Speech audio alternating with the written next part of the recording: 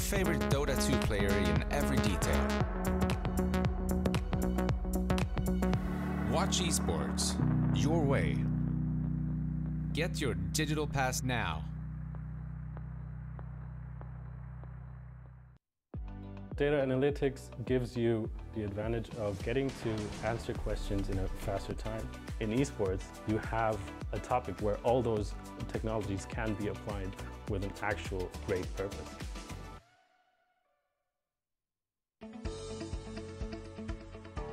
GVM Pay is designed for gamers to unlock various benefits from most mainstream games to your local services. Recharge made easy just within your fingertips. Recharge easily in 3 steps. Earn rebates for every recharge. Download GVM Pay now at pay.gameview.io. GVM Pay is everywhere.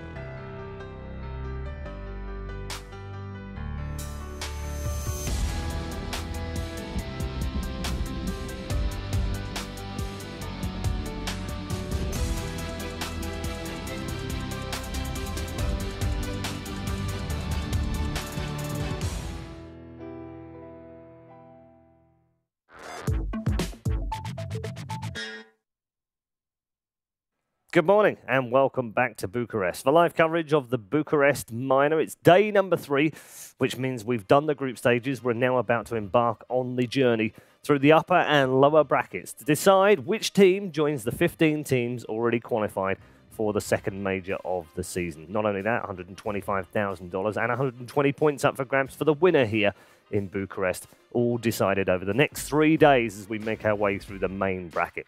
Now, before we get into day number 3 and talk to you about the 2 upper bracket matches and 2 best of 3 lower bracket matches, it's going to be a fun-filled day of Dota 2 for sure.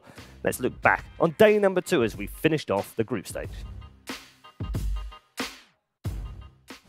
Stunned up, still on the retreat. There's a lot of players from Boom ID potentially ready to fight, and they're able to do so. Laguna played heavy damage. Alpha faces Void, jumps forward. He hits the Tomb, then Chrono. Tiny together. They'll be pulled in by the shards.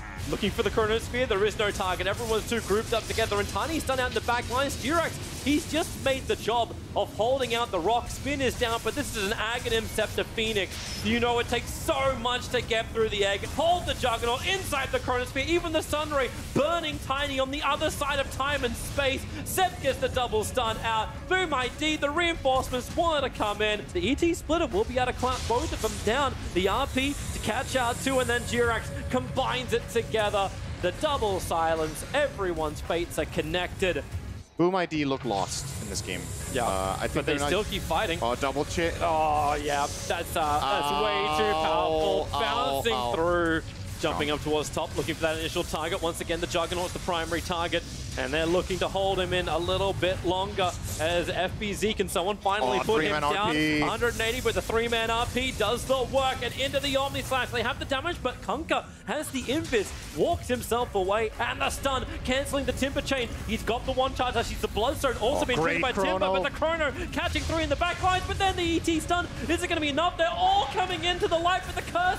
Tiny is also controlled, but the Vengeful Spirit is finally brought down. This is the fight you wanted for E-Home. Faces Void jumped in, it's a double Chronosphere, caught the Drow, as well as the Beastmaster. Thompson swapped back out again by the VS, which means he'll lose his life, but how much damage can Thompson do? Not a lot. E-Home, they need to do more damage. They're chasing Thompson, the 3-man Gus, creating space, blinding light from Innocence, pushing Thompson back into the engagement, and again AST, he's in the back lines. OG can't have any line. 2 players down, the stuns are out. If Thompson dies, that may just be OG losing this game. He pushes down and into the trees, back to the fountain. Thompson will be able to survive, but what is the cost? ILTV, he's now down to a triple kill for Ego. Seb jumps out, looks at the Keeper of the Light, giving Thompson that high ground advantage. Seb moves over towards the tier 4 towers. They are ignoring Thompson, focusing on Seb. He's now down once again. Thompson chops up into the air, and that should be the game. Drow Rangers down. GG is the call. And they got Thompson clipped by the Avalanche, and already the Sven goes down, picking up Seb, throwing him down. Omni Slash in the backlines, ASD. He is solo slashed up by ILTV. Radiant scan fake. Beyond comes in, gets the avalanche tossing back over on Sven, but then he gets the double Stormbolt stun, not to mention the silence on Tiny. Doesn't really have a lot of mana to fight with. Is spin on spin action. Thompson versus the Rubik. Up he goes. Thompson will still end up going down into the Omni Slash, and they push him back, and ASC's in, and the avalanche. How many times must this just never-ending stun continue? Even a spin from ASD, he'll jump in the middle of fight, killing off No Tail. You've already lost your clinks, you don't have your damage, you've lost everybody. Buy back all you want. I don't think it's going to be enough as Faith Beyond keeps the fight going underneath their own observer ward. This is OG falling apart at the seams. GG. Yep. It's 2-0 in favor of eHome. The clinks was not the savior. It's pretty bold, but the Wukong's going to go down the Diffusal as well. Burning through the mana so quickly. No, Katara needs to be careful, trying to be forced off the way, but he can't quite get out of range. And now battered back into it. Says, where the hell are you going? There's a shallow grave in time. The Stomp is sleeping, but doesn't matter. Another roll in. The vacuum is huge! Gonna move in. FBZ trying to fight. There's the Wukong's coming down. And now the Earth Splitter through. They just shrug it off. They barely feel a thing. Fervian, he stands his ground, says, hit the building. The gaze used on the back, but they're going to find a kill onto the Earth Spirit, but that might be all they get out of this. Katara needs to be careful. The vacuum connects on the free, and there's the wall as well. The Wukong is going down. The Earth Splitter free will not matter. You're losing too many heroes. Katara is going to fall as well. Boundless Strike interrupts the Timber Chain away. He's going to have the Ghost Scepter to protect himself. The back. They say if you kill Dusa, this is all over. She can't even fight back because of the disarm. She's going to try now, but it's too late. They're going to lose them all, and no. Game 1 goes the way of Boom ID. And I can already hear the tears coming out from our prediction percentages. Katara can't change back to his original self. The Ice Puff comes out. They're locking him in place. Can they kill the Grimstroke quick enough? He's pretty damn tanky. The back line, there's a Stomp coming out. There's a little bit of Centaur on Centaur action, and the real one, he comes out ahead. Yokam's going to be still protected by the False Promise, but is it enough to keep him alive? Has he healed up? Oh, the Stomp coming out too. They actually catch them out here. Now in trouble. Bumbling, looking to get back involved in the fight. He's going to have to get quick across quick because Rubik's already down. Looks like Jakira's going to fall as well as Dark's here. Just running him down, but slowly, eventually, they will fall. I bad announced, but it's too late. Soulbind connects onto 2. Axel will be the next to go down. The Phantom Race just connects across onto the Brewmaster as well. It's going to be a team wipe. They can actually burn 2 lanes. It's time to drop the Gs. And there we go. There it is. Thanks, coach. The Chrono's going to be there. They look over the chin. He takes so long to bring down. Thompson just standing his ground, fight up against the Primal Roar comes out, but no. Fermi, he's in full retreat. Can he escape? It's so close, but yes, Thompson turns around. Life scale up with the use of the Battle Trance. He's going to look onto the Tusk. He's going to fall as well. Stunned on this spot. The Snowball to try and buy some time, allow Kescue to get away, but it's too late. Primal Roar throw now. He'll expend everything before falling. Thompson still doesn't get the foul hit. He gets it. TV gets the cheese just at the right moment. He steps in just to take the aggro away from his support. He's going to tank it up and heal up from it, in fact, but Yokam turned around onto Thompson. Can he get it yet? Now, can he heal up is the real question. He's working on it. Satanic will keep him alive. How do you kill this troll? Walrus Punch going to be down a set, but he's so tanky. BKB used Kescue will go down. Mikoto trying to just get away from this, but he can't. He's out of leaps once more. They'll run him down. They'll turn around. They'll clean up the side of Boom, and it looks like OG may have just taken game 1. Give this man a rampage. GG's called. Especially with No Tail just harassing them away. They need to be really careful. Looks like the Roach is going to be finished. They did commit the Battle Trance to ensure no Kescue! He gets it! He snatches the Haggis away! The boat's coming in right now. Kunka trying to help out a little bit. He's pretty tanky with the armor and the boat buff.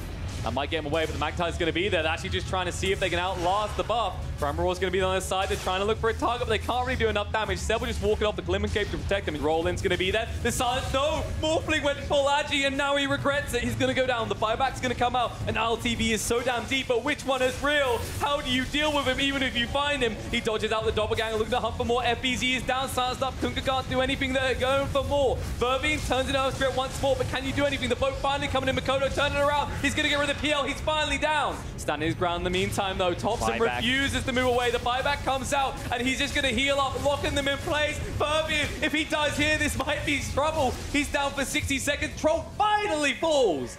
It took damn well long enough, though, and they had to lose 2 lanes for it. There we are then. Day number 2, all wrapped up nicely with a little bow on top as well. Thank you very much for all the commentaries. Fantastic yesterday. And we probably had our best game of the show so far yesterday as well between eHome and OG. Both of those 2 teams progressing through to the upper bracket. So we'll see both of them again today in that upper bracket section where they play the winner and second place from Group A. Let's wrap things up on the group stages. Have a look forward to day number 3 as we will work in towards the main event with our 3 panel members this morning. We've got Pyrian, Flax, Black and Kyle alongside. Good morning, gents. How you doing? Howdy. Howdy. Doing all right? All good? It's cold. Yeah, all good in the hood. It is a bit cold and there is a lot of snow out there for a British person. A lot. There is a lot of snow Yeah. out there, Ted. I mean, normally we get like that much, And that shuts that's down the the whole country. country That's done it, yeah. for days afterwards. The amount they've got here in Romania, and everyone just carries on. No problem. No problem at all. Standard. Group B yesterday, Kyle. Yep. Yeah. E-home, are you like, yeah, that I expected that. I mean, I feel like as a community, we should expect them to be good, right? You have a Zhao 8 team with 2 players from Wings and 3 players that are, you know, these new young superstar types. Yeah. Like, maybe you're not going to be world breakers overnight, but like, there's potential, right? And Good team. Should be a good team from Yeah. the get-go. Yeah. I'd say you've got the pieces, right? They call him the director for a reason. Absolutely. Black, if we had the original TI winning 5 of OG, would they just be head and shoulders above everyone at this event, do you think? It's hard to say because a lot of people credited Anna like a lot for the TI run, that he like never cracked under pressure, always made the right decisions, and you know, I'm not too sure. Obviously, he was like a very vital part of the success, so him being here might be amazing. They might look the same because of a long break they've had. Very hard to say. What did you make of him yesterday? OG? Yeah.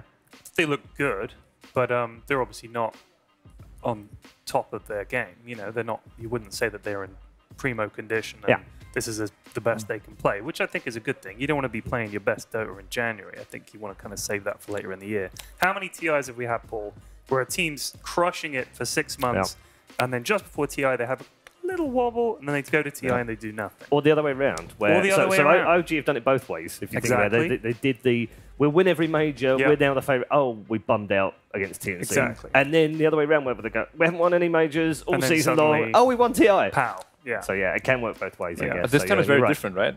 Because you gotta qualify first to even be able to show your top form. At And I guess that's a little minor worry, isn't it, Kyle? Because this is the second major coming up of the year. There's only 5 of them this season, so it makes it more important that you get into the majors. They've got to win. They've got to win this minor to get into the second major, and if they don't, there's only 3 left. I disagree completely. Okay. I think you need. This is how I set him up, Ted. Yeah. I mean, he does it on purpose. You only need a good performance in 1 major, and you're going to TI. There's 12 spots at a point instead of 8. And if you think last year, I think Optic was the last team out, or the first team out at 9th. Could have been into And if you think, like, I don't remember who was 12th. Like, it's a lot of spots. Sure. You got to consider that teams like VP, Liquid, EG are going to continuously be in that top. Win a major, finish second at a major. I think it's very likely. TNC is an example. They got 1/5, 6th place finish. Could make it to TI on that result alone after the end of this year. Okay. Because that means that you would need, like, what 12 teams are going to do better than that? I think it takes like 3 9th place finishes to match that. Like, that's a lot. Do you know what we should do next? I know how much. I had a lot of feedback on this yesterday. We talked about. Careful, gents. The Weatherman segment, right? The Weatherman segment. Everyone loves the Weatherman segment. Maybe not Purge, but everyone else loved the Weatherman segment yesterday. So we thought, why not do it again? Everybody but Purge. What's wrong with you, Paul? Welcome, Epic Gamers. Get out your nanners and get ready for some big old plays, because today we're going for another edition of yesterday's biggest flops, the Slacks. Great. The Slackstastrophes. That's awful. Thanks a lot, Kyle. Anyway, first clip today, as you guys might remember, I call this one Epic Play 1. It's Thompson, and we saw this yesterday. How did they kill this guy? He's level 25. He's having a freaking party over here. This is what they see on his screen. They can't see damn anything. It looks like they have no idea what's happening. I don't know why he's invincible. I don't particularly have any answers for you about Boom ID in this case. No idea what to do. However, they do employ a very useful strategy that my prom date, Brittany Hernandez, used. They just kind of leave him alone and hope that he stops bothering them. Surprisingly, this works out pretty well. He walks over, they send a few chicks to distract him, he gets depressed, and then eventually he just kind of leaves and goes home, as you'll see right here. An effective strategy, he leaves their racks. However, he does end up winning in the end, and so did I. Brittany! Second clip, Epic Play number 2, as I like to call it. Now, this one takes some time to get in here, so I thought I'd show you guys a magic trick. You ready? Fireball! You ain't gonna see that from Purge. Anyhow, He's going up to the rack. Situation is he's level 22. They're way ahead of the game here. And Seb, OG, they should win this bad boy no problem. But let's take a look what happens when they push on that uphill. Of course, I want you to get your peepers in this area. Don't move your peepers from this area because this is... Oh, pause it! There we go. Clear the screen. Now, as you can clearly see, he's trying to roar here, but he gets interrupted by our big boy, Mr. Tiny. And if you watch right here, he tries to roar again, and he gets interrupted by Elder Titan. But that's okay, because guess what? Seb's a big boy. He's going to buy back. He's going to TP in. We're going to go one more time. There's no way he's going to lose. They're 2 racks ahead. Let's take a nice enhance here and see what happens as Seb starts to push in one more time. Oh! Look at that! The perfect chronosphere, baby. He's going to go in now. Seb made some mistakes here. I'm not going to lie, but really, I want you to look at Thompson right here under your Drow Ranger. Double damage Drow. Let's see what she does as her boy is stuck. Nothing. She is just right-clicking a timber saw about 15 times when she clearly could save his butt, but don't worry about it. He's going to die. They're going to push up. They're all going to chase these boys. We'll use the arrow. Keep your eyes in this area. That's where they're going. Fantastic. They're not going to lose, right? No problem. They lose, baby. Threw it all away with a buyback and initiation. Poor Seb, poor everybody. And there you go. There's your biggest flops from yesterday. That's your wazow. Back to you, Red Eye Black and the British guy.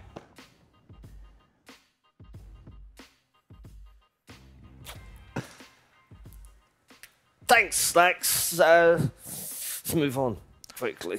See, I love that. I love that. I think that's way better than Purge could ever do. Really? I agree. I think that's the the fireball. kind of analysis. Name someone who could analyze a game better than that. And Purge ain't on that list. I'm telling you. Yeah, No if you- offense, Kev. Seriously, if you want high-tier analysis and game breakdowns, you can literally just go to the Dota 2 Reddit. Like, constantly, every day. That's Tons where of you get threads it. from the fans. Just This is like that live. Yeah. And I think that's a real innovation in esports. Exactly. You remember my something name? He did. Something we should see in other games and other leagues, perhaps. I think so. At all games, all levels, in all leagues. What do you think that, like, because people are always compare esports to sports, right? Like, oh, more like Sure. sports, blah, blah, blah. Yeah. I feel like sports are just going to become esports at a point. Like, when They start memeing. the basketball players have embraced the memes, Yeah. all They right? have. Yeah, they really have. When it It's goes true. full circle, like, just wait. We're going to get to a point where we have that, but, like, we're going to have Slacks everywhere.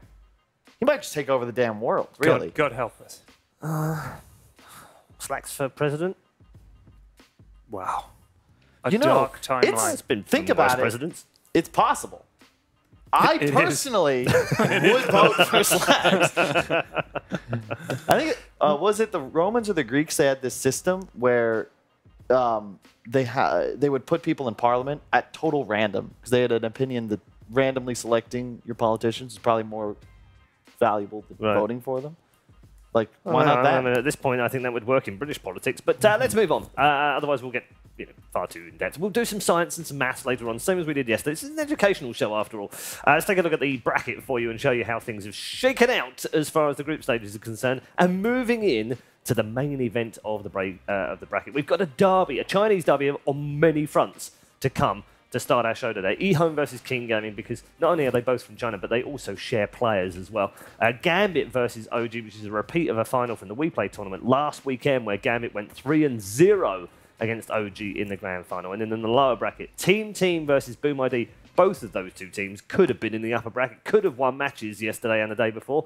That looks like it's going to be a fun matchup. And finally, Ninjas in Pyjamas, who didn't do very well in the group stages, they got rewarded in some kind of way by playing probably the team that have been the weakest team so far of the two group stages, Playmakers Esports. But we know they've got some dangerous players in there, and they can definitely step up as well. So plenty to look forward to today. All 4 best of 3s in a row right here.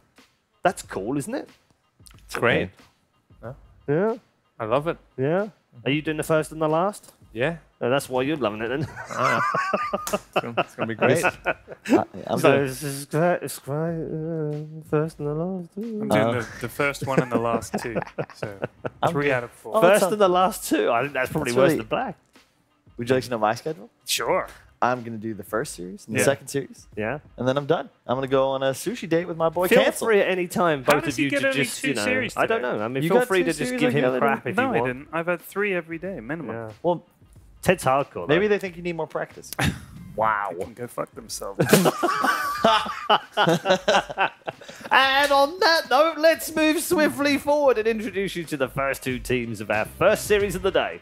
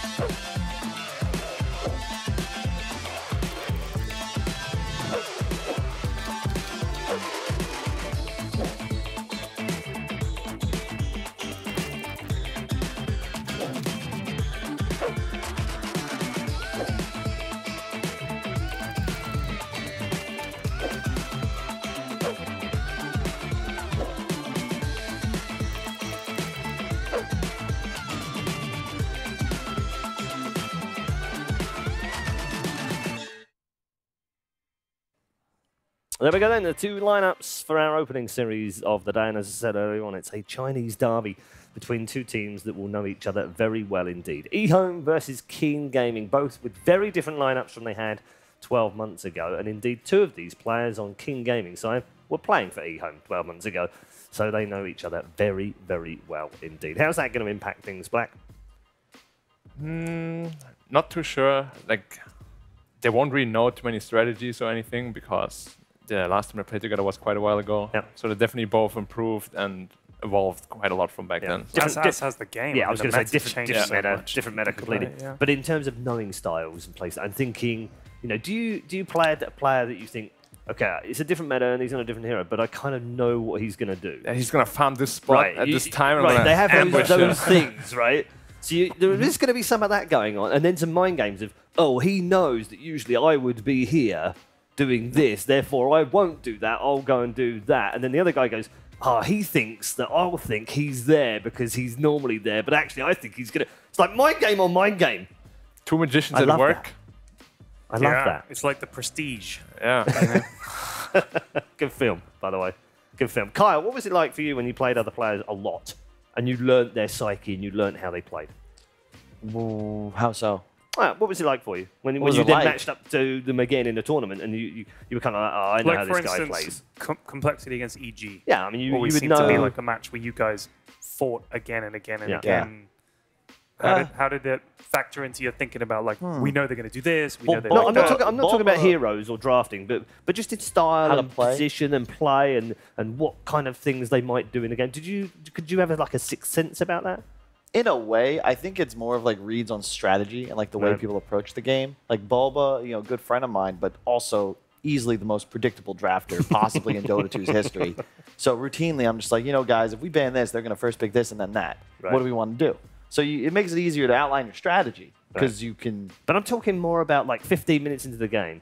Are you like, No, guys, that's guys, total I know, hogwash. What is I know that? what they're going to do right now? No one knows what Okay. anyone's going to do. Right. Every game of Dota is relatively unique when it comes to timings. Yeah. However, I would say you pick up on people's tells Right. and what they like to do. You know Right. that a player, as an example, is going to get antsy if he's unable to impact the game. Right. He's going to be aggressive. Yeah. So Like, Samael, for instance, you want to keep him quiet. You don't want to let him run riot. There was a meta for a while in the NA games where I would watch like international events, Yeah. and I see this mid player that I know for a fact at nighttime, he's going to look for the 6-minute or 8-minute rune, and he's going to go gank bottom.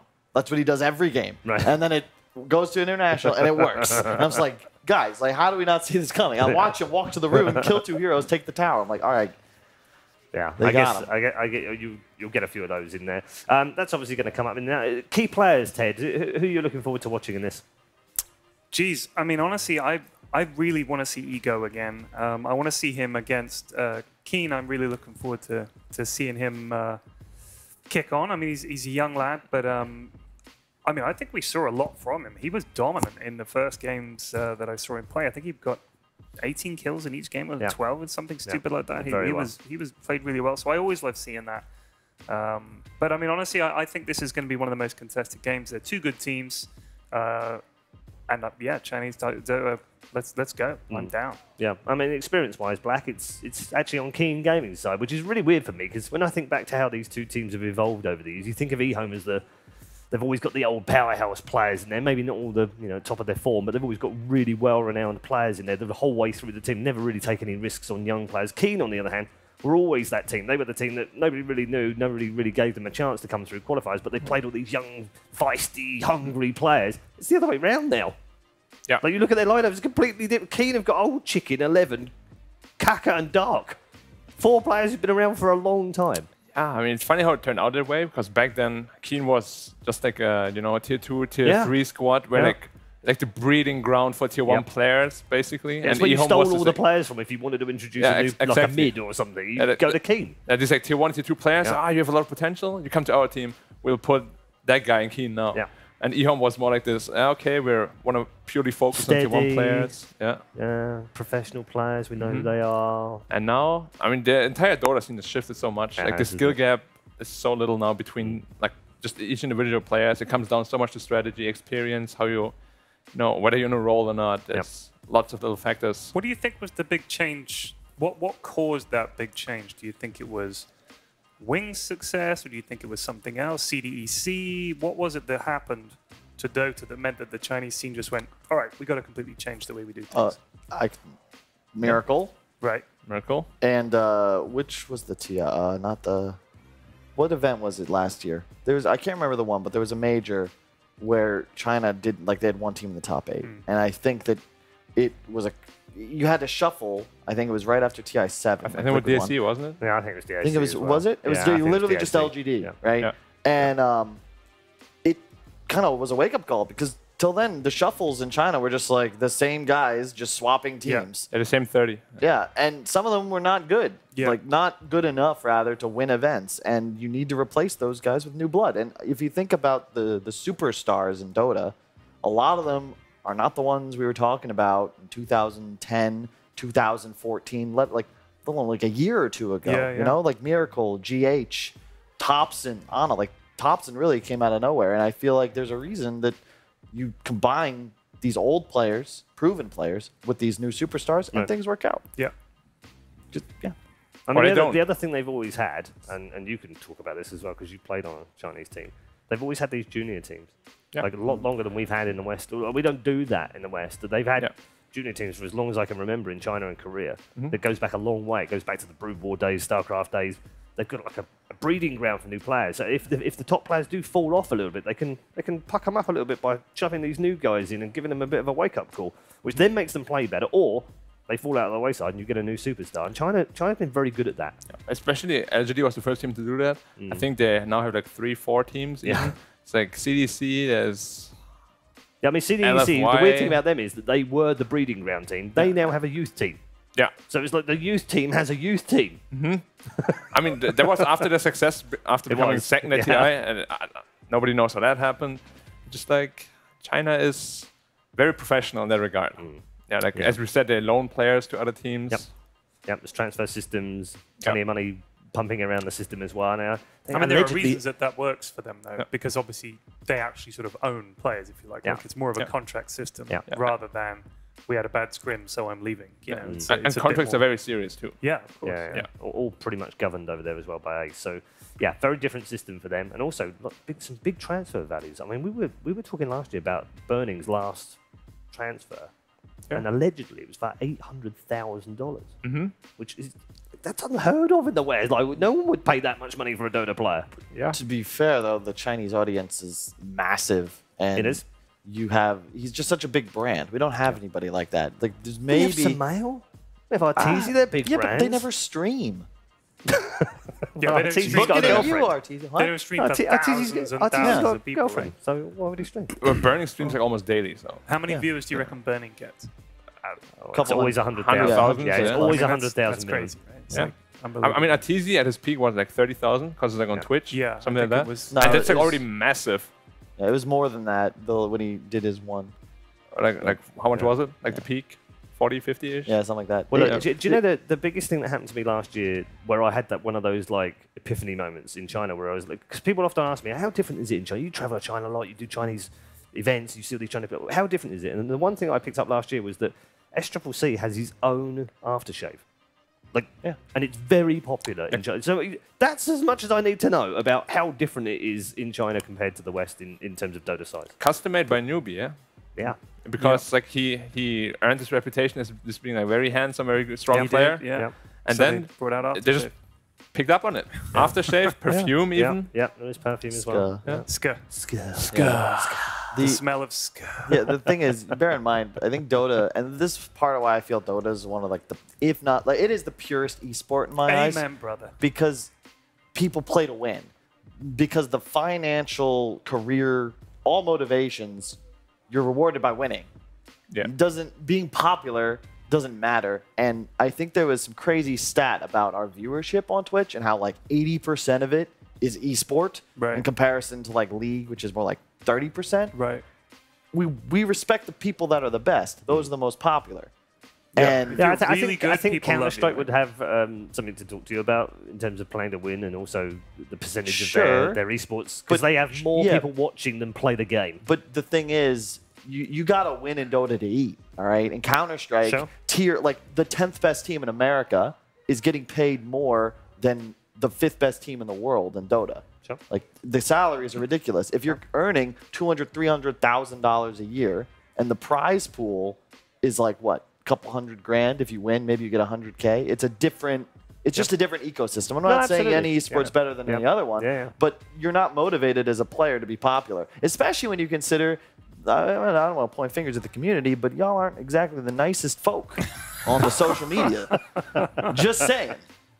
Every time. Honestly, look, I'm one of the few people here that have experienced many communities, right? And I can honestly tell you, Dota is not the worst. I'm sure it's it not. Really is not the worst. It can be. It can RuneScape, be. That's the worst. It can be a little toxic sometimes. It can be a little drama orientated. I give you that. There's no doubt about that. But the worst in terms of toxic, no, absolutely not. It's not the worst. It reminds me, you know how... Not by a long way. So you know the Miracle on Ice when America like beat the Soviet Russians. Union in hockey? Yeah. In the Soviet Union, I think it was reported that America had finished second, or the Soviets finished like second for first. I don't know. Right. They phrased it in a way like you just did. Yeah. Not the worst. Not the worst. That doesn't mean anything. No. But, you know, North Korea reported when they went to the World Cup in South Africa that they'd actually won a match. They lost. Yeah.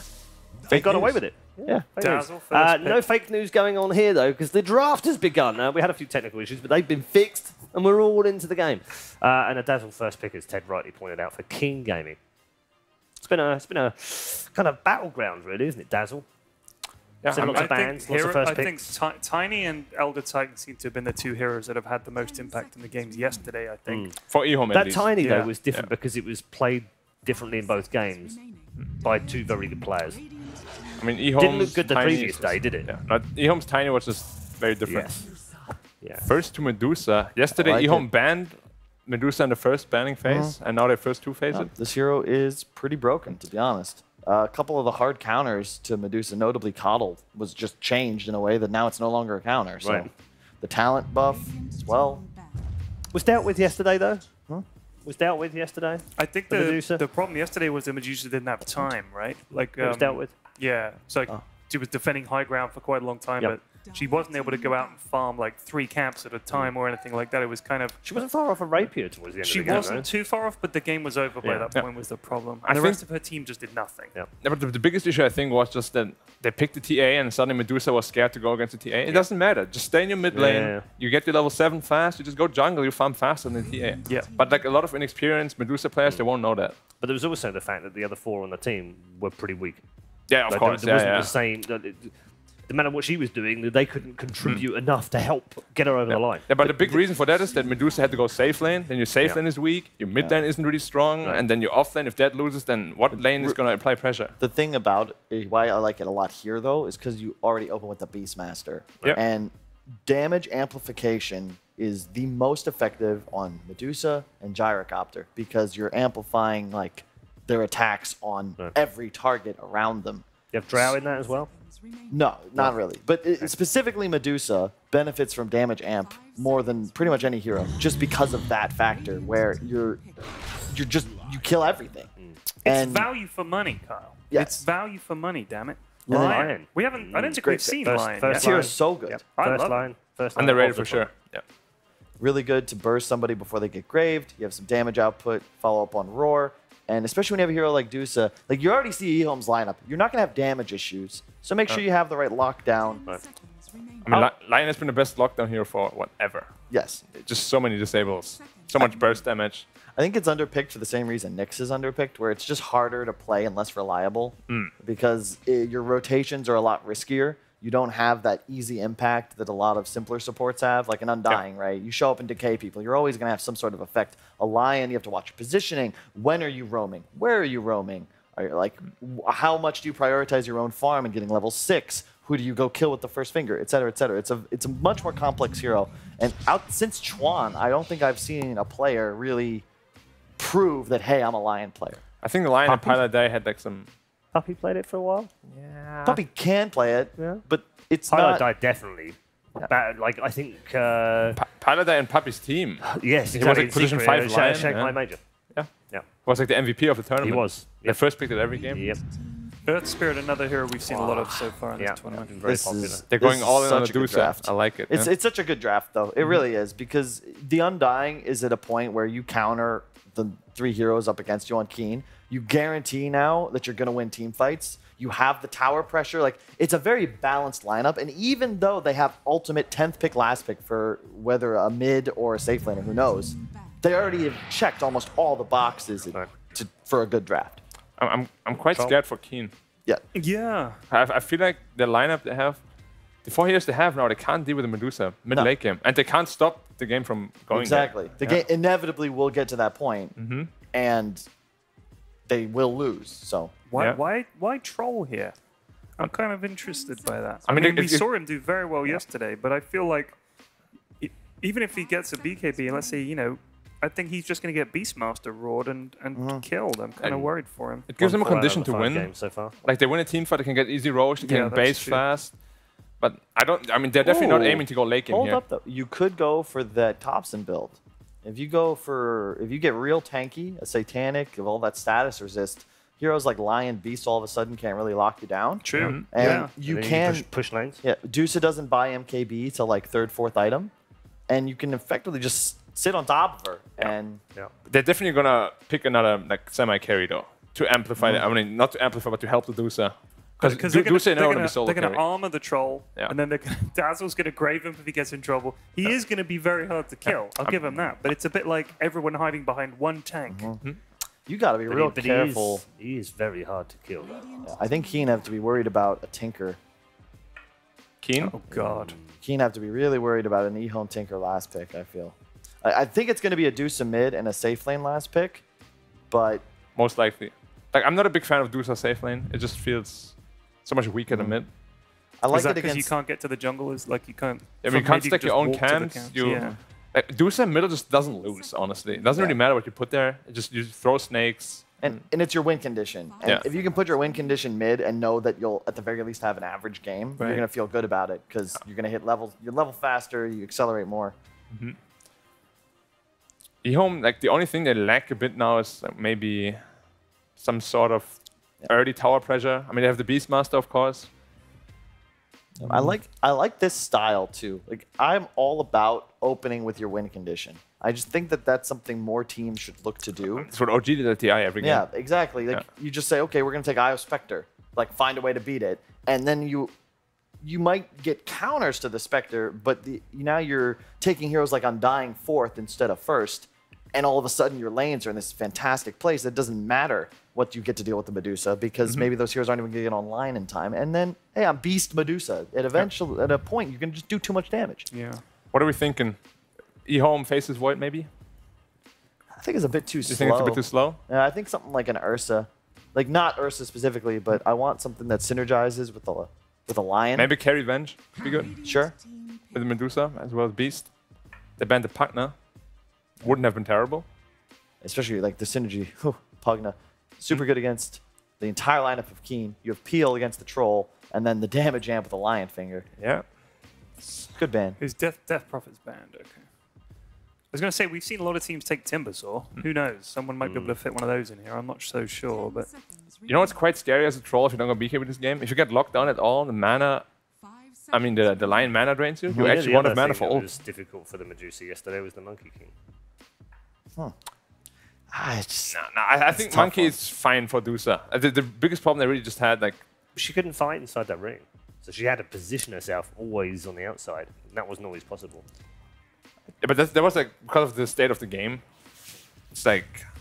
I just felt that they were so far behind from the get-go that like the Monkey just had kind of like a free game. He had a fast Battle Fury, just accelerate as fast as a Dusa. Yeah, you know what else E-Home could do? They could pick like a Venomancer. That'd be gross. Oh, for E-Home? Yeah. Oh yeah, against a Troll. Yeah, all you really need to do is find ways to peel the Troll now, and you're gonna be fine. Yeah. I just also like Dusa because it's one of the few heroes that can be your frontliner, has an innate tank ability, but also is your hard carry. I just feel like it's so much easier to play around a core that's supposed to be initiating in a sense, like walking in front of you, versus like waiting on the sides to blink in. The biggest reason why I like the Void is you can't really go for the Satanic St. Joshua build, because obviously Chrono's not affected by it. Dude, this is a dream Veno game. It's a dream Veno game for sure, yep. And then Razor? Yeah, Razor can't play Dota, especially like Troll. Veno crushes Blink and BKB heroes because your slows puncture it, and you just kite these heroes. Troll and Razor need move speed to stay in fights. They're trying to play with tempo and pace, and Veno's just like, nah, bro, like stay here. It's just gonna be like Venge, Veno. Yeah, it also synergizes synergizes with the draft because it's a great laner with a Lion. Yeah. The concept of E-Home, play around Roche, push aggressively. Like Veno loves those sorts of styles, and right now E-Home's missing. If they wanted it, that mech Crimson Buyer. Yeah, Beastmaster can do it, but I feel like when you have this Dusa, you just pick another hero that can double down on Aura's team fight. I like Beast more if you go like Vlads into Necro. You don't want to build this Crimson and Pipe on him. I feel like it makes him so much weaker than he could be. I think you just need some sort of mobility active item. I think it's fine to buy a couple team fight items, but I want you to have a Bots or a Blink. If you want to go like a Solar Crest, as an example, I think is a very underrated item that only heroes like Beastmaster want to buy. Yeah, especially with Medusa, same concept. You amplify the damage Dusa's doing to everyone when you place the buff on her. Could E-Home take someone like Viper? I don't know why teams aren't picking Viper much. I really like him, but I mean, you don't see him picked up often. Why is that? It's like a worse version of Razor. It doesn't kill creeps. Viper is just, you win your lane maybe, but then you're kind of just there. You don't do much. You can spit on people. Well, wow. I mean, it's an answer to the Razor, but did they need that? Yeah, well, if there was a game QoP was going to work, it's this one. This is like a game where we're talking about all these heroes that could work. They don't need anything. The E-Home lineup was complete. Now it's just, what do you want to play? Right. You have your carry. You got the guy to play. Like, QoP kind of has a free game. I mean, just wanted more damage, right? With the QoP.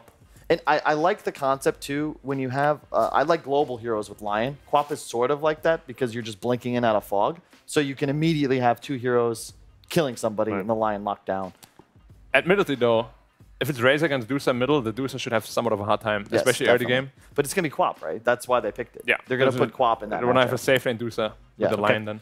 Against a Dazzle, man. Predictions-wise, 76% favouring E-Home. Let's find out what our panel members and our casters think of it. We'll start with you, Ted. Which way? I think E-Home. Okay. I like E-Home. I like the way they played, and I like their draft, so I'm going to go E-Home. Black? I mean, I didn't expect the last pick Quap. I thought a Venom would have been better. Would have made me surely go for eHome. Now it's like 50-50 a bit for me. I think I still go eHome. I like the Medusa win condition more. Yeah. Yeah. I will say I do too. I think the eHome lineup's great. It was praising it the entire draft. But I made a rule. In my top place in predictions be damned, I will never choose a team that picks Quap to win a game. Okay then. Keen will win. Keen for you. Interesting. A different philosophy from Kyle, it seems. 2 for eHome, 1 for Keen Gaming, based on the fact that the other team picked a Quap. Our casters, gentlemen, good morning. How are you doing? It's a lot of hatred for Queen of A Pain. lot of hatred, right? I don't know if I share Kyle's hatred. Kyle. Right. Is he making you swing now? Is he? No. No. So not at all? you're both for eHome? Yeah. I am. Yeah. I am also. I can appreciate a man staying to his principles, Yeah. but maybe that's a little bit of a stretch. Gone a in this little bit game. far, isn't it, really? Yeah. Yeah. It's like saying, I'm not going to pick a team that has a drow in it. It's like naming yourself No Pangolier and picking Pangolier. Like, Quite sometimes exactly. just No go Tidehunter, I'm rules. picking Tidehunter. Anyway, let's get into the game, gents. Take us away. I think this draft is awesome, and they even have last pick. Oh, they could pick anything. Oh, they pick Quap, they're going to lose. Okay. The panel said That's a bit strict. The panel said themselves, it's like the lineup was already complete from eHome. They've already got such great control. They've got late game conditions. They've got early fighting. Like everything just looks really nice for them. And this Queen of Pain at the end, it's I suppose that you got more magical pop damage as long as you don't get silenced up. But like, what is the lockdown against the Queen of Pain? Razor doesn't have that. It's kind of all on the back of Kaka to get the control. That's the primary problem that I have with Keen's lineup is when it comes to these mid-game team fights, all of the pressure is on Earth Spirit to deliver, but you don't have the AoE stun anymore. If this were the old Earth Spirit with the AoE kick stun, then maybe they could find these like key lockdowns, but all they have right now is slows, and the Dire lineup can kind of just stand in place and fight back. If you don't stun them so they can't deal damage, they're just going to fight you head on and probably win every time. That's how it seems like this game could be going, at least with the Undying Tombstone. Quap actually managed to get the rune, and she'll blink away. Yep.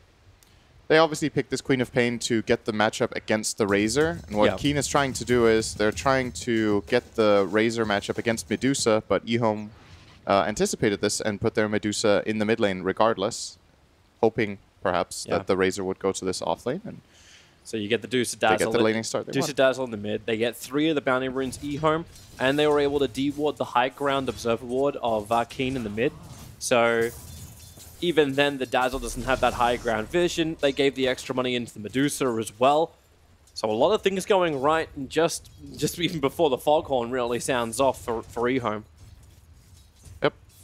Want to point out as well that Undying is literally on fire. That's something worth thinking about. I don't know what the lore is behind this. I think we need slacks on this one. Like, he's wearing this kind of, what's this outfit? He's like a mushroom outfit, but then he's on fire. Yeah, he's got to have something attached to it. So some kind of like custom. I feel like custom animation. This is a Chinese item, right? I don't think I've seen this. I have not, like, everything else is the Underminer set plus the Immortal Arm piece.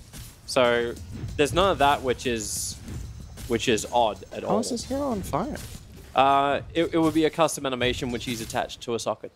Oh, yeah, but you can't see that in no, the no, game. no. If you bring up, oh, there it is, Ethereal Gem, Autograph Pale Mausoleum, Trail of Burning Doom, which is way more important than Lion Dying, of course. Yeah. So let's talk about that. Oh, yep, maybe not. Into the trees. Faith Beyond's trying to help him out with the ball slowing up Old Chicken.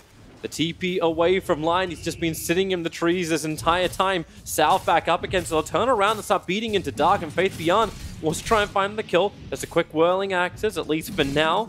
Not being able to hit quite clearly so much for eHome. Another stun over on the Lich, and Faith Beyond body blocking. Once again, having to back underneath the tower. Lion taunting as he does so. Dark drops low, so does the Lion.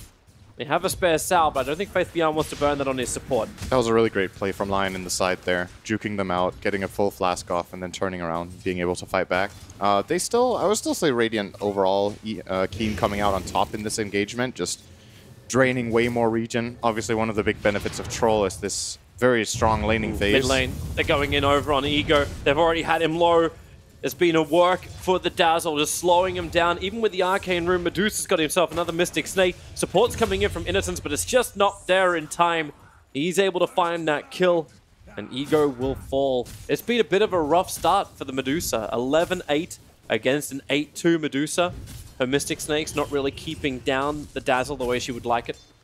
He's out of mana now, though. I think this lane matchup will usually go something like this. Like, Dazzle is strong in the start, but once you drain his mana off, he's not posing any threat anymore. Until he goes to Shrine or back to base or sends out, like, multiple mangoes, this lane plays itself. And he shouldn't really be at risk of dying anymore either. No, he's got a lot of supplies coming in on the courier. So now double mangoes. He even picked up a Blightstone as well. Yeah, there's a couple now. There you go. Just trying to be a real mana pain. shield skilled. This is pretty annoying for Medusa, though. If Earth Spirit were to connect here, he could actually have died again, but he does see him, I believe, saw him perhaps on this ward up here. I'm not completely sure if he showed on that one. Oh, Bottom lane, they're going once again. Lion tried to initiate on the Lich, but into the trees once more. Lion going to try and duke it out. It's going to work as Dark has already fallen. Faith Beyond wants to body block in Old Chicken. He'll cut through the tree lines, but another stun available from Lion. This control is just never ending. Faith Beyond with the double blocks, but cannot find the kill in time. The damage output of the offlane of eHome just not high enough, but they do level the board up 1-1. That's a mistake from Dark. He TP'd down here without bringing Troll's items. That means Old Chicken has to play defensively for another wave, because he needs this flask and he needs the Wraith Band coming with it. But for now, you just see him standing back. Oh, the Hawk was actually in tower vision. That's pretty good for them. It gives a good amount of gold and experience. So it's going to make up for it a bit, but top on the net worth now is Faith Beyond on the Beastmaster. Karka's moving down towards the bottom lane. Picked up an Invis rune. He did it right in front of the Undying. That's probably the primary reason why Innocence has also moved down and dropped the Sentry Ward. They saw Karka for half a second, but they don't have a secondary detection, so Karka will stay in the trees and now begins his own TP over towards mid. They already start with the Poison Touch, rolling border forward. We've seen this story before. Ego support's coming in from Lion, but it's taking so long that shield won't survive, and even the kick. Oh, Ego was slow there. He had 2 mangoes. He had Mana Shield off.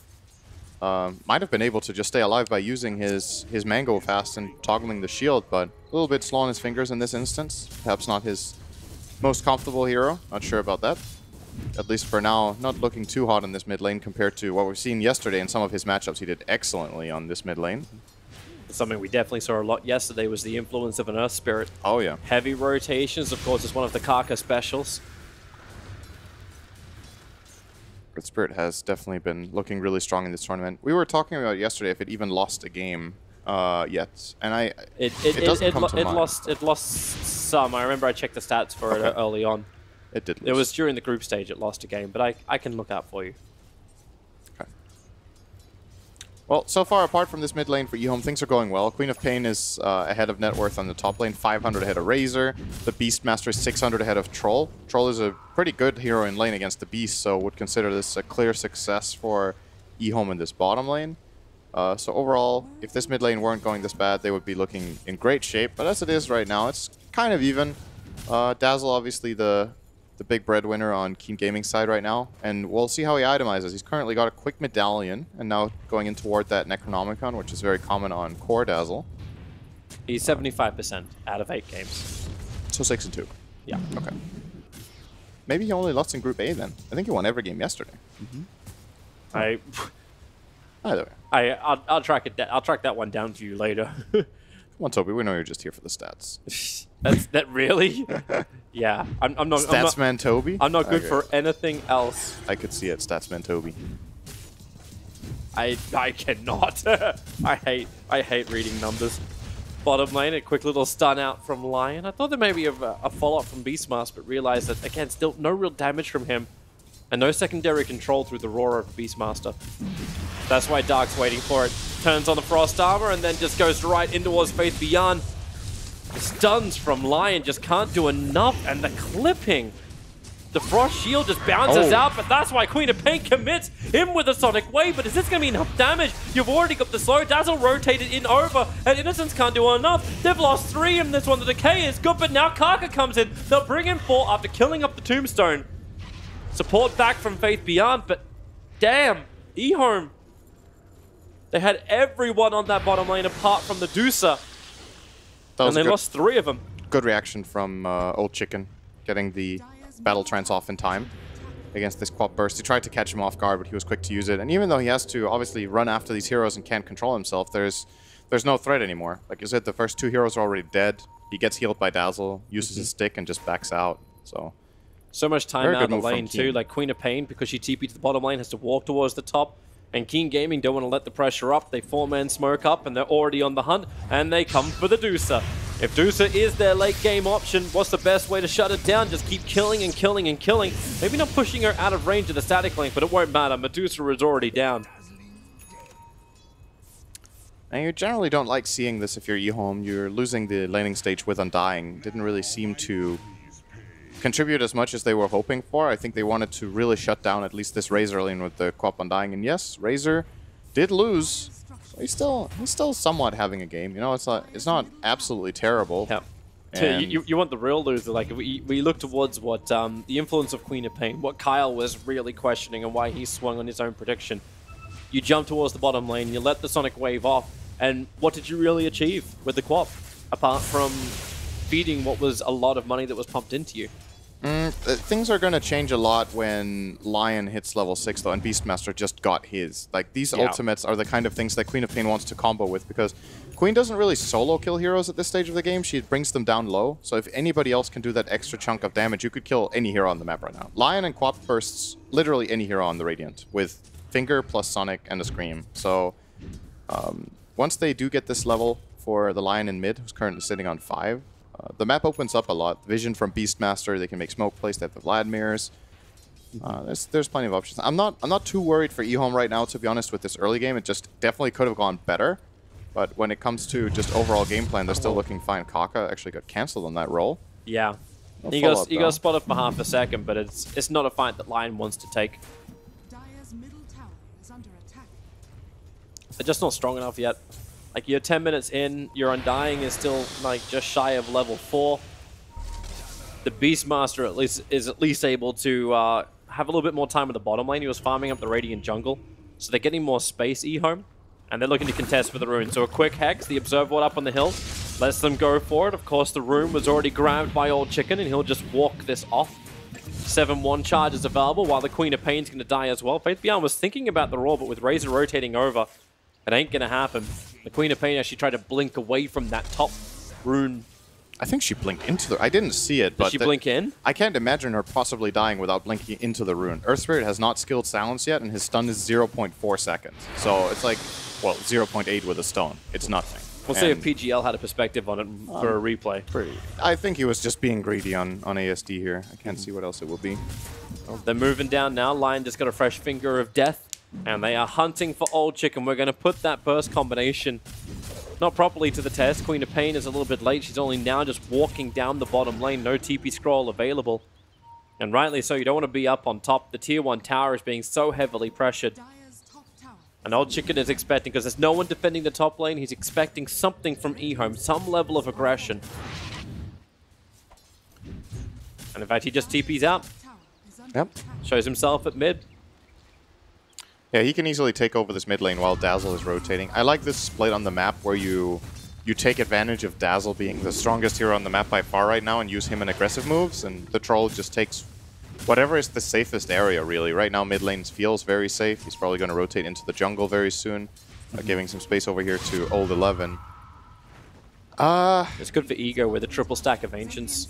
Get rid of it with the Undying Tombstone, give that guy some levels. Oh yeah, that's really nice, actually. He's getting so much out of this. Probably going to be skilling Stone Gaze on level 11, you would imagine. He took his talent here on level 10, so we'll have that extra defensive tool. But with all that's happening, you know, Keen, they got some good kills. They've taken a tower. They still don't have a gold lead. It's just the efficiency of the Dire lineup is very good. Beastmaster pushing waves, Quap pushing waves, Medusa farming Ancients, that whole triangle area she can farm. And on the other side, top lane is your rolling boulder in. Like, there's no stun and there's no follow-up silence. Nope. ASD is just going to TP down. And I gotta say, I'm a bit concerned for Old 11. We said he was doing okay-ish in this top lane, and it was hard, but we don't really like playing Razor this much from behind, and he went Tranquil Boots. So what does he offer right now? It's going to get jumped on. Are they going to finger? It's in the back line. Just Karka, who's the problem? Everyone silenced up. There's your Finger of Death, get the kill. There's your plus 50, and the Sonic Wave combination. Lich Chain Frost caused a couple of problems. Still bouncing around eHome, and this may set up for Old Chicken. The Raw onto Razor. He wants to back up. Queen of Pain can just look over. One attack will do it. Okay, do it with a Scream and then blink back up. But this stun control from Lion is really problematic for Keen. Dazzle is able to back off from the fight. And underneath the tier 1 tower, have they got enough? Queen of Pain's picking up the back lines, but Innocence also running out. He's with the Soul Rip, gets a little bit more life to survive. Karka slowed down by the Undying minions. And this will make it difficult for Keen just to walk out of this. Another stun available right now, and it's too far away. Karka controlling Boulder up. And they'll get rid of the pesky Tombstone finally. That was a great fight for eHome overall, though. How many kills did they find? They had to buy back their Lion, but they found 4 kills, 2 of which went to the Queen of Pain. They did have to buy back, yeah. So and those 2 Queen of Pain kills were cores. So ASD got, I think, 600 or 700 gold from just those 2 kills, and then a bit of AoE gold for the rest. So he's almost finishing a full Yule Scepter, which is obviously a great item against the Earth Spirit. It gives them a secondary lockdown for the Troll. Yeah, so we see the opening here. He jumps in on the Razor. They realize they're getting backstabbed, so Lion stops committing and turns back to help the other team members just clean up these 2 supports. If this Chain Frost wasn't this good, I think the fight would be an absolute total stomp. But we come back live to watch Innocence die underneath the tier 1 tower. They were attempting a defense before he was really ready to go. There was no Undying Tombstone. Queen of Pain's not involved. And Beastmaster's on bottom lane continuously farming. He actually has the Necro Book flying in. Yeah. Keen are trying to play fast because they know that their lineup, if this just keeps flowing in this tempo, there's going to be a problem when Medusa has 1 or 2 items and the Beastmaster gets some key items up as well. They have to feel like Quap is close to something too, and this aggressive movement onto this tier 1 tower and this 1 pickoff allows them to just transition into Roshan, which is one of the things Dazzle is absolutely best at. The Hawk's going to see everything though. Beastmaster is fantastic giving the information, so Dazzle may be good at it, but can eHome do something about it? Here comes your smoke. Faith Beyond's already got the Necro Books up. Look inside the pit. They have the information. Still rolling Boulder forward. Karka. It's a 3-man magnetize. In they jump. The Aegis Immortal actually was killed by Dire. ASD grabbed the Aegis of the Immortal. King Gaming did all the hard work. That Lich Chain Frost once again, however, a real pain in the butt for eHome. It will be a 2-for-2 trade-off finally to get rid of that Tombstone, but Old Chicken had to stand there and take a beating while he did it, allowing now the Queen of Pain to get a double kill. That includes the kill on the Troll. They'll wipe King Gaming out, all 5 down. They got the Aegis, they got the last hit on Roshan, and now they're going to take all the 15-minute bounty runes as well. All right, that's definitely the biggest play of the game so far by ASD there. I hope we get that on replay. I don't know if it was on any camera. I wasn't watching the pit. I was like, oh, there's a fight breaking out on the right. That's a great roll and magnetize. He's flat out just blinked in, and I think he stole it with Scream. We'll see in the top left corner here. The fight is obviously going on the right. Oh, he did Sonic Wave. So it was Sonic Wave last hit. On 3 heroes and Roche, steals the Aegis. He did like 2,000 damage here already and stole the Aegis. He kind of already won his team the fight, and now they're just going to collapse and overwhelm them with numbers in the end. That extra life coming to good use. Queen of Pain, already a really good Aegis carrier in general, just because of how much she offers on that second life with mobility, spell casting. Can easily get out as well, so it didn't even die, and that's very happy about that. Yeah. All right, okay, good boys. King Gaming, it happens. They move on to the next target. Sonic Wave is down. Undying Tombstone, actually it's back up again already. Such low cooldowns. But they look to pressure the mid lane. Old Chicken to be that front liner. They know at least the Aegis the Immortal was burned during the engagement. I think it's really dangerous if Keen just keep grouping up as 4 or 5 and trying to force fights, because I think they need to be a little bit clever about it. Trying to go on the Medusa now, I think, is very difficult. There's an Undying covering him. There's a Lion. They will always be fighting into this Tombstone that they can't really focus fire with anything else than Troll with Fervor hits. How does the Razor even function when that Undying Tombstone is down? It's hard. It's a really bad matchup for Razor in team fights. If you can't take the Tombstone out, your hero, like Kyle was talking about on the panel, these heroes like Troll and Razor are very movement dependent. You just get slowed down so much by this Undying that your fight just falls apart. They have to be able to access it with the Troll, but if he uses Battle Trance, he can't hit it. And if not for that, he has to hit it with ranged attacks for a very long time. Fervor does help, but They can also heal it up, as this smoke from Keen didn't really bring anything with it. They were looking for Faith Beyond. He was just pushing the bottom lane out. He used his Necro books to try and force the lane out. But just doesn't happen the way they wanted it to. Beastmaster just TPs away to safety. Just feels really difficult. Like, the Tombstone was in the middle of the fight and they couldn't deal with it. Like, Troll was standing on top of it. He's like, oh no, I gotta run through and actually find a kill on a core. And that's the problem, right? You drop this Tombstone, you can protect it with Lion's AoE stun, and you have Stone Gaze. So you have to choose, do I want to look at the Tombstone and try to break it and then get Stone Gaze? Then you lose the fight. Yeah. If you try to run away, you also lose the fight. So you kind of have to be really intelligent about how you approach fights, but you only have one single stun which hits one guy on this Earth Spirit. Like, their team fight is just relatively underwhelming. They're looking to force the fight on bottom lane. They just burned Eye of the Storm, and Razor is pretty low on mana. He's one Plasma Field. He can't even do a Plasma Field and a Static Link in an engagement. So I'm uncertain about this. Queen of Pain's adding pressure towards the top while this is going on. Keen aren't finding anything. They're just... And they're underneath a Hawk. They're hitting a wall. Kaka, rolling boulder, tries to go forward. Faith Beyond starts up with the Roar, and the Necro books are out as well. Maybe with the armor, Kaka can survive a little bit longer, but a Stone Gaze. They know King Gaming has to back out of this. Even Queen of Pain is rotated over. Yule Scepter just dispelling up the Troll Warlord. He'll get his Whirling Axes off, looking for the instant target, and the armor is up once more, but really, he's in the middle of the Undying Tombstone minion army, so goodbye. You can turn on the Magnetize, but the Sonic Wave hits so well once again. The Lich, like, bounce. This has actually done so much damage, and it bounces to the Queen of Pain, killing her off. That's just a little unlucky out of everything that's happened.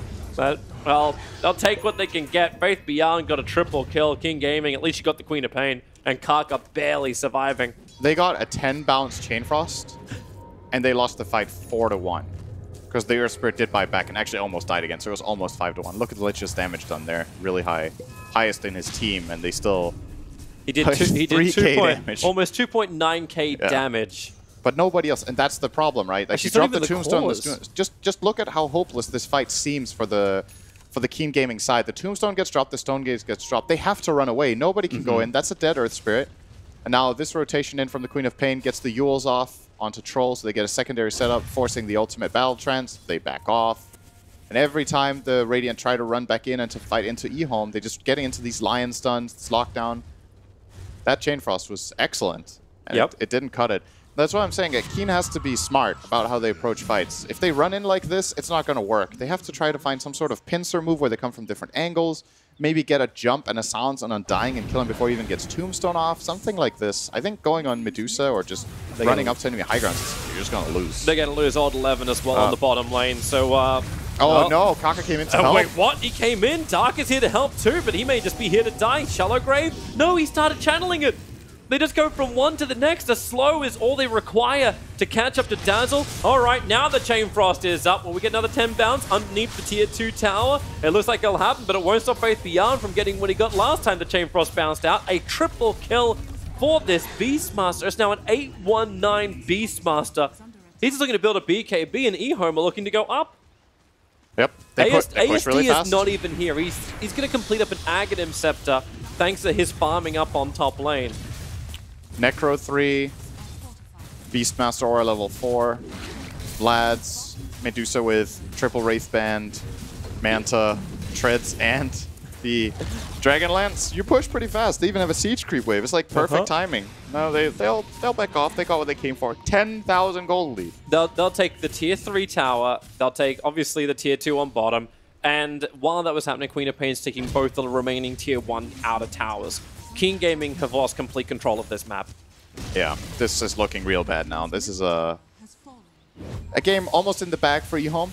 King Gaming's timing window was this early game where they had to ramp up around this Dazzle and find these very good team fights. The Razor has felt almost like a non-factor to me in this game. I haven't seen much of Old 11 at all. He got the pipe now, but it feels too little too late. And it's not even that good of a pipe game to begin with. Like the Dire lineup is very nicely constructed in the sense that it has very good mixed damage. There's a lot of physical, there's good magical, there's even the pure of the Sonic Wave. So there's no like perfect item build where you're just like, oh, when we get this item, we've got them cornered, guys. Like And you're still on the clock, too. In addition to all of this, it feels like you're not winning the game if you're not ahead. So you can't, like, counter-itemize to just easily come back that Sonic Wave with. Like, you can't even look towards your supports to do much more. Like, in that last fight, it was Kaka as well as Dark who did all the damage. Like, I think together, combined, they had about 3.5k of the damage, and the highest damage you got from any other core in Keen was just over 1,000 for the Dazzle. I mean, I think you're going to see, if this game goes the way I'm expecting it to from now on until eHome inevitably should win, I think you might see in the post-game screen that the supports of Keen have done the most damage. Yep.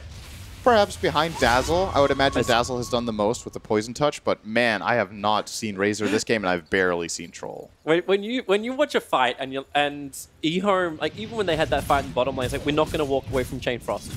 Like Chain Frost comes out and that normally creates a Delta split. This time around, it's like no, we're good, we're good. Just stay together. There's no Dazzle on their team. You've got an Undying Soul Rip for one person. But they just sit there. It's not even like a big Aura Beastmaster. He went for the Vlads, sure. But then it's Necrobook and BKB. Yeah, they don't have pipe against the Chain Frost or anything like that. Yep, they're just running in. Faith Beyond with the BKB gets Aurora off. They want to remove the Dazzle from this fight very, very quickly, but he'll get his own Shallow Grave off, so that at least there'll be a denial in some way, shape, or form for eHome that the Chain Frost bounces through, but no, there's no denial. There's a Queen of Pain into the back lines. That's what she's perfect at, always cleaning up the rear. A triple kill for ASD. And that is going to be another movement into the high ground of Keen Gaming. Yep. They have a creep wave here, so finding a fight next to your creep wave outside the enemy base is the dream scenario in this instance. You just instantly go high ground, force multiple buybacks. Maybe you don't even care. It looks like they might take this tower before they back off and just have extended their gold lead by another 5,000 in the last 2 minutes. And yep, there's the got retreat. What they came for. Old Chicken. I don't know how heavily you want to come out for this. I mean, he can see if he can try to catch someone, but he doesn't have anything to catch with, so what are you going to do? You take the 200 gold from the Necro kill and try and move on with your life. And Kaka's working overtime this game. I feel like, in my experience, if you're playing Earth Spirit as the absolute only lockdown or catch in your team, it's an uphill battle because first of all your catch and your stun isn't AoE anymore, but it's also you need to expose yourself. You need to roll in and set your team up, but nobody sets you up ever. So he kind of just has to. It's almost like one of those YOLO games. I'm going in, boys. Let's see what happens. Because, like, who's going to do anything apart from him, right? It definitely ain't Troll. Like this is Troll who just has to run at you. Razor who just has to run at you. Like the panel was asking for Venomancer, but the Undying control is kind of more than enough. And even if you run at you, then you've got the Lion. But I mean, it's a good point, right? If you have to run at the enemy, you need some sort of way to run at them. And perhaps itemization could have solved this. Like maybe you just get a dagger on Troll so that something happens, and like, let's just go in. Like something has to start off these fights, but it just feels like it wouldn't work anyway. It's kind of largely, in my opinion, like a draft limitation that they can't really find this type of fights. And it's not like Keen played a bad early game. They did very well in their lanes. They found rotations. They built an advantage. Dazzle was super farmed. They tried to play their timing, but just losing one fight. If you lose one fight as this Radiant lineup, you run out of steam. I love really this from quickly. eHome. They smoke up. They only barely get around in time to not have the smoke broken thanks to the Lich, but they do break it on the Dazzle, and now turning. A high ground finally belongs to Keen. Turn on the Magnetize, keep the Medusa shut down. Even the kick. No, here comes your Queen of Pain. A quick finger. Goodbye, ES. The one and only control. And they can't even with the double stun, the triple Sonic Wave. That's really the game. GG. Get out of here. Now. There is no hope in this game. Woo! How many times do we see the Undying Tombstone just being on the corpses of Keen Gaming? It's like they're on top of it. They cannot deal with what eHome was dishing out. Even breaking the smoke, like that felt like maybe it was the best situation you could have. It was the ES looking down on full heroes of eHome, but and eHome still too split. And then he rolled in and hit nobody, and then he got hexed and died, and nobody else could come in because they just dropped the tombstone, and Keen kind of had to try to retreat into their shrine. That means the Earth Spirit dies instantly. The fight is a 4-on-5. Sure, you're on your shrine, but you're just way too far behind to win that kind of fight at this point. So the top damage that was done by Keen Gaming was 16.5k on the Lich. He has, I think he has almost as much as like Troll and Dazzle combined. Yeah, that's what he has. Generally a pretty bad sign. So yeah. I feel like after watching this game, and I'm sure Keen feel the same way, that in this game, the way they built their lineup, their heroes don't have the kind of synergy that we've seen from them in other drafts and other games. So, you know, you have these bad drafts once in a while. It happens to every team. I think we're going to see a better showing from them in Game 2. I don't think this is going to be 2 26-minute games. And, well, maybe Keen get a better game. But looking at the game, I don't feel like Keen played awful. I just think the tools were very limited, and that just makes your game so much harder, and eHomes was way more straightforward to play. It seemed really difficult for them. Maybe Keen can come up with something else. Remember, they're still drafting against Zhao 8, so who knows? True. Good luck for Keen in Game 2. Let's see if we can have an even draft. Yes, indeed. We will see if we get a more even draft in the second game. That's ahead of us. More thoughts from our panel members just around the corner, though. 2 of the 3 were correct from game number 1. Let's get the thoughts from Pyrian Flax Black and Kyle. Kyle? Yeah. Kyle. What? What's Kyle. up? That's fine. You know, I got to edit the rule a bit. I did it before, but I forgot that I had done it. Right. So technically, I was right. No, you forgot the other rule. Old school Chinese teams, when they last pick Quap, they can win games with the hero. Oh, there's your exception. You forgot that, Exactly. It was didn't the you? exception to the rule. Yeah, you forgot that one. Especially if all the win conditions are covered. And I also forgot The Razor. is also a terrible hero. It's also the rule. Yes. So there was the rule of the rule of the rule. Yeah, so Something you like that. confused yourself with your rules. Yeah. Oh, wow. This was also The game-winning play, probably. Yeah. Yeah. I mean, we'll look through the highlights. Early game, Keen did what they were supposed to do. I want to call out someone. I want to call out Ego. Okay. He played terribly on the lane. He died so many times out mana did. shield. Did it matter? It did not matter at all. Skill mana shield. Did it matter? Level 3 had not. He went skilled 1-2-0. mana shield. Yeah. Why do we have points in split shot? He's the actual genius in this. Because he has a terrible lane, gives Keen thinking, we can win this. Actually, no. Had to put them down further for the next game. Indeed, you Oh, see? yeah. Was it who's playing the Razors? That old chicken? Old 11, I think. I get tilted by these things because yesterday we saw Razor with an exceptionally good performance. My man Thompson. Yes. What did he skill? 114. Yes. What's this Razor? And certainly Not did not buy 114. Tranquil Boots. No. And then you've got this Razor going Tranquils 441. Like your E, I really think is like that's the skill on Razor, and it's so good in this game It too. accelerates you so much. Like, you you can't find farm stacks and otherwise. everything, yeah.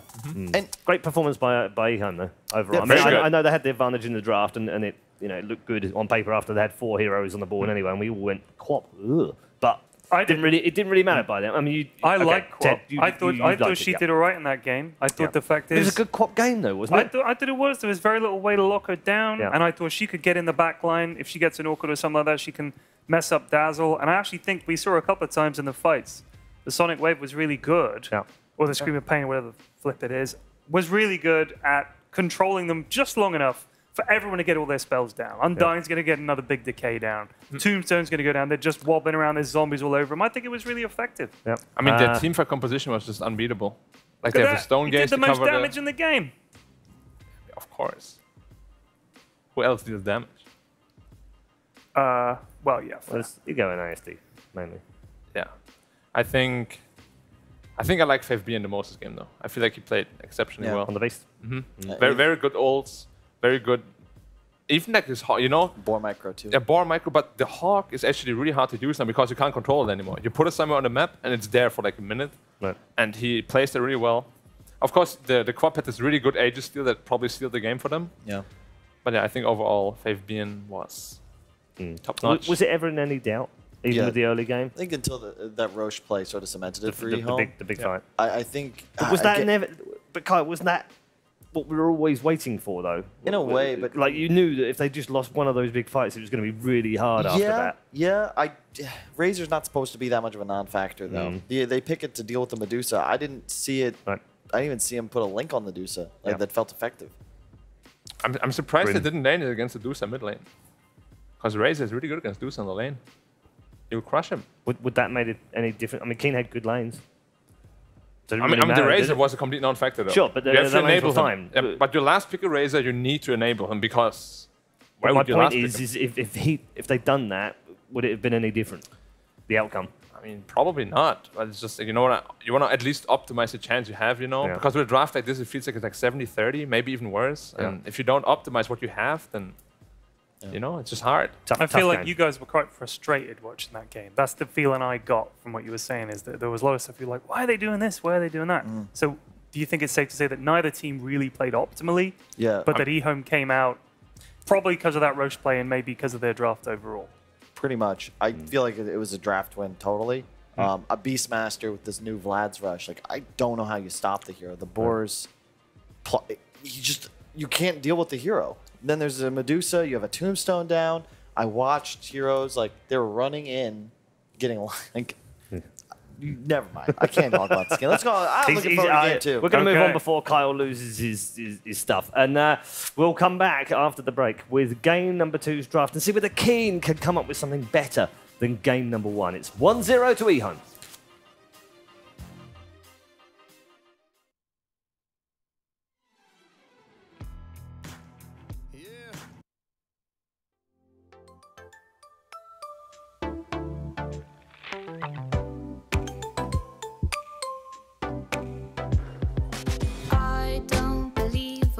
That you say, but I seem to listen all the time.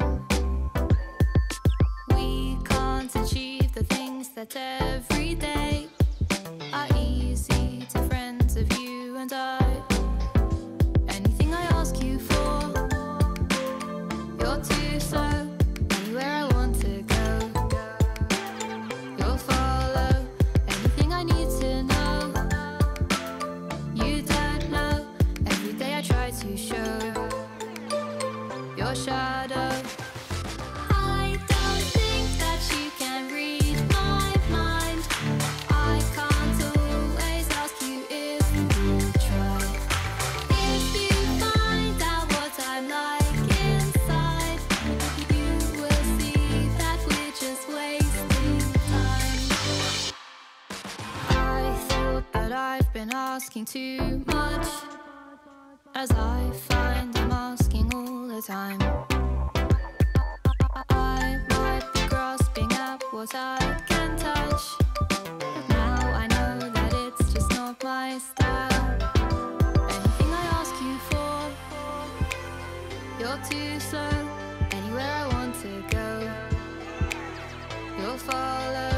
Anything I need to know, you don't know.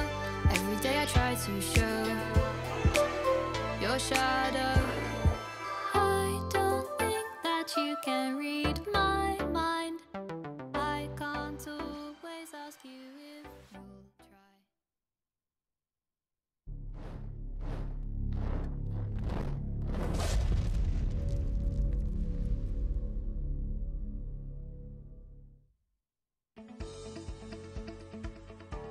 GVM Pay is designed for gamers to unlock various benefits from most mainstream games to your local services. Recharge made easy just within your fingertips. Recharge easily in 3 steps. Earn rebates for every recharge. Download GVM Pay now at pay.gameview.io. GVM Pay is everywhere.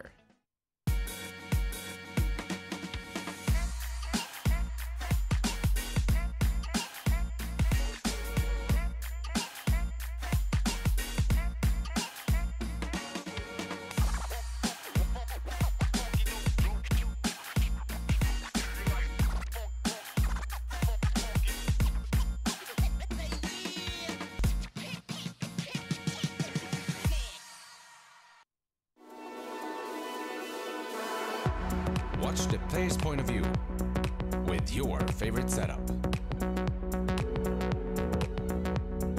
Follow your favorite Dota 2 player in every detail. Watch esports your way. Get your digital pass now. Data analytics gives you the advantage of getting to answer questions in a faster time. In esports, you have a topic where all those technologies can be applied with an actual great purpose.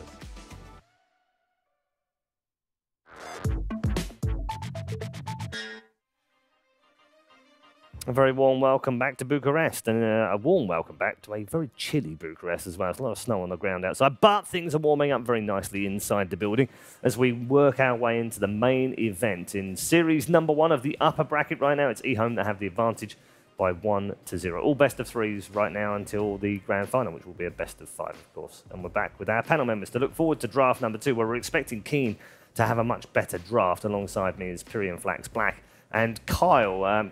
Kyle, it does have to be a better draft second time round. They can't afford to do that again, can they? No. But it feels like they were just out-opened, to be fair. So ban the Beastmaster? Gotta get rid of Beastmaster. That hero's bonkers. It's the best hero to use Vlad's, which is the best item in Dota at the moment.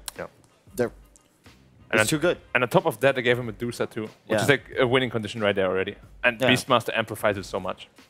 They gave him the 2 best Was heroes. there anything they could have done in that draft to have surely, counter it and or come up with something better? I mean, there's ways around it for sure, right? Yeah, but it's just too good of a combination. Like, it gives your draft already 2 out of 5 heroes. You've got your tower push, your Roche taking, you can kill Ancients, tower you defend. team fight, you got a towers. frontliner, you got wave clear, you got a hero that can buy auras. Like, what else? Like, what do you need now? Some stuns and whatever.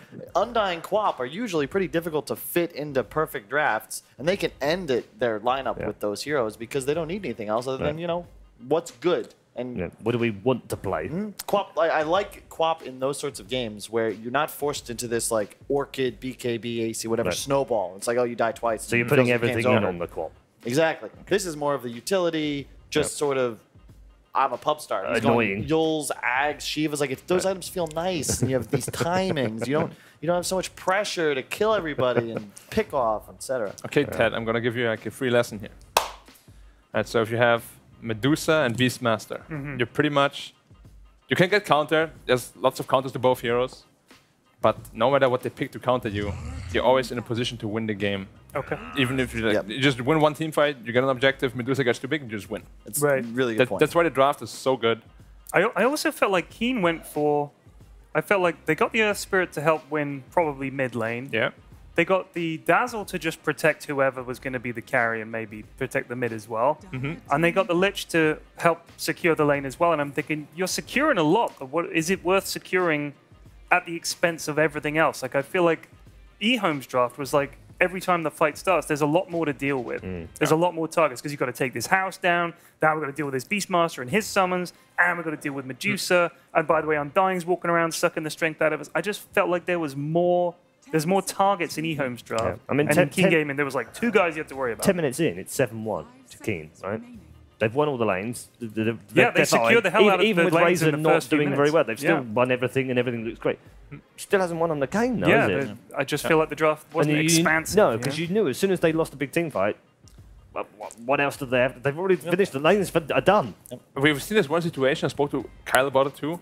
They're like 4-man roam into the jungle. They kill Medusa. All right, great. 3 lanes of free farming. You actually lose gold effectively and XP. It's like pretty much never worth it to do that in the early game. It kind of already means that you're frustrated with the game. What are these bans? Beastmaster has made it through. Beastmaster through, but the Medusa this time is out. And Keen have first pick, so they pick up Beastmaster? Dazzle probably. Yeah. It's just a comfort hero. I mean, Beast without Dusa is a lot more manageable. Yeah. For sure. Like Dusa, Beast together is just a They had to ban one of the 2, didn't they? And Beast, we've seen OG deal with it yesterday. Io with is in the pool. Oh, they're going for Tiny. Yeah. Tiny. Or Tiny is Beast. actually in the pool this time, yeah. Tiny Oracle, okay. Yeah, that got banned out last time.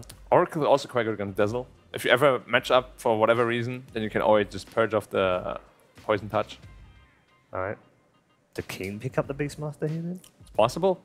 Or did you just maybe go back to the Sven that they play so well with? The thing is, the Oracle is a preemptive pick against the Beast because you're just going to cleanse the Roar. Alright, so they stick with the Earth Spirit again, yeah.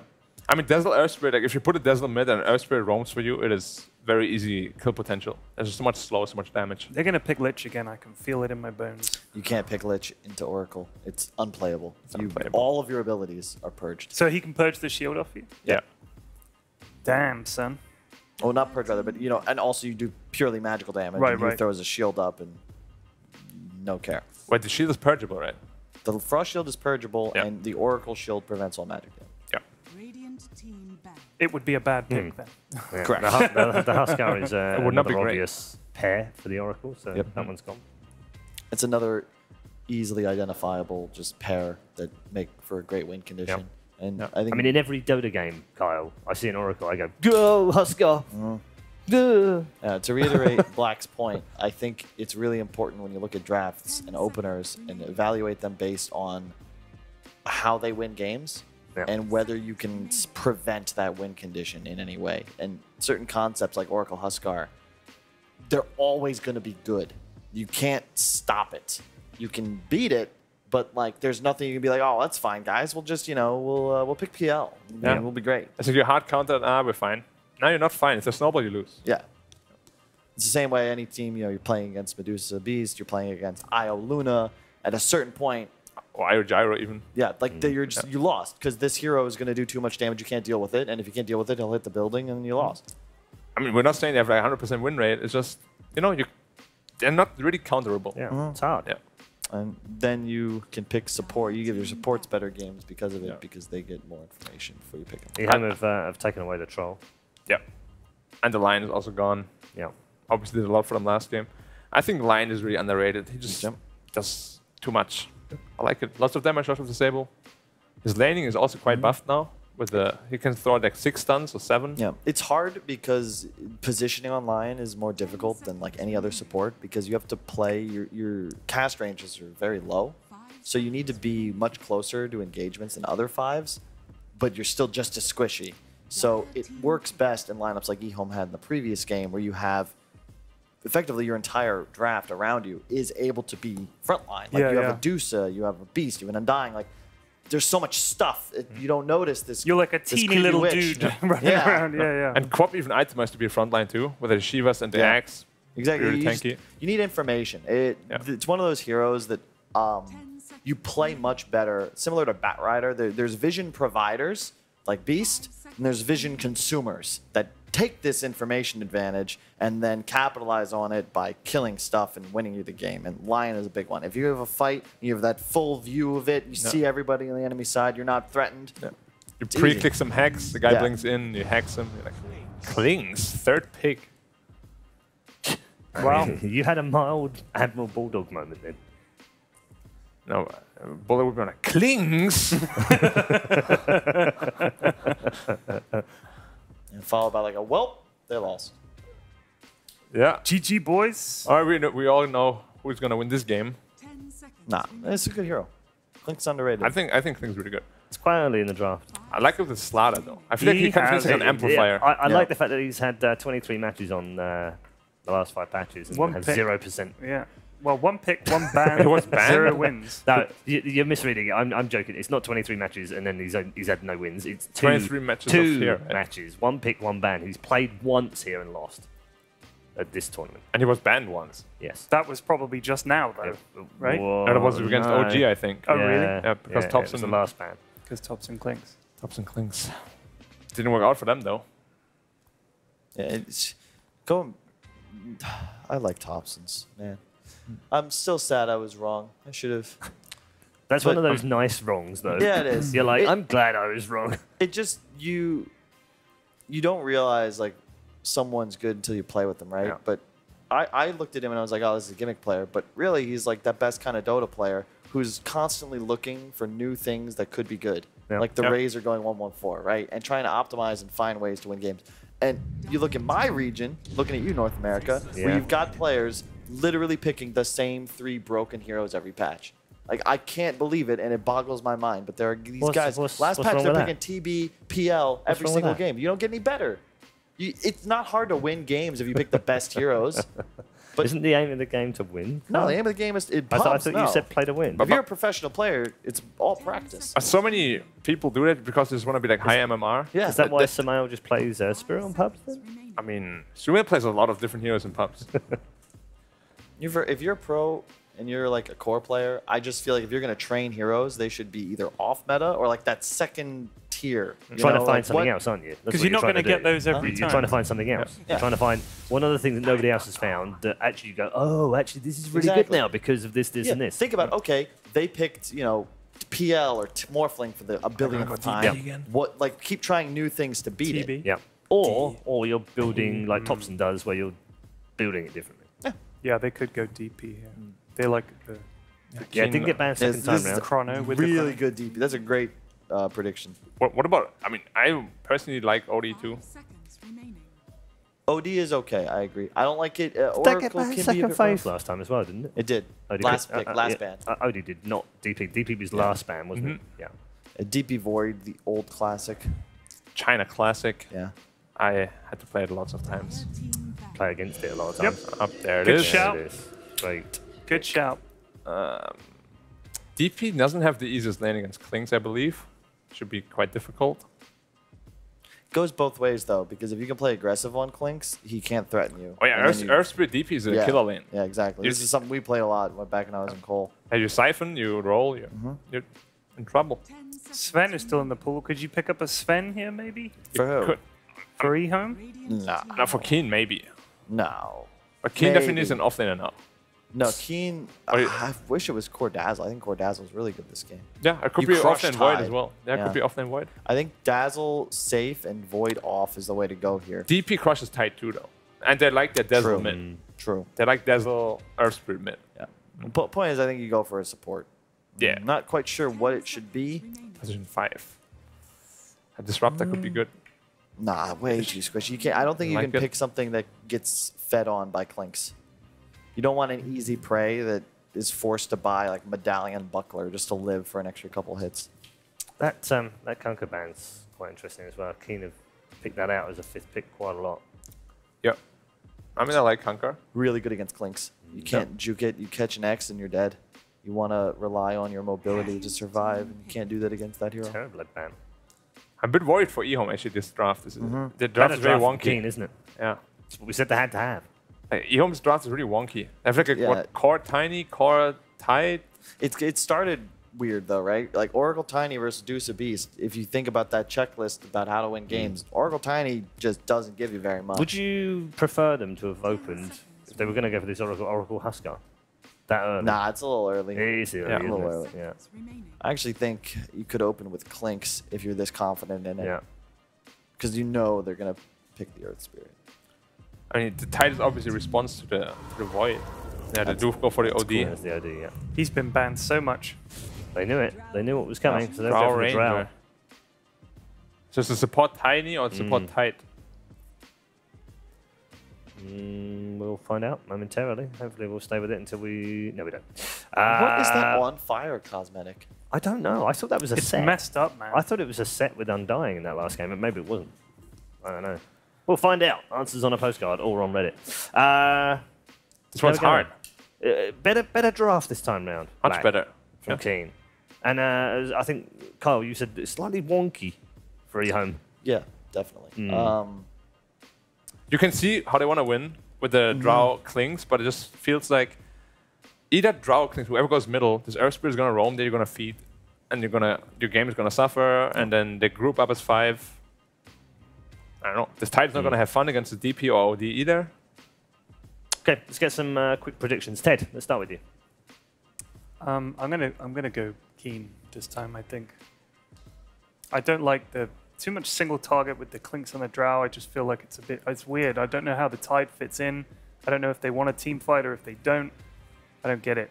Okay. It doesn't make sense to me. I'm a simple man, but I'm just like, I don't get it. So maybe they got some crazy plan. King going for period and Black. I mean, Klings has, I mean, not Klings, but E-Home has a winning condition, but it feels like very one-dimensional. They can't really allow mistakes early, which inevitably will happen because of their lanes, I think. So Keen just has like a way higher chance to win, I think, just mathematically. So we're going Keen. All right. I just wasn't impressed by their play in the previous game. Yep. And while it could work, I got to make up my ground. Right. And I'm going to go So with you E-Home. take some risks. All right, E-Home for you. There we go then. 2 for Keen, 1 for E-Home. Carl taking a little bit of a risk there, trying to make up some ground. Let's find out from our commentators where they're going in terms of their predictions. Toby, you've got a little bit to step up with. You were bottom of the pack yesterday. Yeah. I had a lot of faith in teams I shouldn't have had faith in. Yeah. So which way round did it go this time? Did it go with faith? Literally. I'm actually with E-Home. Okay. I think E-Home have some really good team fight. I think there's still a lot to learn about how Clinks functions, and we'll get to go through that a little bit more. But Sin, what are you thinking? It's hard, but I'm going to go with eHome too. It's mainly because they looked really good in the first game, obviously, as the draft would make them look. But they also, when you third pick Clinks like this and last pick a draft, I feel like you have some sort of strategy. There's something here. There's a mechanic that Xiao 8 knows about. This is a pocket strat in some way, and I'm ready to be impressed. All right, could also boys. fall Well, flat. take us into the game. Yeah, there are some things that we're still we were discussing ourselves, not exactly how Burning Army functions with the Drow Ranger as well. When you're going to put in this precision aura, does it actually get transferred over? Should not work. It should not work. True. Should is... There's a lot of things in Dota that should not work the way they work. Yes, exactly. When you say should in Dota, then a lot of the times, but that's just how it is. Yep. So, I'm interested to see how the Tidehunter works too, because I think he's one of the other question marks that came up. Normally the Tiny is run as a core from eHome, and it's going to be the same type of thing here. But then you have this Tidehunter into the off lane to be sorry, it's the combination the Tiny to toss in the Tidehunter just to make it so you can actually go this aura Tidehunter without having to go early blink daggers, and they're still again going to get 3 of the bounty runes. Yep, it's a good start for eHome already.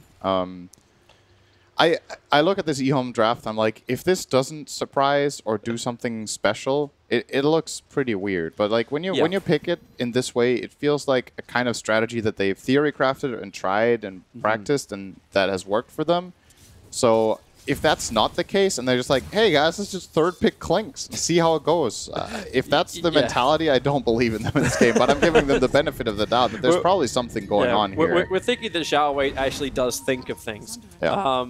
That's the benefit we're giving. The positive approach here. Yeah. And Keen's going to try and add some pressure early on. So they're running an aggro lane with the movement early on. Yeah, old 11 is not a healthy man. He didn't go Spirit Siphon level 1. He went Crypt Swarm level 1 on the safe lane.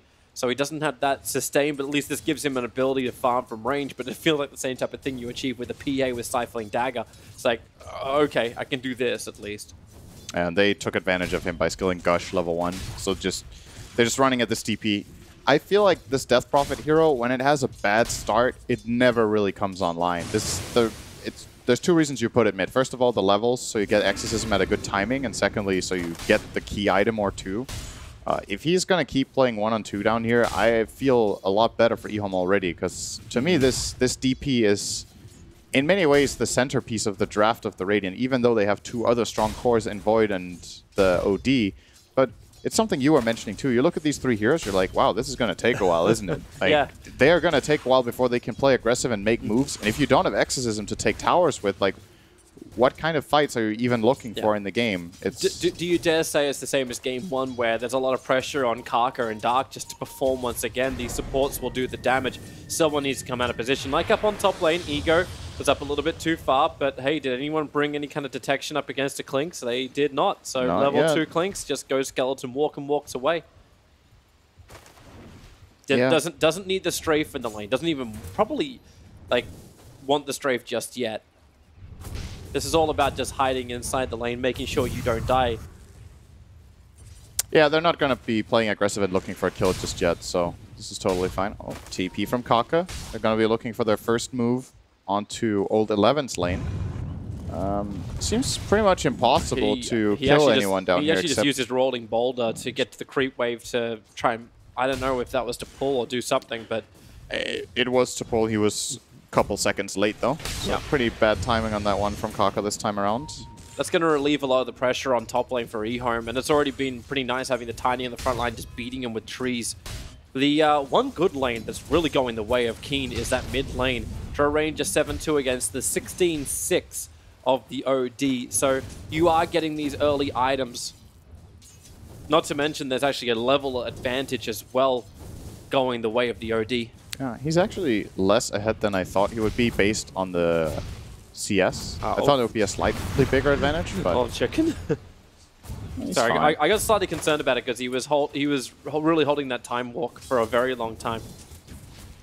Yeah, but you would think when OD is 19 and not... Oh, he's almost dying to these illusions. One more hit. If that hits... Oh, up the hill, but 29 HP is enough to survive. He'll burn the south. So, yes, the OD is ahead on CS, in 19-9 against Oak. Is that really how First Blood happens?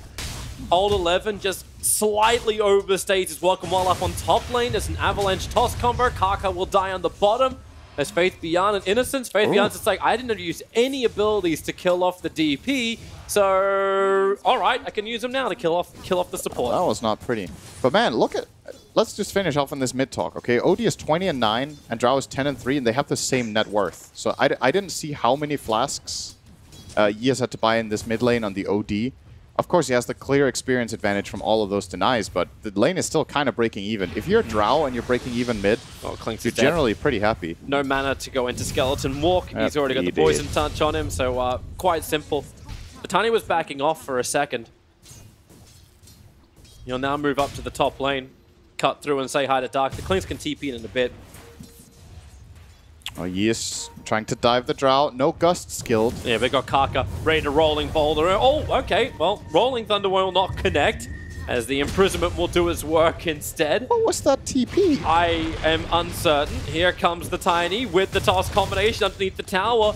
One more punch, not enough to do it. There is a Fairy Fire to give the Earth Spirit a little bit more life available. I don't understand what the goal there was for the Drow. He started TPing out next to OD, who he knows has Astral skilled. So he basically just wastes his TP, and that means now he has to do the long walk back to mid. That's a pretty uncharacteristic mistake. ASD has been playing really well this tournament so far, but that made no sense. You inflicted the caster curse. This time they bring Dust to the top lane with the jump forward. So Ego Rolling Thunder once again from Kaka, pushing Old Chicken through the body of the Clinks, or the bones. He doesn't really have a body. Just give the him the kick. So the only lane that seems to still be working well for eHome is the bottom lane. Yeah.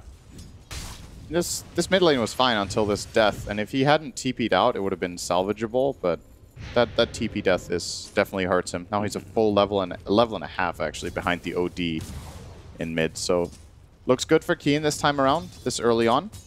And it's about, once again, what are we going to see from this Clinks? What are we going to see from the Drow? Yeah. In this game, Old 11. I'm also wondering... Has 2 siphons. It's time to use them, buddy. No, it's time to die. It was not time to use them, apparently. Mid lane, Rolling Thunder in once again. Not going to find his target. But soon enough, ASD is going to be level 6 on Drow, and then he's probably just leaving mid. He's going to go start farming Ancients, and then I guess they will give Clinks mid. Trying to get the kill over on this Tiny. Trying to juke it out in the tree lines now. The vision will be gone, but Innocence, he had a little bit of extra time thanks to Fortune's End, focusing onto Old Chicken, and he cannot jump away in time. Innocence has that nuke. Purifying that offlaner while in mid. Dro Ranger, the orbs will do the work, and Kaka gets solo experience. Thanks to the fact the OD just ran away with haste. Oh, Ego. He's running the obvious way, and Dark fell. Dark was like, is really? Well, anyway, didn't find the kill there. So, bit of a trade-off, but like you said, Drow once again dying. Innocence would be the easier trade-off. Rolling Thunder. Well, okay, that's a little bit off target. Tiny is nearby, and now Kaka in a little too deep. Avalanche connects. Dark's nearby. He does have the Shallow Grave available, so he can keep Kaka alive just that little bit longer, so the TP can happen, and no stuns available. They cannot get the damage. Okay, I almost want to follow that Burning Spear globally as it goes through over the top tier 2 tower. Whee! Yeah, it's still going. It's still going. It's still going. Is it going to deal 1,000 damage? It does not deal 1,000 damage. Kaka. So Drow got 6, and that means bye-bye mid lane. He's just not going to play there anymore. Probably will give it to another core or a support, and he wants to play his Ancient area. Obviously farming these Ancients every minute with the marksmanship. Yeah. It's just way more effective. He gets more GPM by not laning, effectively. So if somebody else can take this lane, that'll be great. The problem is, who are you really going to send against this level 7 OD? You can't put your Tide there. He's going to lose that lane. You can probably put your Oracle in there. Oracle could just sit there and just siphon experience. Maybe Clinks can actually play that lane with Strafe. But that's not really what you want from your Clinks. In fact, that's exactly what they're not doing with their Clinks. The Ravage comes through. Even clips Kaka on the side. They have the Observer Ward down. But with the reveal of Ego and the earlier damage, okay, Faith Beyond, they're going to jump in, thanks to the OD coming in. But then again, the kick, Faith Beyond actually goes further away into safety. As the OD imprisonment comes out, Oracle, he actually purges out, but there's no way to survive against that OD. Just continues to run at him. And the rest of eHome at Bale, they're already going to Shrine. Innocent was too fast. He knew that poison was coming. He purged it before it landed. He got poisoned and died. I don't know if he would have lived. As Oracle, obviously not the fastest hero, and OD has those Tranquil Boots and Lace, but it was kind of funny to see. Sometimes when you're so well prepared. Keep your eyes up on that top lane with the Gust connecting and that never-ending avalanche. Looks so weird as Faceless Void continue to try and time walk out. It's a much better spell against Void than the old Avalanche for sure. It's a great change for him in that matchup. Drow is going to quickly just peek. My god, I keep looking at Drow Ranger and thinking that Huskar's in the game. Yeah. it's Drow's actually really, on fire today. It's really off-putting. Oh no, I guess hello, burning Innocence. today. He's found a couple of non-friends, so here we go once again. Imprisonment up. Ego's wondering if he wants to get involved, but that's still a level 5 Clinks. He doesn't want to get involved in these engagements. Yeah. So I'm still a bit surprised with the mid lane for eHome that they're not putting someone here to take a bit more experience. We had ASD just quickly pass by and grab a little bit of a wave and then leave for the jungle again. Now they're going to put the Tiny here, so he will get something. And the Void was making a big crossover move here. Old Chicken kind of crossed the entire map, but walked through Vision, and they didn't fall for that, so no. Didn't find a Chrono. Interesting to see the Sentry Ward. I thought they may have thought about blocking up the Ancients just against the Drow Ranger for that quick marksmanship farm you're talking about, but they just put a Sentry Ward, and it doesn't block. So a little bit further down instead. Did Keen just get 4 bounces? Yeah, they did. Yeah, they did. Mid lane. That's big. big. Oh, hang on. Fairy Fire, and you remember, so you got the Shadow Wave. There's a hasted up Tiny, just trying to cause a couple of problems. And may go again. Faith Beyond, Ravage up in 6 seconds' time. He's not ready for the toss just yet. Why does it always feel like Clinks? Like, it was the same type of thing with Thompson. Like, Clinks is just playing this catch-up game, which doesn't work as well when you don't have the old Death Pack. Yeah, in Thompson's game even, he was winning his lane and was high level. This time around, it's a low level Clinks that lost his lane. I don't know. I'm still waiting on this like big surprise of something that's going to be amazing. Gave them the benefit of the doubt. So far, I'm not really seeing it, but... Well, top lane, they're going again onto Oracle. Nice day. OD Kaka can just body block up Innocence to get that kill. And on bottom lane, the gank that was attempted by Tiny, he was sitting right underneath an Observer and Sentry Ward already placed down by Keen. So they see them coming from a long way away. They're going to try to Ravage Old 11 in mid again. Same play. Clinks plus Tide. Yeah, There's it's a no trade-off sentry though. here. Like, they're losing their tier 1 tower on top lane, so even if they find this... Good scan from Old 11 here. They're looking... Clinks actually gets connected on by the Crypt Swarm. That's a very good read on that scan. That play fails. He didn't even see the TP. He did it from Fog of War. Yeah, I don't think he saw it. Indeed. Meanwhile, Drow Ranger in the jungle, still keeping up. Like, Yeah, like for everything that's been happening, yeah, that you're losing map control, but it's still only a 1,000 gold advantage. Yeah, it's absolutely within reach for eHome. It probably went worse than they were expecting in the lanes, but realistically, I don't know if they were planning to just win their lanes this way. You're putting the Drow mid, but who benefits from the aura? It's a Clinks in the safe lane, which is already weak, and an Oracle support. You don't have any other like secondary core that uses that attack speed really nicely from the position aura. And your lanes are just on paper are relatively weak. Old 11 just walked underneath the Observer and Sentry. Well, they're going to push him back. That Invis rune, he thought he was okay. Now he will be. They're out of range and no detection on the Death Prophet. No, she hasn't gone down to the south. Man, this OD is so farmed. Yeah. He has a 12-minute drum plus Kaya with double Null and Tranquils, so... And they smoke. They want to try and make the most of a fight. They're heading towards north. The Dire Scan, it will trigger. It's the Faceless Void who walks through it, but eHome may think they're trying to do Roshan, but the Spirit Siphon's already out from Old 11, and it's the issue from Clinks. He gets the Burning Army off with the Avalanche. They'll end up killing off the Earth Spirit, but the Chronosphere is nice on the Clinks and Drow range, but where's the damage from Old Chicken? It doesn't exist. It's there from the OD instead, but Ego, they still didn't get the kill. They're trying to fight away from the Burning Army, but Old 11, he is just the man to be on the front lines. It's a great Crypt Swarm. The Shallow Grave will keep him alive even longer. It really is old school combinations, even defensive imprisonment, buying a little bit more time as Old 11 comes out of it. Full health. It's a 2-for-1 trade-off. Hilariously enough, it's only the supports of eHome that go down. Yep. But maybe it won't end at that. Faith Beyond trying to push in the mid lane. Karka's there. Death Prophet's rotating around the back, so here's your rolling boulder forward. Kick him back to the other side. And OD with already 8 Oracle's going to save him. He has ulti. He's going to come in, and okay, yeah, you're right. Ulti is up.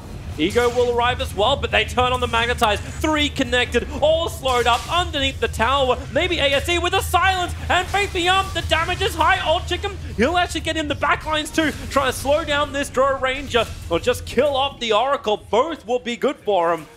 And ASD is in a world of hurt. Tiny is moving over. He needs to use the Avalanche to create a little bit more space. This Drow Ranger can push back and fight once more with the cold arrows. Old Chicken cannot get away. This is getting scrappy now. Yeah, both teams are hungry for kills, and they're pushing the envelope to get them. Straight from the beginning of that fight, even the way it broke out at the Dire Shrine, I don't know if... I'm guessing Old 11's Invis was running out, he used the Exorcism when he did, because he kind of jumped the gun. He went in a bit too early before his team could really connect. That made for an awkward engagement where, sure, you're going to start with DP, but you're not locking anyone down. They started running away. The rolling boulder from Kaka didn't connect on anyone, but then they still got some slows out and got a team fight. At the end of all of this chaos, eHome actually come out the victor. They got more out of this than Keen did. We'll actually have a quick look at it again. Sir. So yeah, Invis is running out. He goes into the Clinks. But there's actually the one time I think the Burning Army felt like it actually had an influence. They tried to push south and get away from it, but it went to the Ravage of Faith Beyond. And Old Chicken just had no support until the OD finally was freed from the stun. But this just keeps going on and on. But we'll come back to the world of the live. As Keen and eHome once again contesting for position. But everyone backs off and nothing happens. Yeah, I'm thinking about if you compare it to the last game where we were like, oh well, if this game goes later on and Keen is not snowballing their advantage early on, this game's going to get hard. This one feels way more manageable for them. Even if they're barely ahead at this point, they have the very good scaling Tricore as well, especially 2 of them, the Void and OD. Usually if you pick these 2 heroes together, a lot of the times you will maybe be the one falling behind the laning stage or the early part of the game because you don't have that much play potential, but because of eHome's draft, they haven't really been able to punish the slightly greedy combination there. Perfect time to TP out from the Death Prophet. Heads towards the mid lane to join up with the rest of Keen Gaming, who now 4-man smoke. Faceless Void is the only one who's not involved in it. Gonna go Roche, or what's the plan here? I am uncertain. Hello! This is not someone they were looking for, but they're gonna find Innocence, silence him up, and they'll get the kill. But there's still a heavy smoke. He's happy with that. He actually got his Observer Ward down. They dropped the Sentry a little bit further away, but they can turn this into a tier 1 tower in mid. No fortification for either side available. And Clinks is still not ready to fight. He's still not ready to choose what item he wants to go for. I think he actually had Diffuser Blade in his quick time. He did. And now he switched to Solar Crest. Yeah. I don't know. I can't tell you if that's good or not. Tiny was waiting for the denial. Kaka was waiting for the kill. And you can say goodbye to the Rockman. At the same time, Old Chicken getting caught out by the rest of eHome up inside the jungle. Gust, surprise, that's dagger. actually a bigger kill as well, because that all goes into the Drow Ranger. Yep, it was a Blink Gust, the Blink reveal. I think he hasn't shown that yet. At least I believe so. He's had it for a little while, but I don't know if the Radiant have seen him use it with any effect until now. So, well, now they're aware, and this is a problem that Void needs to address. He's currently building Maelstrom, and that means Old Chicken, if he gets caught by this Blink Gust, he's probably just going to die. There's no real save except the Shallow Grave, and then he has to be in a really good position to help. If there's any follow-up from the rest of eHome's team, they can totally overwhelm him. Second dagger, I was looking for this to come out, and it's coming out now, yes. Did you actually think it was what he wanted as opposed to just being tossed in by the Tiny? I think so. Being tossed in by Tiny, it's like a gimmick, you know? There's no guarantee you have a good target to toss on. They smoke up on the hill. This Blink reveal from Faith Beyond could really start to hurt Old Chicken. Watch that Chronosphere. Here's the Blink. They go into the back lines. 3 heroes hit, and the Burning Army will take the high ground position. Not to mention the Chronosphere is out on ASD. They want to find this kill. Triple buyback. And you got the Drow Ranger way too deep underneath the tower, but that's why Innocence is there, trying to keep him alive with a false promise. Maybe Dark will die. The Burning Army is still there too, but you've already lost your Drow Ranger. No way to survive this. eHome is backing up. They've committed every big ability they've got. And King Gaming looking for more kills, but they also came here to start Roshan. Drow Ranger will buy back. Innocence, this will be a big catch inside the mid lane. No way to back off. Dead for 30 seconds. And Tani's looking for his own target. Over towards Kaka. The triple avalanche. All 3 hit. That's why defensive imprisonment has to be used by the OD. But Drow Ranger, the positioning's way too good. But the Eclipse is even better. The arrows flying thick and fast. But where's the damage? Now it's there. But Old Chicken closed the distance on the Drow Ranger. But that's why Clinks is there as well. With the help from Faith Beyond. It is Keen Gaming losing 4. And it will be 5 Dark. He's going to Shallow Grave up for a second. These attacks looking to go up the hill. Faith Beyond doesn't want to give it up just yet. But when Old 11 is already back to the world of the living, they know they have to retreat. Roshan, about a third health, almost 50%. They wonder if they can complete this in time. Roshan was enjoying the view. He's just been watching this fight the whole time and healing up. It looks like eHome will be grabbing this with their medallion on Clinks. That was 8 kills for eHome. There was 3 buybacks in total for Keen. Great fight from them. Honestly, the thing that really makes this is the engagement. Getting this triple Ravage with the blink that they don't know that Tide has a dagger, so there's a lot of surprise coming out here. The Blink Ravage, they get the Drow in the backlines too to kill off the OD, and that means this kill Chrono... it instantly, though. It takes time. This Chrono doesn't do anything, really, because the core that's supposed to deal damage in the OD died beforehand, so they didn't really get the type of fight that they were looking for, as in live we do find 1 kill here for eHome with... It's just a roaming dazzle. Yeah, we can keep just a roaming dazzle, nothing new here. We can keep watching the big fight, though, but yeah. This is when they just push it a little bit further, and Karka's like, it looks really good to actually go into Oracle, but Oracle delays them at the start. Oh my god. Sorry, I was watching You live. watch it live? He blinked, gusted the void, he was like, uh-oh, this ain't good. He TP'd out, and the rolling boulder was just right in front of his nose when he got out of that, so that was pretty close. But, well, at the end of all this, eHome, they grab an Aegis. Their Drow is now clearly top net worth. Has been picking up this Yasha on the Drow, so keeps scaling. Level 18 is inbound. Lots of more damage from that, obviously. Faith Beyond, Ravage gonna burn, and so does Old 11. For once, we start to see that burst power damage that we remember from the Clinks of old, just ripping apart the Death Prophet. Obviously, when you hit him with a level 3 Gust, there's not a lot of armor on that Death Prophet. His Burning Army hits super hard. And what a hit in the back lines. Tiny gets a big avalanche toss out, but that's why they get the buyback out from the Death Prophet. That's 4 buybacks in the span of just a couple of minutes for Keen Gaming. That's why they look to get a couple of kills in return. Tiny being isolated. They're chasing down Innocence. They want 2 of these kills. Try and keep both of them in the camera shot, but it's very, very difficult. Tiny, with a quick toss away, creates some space, and because they've all come back, Oracle was able to survive. It'll only be 1 of the 2 heroes the Keen were chasing that will die. eHome was very happy with this. They got a core buyback out of the DP, and all they lost was a Tiny. So they still have their Aegis. Sure, they didn't get this mid tower, but it's super low. And things are just progressing for them really nicely right now. They did finish off the tier 1 tower on bottom while that was happening. So they do actually still claim 1 of them.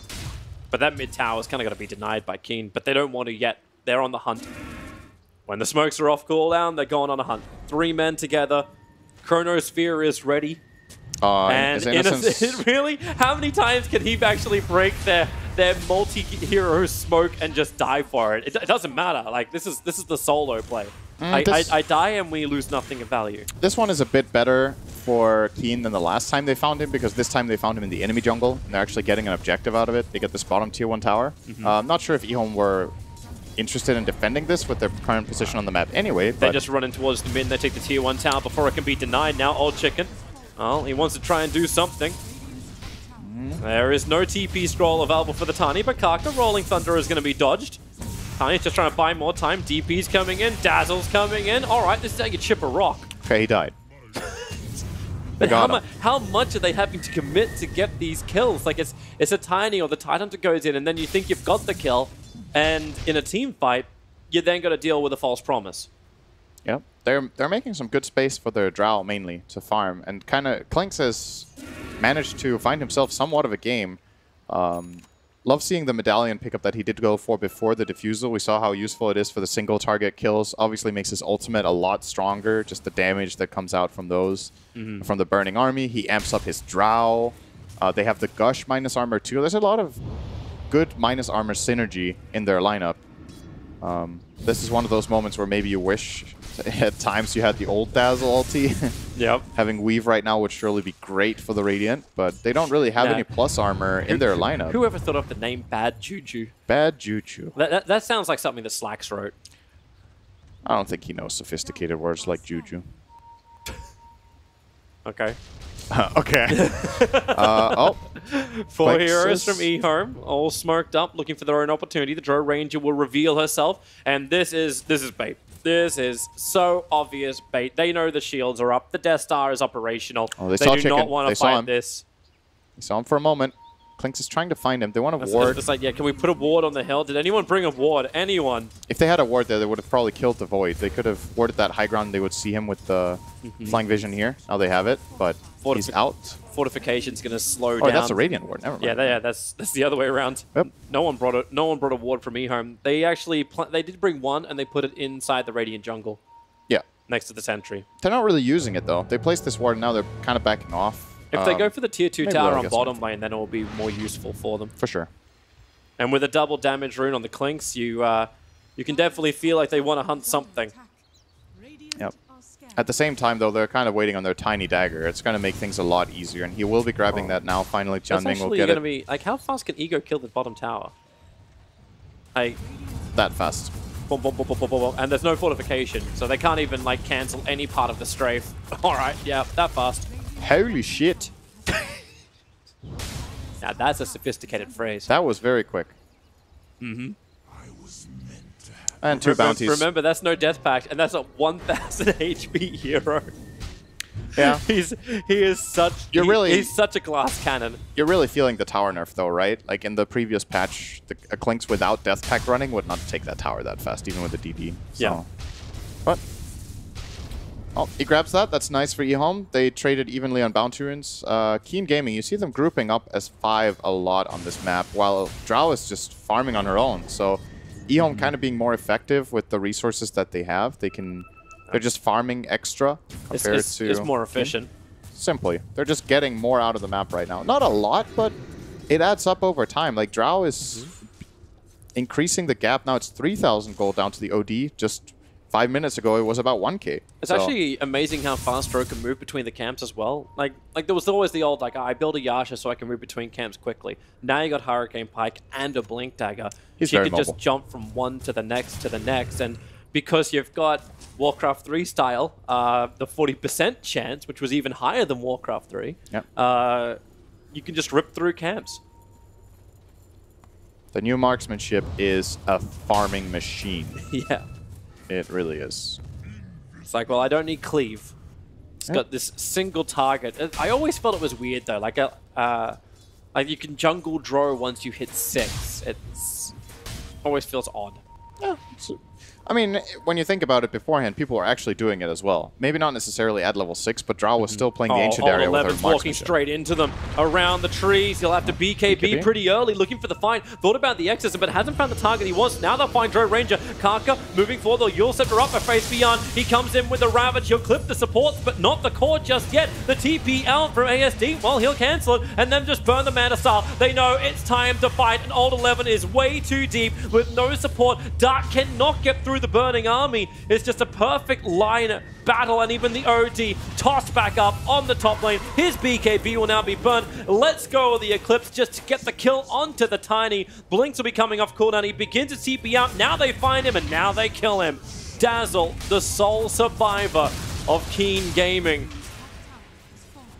That's the fight that eHome was looking for. I hope we get a replay of this where you can see how much work Tiny actually did. The reason this fight was so easy for eHome was that Jianming on Tiny, actually, he just ran in and zoned OD. He tossed OD, he avalanched OD, he just distracted OD pretty much the entire fight. Like 10 seconds he was keeping OD busy on the left side. You're seeing it here. So he starts off going on this Death Prophet. And now he's just running after the OD. He's waiting in the trees for now, but what you don't see off camera here is just keeps locking him down. If you look at the spots on the minimap, these two heroes, the Dazzle and OD... They're battling in top lane. OD is hunting the Tiny the whole fight. He's just distracted. If OD is not playing around your other cores, you're not going to win this fight.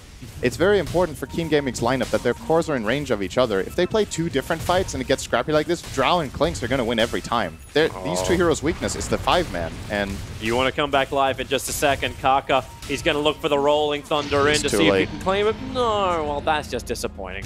Absolutely too late. Well, he's no Afu. Oh, they got a cheese now on the Tide, so Drow with another Aegis. Tide Cheese, he is almost invincible, actually. He can go in and take up multiple OD Arcane Orbs. He can cheese when he starts dropping low. He has a BKB on the Tide, 10 seconds for Faith Beyond. I like seeing this from Faith Beyond. I feel like a lot of other players right now don't really do this very much. Last game he bought a BKB on Beastmaster. This game he's buying it on Tide. Just identifying how important it is to be able to be in the center of the fight and cast your spells. Like something as simple as that. I like this build. He's looking at the enemy lineups like, what can stop me? Look to It the silences. OG. Into the mid lane, the Avalanche to come Good out. reaction. BKBs will be able to protect him. They even go in for the... Okay. The Burning Army has almost a 2-minute cooldown, but they committed anyway. Faith Beyond. No stun available. They were expecting to get that kill. I think if he got the toss off before the Avalanche, the OD would have died there. More than likely, but didn't get it. Quick reactions from Yeet. Yep. Means the BKB is down for the moment. Another 40 seconds on the sideline. And remember, with the Aegis Immortal, this is when eHome kind of want to go up. They've still got Ravage available. Burning Army, well, it's Burning Army. Like, oh, we actually got him. See ya. Pick him up, throw him back. Another BKB having to be burnt. Not 11 barely survives the Faceless Void, however, on bottom lane. Soloed up by the Clinks. He didn't get away. You time walk, but then the Clinks just blinks along with you. Wait, how did he not get away? He has Chrono and BKB on Old Chicken. I guess he thought he was going to live anyway, so he didn't want to expend any of his key cooldowns. And Ego's just like, thank you very much, I'll grab that kill if you don't want to use any cooldowns for I'm it. wondering if he actually had enough mana for Chronosphere. There's Either way, another Ravage, kill. and this may just be the game. OG is dead for 54 seconds. Caught napping. They can start ripping through this base. Yeah. They're getting destroyed, Toby. This is... Yeah. I mean, it was better than game one, and this was... Game one was 26 minutes, but this is... They have just been overwhelmed. This escalated quickly. Yep. Very quickly. Very great way of saying it. This game escalated very quickly. From even for about 20 minutes to boom. They're smoking. They're going to try and make some level of play here. Remember that Chrono was up and there's 4 heroes just sitting there. Old Chicken, but look at him split! A full Delta! And the BKB from Old Chicken, well, it's not going to do much. They already killed off Dark in the back lines as it was Eho. They saw it coming and they just battled through the rear. The Burning Army is back up again. Chronosphere on the draw range, but no, he pushes him back out, throws back into fighting condition. Tiny was the only one caught in at the end of the day. That's the game. There is no way back from this. You can have your ears rumble from the magnetize, but King Gaming call it. eHome, they will 2-0 King Gaming and advance in the winner's bracket. Yeah, they flat out just... They play better. I think there's a couple of key moments to look at for the panel in this game with just the position of heroes. Like, yep. You want to go Tiny managed, one again? Yeah, eHome just managed to find better position in fights with their heroes relative to each other. Like, they're in range, they're able to support each other, help each other with spells. And on then you look at King Gaming's fight where you have an OD just chasing a Tiny off the side of the fight and the other cores just die on their own without getting help from the big boy, you know? If you successfully manage to split up fights in this way with Drow and Clinks, that's how Clinks wants to play. He doesn't want this like, oh, we're all fighting in one place with sentries, and I run in and I just die. That was Thompson's game yesterday. In this game, eHome split them up. They distract them with a... Like they just hang this Tiny in front of him, you know, it's like just off on his own. Hello, if you want to fight me, OD, go on me. And then I they think take you're the right. other Like Tiny was such a huge factor because like, they were able to be so aggressive on the map while like ASE just disappeared.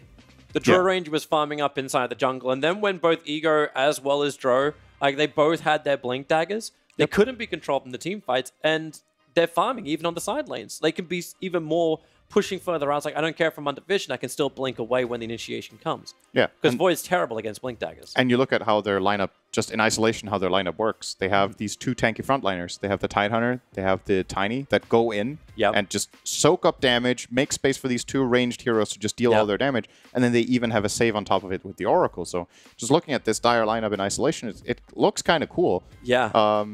We were unsure, like, do we it looked like a pocket strat, do we believe in it or not? We questioned it, right, because it was the third pick, Clinks. It was like, is this really the way it works? We saw the Clinks fail before. Is he a shadow of his former self? Was he still any good in that game? He was 11-2-10, but was it just eHome being better? Either way, eHome advanced in the winner's bracket. Yes, indeed, they do. A 2-0 sweep over their, I would guess say, neighbours or close brothers, as it were, in King Gaming.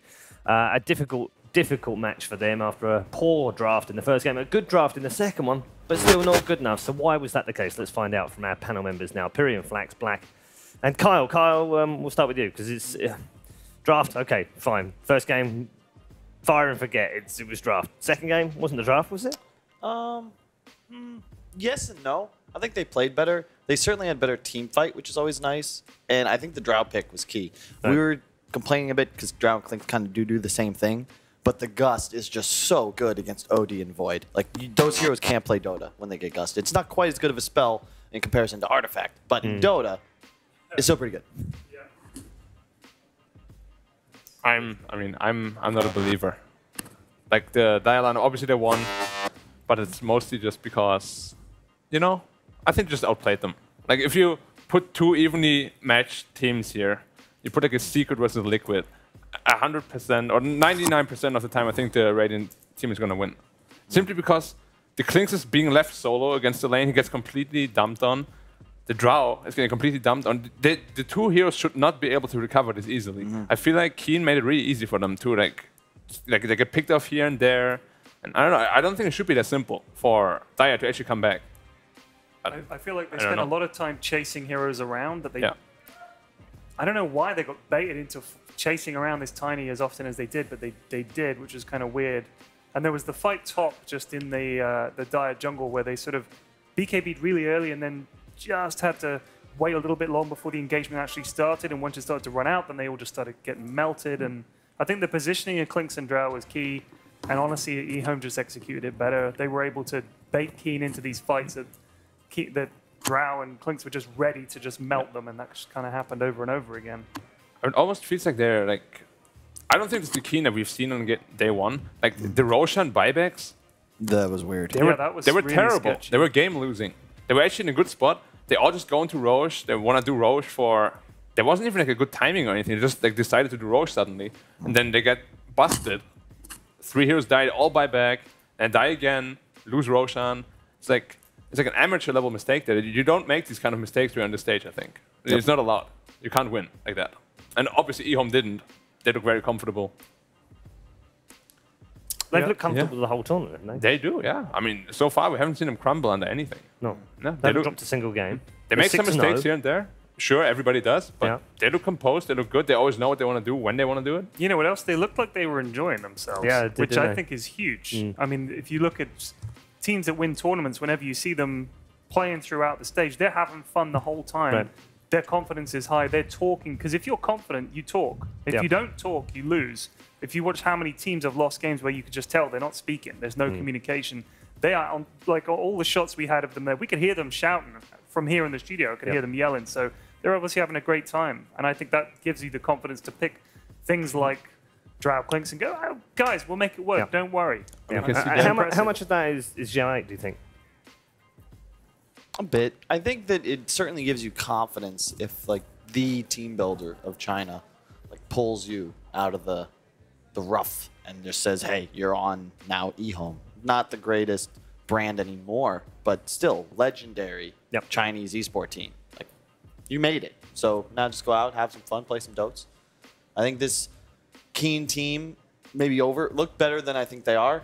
I don't expect to see this team in the top 3, and I feel like the real favorites have proven themselves now. Gambit, OG, and eHome. I expect one of those teams will win this tournament for sure. All right. Well, eHome have just moved a very positive step forward towards that because they only have to win 2 more series and that's it. They're off to the major. What does that leave us with like NIP? Because Keen beat them twice, quite convincingly too. Are they still considered somewhat of a favorite, or NIP? Are they going to be top 4 material, top 3? Well, they're a favorite. They're still a favorite in a way. Like, I think they're the team most likely to shuffle after this event. That's what they're favorite for. Yeah, for a shuffle. Yeah. First thing on some of the scores on the scoreboard right now. Ego 11, 2, and 10 finishes off a very decent Klinks performance. On the other side of things, Dark with 0, 4, and 16. That's a tough game from him. And plenty of deaths amongst those King Gaming fellows as well. A 2-0 win for eHome continues their streak here at the Bucharest Minor. They are now 6-0. Gents, MVP votes? 30k damage on Klinks. I mean, that's pretty nutty. But I actually think, who was playing Tiny in that game? Whoever was playing Tiny in that game. I think Coke. I think he did well. Created loads of space, wasted loads of time. He played with a ton of energy. A lot of energy. A real high energy player. He was all Lots of over the activity. really chatty. I mean, if you look at flashy plays, probably one of them, right? But if you just look at stable plays, I feel like Faith is it for me again. Okay. He did what he had to do. He kind of just, he was a stable rock for his team. That's good Is that ravages. MVP just kind of steady Eddie? I want to see fireworks. Is ASD not in the running? Of course, they played great for sure, but He's just had 2 more great games. Yeah, but you look at individual mistakes, they made way more than Faith just plays solid Dota all around. Okay. Like he made like 1-2 mistakes, but ASD and Ego, they made a couple of very crucial mistakes. Of course, they're more flashy because of their heroes, but I think Faith is the man. Faith BN, yeah. Fair enough. Okay.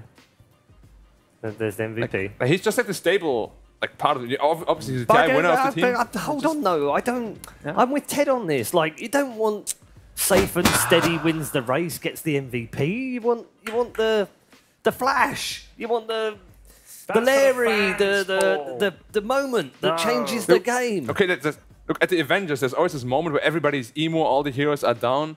Yeah. Who comes to save the day? It's like it's Fury with one eye. He's like, we gotta do this. I'm just the man. I have nothing. You guys are Imba, but he without doesn't win me, the you're MVP. nothing. It's Captain America. No, he doesn't win the MVP. I mean, Fury never wins the MVP. At that moment, he would. No. And then 1 minute, he's like the MVP. Some highlights on the screen from our MVP. Yeah, I mean, as I said, stable rock of the team, both games. Played a very slow off lane, spell usage spot on, item build great, item timings, like he was always very farmed. Do you feel like he has the hunger back? Because he's been AWOL for a little while since Wings had such a great season. Not necessarily. He's been playing. He's been playing, but I mean, he hasn't been like, wow, making us. Well, it's like that's just Dota. It's a team game. You just won't be good without the right mix of players. Yeah. But players stand out regardless. It doesn't matter. You're still just 20%. There's a reason, even though everybody praises Miracle, the Liquid guys still say that Mind Control's their best player, and they all think Kuro is like most responsible in some ways for their success. Like every person plays a role. And others say Matumba was like hero versatility. It's like that team, if everybody is spoken about being an MVP, and that team is just great. Yeah. I think the best teams look like there is no best player because they're all on top. Every other game, someone else is the MVP. That's how you know you're a great team. Okay. Well, Carl got MVP for a game yesterday. You got MVP on the first day. Ted gets MVP this time. We're such a great team. I don't think I deserve MVP. I think you're great. You're great. I think you're great. Yeah. You're all great. No, that's only 2 of you said that, so I don't. I want the whole team's support. Right. Yeah. I mean, but if 2 of us say it's already enough. You know what? You take one more button off on that shirt. You have my vote. Maybe off camera, baby. You know what I'm talking about. All right. All right. They're going to move swiftly towards the break to do some stuff. And we are taking a break to pay some bills. When we come back, however, we will have our second semi-final of the upper bracket. Stay tuned for this one. Expecting some fireworks between Gambit and OG.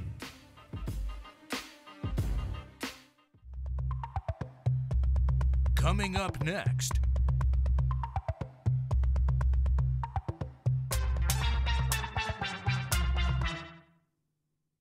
Hello everyone, we're here at the Bucharest Minor. We've got like a little fun game. FNG, I don't know if everyone knows, but FNG has some pretty sick tattoos. Our plan is for you to design some tattoos. You've also got your manager Ivan here. Ivan, how are you feeling? I'm fine, thanks. We've got 2 victims. We've got a Fawn Ninja, right? And we've got the Hacks. These guys are going to draw some tattoos for them and we're going to stick them on their body, keep it small, and then we're going to stick it on the body. Okay, let's go. Go FNG. Go Ivan. Ivan, how are you doing? What is your plan here? I want to draw a death near the door of other teams. Is that supposed to be a tower? Because it really looks like something. Yes, I'm trying to build a tower. And now this is our coach. But which teams are you going to put on the door? That is the question. Of course, Neep and OG. I can't believe he's going to have this on his body for the next 3 days. Yo, just last minute. Okay, fine, right. Okay, very good. So, can you just show to Hacks your drawing and just your feelings, in a few words. It's good. For Ninja, what do you think of This one. Very nice. Okay. Yeah, you don't know our coach. He's like very angry when we do push tower. Very angry.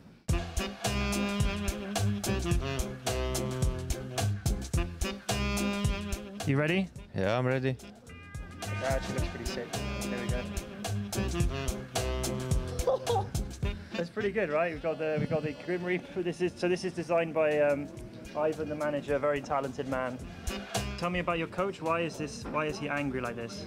I don't know. He's crazy like me. Oh, here we go.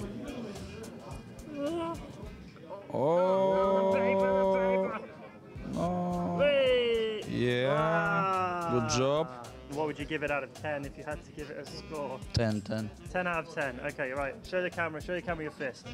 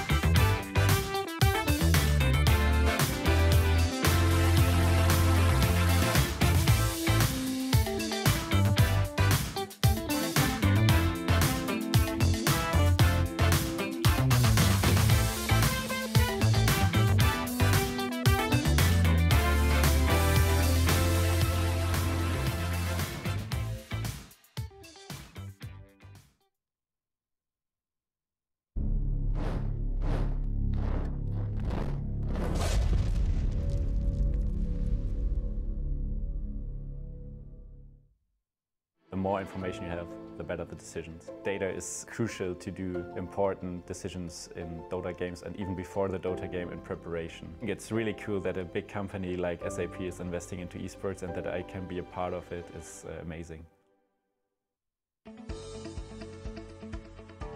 GVM Pay is designed for gamers to unlock various benefits from most mainstream games to your local services. Recharge made easy just within your fingertips.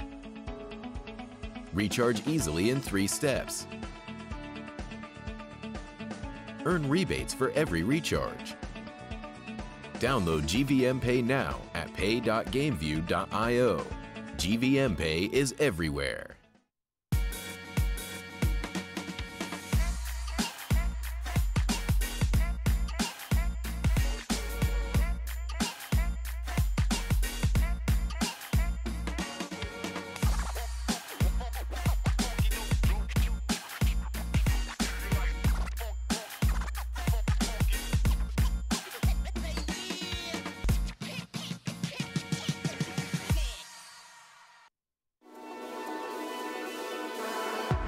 Watch the player's point of view with your favorite setup. Follow your favorite Dota 2 player in every detail. Watch esports your way. Get your digital pass now.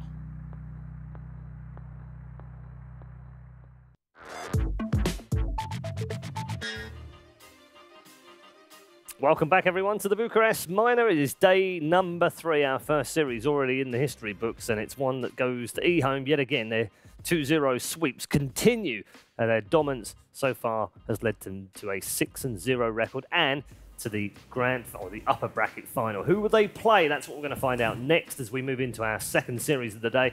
It's Gambit versus OG. Now, these two have some history, very recent history as well, as they met just 5 days ago with a 3-0 sweep going in the favour of Gambit. We can't see a repeat of that, of course, because we've only got the best of 3 to play, but how's this one going to play out? Well, that's a question for our experts, and we've got another one added to our roster as we add Admiral Bulldog to Black and Kyle. How you doing? Doing good. Yeah. I mean, I thought we needed to, get a good replacement to get someone who actually knows what they're talking about. I agree. Yeah, but unfortunately we have to keep Black, so you'll just have to make up for that. I mean, Black, he just says the obvious, and Kyle, he just, pretends to know what he's talking about. So now we actually have someone who knows what he's talking about. And I feel like we have 2 of you. You've kind of made it up. It feels like there's 2 of you there. I mean, how can you go wrong with that? When you have this nice of a face, you got to, promote it. I agree. Yeah. You're looking a little bit paler, though, than normal. Are you all right? I got a lot of makeup. Have you? That's the only way I can look pretty. All right. I thought you said you were beautiful. Yeah, with makeup. Ah. With makeup. Without it, you don't want to... don't want to see any of us without makeup. It's like a on. real Beauty and the It's Beast. real bad. Yeah. We'll have to do one of those calendars. Yeah. No makeup calendars. I don't know if I want to show myself without makeup. But it's for charity. For charity, of course. You don't realize, I don't think, until you work in the industry, how much makeup plays a role in everyone on screen and in magazines, etc. It's all makeup. Yeah. Or It's crazy, if it's not, you're gonna get airbrushed after. Yeah, Pretty much everything absolutely. you see in a magazine is just BS. Yep. So y'all at home, remember, you are beautiful. Everyone is. I mean, cheating. do you not get stopped? Have you been stopped in the street or shops or anything and been noticed? Like that? For what? Well, just when you're out and about and doing stuff. People, so I've had an experience where someone's come up to me in the shopping centre and gone, "Hey, you look a lot shorter than you do on TV." Like, what the hell? How can you tell? How can you tell how tall I am? I mean, I was sitting. I flew home with Universe from the Megaphone event. Yeah. And this guy was walking past and just like, "Hey, shit, what's up, guys?" Like on our plane. So that was the last time, but it's pretty rare. Oh. It's cool. There's a great Moth. The Moth is this collection of short stories on YouTube. There's this one by the guy. What? Okay. No, please carry on. You know Steve from Blue's Clues? No. You never watched Blue's Clues? No. Oh, yeah, of course. Well, I did. Back in I kind of mildly. I watched heard the children watching it in the background. I have an issue giving you too many details. Yeah. There's all these sentences and then the point, and I do that. I can just get to the point. Should we get into the game? He has a great thing about being fame-ish. You're not actually famous at all. Yes. But I don't know. It's weird. That's it. I don't know where I'm going with this. Now I'm confused now. Everyone's distracting me. I'm out of my element. What? Euros, Kyle. What am I supposed to do here? What can I tell you? Euros. Should we get into the game? Should we talk about, this next matchup? OG versus Gambit. I mean, love myself some notes. 3-0 to Gambit last time these two met. Yeah, but that's also when they had a new player, completely new. Yeah. So now they had like a little time. Now to he's had mesh 5 with more him. days. Yeah, I mean that does a little bit, right? You mesh a little bit, and I feel like they're definitely playing kind of good now. Okay. So Is it enough? Is it enough? I don't know. Gambit, for me, is right now it's a favorite. Right, and that maybe was Ehom as well. That was for a couple of you. Kyle, you said the same thing, right? Gambit were your favorite Yeah, heading into this? One of them, Yeah. I think watching, I didn't know what sort of form OG would bring, but I think that they're just, I'm not going to say that last tournament didn't matter, but that was a different OG. This is the Valve event OG. Yeah. They're going to put a lot more work into their strategies, less trials, and I just think their composure is going to get them to the finals. I think it'll be OG home just because of that tenacity, the experience, the length of time these guys have been successful. The Zhao 8 and the squad of OG. Like, the strategies are just going to get them through, and I don't think Gambit has that depth yet to win consistently. We're going to take a look at our featured matchup, which features one of the players. I have to say, if there's a player on the Gambit side that's going to help them get past OG, it's going to be FNG, isn't it? With the experience that he has and the drafting technique and the captaining, he's a big part of how they're going to get through this. I mean, obviously, Gambit thought it was a big weakness of theirs, so that's why they brought him in. FNG, of course, there's Solo, and then, I mean, there was Artstyle before that, but after that, it's probably FNG. Yeah. Yeah, so definitely a good pickup. He should be able to help out quite a bit in strategy department.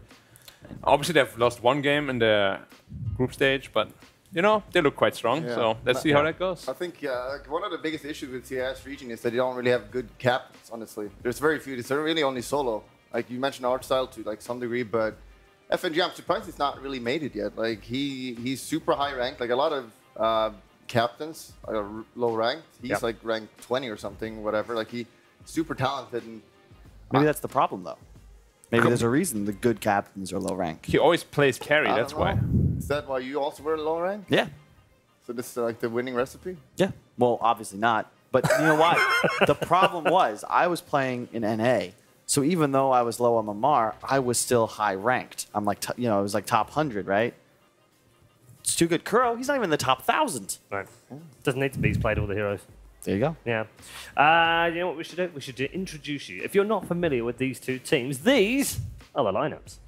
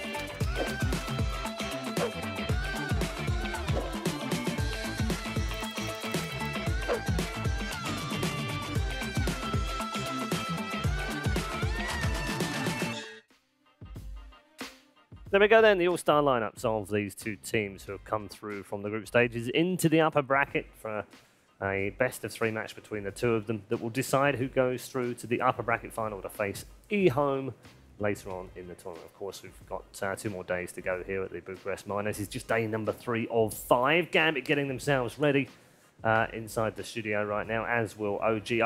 Having spoken to No Tail yesterday, Mr.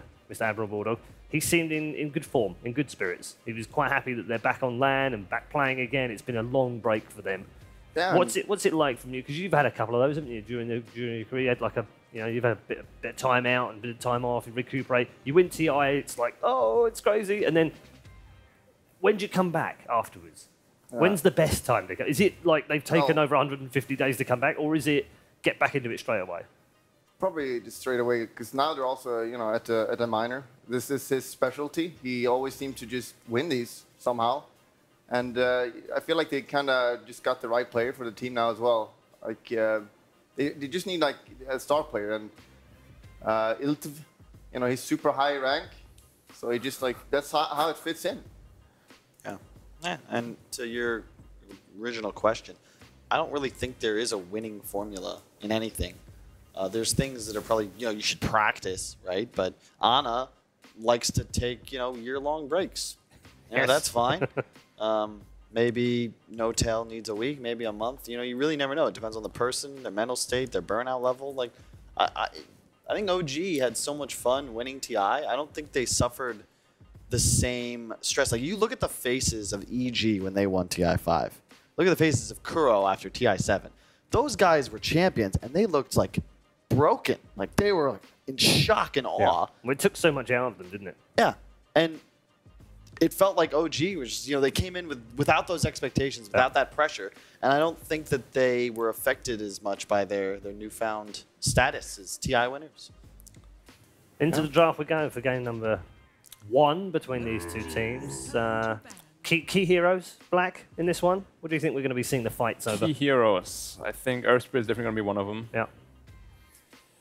Be interesting to see whether the Gambit decide to ban that as well, wouldn't it? Yeah. I mean, they have the possibility to play themselves, but of course, OG has the first pick, and Jarex definitely wants to get his hands on that one. Yeah. Both teams play a lot of Prophet, for sure, so they just ban it out. Prophet, yeah. 5 seconds remaining. I think it's more, well, yeah. It's funny, though, because OG traditionally is always running at 5, and Gambit's playing at 3. Yeah. It's pretty cool. But a perfect example of why that hero should be banned in the opening phase in high-level Dota. I expect it will be once we get to the major. Yeah, that Prophet's been banning against OG all the way through this tournament so far as well. That's true. They got one game. They did get They one. won, Yes. and then Yep. it's going to be Yep. banned. Yeah, no, now that's on. it now. The test was complete. Okay, Yes, Kyle, they can play with it. if you have no other obligations in your life, you want a TI, and you still have no other obligations in life, I think the single best decision is just to keep grinding right after TI. Because you will never, just keep winning. But of course, people, they get tired, they need breaks. We're not robots. There's got to be more to your life than just winning. Yeah, exactly. That's what I'm saying. If we could control human emotion, Look, more to life than winning. Okay, guys, you end up like Charlie Sheen if all you do is win.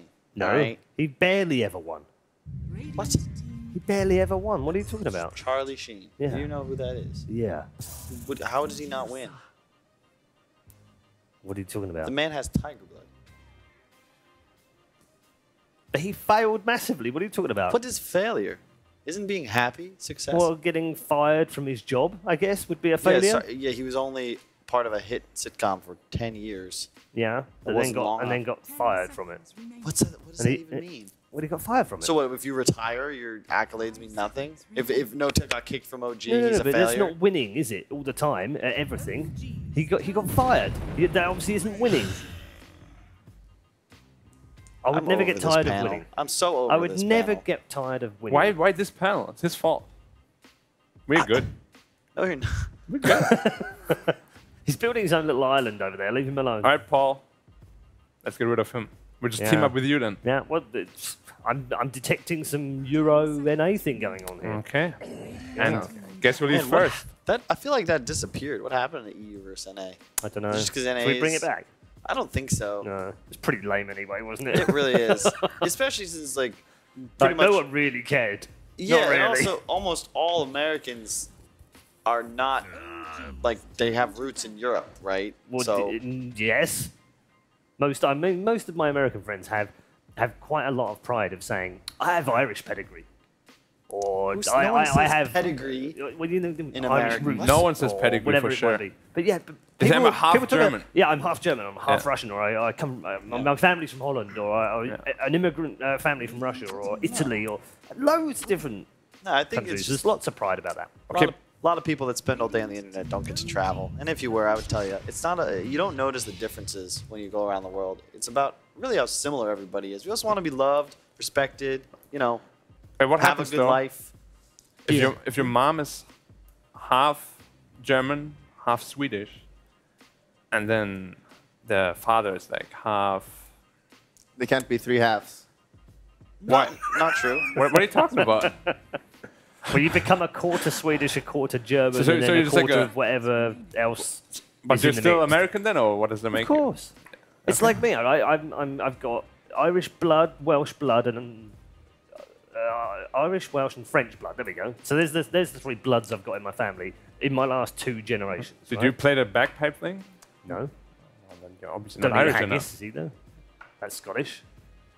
Oh, it's Scottish. Sorry. Yeah. Did you say you're Scottish blood too? No. All right. Whatever. But if my grandfather, my grandfather was Irish, it means I'm a quarter Irish. Yeah, that's very. You should be So proud and of that's that. why I So have why are- Irish nationality. Yeah. So why aren't you? You know?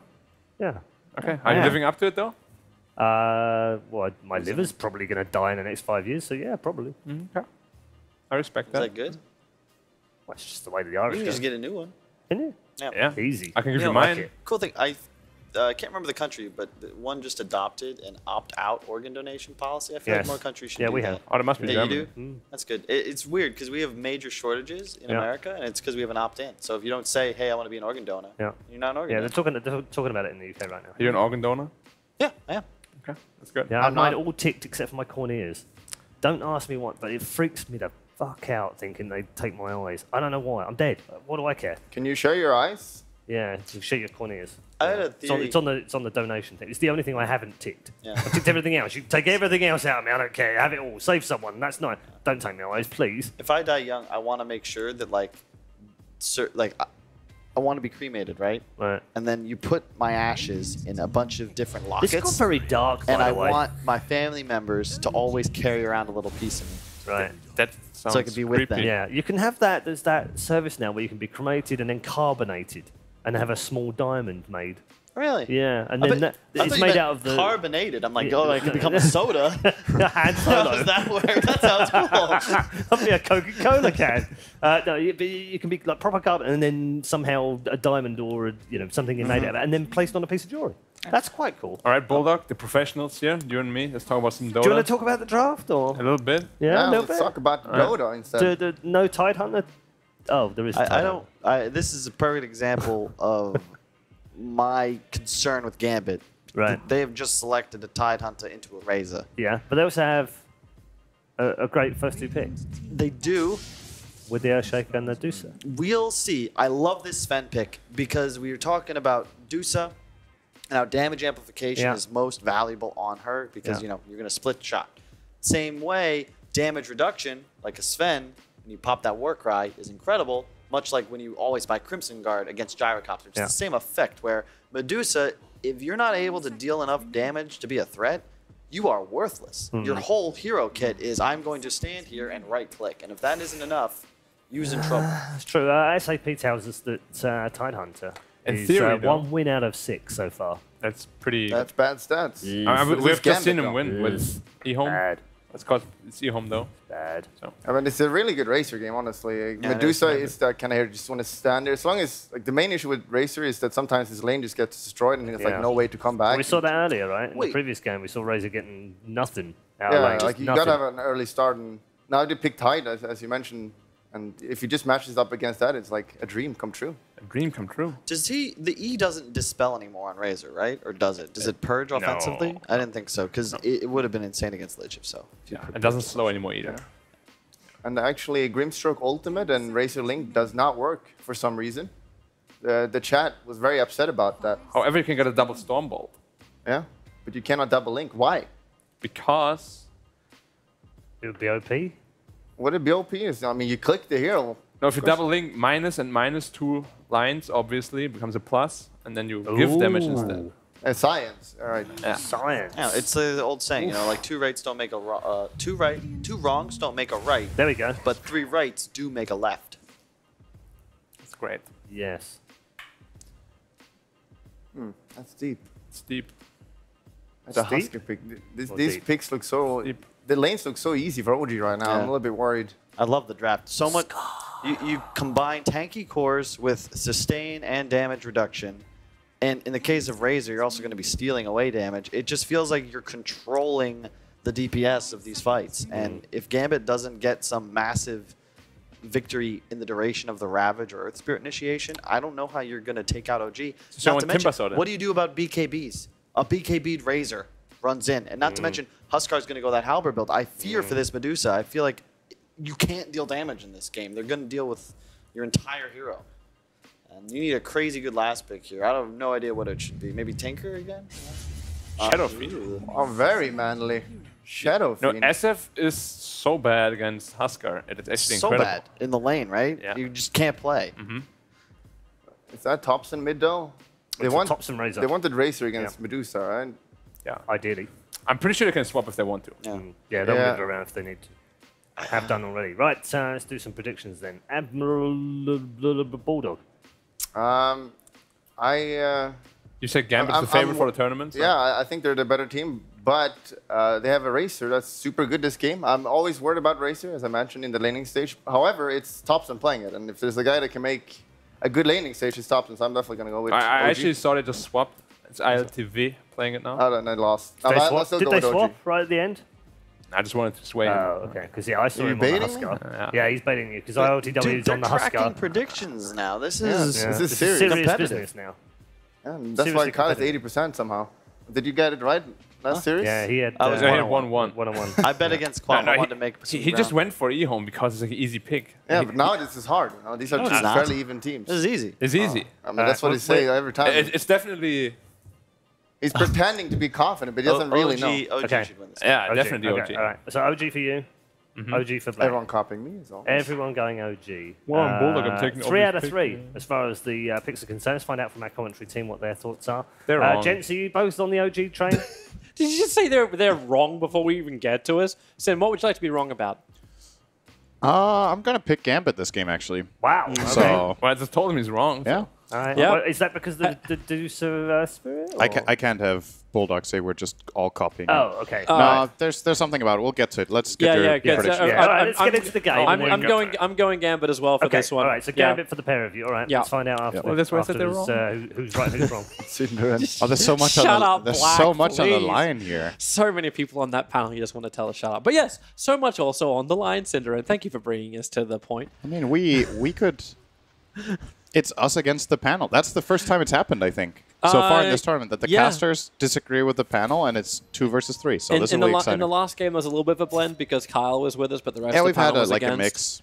Yeah, But- this is the first time, but like for you, like I don't know what you think when you look at the Gambit lineup, but I just like their overall team fight, their ability to actually punish OG if they get a bad initiation.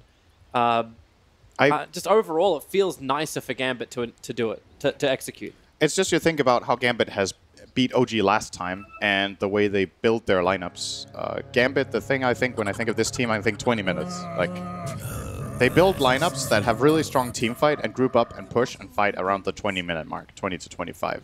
And they have a Shadow Fiend who's probably going to go with the Guardian Greaves build that we've seen from Alpha Ninja in multiple games. They have the Medusa frontline tanky core as well, and then they have this massive team fight with Ravage, Earth Spirit, and Lich around it. Now, if we do get to the stage that Kyle was talking about, where OG start getting multiple BKBs, I think this game can get really scary for them. But if things go according to plan and they play their timing, I'm looking at OG's lineup minute 20, and I feel like it can't fight this. I don't think it can.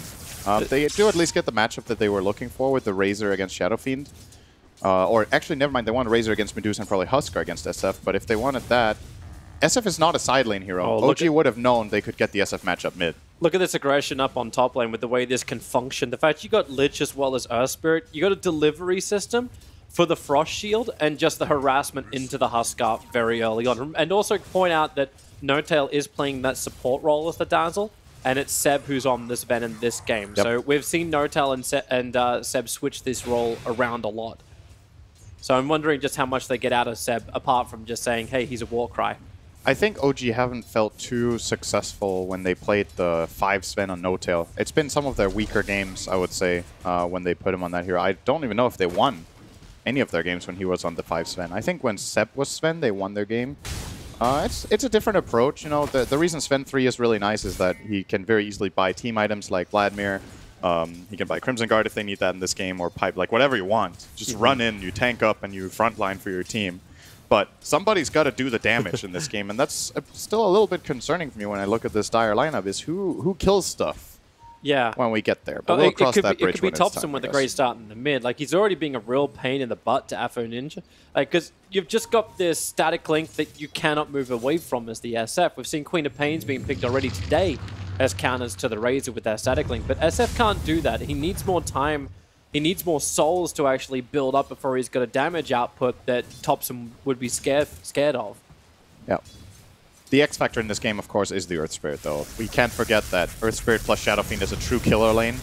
When Earth Spirit comes and rolls in, it sets up at least a double raise, sometimes even a triple raise, and that would kill off this Razor anytime. Good point. So they have to be a bit careful about that. Perhaps that's the reason they ended up not putting the Huskar mid, that they felt like... Because, you know, Razor is not a bad side lane hero either. They could have put the Huskar against the Shadow Fiend that Kyle is suggesting, which I think would have also been fine. Well, they're going up on top. Notel, the perfect body block with that rolling boulder forward by the Earth Spirit. Notel is still heavy damage with the Mystic Snake coming through. The neutrals are almost killing off Notel. They'll keep the chase going, but that actually allows the Kak to do exactly the same type of thing. That's the worst way to say his name. Lich will go down, and they're all on the retreat. What did you say? The Kak? I don't know. That's... All right. I was prepared. I actually been doing practice to say these bloody bastards' names. Thank you. I'm just gonna break acrylic, like acrylic. The Kak. I like it. I mean, I'm not gonna be like, I'm gonna correct you and say it perfectly, because I'm not sure I'm gonna say it correctly either. But you know.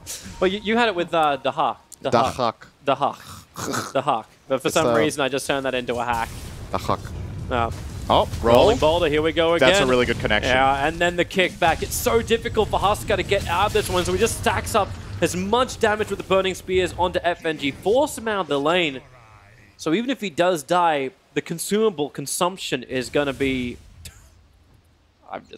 I'm just killing myself with my own phrases right now. I'm just consumable consumption? Consumable consumption. I like the consumables consumed will be high.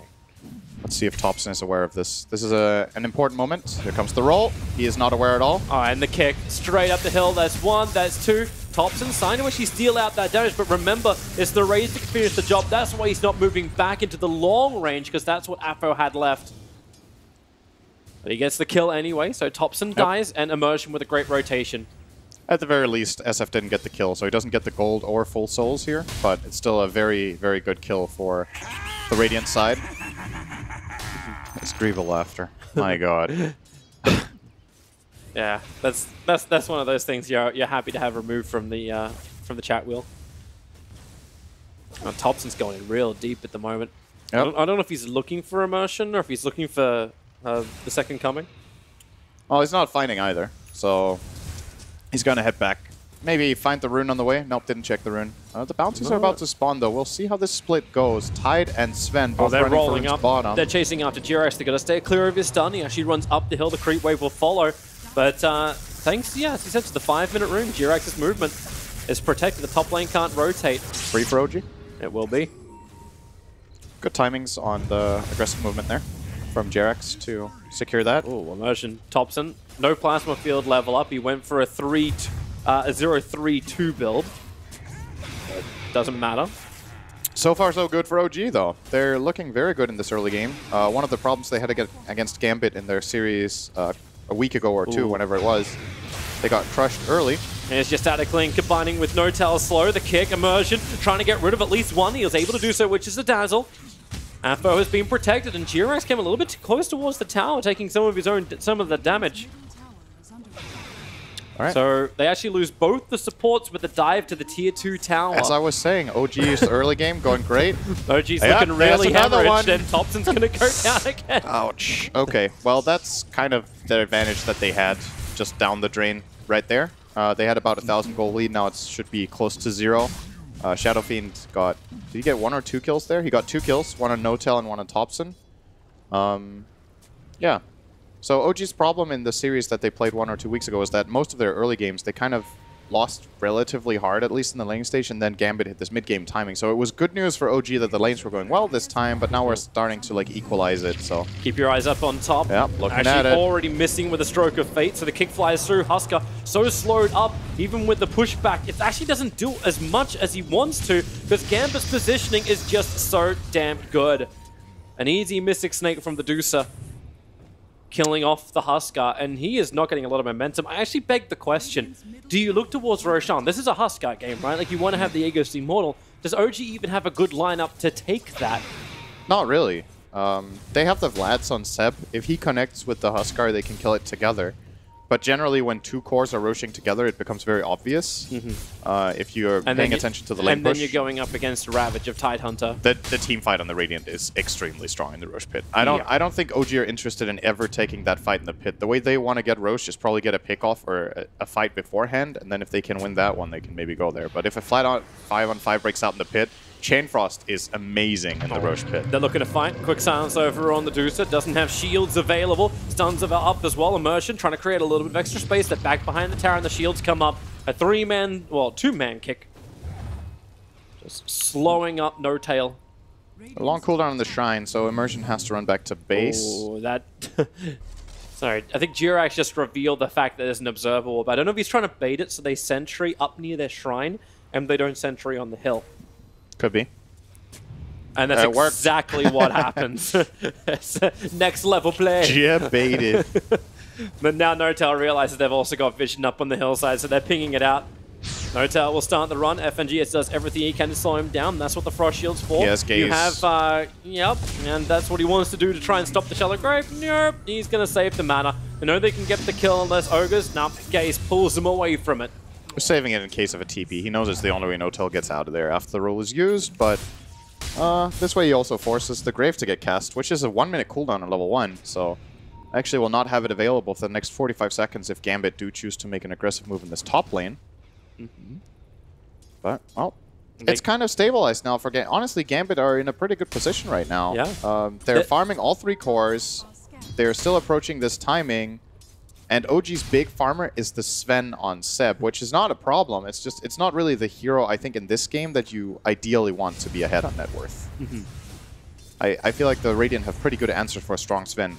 The Medusa matchup is not good, first of all. You can't really run in and hit into the Medusa Stone Gaze, or her in general. She's too tanky. Yeah. Shadow Fiend kind of blows you up until you have BKB in these fights, and you also have to deal with Anchor Smash and Ravage, so... Yeah. That's not easy. It's a farmed up Tidehunter as well. Yeah, so he has items. You know that you're going to have all the team fight auras you're going to want to have, just as long as he gets the item builds right. It's just Vlads into Soul Ring for the moment, but we'll see where he transitions.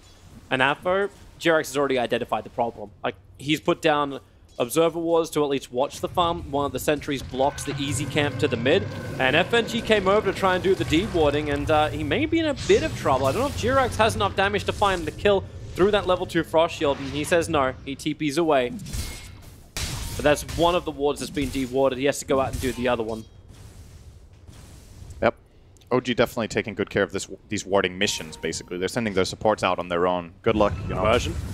Rolling Boulder. Can't actually connect onto No-Tail, but he'll have the slow.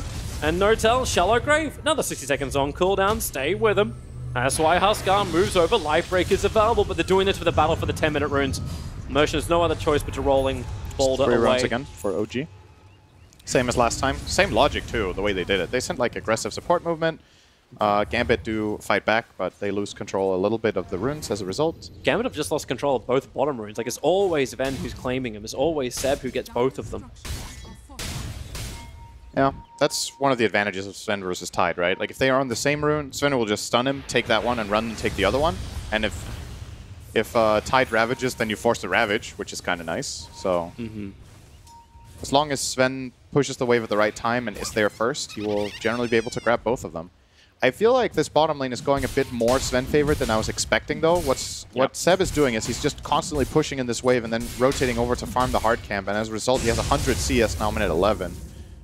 So he is getting a lot out of this. I would have thought Tide could stand up to him when he has the Vlads. Just stand in the wave, use Anchor Smash, and then not really care about this splash. You heal so much from this Anchor with the new Anchor Smash and the Vlad's aura that... He might be worried about the ganks coming in. Like, you have Jirax rotating because they've lost their vision. The one Observer what they put defensively got instantly dewatered by the sentry that's blocking the camp that SF was farming with. You can't play scared in this lane forever, though. Like, you can't give your opponent this much respect. If Jerax is missing all the time, I mean, fair enough, but a lot of the time when he's showing, I feel like Tide is being maybe a little bit too conservative with his play in this lane.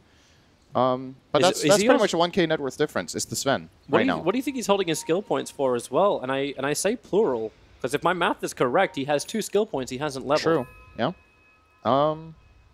That's a good question. I feel like he probably wants to skill Ravage now, but maybe he doesn't need to fight yet. Is it like is there a point where it's like, oh, I need the gush damage, or what? No, I don't know. I'm actually not sure what the logic is here. Well, there's the 1 point up in Ravage, and he just put the 4 point in Kraken. Cracker. Cracker shell. I did not say that. No, I did. Oh, mid lane? They're just gonna let him do this for a while? It seems so. Well, got half a tower. Now Thompson is finally showing up. No, they're just continuing farming. Like, I still feel like the status quo is better for Gambit. Yeah, Thompson's getting farm, but like Sven is still putting everything he's got into Aura, so it's going to be a pipe as well as a Vlad's to give him that protection in the engagement. Well, they find bottom lane. They found Jerax over in the tree lines. He'll begin his TP. And, well, okay, don't commit the Ravage to cancel the TP. I think the problem for Gambit is if they use the Ravage here, they open up Roche. This cooldown is very important for them to have just in case this fight breaks out. They don't want to use it on support. Even if they use it on 1 core kill, it might not be worth it. That's a very important cooldown in this game. Mid lane, Thompson's going to have a crack. No tell. Not in range, and actually has the slow, the poison touch on cooldown. Alpha just runs away. He has mech now, mech mana boots, so it's going that Greaves build as expected. What makes this Greaves so good on the SF? It's like it's just the timing, right? Like the hero has a lot of spell damage. So think of him, if you think of him more of as a utility hero than a right clicker in this strategy. Oh, this is huge. The Chain Frost. Thompson can't move away. The Ravage, they did not want that TP to happen. Thompson's the big one. And they bring him down. This will be the guaranteed tier 1 tower as well. The trade-off will be the tier 1 tower on bottom. The God Strength Sven beating through it. Yep. So, yeah, to finish off on this mech conversation on SF, when he goes Greaves, he has mana to use a lot of raises and obviously has the Requiem. He has a lot of magic damage. It solves one of SF's problems, which is he's naturally pretty frail, and now with the Greaves, he's relatively tanky. He still has pretty good right-click damage if it comes to, you know, pushing towers on his own. He just keeps shoving in waves with the raises, and then he can start hitting the tower. As we've seen, he just got the tower now. So it falls off, though. Like, this build has a timing, and it's just perfect for the way Gambit want to play Dota. It's like, this item build is super strong minute 20-25, and that's when they always aim to take these big fights and try to win their games. So Into the later game, are you that worried about the fall-off anyway? Because you're going up against a Huskar who's going to naturally fall off as a hero, and then the Deucer kicks into play. I think Gambit can win this game at any stage of the game. Like, I think they could have won the lanes if they played it a bit better. They can win mid-game, they can win late game. So Medusa finding Jerax moving forward, the Observe Ward's place, and that instantly gets pinged out and de-warded. And OG, we said before, they're not great at doing Roshan. They're actually starting this up, but Sven has not burnt the God Strength just yet. Now he's going to use it. So there's no one to come. They're actually all AFK. So easy Roshan, it seems, for OG. That's the Ravage right there. They do get it. It was a concern the whole time. I think Gambit were aware of it. Like, if we use Ravage, we need to know that they're probably going to go Roche. And now is the challenging part. Can you defend your towers? It's only a level 9 Huskar minute 15 because he was playing in the dual lane safe lane. So he's not as scary as he would usually be. It's mainly Thompson that's the strong core. They're fortifying to buy time. Still 35 seconds before Ravage is up. Seb comes through the rear. The stun onto the Earth Spirit as Huskar jumps forward, but here's your Chain Frost. They're all grouped up together. OG cannot split this never-ending bounce. It's so much damage. OG under the tower. At least Huskar can find one, but the Aegis is already gone. They're on the run back out of here, and this is a fight without Ravage. Buyback in from the ES. He's TPing over towards the Shrine. He wants to get that control. No way for Huskar to run back out of here. Even gets the kick to slow down Seb, and they put the shield onto Immersion, keeping the Huskar where he is. Another rolling boulder available in 1 second time. Seb's the closest target, but now Gambit realize they're in a little bit too far. A quick boulder roll down before the silence kicks into place. Seb, can he go for more of this? It's a 2-man kick, so the slow's up. Immersion should have enough distance to get another rolling boulder up, but now Gambit, they turn in, looking for the fight. Seb thought he had the fight, but they thought the rest of Gambit backed off. They did for half a second, but now they are there in strength. And OG will not find the fight or the pick that they were looking for. So OG managed to, or did not manage, let's rephrase that. OG wanted to get this mid tower. We're going to see this fight in the replay here. So Seb goes in behind, they go on the Earth Spirit. Oh, the Chain Frost. Awesome Chain Frost. The SF comes in for the mech, gets off a really nice Requiem here onto the Razor and Dazzle. Shallow Grave doesn't even come out in time. Immersion does end up dying to Poison Touch, but the fight's already over here. This was a 5-on-5 without Ravage and with Aegis, and they lost. That is a big concern, because the next time it's going to be so much easier for Gambit. They can kill the Huskar, they will have the Ravage to work with. They'll have, a blink dagger to position the Ravage as well. Tide. I think OG flat out can't fight anymore in this game until they get BKBs. I think any team fight they look for, they're going to lose.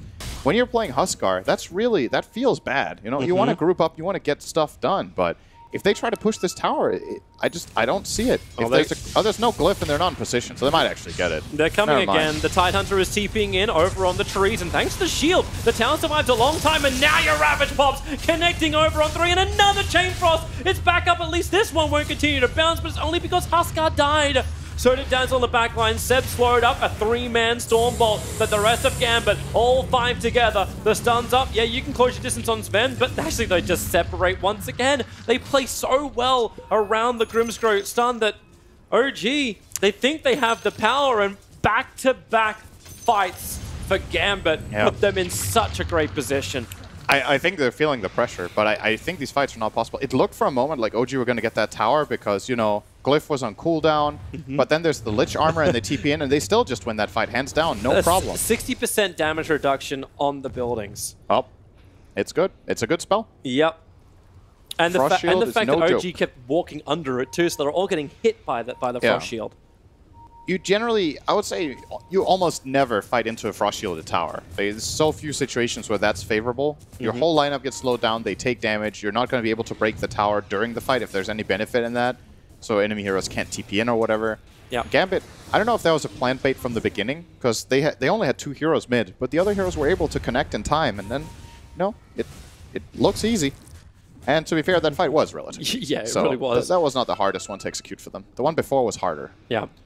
I actually noticed too that Tide didn't finish the Blink Dagger straight up. Like, he was very close to it. I think he just bought a straight up hood. Yeah, he's going pipe. They want to end the game soon, I think. Maybe. Maybe that's the plan. They're looking at these fights and they're like, wow, these fights are really easy. Let's just go high ground. That's the ticket. That's what Gambit loves, right? Like, that's how Gambit were able to 3-0 OG during the Winter Madness. They're just like, all right, run at him. Give him no space to breathe, add a lot of pressure, and watch the roster of OG. You have to keep in mind that OG are still trying to test out this roster to see if this new 1 position can work and how the whole team as a group works. I would say, for me, across OG's games in this tournament so far, win or lose, I think their biggest weakness has been drafting, actually. I think across their games, most of the time, they are not really on the winning side in the draft. That seems crazy considering at TI, like, they were the ones who were controlling the draft. They were the ones who were saying, like, we feel good, we're playing the style of Dota that we want to play, that we believe in. I know, we'll see. They are making some adaptations in this tournament so far, but I think still in the majority of their games, it's not looking too hot top lane. Seb.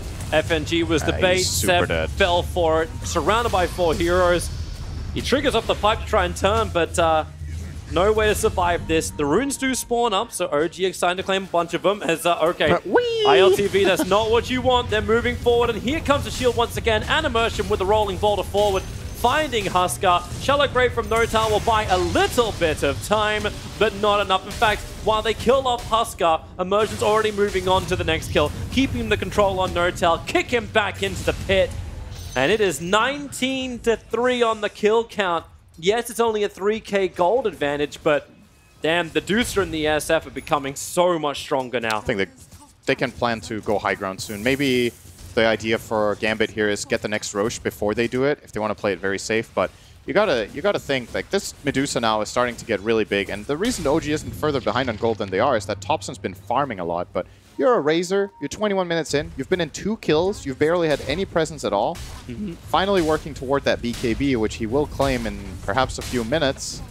Sven is not even buying one. Huskar is miles away from one. He's starting to build a halberd that Kyle was talking about against Medusa. Great item. For sure it is. Yeah. But it's not really the Medusa winning the fights yet. Like, she hasn't been the primary problem. No, It's all the spell bottom damage. lane, goodbye Jirax. He's dead. He tried to create space. He was pushing the mid lane or using the Stroke of Fate to just to damage the mid lane and then push heavily on the bottom. Get someone to TP back. Get someone to be controlled. Yeah. You see him drawing on the map. He's probably like, either he's saying they're all up here or they just moved away, so now this area is clear. Either way. It's Maybe like create space for Thompson, but I feel so sad. Like I mentioned this before the game. I think I even said this yesterday. Goodbye, Husker. Just how sad it is to see Thompson not on a big nuke, a big playmaker hero, which you kind of expect from him. And a Razor is like a run at you. Literally, like his ability got changed so he can run at you faster. But he's S and Y. His skill point is BKB now. Yeah. it's Thompson did play a good Razor game yesterday, and he played a good Troll game. So he did. They might be trying... OG might have a different read on how they need to play this patch compared to the previous one, because they haven't been playing Thompson's trademark heroes very much.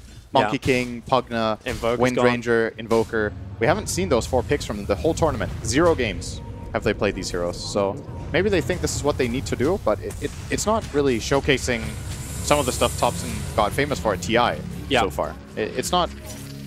It's not really playing to his true strength, I would say. It's not that he's bad at Razor or Troll. His Troll game yesterday was great. It's just, like, the flow of these games. Yeah. It's a bit, it feels a bit off for OG. Gambit's coming up. Thompson's actually out of mana. He gets hit by 1 Mystic Snake and he's out. At least the Poison Touch will, I don't know, get in the eyes of Gambit as they go high ground with a double damage Dusa. Tier 3 tower falls quickly. They've got Pipe. They've got Ravage. They're looking to fight now, Gambit. They're forcing a reaction from OG, and OG will finally now give one as that melee Rex is almost dead. Thompson running forward, stealing the damage, trying to be that big factor, push him away. Do they have enough to actually bring down Thompson? He's got 280 stolen damage, pumping most of it into the SF, who's just racked all the way back up, but Thompson still goes down. Now the Ravage will pop. 3 heroes hit. Jirax the only one not affected by it. And even though Apo is not there, he'll come back in through the sides, looking to be involved, trying to man a dodge away from Seb, who's got the chase going. Buybacks out from the Dazzle, chasing him the tree lines. Dusa is finally brought down. That's the big kill from OG. He was the frontliner. He was actually the final source of damage for Gambit's push. Sven's got 1 more stump, but this is a level 17 Tidehunter. Starts his TP, stuns not available, and he will not tick inside the fountain. See ya, nerd. Is this now when they can go for Roshan? Ravage is down. They can do it again. That was pretty good for OG. And that's the BKB. This whole fight is Thompson's BKB. It's what enables absolutely everything. If he doesn't have the BKB, then the game actually ends. Or the lane, at least, is gone. Watch immersion. He has to have it. Earth Spirit is king at stealing Roshan's. Problem is they need to have some information. SFTP is in, but he comes underneath the Dire Observer ward. So Roshan down to 2k HP. Look for that rolling boulder to come in. The timing is right now. The SF gives the information. Immersion, he's just sitting there watching. Aegis Immortal and Cheese both picked up by Huskar. That's a big moment. This could maybe buy OG enough time to get their Huskar toward the BKB. Maybe he still just finishes the Halberd first. It looks to be the case. He has his Sanj at least. They have a 70-second window before Ravage is up. Yep. But this is a really key moment here. This is a Medusa with double damage, but the timing from Thompson here, getting in, they didn't finish this melee Rax. It was so low and has this full drain running, just targeting the drain, goes onto Shadow Fiend, forces basically 2 cores away on his own, taking advantage of the Gambit's lineup's lack of single target physical damage. That's the price you pay on Shadow Fiend when you go this build. Yeah. Is that you can't really kill this Razor yet. And Medusa is a spread damage carry, so she doesn't have focus fire damage either. And that's the moment of opportunity for OG. Yeah, that's actually when you need Afro to finish off the Huskar. Like, Huskar was so low on life, but SF needed to be there to hit him. Yep. And he was zoned off by Thompson's aggressive play, so that was good stuff out of OG. I took it, boys. I took it for the team. He looked a bit uncertain if that was good. This guy's like, great, we lost the fight. Woo! That was probably at the beginning of the fight. You had that chuckle. It's immersion on Earth Spirit.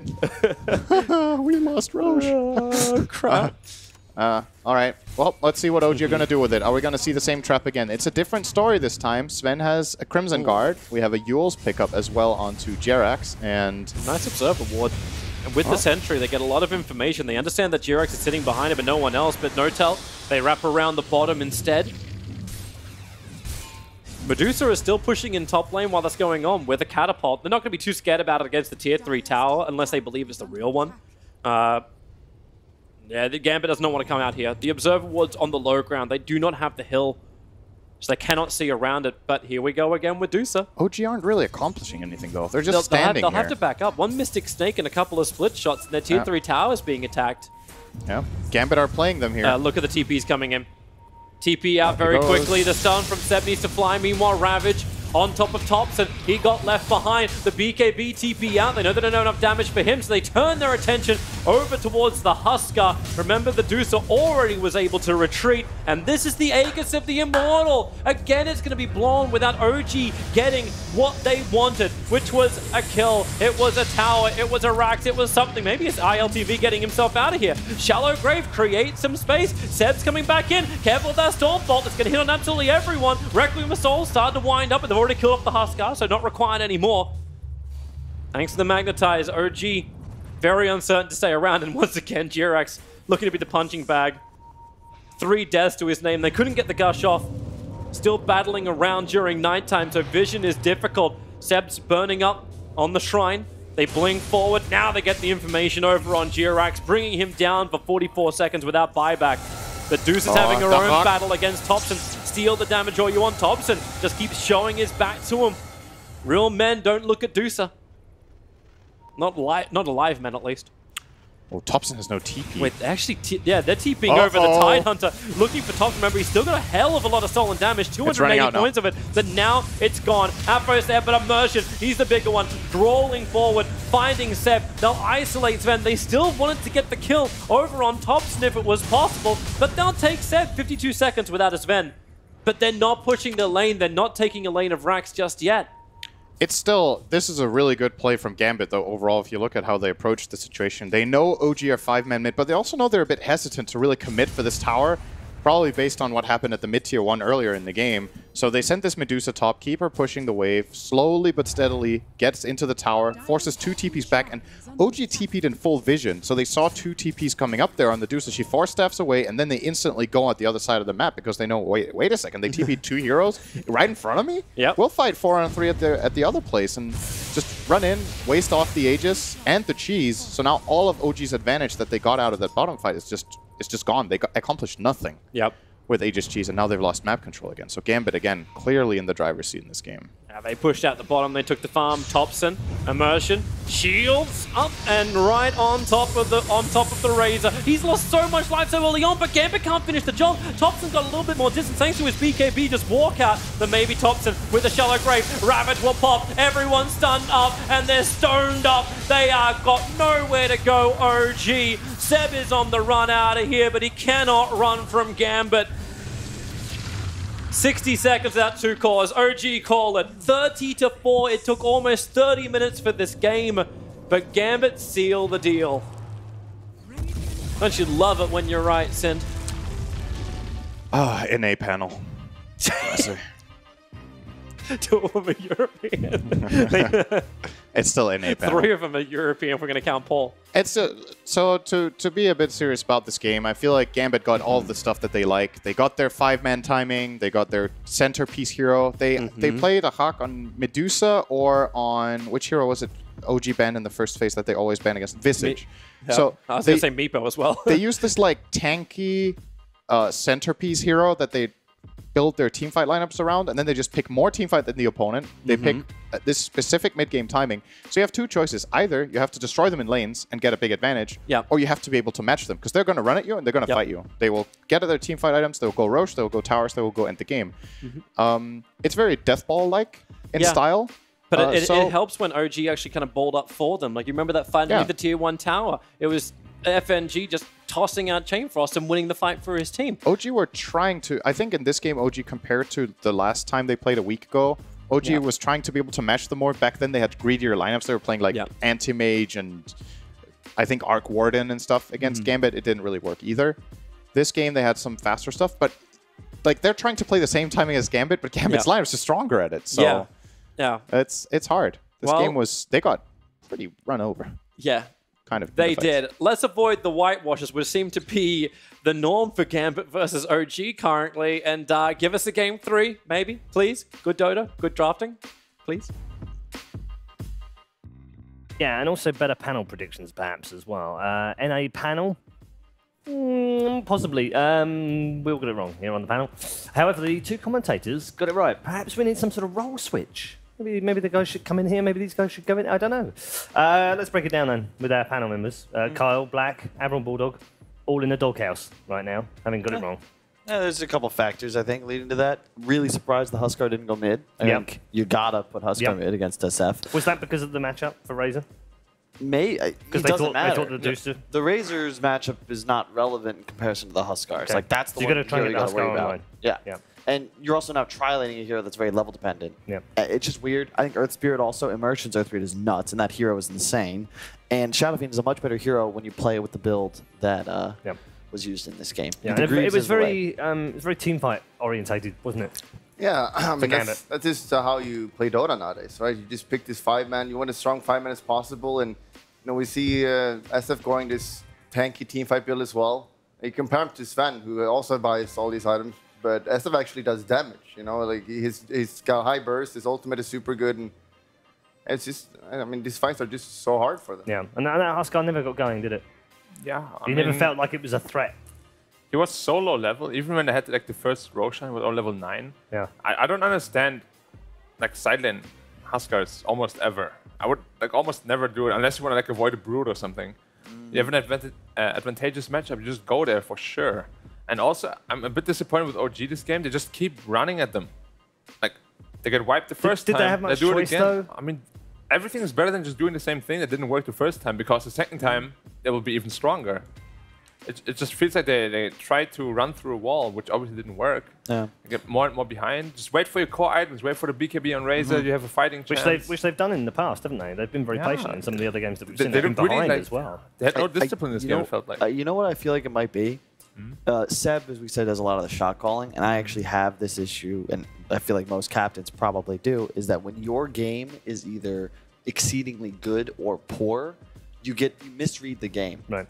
And Seb was top net worth by like 1,500. He felt super strong. He's like, guys, I've got Vlad's pipe at what was it, like 15-something minutes? Let's go in. Exactly. Yeah. But he doesn't recognize his not These playing those Huskars heroes, like behind. very behind. And yes, it's always great to get these aura items, but when you're the top net worth, you need more time for those items to matter because you're not helping yourself, you're helping your teammates, and they're in trouble. Yeah. I think if there's nothing really itemized for damage. I think Halberd earlier perhaps could have been nice, but I think that might have been a part of the problem, is that Seb just thinks they're in a better position than they are. Because he was. It was definitely Seb's fault.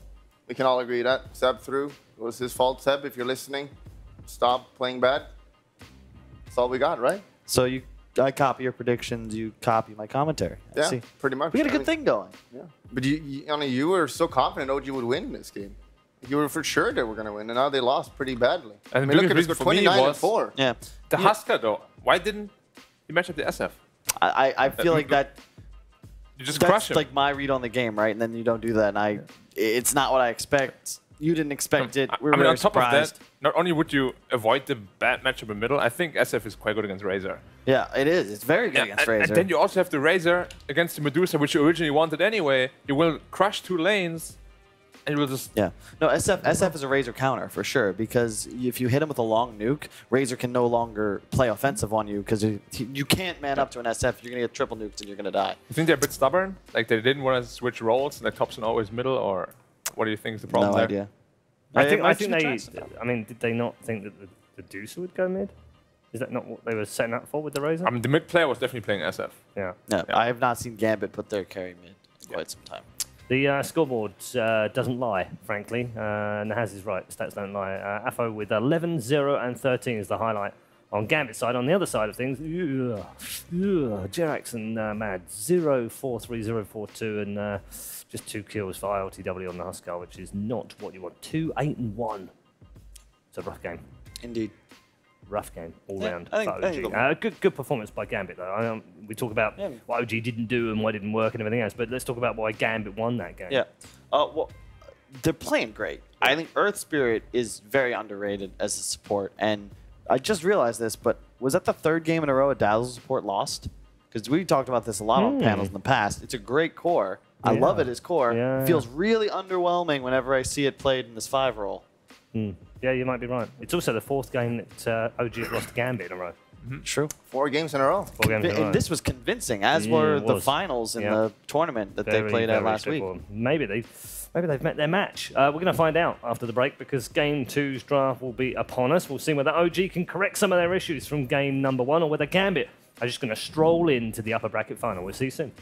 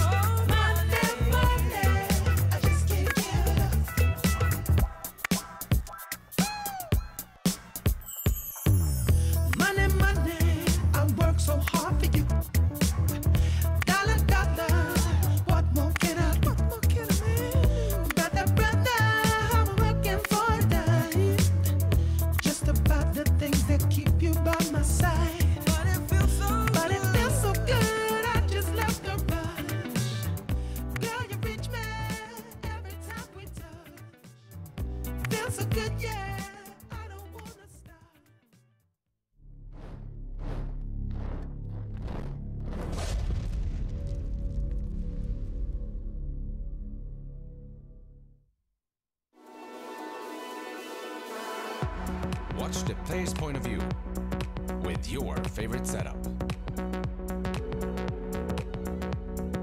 Follow your favorite Dota 2 player in every detail. Watch esports your way. Get your digital pass now.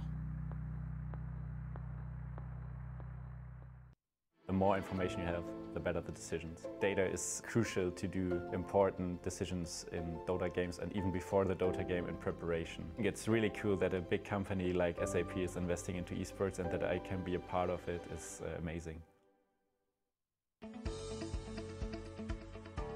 GVM Pay is designed for gamers to unlock various benefits from most mainstream games to your local services. Recharge made easy just within your fingertips. Recharge easily in 3 steps. Earn rebates for every recharge. Download GVM Pay now at pay.gameview.io. GVM Pay is everywhere.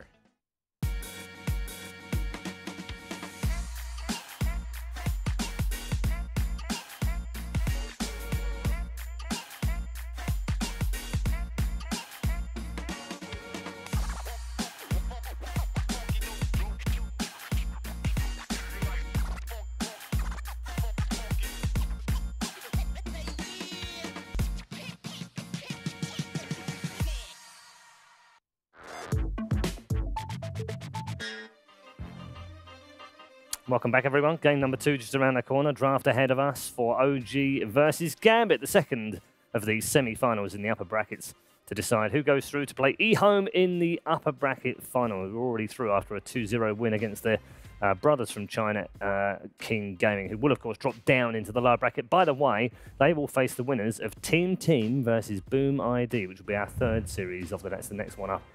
Here on the main stream. No second stream today, of course. All 4 best of 3s right here with us, which I'm looking forward to. So, gents, game 2, just around the corner.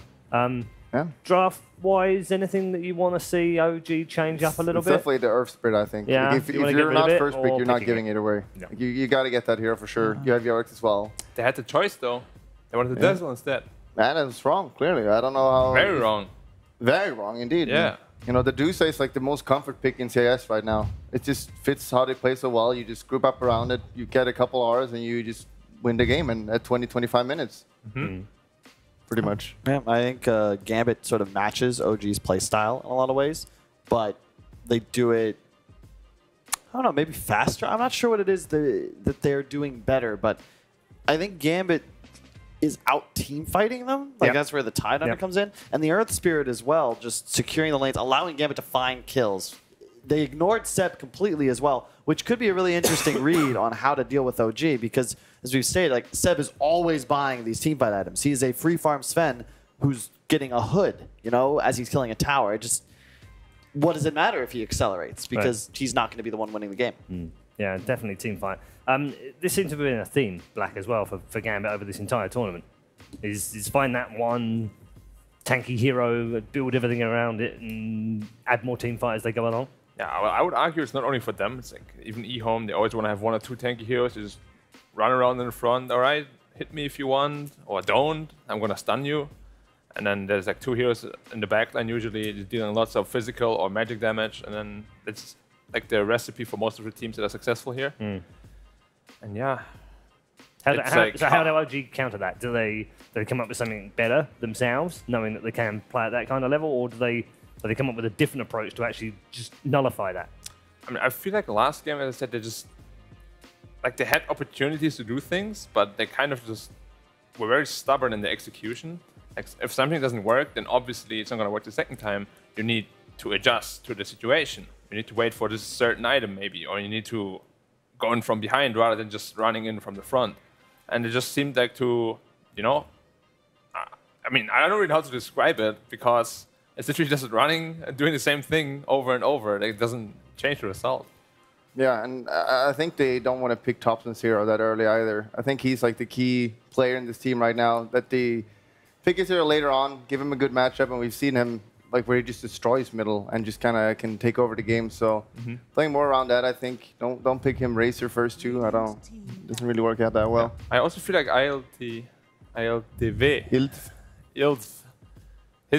when I play with him in pubs, his strongest position is just being like a hard carry. Like yesterday, his PL was amazing, but I feel like when he plays his Venge, his Husker and stuff, he doesn't feel completely comfortable with it, because they are very fast heroes. You need to know exactly where to go and when to go there. And I just feel like when he plays his hard carries, he plays way better, way more comfortable. So maybe put him on that instead, and then Thompson more like a space creator. Yeah, I mean, we've seen this like Pugna and stuff like that. He just excels on that kind of hero, Thompson for sure. So he likes spell damage. Yeah. No Medusa this time around. OG deciding that they've had enough of that. Yeah, good ban. Gambit loves their Medusa. Very great win condition for them as well. They definitely want to first pick the Earth Spirit this game. They banned out the Dazzle already. So the choice then for OG is, do they continue to ban this Meepo, which they've consistently banned throughout the tournament? I don't know if you need to ban it first too. I mean, it's not that strong, honestly. Yeah. And Meepo's strong, but you pick a first 2, you're definitely going to get countered. Yeah. I guess you just ban it first 2 to make the second phase more reactive. And yeah. I mean, they're thinking about it. 5 seconds remaining. What about Gambit's Meepo anyway? I haven't really followed them too closely. Do they play it a lot, all the time, or why did you just ban them? Maybe it's something that OG have been doing against almost every team, which means Meepo that it leads me to believe that they think that Meepo is broken. and therefore they don't want to get meepoed at any point during the game because they don't feel like there is a counter out there. Or maybe there's some scrim information we don't have. Maybe, but Gambit they've banned it almost every single game. This time around it's the Coddle. Coddle. Okay. Coddle. It's actually pronounced Coddle. Coddle. Coddle. It's based on Gandalf. Admiral Gunka. Surely you just go Earth Spirit here, right? There's no other hero you would pick. There's lots of other heroes, but that you would pick. Earth Spirit, right? Has to be, doesn't it? Has to be. Yeah. That's Sven. Something Gambit maybe. do that. Undying. Undying. Visage. Wow, that is a impossibly difficult hero for Earth Spirit to play into. You get caught with the Grave Chill, and you just die to birds. And PL straight off the bat. Yeah, that's a great counters pick. both so yeah, hard. real hard. The Undying is near unplayable when you go, well, Tombstone is unplayable, and Visage as well is very threatened by PL. You can't ever really deal with illusions, and he can target your birds quite easily if he needs to. You remove the armor, stacks fast. And as we just said, ILTV loves playing these heroes. Yes, he does. One of his top 3. He's in his element. Yep. Yep. Much better for OG already at the beginning. Yeah. Might see a first Darkseer of the tournament as well.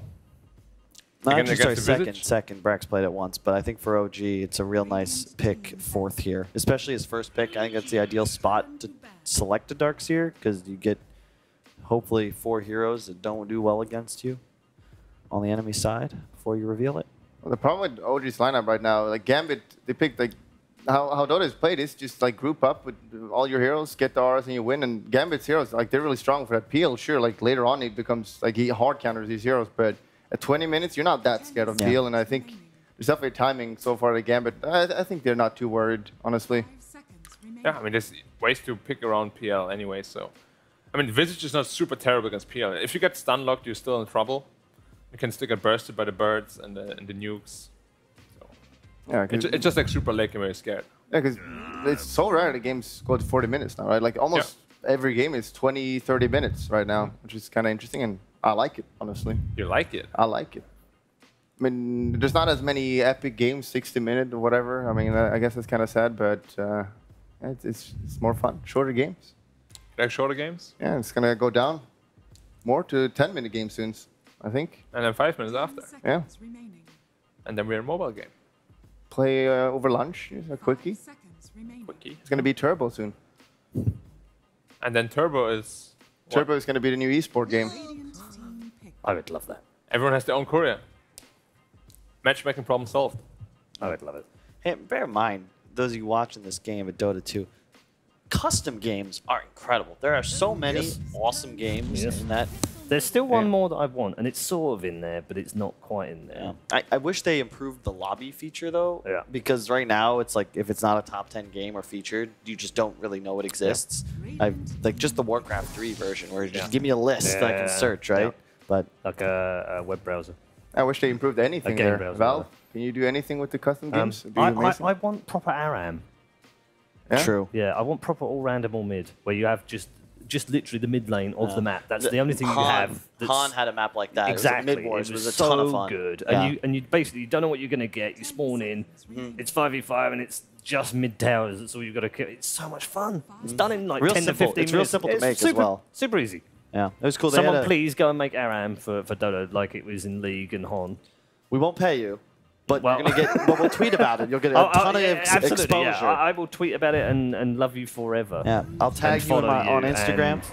And my do Instagram's everything. Kyle Friedman. Yes. What?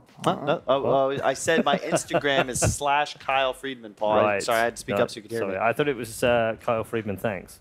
No, That that's was actually a Instagram. parody account. Oh, sorry. Yeah. To Instagram. We've got a CM for the first time this tournament, by the way, and we've got an Underlord for the first time this tournament. CM is super good Not a against PL. surprise to see from Gambit, though. Yeah, but if you've been CM watching their is... qualifiers. Do you like CM against PL? I love it. I do. I really do. I think Underlord's excellent synergy. I just really love the way Gambit's drafting, in truth, because the Underlord is so good in this game. You can't doppel out of the root. And when you play with CM Aura, you just spam Q all game. And that means that you can be a lot more efficient with your patterns because you can kill every wave and the neutral camp on the way to the next one. You know, like you can Q a hard camp and Q the wave and just keep spamming every time it's off cooldown. And then you can go for greedier and like faster paced defensive team fight items because you don't need the arcanes. You don't really need the soul ring. You can get it, but it's not necessary. Yeah, like one of the most important things about Maiden is how good is Aura in the laning stage. And we can see here, like you mentioned, Underlord and Undying as well. It's like super good. You spam your spells non-stop. And Visage, that's kind of nice, but not the greatest, but still nice. And There's the Darkseer pick 4 that Kyle didn't tell us was going to happen. Wow. A Darkseer predicted with an Earth Spirit. That's pretty amazing. Wow. That's Against kind the of Visage as well, I would never have done Come that. on. I told you when they would pick it after the openers. That's crazy, actually. Yeah. I mean, there's a I reason. don't get any goddamn credit. I'm done with this. Well played. I think it was really well done. What do you think, Bulldog? Well, it's really at good. least we won't have a breather on the panel anymore once Kyle Well, leaves. it's not me. I do It not. is Kyle. It Kyle does not breathes me. really heavily. I don't know what his especially when problem he is. sleeps. He's such a heavy breather. What do you mean when he sleeps? I've seen him sleep lots of times. Dude, I think he's practicing for those phone calls he makes. Okay, Racer again. It's really good against Underlord, obviously, and Visage as well. I would assume that's a pretty good matchup. I mean, it's not terrible. Is the alright. slow good enough? Like, do you get away? Yeah, but you still get sucked at 20 damage and you still can last it. Yeah. I just hate this hero, guys. I don't like the Razor pick. I get it. It's going to shut down the Underlord, but I actually think Underlord's incredible against Razor because Look, we you haven't just seen, stand in the we haven't pit. seen a good Razor game yet. This entire tournament, right? And if Thompson can't make it look good, It's not. I'm not sure It's anyone not. can. That hero got nerfed quite a lot. Like the Yeah. static link got way long cooldown, and I mean he's got some issues now. He used to be like this super duper lane dominator, but they scaled it down a little bit. So what are we looking for? Mid for Gambit or is it just Visage mid? It has to be They probably Visage mid need some because catch, right? They need a little bit catch. Yeah, but You could Ember here. you could, but I think Razor's gonna poop on you so hard. They'll just go Shadow Fiend again. They could. But I think you don't want to land this Visage against Earth Spirit Darkseer. I think. You could put the Underlord mid against him. Yeah. Sure, but then the PL is gonna free farm. Not necessarily. I think it's just too good though. Like Underlord plus like a CM, they will completely shut down a CM. Yeah, no, PL. you're right. You're right. I agree. I feel like if you shut down the PL, you win the game too. So I think you can sacrifice your matchup. Razor is a hero picked to win lanes. Yeah. You can get away with dropping that lane against. You can pick a PL. I mean not PL. Or anti-mage, dude. Big PL? Anti-mage is legit. Trouble I'm is, though, looking you at this say graph like, right now. you pick a Razor to win the lanes, but the 2 times that we've previously seen him, he's lost his lane. Yeah, explain that, Black. What? Are they just bad, the players? No. Thompson played Razor last time. I thought he was... I mean, like I said, if he can't make it good, then But can they're not anyone? picking it in the right matchups. Like he just picked it blind without Yeah, even but knowing they the mid picked it matchup. for because they example. wanted to play against the Medusa. But they weren't Can't. playing against Medusa. Hard. See? Okay. But, this is- but now again, it's like a quap. It's a really good quad pick. Yeah. Yeah. Well, never is it a good quad pick, right? But it's like it fits. It's a good game. Yeah. for And him. it's Yeah. against Razor again. But that's what I mean. Like you pick Razor, you don't know what you're up against, because you definitely want to put a middle for. Like you don't want to adjust. That we already know they don't. And you then, stop breaking the studio, Black. You stop breaking stuff. Yeah, that might have been me. But then, if you don't want to adjust, you know, you pick it like that, the quap is really going to punish you because you're going to run into trouble now. All right, money where your mouth is. Kyle, let's start with you. I can't believe I'm doing this, and I feel like I shouldn't break rules this early into the new year, but I'm actually going to go with Gambit. I think they're playing better, and I really like the draft concept they've put together. Okay. Black. I like Gambit. Emerald Bulldog. Yeah, I think they got very easy ways to deal with the PL. And sure, PL gets super strong later on, but I don't think the game will go late game enough. So Gambit as well. Gambit And as quap is well. really good against PL late game too, by the way. It We really, didn't really talk good. about With that, the fear, the fear talent actually just makes PL unplayable. Mjolnir Shivas. Yep. Right, okay. It's very decisive as far as our panel is concerned, but I would remind you it was very decisive in their last match as well. Let's find out whether their commentary team are going to go with our panel or against them. They're wrong again. They're wrong again? Again? Yeah, well, again, we were right. Yeah. Yeah, I Wrong pointed that again. out. So they were all for Gambit. Yeah. I was thinking about it until the panel went all for Gambit. Right. And I'm starting to wonder, like, if OG's team fight may be good enough just because the early game, like, ES and Witch Doctor can cause a lot of problems. I don't know, Sin, give me. No, you're choosing. Damn it! You're pick first. Crap, OG. All right, I'm going Gambit. Okay. All right, just tell me with the OG then. Toby's the lowest one. Toby and OG. He's the lowest one right now, yeah. We'll see. Maybe he'll come back a little bit here. There's a lot to win. There's a lot to win. There's a lot to win. I mean, it could be Catch the up only on one 4 that's people. right. Yeah, see, let's just get them off the screen right now and go into the game because already OG is getting aggressive. So, yeah, Chinchi, I feel very much stranded by my analyst. Okay, so I think in this game, I like OG more than the last game. But the thing for me that's going to be the most important is whether Underlord gets to farm or not. If he gets a pipe and the right items in this game at the right timing, or a Crimson, whatever they want him to get these teamfight items, if he manages to find the farm for that, I'm feeling Gambit. If they could somehow shut down the Underlord and not get these teamfight items, I think Gambit wouldn't be able to 5-man push and end the game, and that would buy enough time for the Phantom Lancer, and they could win these fights with the Magnetize and Darkseer combination to just, you know, run in with Ion Shell on Razor and on PL. Just take fights, buy time, and eventually win late, but it's under the condition. For the top rune. Oh. Gambit's going to take it, and FNG's happy with that, but it's still going to be a 3-for-1 trade-off. I really like the Underlord pick in this game, by the way. I think it was a very clever pick with the pool that was left. OG trying to adapt to it with the Razor, but they're not laning against each other anyway. When you look at OG's heroes, the problem is their 3 cores are Razor, Darkseer, and PL. And the other, you don't want to sit Darkseer mid, and PL mid against Quap used to be really fine for PL. I don't know if it still is okay, because then they could have considered it. They just seem very committed to this idea that Razor is a mid hero right now, OG. Yeah. I just want to keep my eye a little bit further on the bottom lane, because that for me is the action lane from OG. The top lane is the bigger problem. Notel went for Voodoo Restoration to begin with. No stuns available to help him back off. So it's going to be rough there anyway. But for me, it was like OG making something work with the Darkseer and the ES. Somehow able to just have an influence. Except he actually tried to get the Iron Shell onto ES before he TP'd out, so he could be involved in the top, because they're going again. Just Notel is going to be the punching bag. Yeah, and what ends up happening now is that OG, let's see, the roll is going to miss. FNG moves up to get a little bit more aggressive. The kick will go onto the Crystal Maiden. ILTV looking for that kill, but he's only got Doppelganger available, and Notel's copping such a huge hit from FNG. He's got 20 stolen strength, so every punch is so strong, but Notel cuts his way through the tree lines to now make it 24 stolen strength.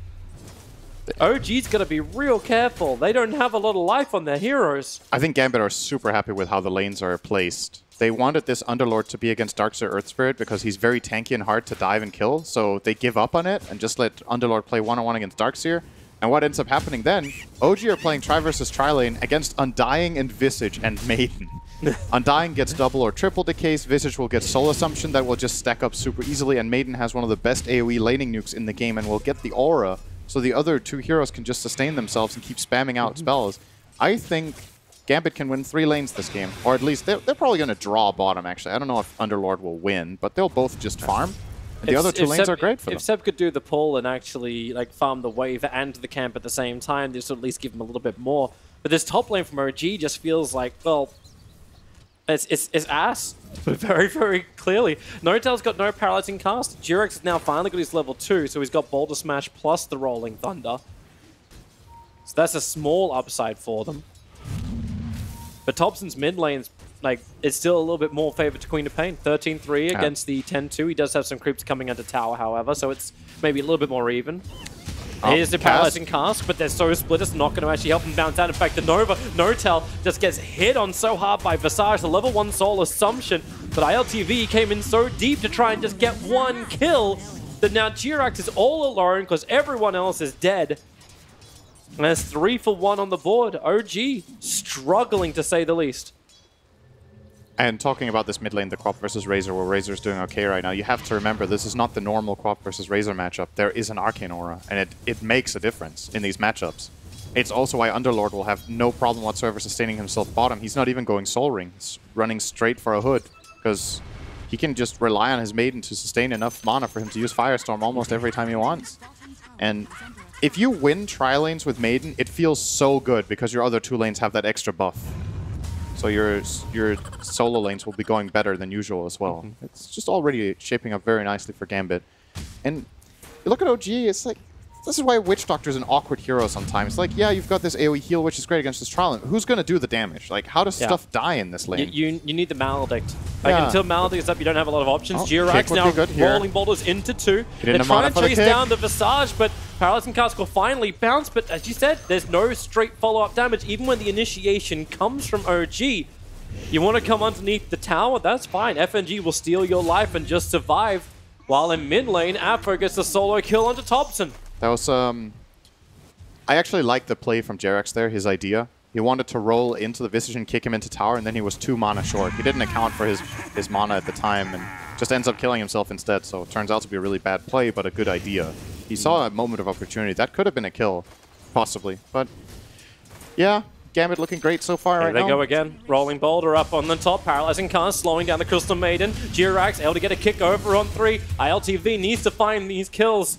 It's a 1-for-1 trade-off. Wishdog had to sacrifice himself. Jirax as well as PL thinking about it. Soul Assumption damage on Jirax is good. Cannot Rolling Boulder away from the decay in time. And for once, it's actually the PL who's able to survive during these fights.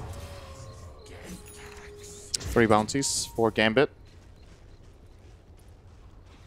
Afterlife tipping Seb.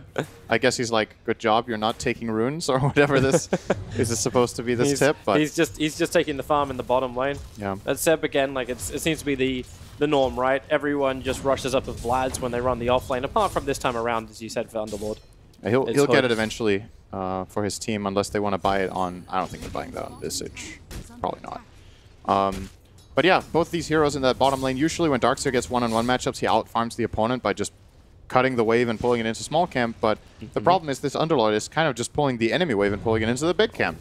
They're looking to fight again up on top. It's the smoke move from ES. He didn't put down an Observer Ward.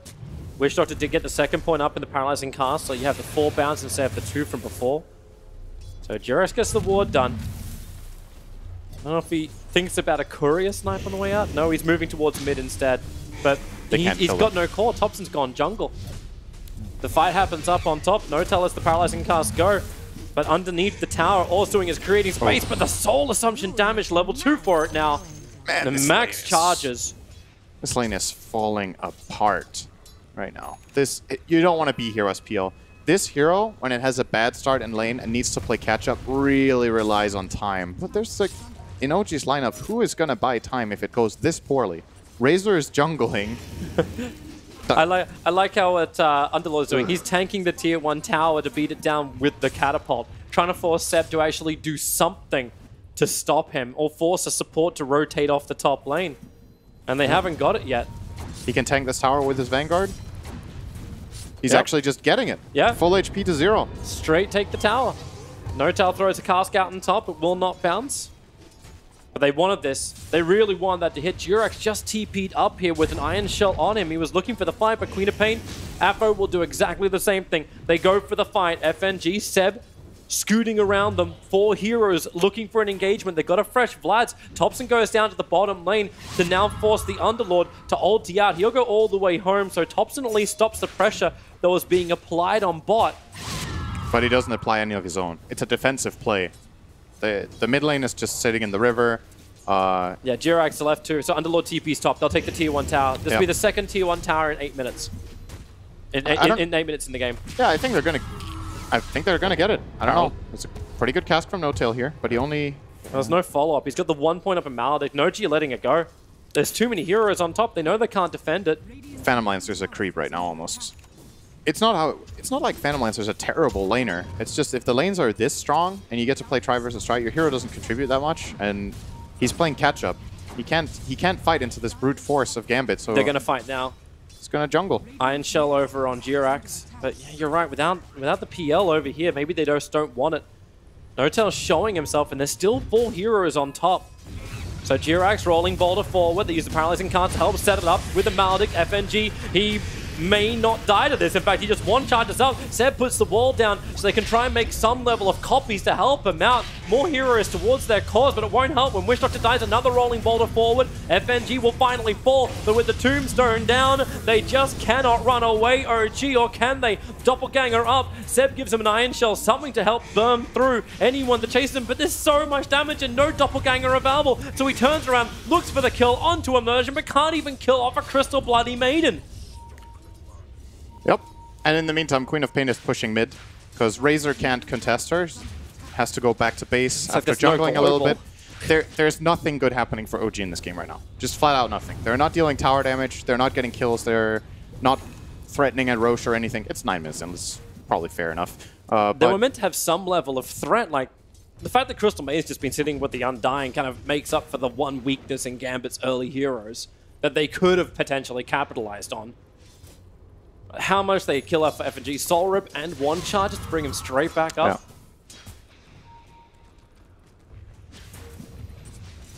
And Seb isn't the control factor they're really looking for in the team fights. It's kind of, it's a bit reminiscent of the previous game where OG feel like they have to try to 5-man into Gambit when Gambit have the stronger 5-man. And in this case, like, well, if you don't fight, you just roll over and die. So you have to try, but they can't, they're not favored. They're just not favored. Notel's gonna die again. Dahak is 7-0 and before level 6. They're gonna go for Jirax tops and starts at the static link. It's on Afa who's just TPing out. So instead, FNG becomes the next target. You got Rolling Boulder over towards the Crystal Maiden. Just trying to get a kill onto Thompson, but yep, level 6 is up for the Visage. The birds are in the air. And man, this game may be faster than game 1. They dropped the Tombstone in the Roche pit, so they couldn't even reach it if OG wanted to. I can't remember if I have ever... I have ever seen this, but in the last couple of years, Visage being 7-0 before level 6... It's just this tri-lane, right? Like, if you play tri-lane Visage, the Soul Assumption will get you a lot of kills. He's rich. Now he finally popped his level 6. He's going to put that to use. That is a bad matchup for Razor, by the way. Those birds are really annoying. He can't deal with them. Razor's armor isn't the best. He's sitting on 7 right now, so they're just going to keep laying into him. You would imagine Visage will be getting this medallion very soon. He will indeed. And then it's probably Roshan time for Gambit. What are you going to do? What does OG do? You hope that Jirax can pull something out of his ass and roll in, but that's it. They need to create space for the Phantom Lancer. It's just that simple. Without him being any kind of real factor in the fights, it's not going to work. But you see where Gambit moved, they just boom! Sonic Wave and Scream. The Observe Ward on the hill let him just set up for that. He did not need any assistance at all. And now they move up towards the top lane. OG were looking for a rebuttal onto the Visage, but FNG and Immersion so quick to TP back over again. So they just hold up Here Thompson. comes the party bus. And yep, it's a full kind of run forward. The pit is down. Razor trying to get back to the tier 1 tower. The Familiar hitting him, the Soul Assumption as well. Paralyzing cast. Notel is wondering if he even throws it out. Jirax is dying. They're underneath the tower. At least can get the Maledict and a Rolling Boulder up into the trees with a Scream from Afro right on point with the blink. Doesn't need to see him for it. And now Notel will also fall. God.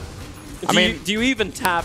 Like, I know there's still some level of hope for OG, but my God, are they getting stampeded? I mean, you don't want to call it yet, but this is looking really grim. It's a 95% favored game by Dota Plus minute 12. That's pretty high up. It makes you wonder. I was thinking during this draft, when I saw how OG opened the bans, I was, okay, they're banning Medusa, they've got to ban the Visage too, and then we'll see how Gambit adjusts. But they ended up banning the Keeper of the Light instead again. Banning the Caudal over the Visage. I think they ban Caudal pretty much every game, OG. And it's Gambit's comfort zone.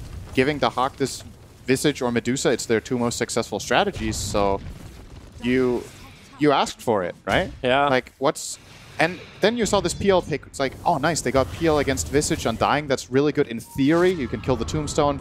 Visage struggles to deal with the PL, doesn't have like this AoE damage. He takes off the layers. But PL is weak in the early 20 minutes of the game, and that's when Gambit played their whole game. Yep. So I just think game planning-wise, this has not been OG's day against Gambit. They've had time to prepare. They lost to them 3-0. They've seen how Gambit have played. They're actually going to try and contest Roshan. Yep. The Tombstone is at least on the side that Thompson's able to get rid of, but he's trying to focus too much on the hero kills. They're back into a 2-man wall, but they're in the 2-man pit too. Notel lends the paralyzing cast, but your primary cores are practically dead. The buyback will come out from Thompson. They really want to take this fight. Notel cannot move away. He's trapped in the river. Roshan's at 50%, but Seb, Afro, Sonic Wave, he just wants that Darkseer down. And he gets some. So a buyback out from Thompson. Your core heroes are dying. Your PL can't be involved. You're losing Roshan. OG, where is your glimmer of hope? Where is your...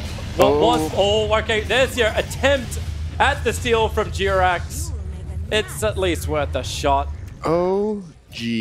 OG. The power of blood and death. is Gambit's friend. It's interesting to see because Gambit are playing super well in these games. It's like they're in their comfort zone. They know what they want to do. They know how to build their lineups. They are fully on the same page with how they should be. Like, when are we strong? Where do we go? What do we do?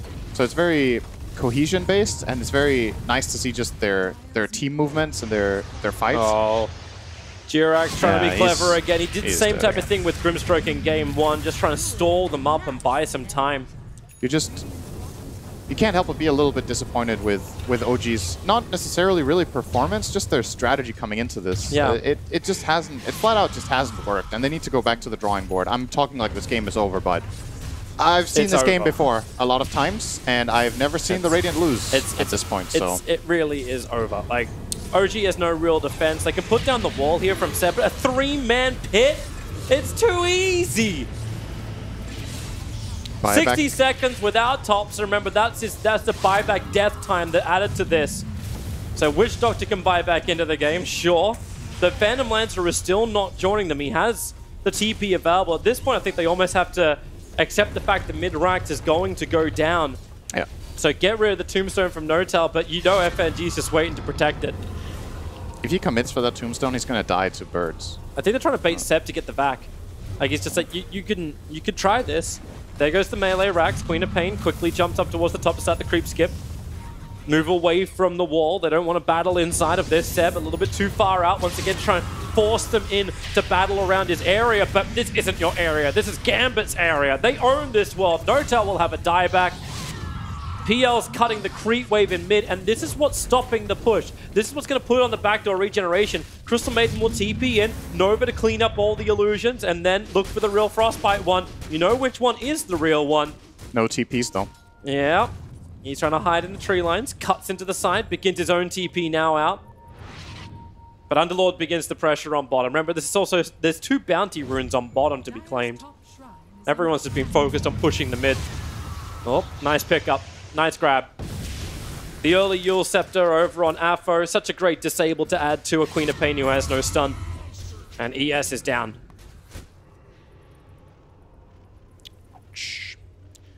I mean, there really isn't much to talk about apart from how much Gambit are just absolutely dominating this game, and OG can't fight, so they have to dodge. They're trying to push waves. They're throwing lives away to progress the game and try to get PL towards anything. The problem is, what is the end game here? Like, when does OG start to feel stronger? Phantom Lancer Diffusal Blade isn't going to change anything. He still can't fight. He can't fight with a Manta either. He probably needs Manta Diffusal Heart at this point. That's too much. But at least 15-20 minutes away. At least maybe he could burn off some of the mana of the heroes of Gambit, so it's not as easy to sustain their push as it was like in the mid lane when they went up. Underlord's coming to join the fight there. Here we go. Group up as 5 and just keep going. Aegis on the Queen of Pain. They wanted to get aggressive and just dive and push. And everyone is not there. Thompson's in mid, creep skipping between tier 1, tier 2 tower. They'll lose their tier 3. Paralyzing Cask and Maledict from Notel. He's putting himself on the front lines again as this sacrificial lamb. Seb surges his way into the Dark Pit. Jerax is trying to cut the wave again, but gets caught by Afo with the Yules and the Maiden. Thompson's holding off the mid lane, but it's... Oh my god. Like, they're really going to play for the third lane of Rax. No reason to fight until you got better items. Let your supports keep dying as diminishing returns for the kills that Gambit's getting, and they're not going to wait for it. They're going for the tier 4 towers. Enough delay tactics. You fight now. Even the Aghanim Scepter up for the Queen of Pain. Let's make that a nice 40-second cooldown for the ultimate. Blinks in. Notel. You at least get the Maledict off us again. Another 3-man pit. They'll scream Seb out of it. He does get a half-decent wall, but both PL and Witch Doctor are down. All that farming, and for what? For death for GG. 33-3 Gambit take out OG at the end, actually being 34 by the end of it. Not even 20 minutes on the board. The early game couldn't have gone worse for OG, and life couldn't be better for Gambit. They move through into the upper bracket final to face up against eHome. Both teams 2-0 in the upper bracket semifinals. eHome is going to bring a different kind of style from what OG has done in these 2 games for sure. I think that will be a much closer series. It's hard not to, I guess. Yeah, there's nothing as one-sided as I think we've had in this series. OG look like they need a bit of time to think. And honestly, that's the most important thing here. Their approach to this team is just wrong. Like, the way they're trying to beat Gambit is not working. They need to go back, watch the replays, watch the draft, figure out where can we target them. Like, what is it? Where is the weakness? Like, every team can be beaten in the draft. You can always find something you can do if you're smart enough, or take some heroes away. I'm just wondering how they go back to what they were, where it's not like, oh, well, how do we beat Gambit? It's like, how do we be ourselves and who they actually are? Remember, they changed out PyCap coming before this competition. So what they would have had is this synergy for what is good for PyCap. You can't just transfer this on to another player and expect ILTV just to pick up the pieces and say we're going to be great. Like they have to find their own rhythm. It's if you put PyCat in ILTV's situation in these 2 games, it wouldn't have made a difference. It's like, and I don't think they are drafting significantly different around this guy. I think this is the kind of heroes and the kind of playstyle that they would be playing with PyCat too. It's just they're getting overwhelmed. The game is too fast for them. If they play to their strengths, if their strengths get nerfed, you can't keep playing to. So you have to adapt with the patch, right? And OG have shown some good signs of life in some games where they have this great tempo and strong lane, strong early mid game. In this game, they couldn't really showcase it. In the previous one, it was better, but still hard. Yeah, they got to play faster and be stronger earlier on in the game against these teams at least. I suppose they'll have some more games as long as they can keep winning in the lower bracket to work out what went horribly wrong and how they can repair it. And either way, no one out of the tournament just yet. That comes up next with the lower bracket matches. But my God, Gambit, you look good. They looked very good, didn't they? The fastest game of the Bucharest minor so far, and it's OG that fall at the hands of Gambit for the 5th straight game in a row. If you count the 3-0 they did at the weekend, last weekend, where they lost 3-0 in the WePlay final. So 5 out of 5 against OG. Somewhat of a bogey team, you might think, right now. Let's find out with our panel if they've got anything after that, gents. I don't even know what you talk about after that. Great early game, great execution, just perfect play by Gambit. Really just synonyms for devastation, destruction. Wrecked. An absolute smashing. Kyle, you said OG's going to make it to the grand final no matter what. I didn't. You did. Against eHome. You said I said they were top 2 teams, and I thought OG you said they will and make eHome it would there be because there. of this smart drafting I and asked stuff. questions. I don't answer. There are some... Going back on his word here. Well, I mean, you would call these highlights if you're a Gambit fan. You would call these lowlights if you're an OG fan. This is not going to be pretty watching. And if you're an OG fan, I would probably recommend you tune out right now. As one-sided as it gets, right? Because there is nothing to talk about in terms of positivity for OG, unfortunately, in this game. And No Toe ended the game without any boots. They definitely struggled this game. Like, it was basically all the lanes. Gambit played right in every lane, pretty much. Like, the aggro tri-lane, they have the king of tri-lane, Visage. Like, that hero is like a boss there. And the same with Undying. And then you have Maiden. You think she's like this innocent little girl, but she's a witch. You know, she crafts magic and stuff. So this tri-lane, you cannot beat it. And middle, you know, let's pick a cop into Racer. That makes a lot of sense. And bottom, you give, you know, Darkseer a free lane, but they know it's Seb. And it's the worst player in OG, right? So they're like, sure, take all the farm you want. And at the same time, Under is also getting the same exact free farm. He's always going to pull the big cam and the small cam. And like you lose 2 lanes, 1 lane goes 5-5, you're going to lose the game pretty much. It's a very rough game for OG. One of those scenarios where if you look at the OG lineup, all of their damage is static. And until they get items on the PL, they don't do anything. They're tickling. And the lineup of Gambit is just so tanky. And I love the Quap in this case because they didn't want another hero to frontline. You want something with mobility because there's a heavy lack of control on OG. And Quap has an incredible matchup against all 3 enemy cores. Yep. I mean, if this game goes late game, I actually think Radiant still have like a really good chance to win. Underlord in the late game too is crazy now. Yeah. At the risk of getting too far ahead of myself, if Gambit do end up winning this minor and going on to major, they could do some real damage in that major. Yeah, they look good. Playing they look like this. really good. I mean, they look good, but at the same time, it feels like... I mean, it's hard. Like, they beat Keen to get here. They look very weak against eHome. They beat OG now. Who look... I mean, I don't really know where to rank OG this tournament. I think when we see them play against eHome, we can judge more, and judge better. But right now, I feel like they haven't been tested at all. Like, they just... The only map they lost was the team, actually. Which is like... Yeah, the very first game of the tournament. Yeah, a little bit rusty. You know, the first game you always need a warm-up game, otherwise you throw a little bit. So, It's true. That's why it's so hard to go undefeated, like in any sport, in any league, because you got to know what it feels like to lose. Yep. And that's how you win. Yeah. But yeah, for Gambit, outdrafted, outplayed. Yeah. Easy game. Well done. If the scoreboard for game 1 looked bad for OG, my goodness, this one's brutal. Hey, how do you single out an MVP for games like this? I think MVP is Thompson, right? 0-6-0. 0-6-0. Not even 1 assist. That's rough. That's the Malk Award, isn't it? Yeah, but you got to win as well. Oh, yeah. Losing doesn't count. Yeah. I would have lots of those. On the other side of things, 10-0 and 14 for Dax. And I have to say, he has been fantastic through this tournament already. I've 7-0 and 11 on the Underlord. I mean, so is the Quap though. Like, you can't really single anyone out here. Like, they're also, they all play so well. Well, you're going to have to. Yeah. It's your job to find an MVP. Since I said A4 Ninja game 1, I'll say the same for game 2. Simply because, I mean, they all play super well, but if I have to pick one, I'll just pick him. Yeah? Yeah. Agree, disagree? Yeah, I'll also go with Afro Ninja. Very cool player. Yeah. Don't think Dax could have sneaked this one? No. All right. I mean, he could. I mean, if you're going to make it cop work, it's not easy. That hero is trash. And he made it work, so, you know, I got to give it to him. And, of course, based on both games. And he solo killed Thompson as well. So. Yeah. Based on both games, I think A4 did. Okay. Yeah. All right. The old boy gets it. Been around a while. It's about time he was on a good team. I've thought Afo Ninja was solid for a really long time. Just never really got a chance to shine. You know, you were talking about the CIS instability. A lot of these guys have had, like, 20 different teams the past 2-3 years. It feels like if they maybe put the right mix together, much like VP, CIS is loaded with talent. It is, I believe, the second biggest Dota region. And it's shocking to me that VP has been the only team with lasting success over, the last 5 years? Yeah. It's about time. Yeah, it is, isn't it? Should we catch up with the winning team? Should we do that now? Sure. Why not? Let's talk to one of them.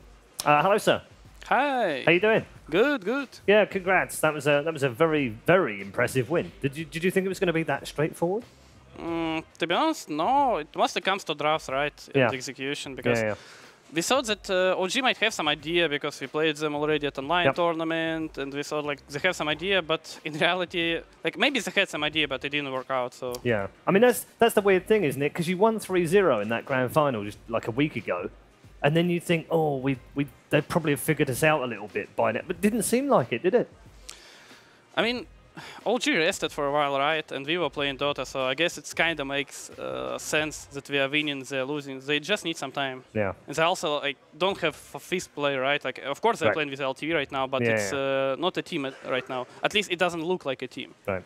Yeah. A little bit of rust in there. You guys never stop playing. I mean, yeah, kind of. Playing on Christmas Day.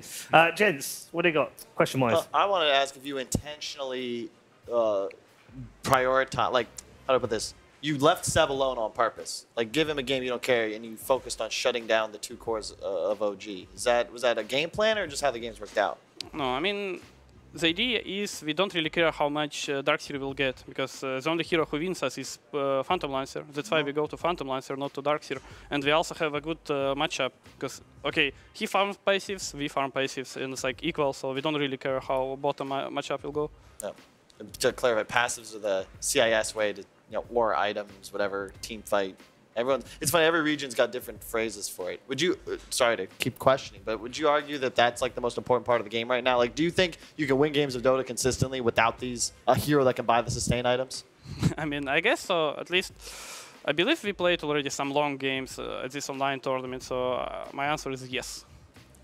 Okay, so team dismantled, Keen Gaming obliterated, and now OG crushed.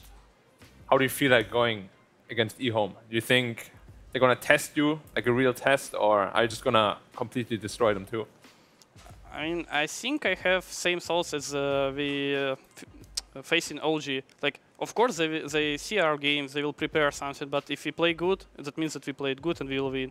This is how at least my mind works right now. I like it. Okay. And you've been around for a long time now in the scene, and I always thought like you're one of the better CS captains, but you never really made it into a super good team. And this team is looking kind of good. Is this the team you're gonna become a tier 1 team finally with and lead them to victory? I mean, I guess if we qualify to majors, this is where I will test it and get an answer. right? Yeah, you better. Yep. Hey, you better, man. Yeah, you better. Or he's going to beat you up. Yeah, that's I'm pretty, getting pretty good answer. You're going to upset Admiral Bulldog otherwise, FNG, and we definitely don't want to do that because he's a beast. I also want to ask you one final question, which is related to your hair. And this is only because Kyle thinks that your hair length is related to your career. I mean, so the shorter it is, the better you do. Are you thinking the same thing? Not really, of course, because in 2015 I was at TI, right? And then I cut my hair like in 1 year after. And then you didn't qualify? Yes. Exactly, that's what I said. Well, you didn't cut off enough. Oh. That's what it is. And I'm telling you, like for TI, I'll shave your head. Okay. Guaranteed. Okay. So that makes but you a TI. if I don't win, what next? Yeah, I was going to say, if you're a TI winner and then you've shaved your head, then that's fine, right? But if you don't win, that's a bit awkward. Then Kyle has to pay your money. I'll shave my head. Okay, Whoa. okay. I'm in game. You accept? Yes. I like this. This is a brilliant hair challenge from Kyle and FNG. Thank you very much for joining us. We'll let you go. And congrats on making the upper bracket final. Thank you. FNG there and Gambit with a hair challenge thrown down as well for Kyle, or lack of hair challenge thrown down for Kyle. But that is it. They have qualified for the upper bracket. Well done to Gambit, and they're well worth it. They look very good. Let's just wrap up on it. Pretty untouchable so far.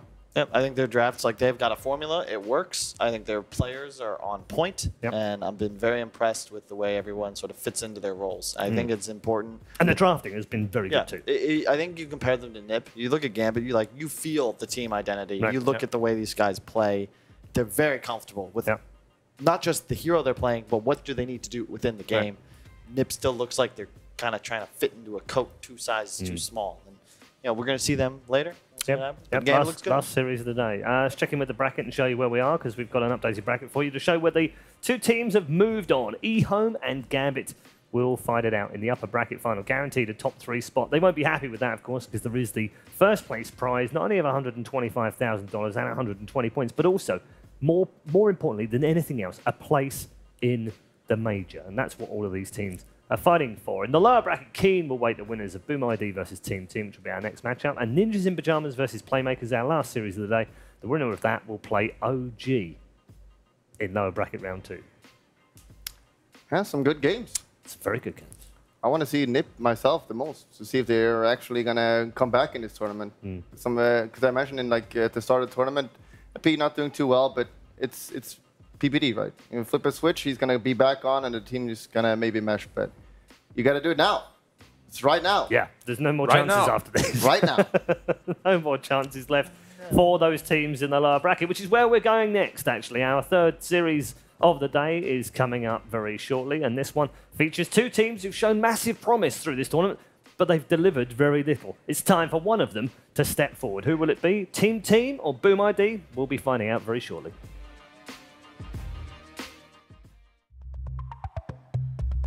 Coming up next.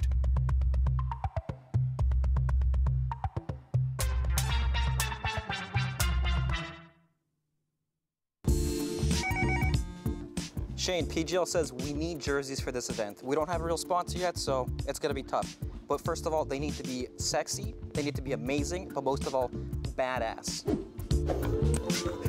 Guys, it's a Christmas miracle. Look what we got jerseys. We got jerseys? Come on. One for you. Okay. One for you, you're tall. Thank you. Mike, you got the triple XL.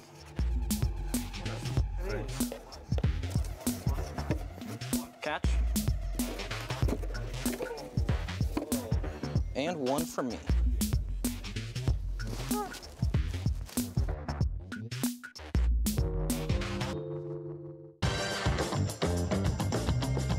Last time I checked in the dictionary, this is booling. This is definitely booling right now. Anyone else have like a sick farmer's tan going on? I'm pasty as hell. I'm sick real pale. I'm sick white right now. I look like sour cream.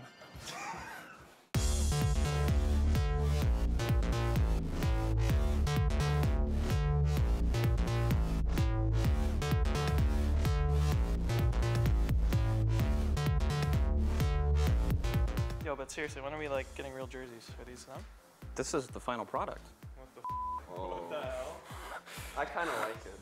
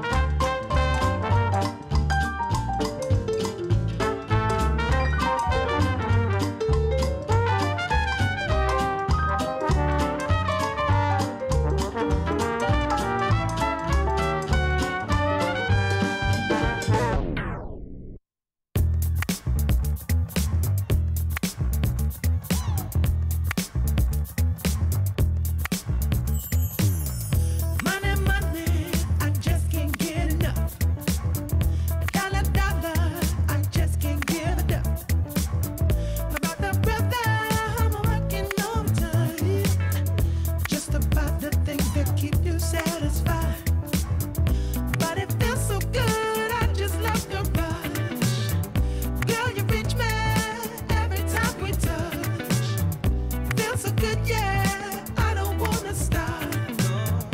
Work all day to spend all night until we drop. Money, money, I just can't get it up. Money, money, I just can't give it up. Money, money, I just can't get it up. Money, money, I just can't give it up.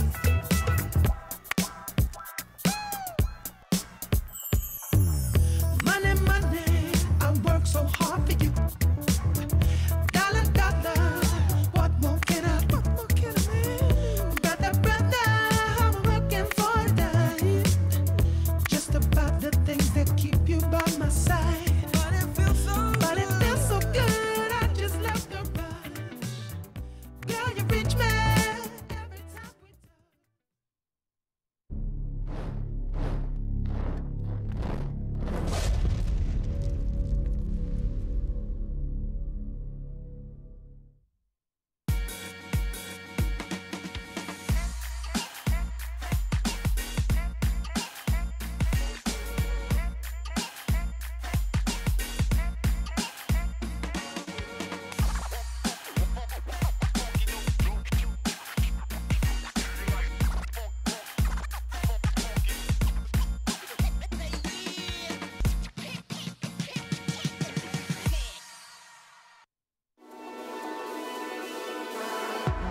Watch the player's point of view with your favorite setup.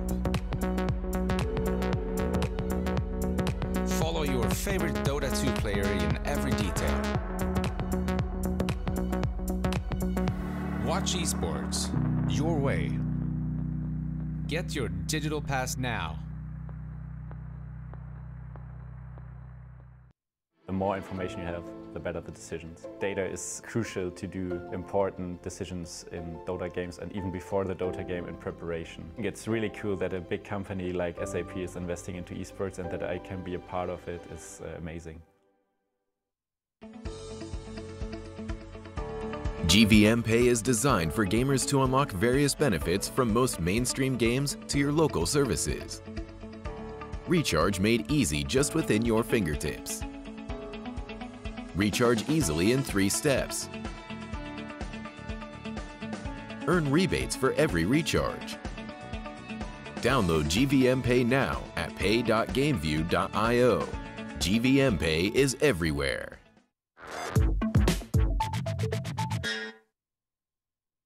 A very warm welcome back to the Bucharest Minor Series number 3, just around the corner. We've made a little bit of a change and a switch up here ourselves, some substitutions in order.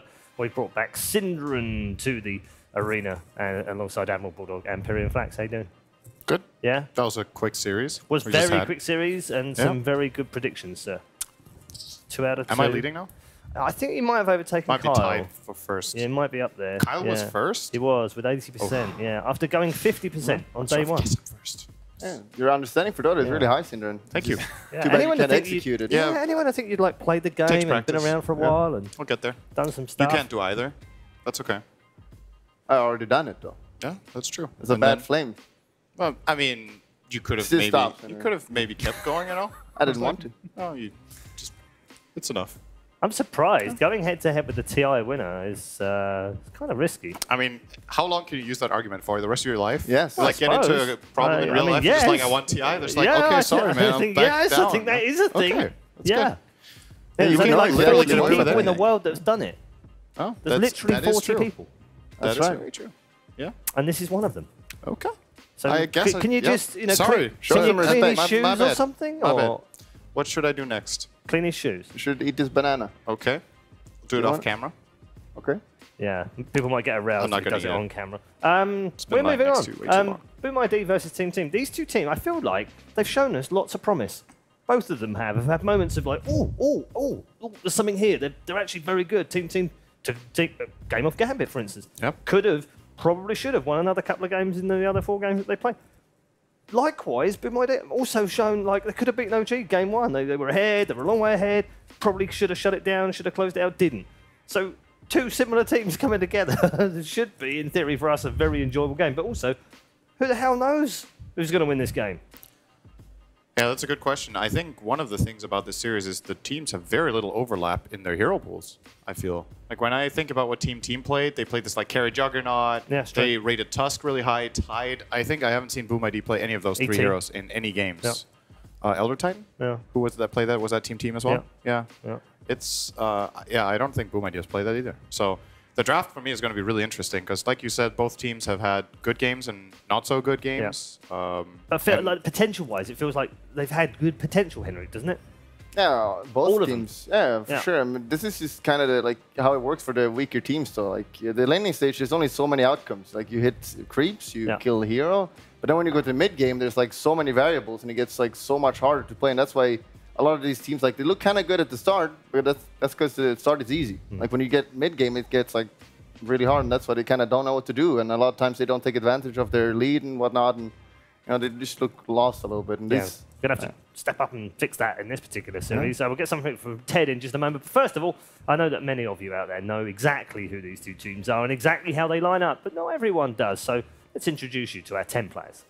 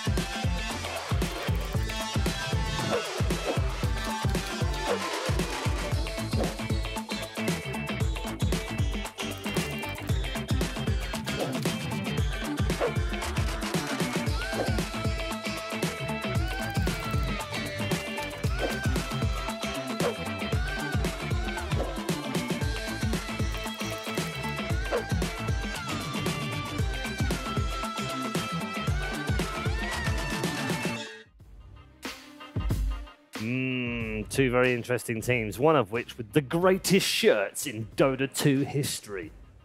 I think they should open a shop up. Team promo shirts. How many people would unironically buy a shirt like that? I would. You think? You would? Well, not unironically. Obviously, that's ironically, you buy it and you wear it because it'd be fun, right? Yeah, it's fun. Yeah. Maybe we should add like an Ike's mic face on it as well. Just make it better. Oh, right? if instead of the skull and crossbones, it was just a tash. Yeah. Do you know, like with the silhouette head or something with the tash in the middle? That would have been amazing. Yeah, you got to sell it. I mean, that's how you make money. Sell T-shirts. Yeah. Is that how you make money? Yeah. Yeah. They look pretty cheap to make as well, right? There's barely any clothing to it.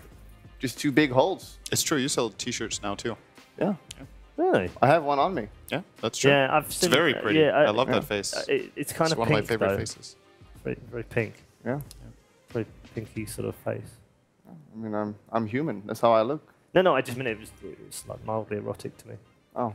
I mean, it's just my face. I get it a lot. Yeah, I'm sure you It suffer attracts from a that lot. I'm sorry about that. These two teams, though, as we said, are very interesting, the way that they're coming into this with their form. But they're very different. Cinder, you already made the point that they've got different hero pools. Also, gents, different play styles too. This is a big clash of play styles. We've got a Southeast Asian team from Indonesia playing a North American team, proper American team.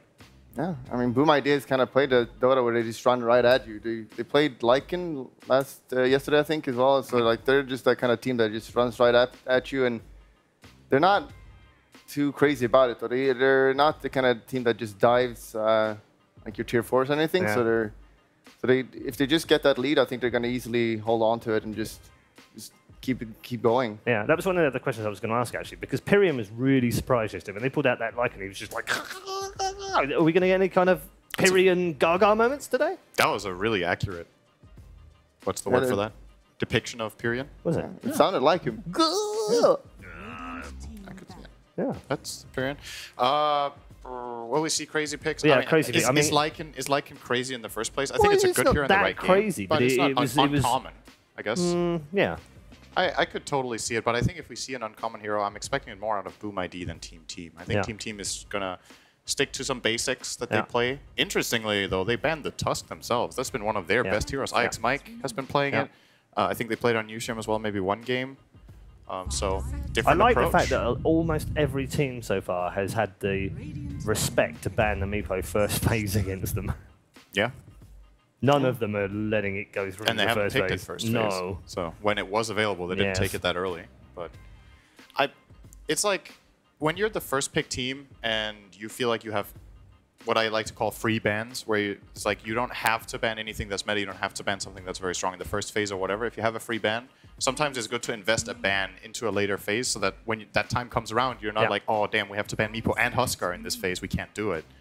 So they're kind of just, preparing for later, make their later phases easier. Yeah. And It's this mainly the first pick team that can do this. This Esper has become a very popular first pick, isn't it? Yep. Yeah, I think it's going to be the flavor of this tournament from now on for sure. Grimstroke Tiny open from Boom ID. Yeah. Very fitting for their playstyle. Yeah. Yeah, you just like Suits when you them play against perfectly, Earthspirit, doesn't I feel like you just want as strong lane as possible, so you can't just run around, the Earthspirit run around, kill everyone. And Tiny's like one of the highest health heroes in the game early, so that's pretty good. And Grimstroke, that's like quite a lot of good spells early, so you can fight back easily. Yeah, someone asked me earlier as well, this graphic's quite appropriate right now. Someone said to me, why did Grimstroke have a terrible win rate in 7.18? And I was like, because he wasn't in 7.18? I don't think he was in captains at all in But 7.18. then he also had a great win rate. Yes, yeah, then it went, Is it it went, then it glass went half daft, empty or glass didn't half it? full approach? Yeah. He hasn't lost. Yeah, feel like he's 2 they- out of 6 here, which isn't not that particularly great, but it's not terrible. I feel like they balanced this hero. Like when it was released, it was Yeah. kind of crazy, It was especially nuts. his Ink thingy did 220 that was damage. bonkers. Now it does 100. It's still super good, and the hero like has a lot of potential, obviously, with his ultimate mainly. Sure, but it fits now, doesn't it? Whereas before it was just dirty. Yeah, I mean, it was like that's how they release heroes, right? They're kind of Yeah. dirty when they come out. Yeah. and- Most of the time. Sometimes they're under. But I felt like Underlord when it first came out wasn't particularly good. Yeah, I mean, it kind of got a re-release, kind Yeah, of, he because did, he yeah. was like in Dota 1, Yeah. but then they released it in Dota 2, so... Yeah. When Pango and Dark Willow came out, I don't remember which one was strong and which Willow. one was weak. Willow, So then Willow was nuts. Pango was not that good when it came out, then Yeah. it got buffed. Yes, So and then Ice Ice Ice found a so- build and everyone copied it and it was crazy and then it got nerfed. Yep. Yeah, Willow was freaking insane. Willow was Those very brambles were nuts on the... But it's probably how you crap out of here! How you want to do it. You don't want to release a weak hero. That's Right. not fun. But imagine how impossible it is to design a hero, think about all its traits, think about how it interacts with 115 other heroes, then put it in the game, and then watch us break it. I mean, you can't. How can you balance it day one? If you play it internally in Valve and with beta testers Sure, or whatever, you like get an what's- idea, but what's your group of people like? How big is your sample? Let's be generous and Yeah. say 100 people. Yeah. Right? Let's just say 100 Yeah. people play this hero. Then you release it to Yeah. millions. Yeah. You're gonna It's see. impossible to balance. There's gonna be something that these 100 people haven't thought about, haven't tried, haven't experienced Because because we're all a just bunch of random stuff assholes. happened. Yeah, we're just playing We're way trying to more break games. It. Yeah, we're trying to break stuff. I feel like when a new hero is Just give it to released- OpenAI. Yeah. The thing that breaks is more the game itself, like the mechanics. Like something just doesn't work, the game crashes and Yeah. whatnot. So Valve is kind of a little bit lazy with that sometimes, but they polished up real quickly, no problem. All right, what would we got? This Brewmaster. Yeah. We saw yesterday, was that Boom ID? It was Boom ID against Playmakers. was, They picked the yeah. Monkey King Yeah. against the Medusa. So Yeah, and it happened banned out earlier by on Team today as well. And Team H. This is the first Bane pick, I think, of the whole tournament. I Uh, don't recall seeing this. I feel like we've seen one. Have we? Mm, Oh, yeah, maybe you're on the right. first Actually, day. Alex Mike has played it once before. Yeah. I guess you just expect more from your support. And like he doesn't have that many spells really, and someone like Grimstroke just does so much more. I think they're Little picking the fish. Bane as a strong lane support that has a counterplay to Inkswell. What you can do with Bane is the 1 second invulnerability and Nightmare you can very easily dodge Inkswell with. You just cast it on the guy who's about to get stunned to save them. Yeah. One of the very popular defensive supports right now to fit that role is Oracle, that Yeah. we've seen other teams use to counterpick the Grimstroke with. You just purge off the Inkswell right away, but perhaps Ix Mike doesn't play the hero. It's obviously players have different hero pools, maybe that's a limitation. I personally think Oracle could have also been good here. but generally playing any save support against Brewmaster is pretty annoying. Team fights, you get cycloned, they focus some guy, you're like, I wish I could help you, buddy, but I'm gone for 8 seconds. And when it comes to Medusa, similar logic. It really sucks getting cycloned right now for Team. I think this Brewmaster pick could be really good this game. Yeah, I was going to bring up the point that although we've discussed its relative merits before, at this tournament, it hasn't necessarily stood out in the same way as it did before, the Brew. Yeah, has a better purpose in this game, though.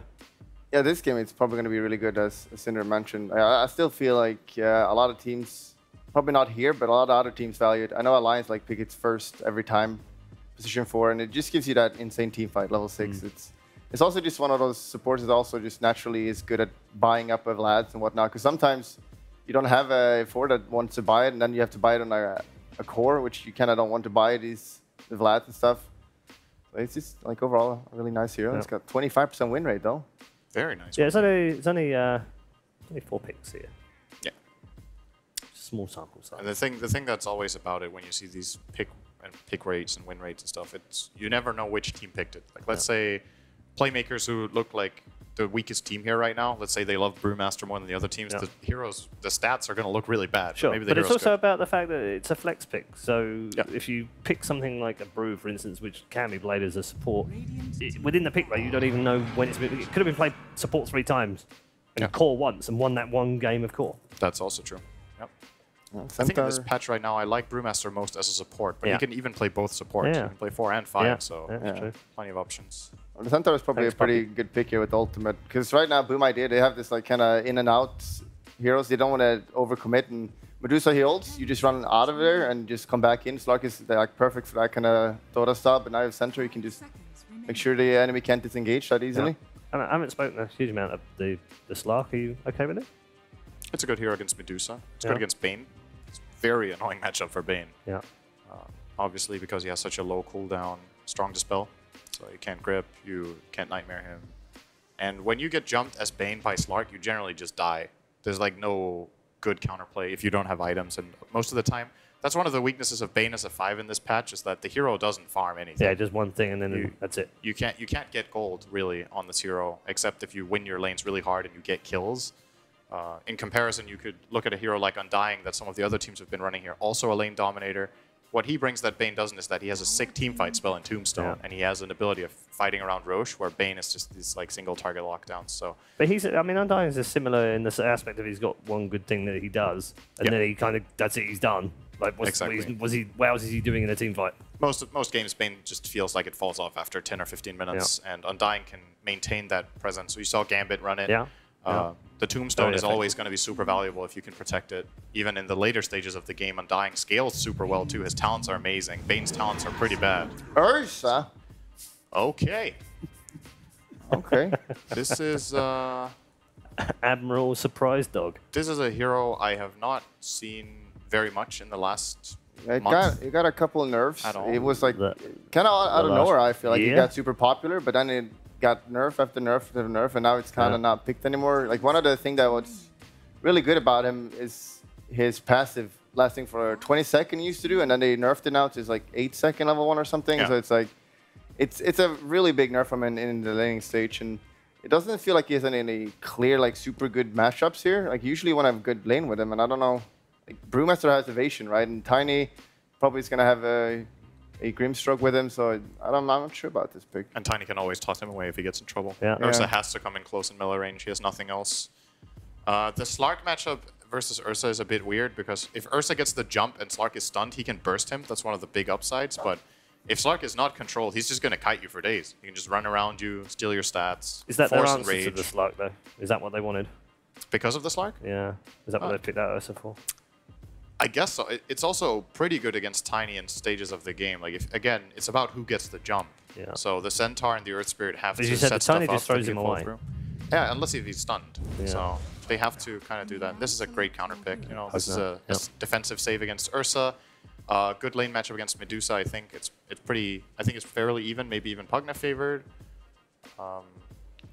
Have some good synergy. Pugna with Tiny combo kills. Decrepify super strong with Tiny. It's good with Grimstroke.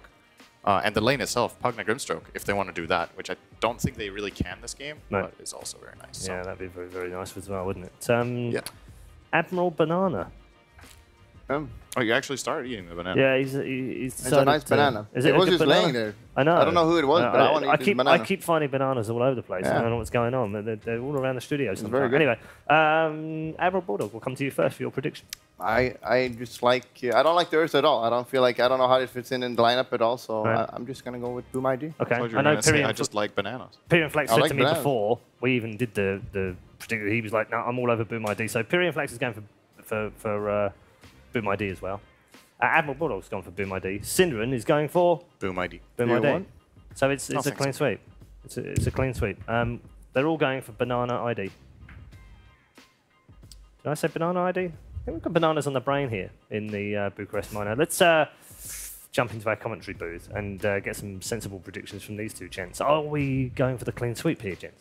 I'm not sure I'm willing to bet on Team here. I don't know about you. I don't like the way Ursa is right now. Right. The only thing you like about Ursa is his €1,000 set. That's a fair point. Quite. We checked the price on that set, all right? It's $1,000 If right Team now. Team don't win, €1,000. he could More. sell this and it'll be good. Right now. Crazy. So I'm going to Crazy. go with Boom ID. I think they have a lot of team Okay. fight potential. It's a free Slark game, Yes. good saving potential from Yes. Pugna. Yes, Yes. and All you've makes heard sense. that everything. Yeah. Everything Yes. they said, Boom ID Yes. for me as well. Yes. Yes. Yes. Okay. Yes. Let's get into game one. Thanks, gents. Thank you, Paul. That's the thing. Like, I just looked at this draft and we were talking about the Bane and how good and feeble could be, but then you go, it's a support Bane. He's never going to have the levels early on. It's going to take him ages to get to a point where it's useful, right? Yeah, it sounds so great. Cast and Feeble with the double edge, but Bane needs his other spells to use early on. Brain Sap, lower the cooldown on the Nightmare. It's still a good combo, but you're playing against the Grimstroke and the Slark, so that's a lot of damage. Yes, and how do you lock down the Slark is the real question, because of course he can just get rid of Enfeeble very easily. That was one of the big changes when they reworked it. It's very easy to just dispel now. You know, even if you got BKB is another method of just getting rid of it. And you look at this, the Earth Spirit, I feel like his job is... There's a lot of weight on Nusham's shoulders to deliver in this early game. Like, if he doesn't get a good start, there's trouble. And there is trouble immediately for Ike's Mikey gets caught out here. They run in with the Ink Swell, and they do draw the first blood. They'll leave it for Makoto to pick off, though. If that was Ike's Mike with the mustache, he would deny himself with the Nightmare, even though he doesn't have it. Even though it doesn't deal damage. Well, that's the true power of Ike's Mike with the mustache, right? He just defies all possibilities. Just look at this top lane, and Ursa used to be so good against these melee heroes, but since the changes to Fury Swipes, he just feels incredibly underwhelming. And there's a reason why Ursa is not picked. Reset time, 8 seconds, level 1. Even when you're playing against a melee hero, it's not that effective early on. And you're playing against Tiny, who can always just use the Avalanche, toss you back. Pugna with the Cripify is going to be awesome against both Medusa and that Ursa. If this Slark can survive and have a good laning stage, they have 0 counters for Slark. He can get out of everything in this game. And the other thing to highlight is, while it looks like Pugna's getting harassed hard, the issue you always run into is as a Dusa, you want to maximize farm. You walk off to the jungle for a second, and all of a sudden, your tower's been taken. Alright, so they swapped the lanes a little bit. They're going to have Brewmaster and Slark. And they're going to have Centaur with the Earth Spirit. Yeah, not what we were maybe expecting. We were thinking possibly the Bane, but at the same time, do you really want to put the Earth Spirit up there? Yeah, I guess the reason is they want to secure Ursa's farm so they can try to snowball. This opens up the Roche for them. He gets the levels. Earth Spirit is really not a good lane support. He's good at roaming around if you're playing a tri-lane, but as a lane support, even if you're playing against melee heroes, he's not that effective. That's definitely been a big emphasis for a lot of teams at the beginning here, just looking to start as a tri-lane, get 1 or 2 kills with the Earth Spirit, and say, okay, let's flip each lane, and we just go on patrol duty. In this type of game, it's hard. Like, where would your kill be? Tiny is so damn tanky, the Slark can potentially pounce away, and Pugna always has that Decrepify to protect himself. Meanwhile, on the bot lane, Centaur can't protect himself before he falls. Slark does go down afterwards. A little bit of trading back and forth so far. And when you look at the CS up to this point, I mean, Tiny doing great, Pugna doing great, even Slark, despite what just happened there, he did get the tap first, and he is ahead to Centaur in terms of CS. Yeah, and he didn't lose any CS on the bottom lane because they had like 7 creeps at the moment, so no one died. He also got the permanent agility gains. Oh, that's true. That's the thing. That's kind of new to Dota, so also, I mean, it gives him more move speed, it gives him attack speed, some armor as well. It's also really good against a hero like Centaur. Like, you've got your Stomp, but if you try and use that aggressively and screw up, you've got no escape plan. You're just a big sponge waiting to be absorbed now. Toss coming in. Top lane, FBZ strikes and kills off Sammy Boy. Smash through, trying to actually tank this up, but Ix Mike needs to run away. Nice roll through from Nushum to recover the escape. And FBZ, he's just hitting away. Needs to be careful, look to back away. Bane is trying to re-engage, did salve up. Yokum should be able to make his escape as well, though. Team now have 3 heroes in this top lane, but the question is, where are you going to strike? The Tiny's healing up, and at the same time, you don't want to pounce too hard on the Grimstroke, especially when he has that Ink Swell. If they want to rotate Panda to the top lane, they could and just leave Slark. He's going to be fine against the Centaur. Just get him levels. He gets himself to level 6 fast, and then he can't come. But look at this Room Master. He's just zoning him out completely. It's pretty easy for him. You don't want to actually have to commit time as a Slark to just harassing. You want to be getting those CS. Same time, Slark is pretty decent for this with the Essence. The way you have to look at it is you're essentially dealing pure damage, right? Because you're stealing stats as you attack as well. And against a big chunk of meat like Centaur, suddenly his biggest advantage is useless.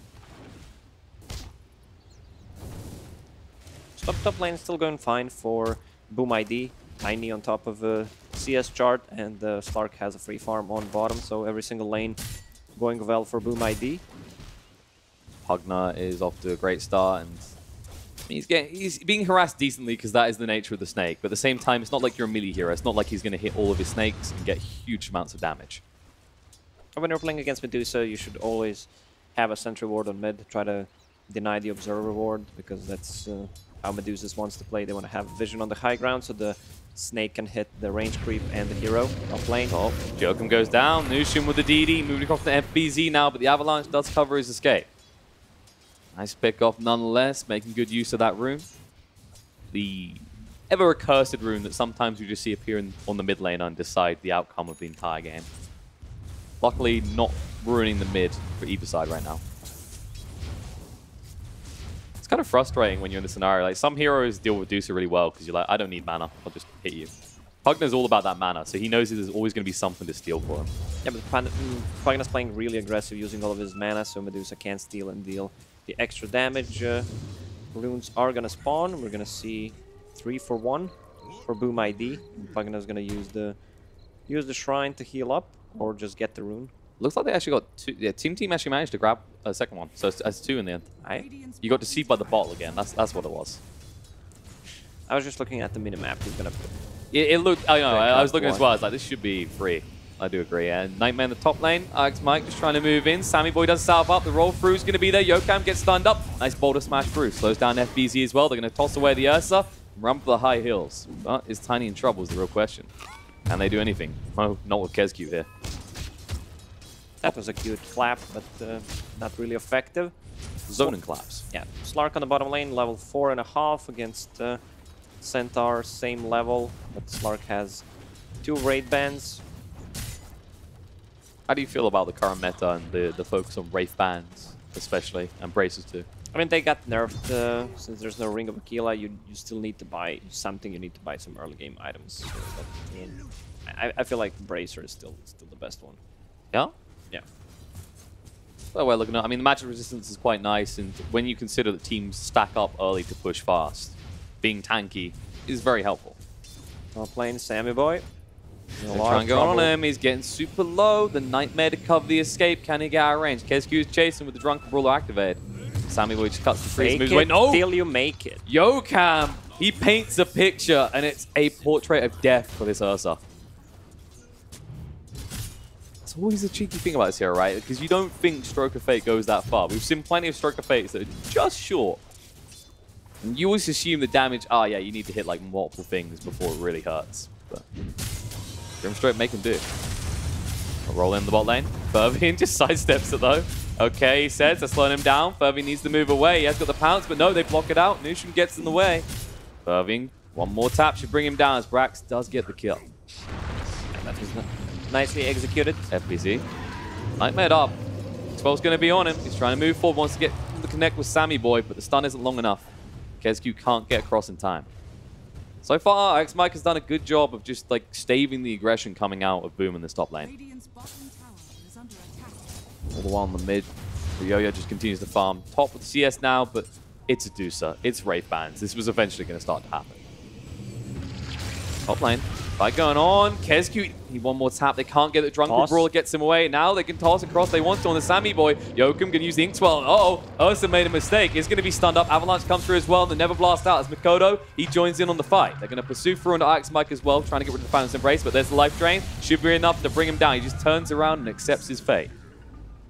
Mikoto could look to push on this top tier 1, which wouldn't be a bad thing. And they don't have a siege creep. He needs to go back to the mid lane. Oh, a region rune spawn for 747.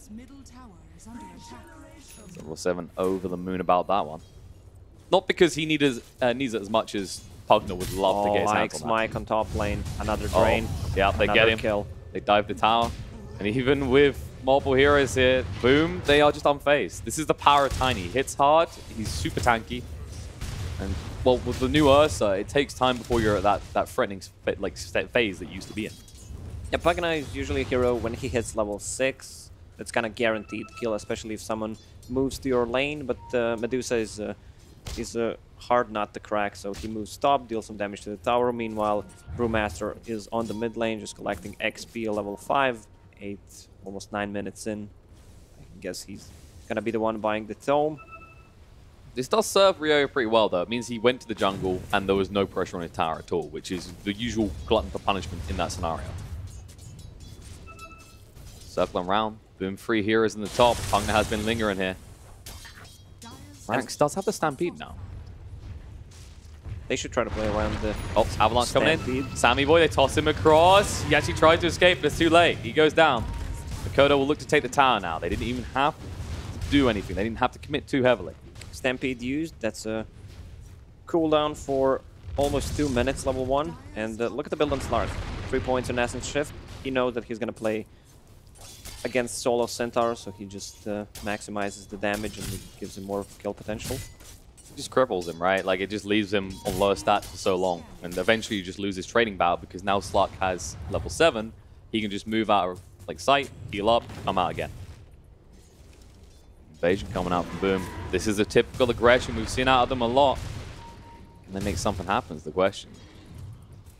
Runes are up, and it looks like Centaur, while he can't stop the Slark, he can stop him getting the runes, as it is going to be 2 apiece. Yeah, once your tier 1 falls, if you're playing Medusa on Dire, you need to fall back to your triangle. Just try to farm there, because Boom ID already set the vision in your jungle, so just play on different side of the map. Absolutely, that is the always safe area for Dire, right? You can take their main jungle, but that holy triangle is very hard to invade. Avalanche coming through. Alex Mike silenced up once more. And there's the split coming out. KSQ trying to move forward, looking at Ryoya, but he can't connect in time. Bane will go down. It doesn't look like they'll be able to find much more. They can go back to the tier 1 tower, though.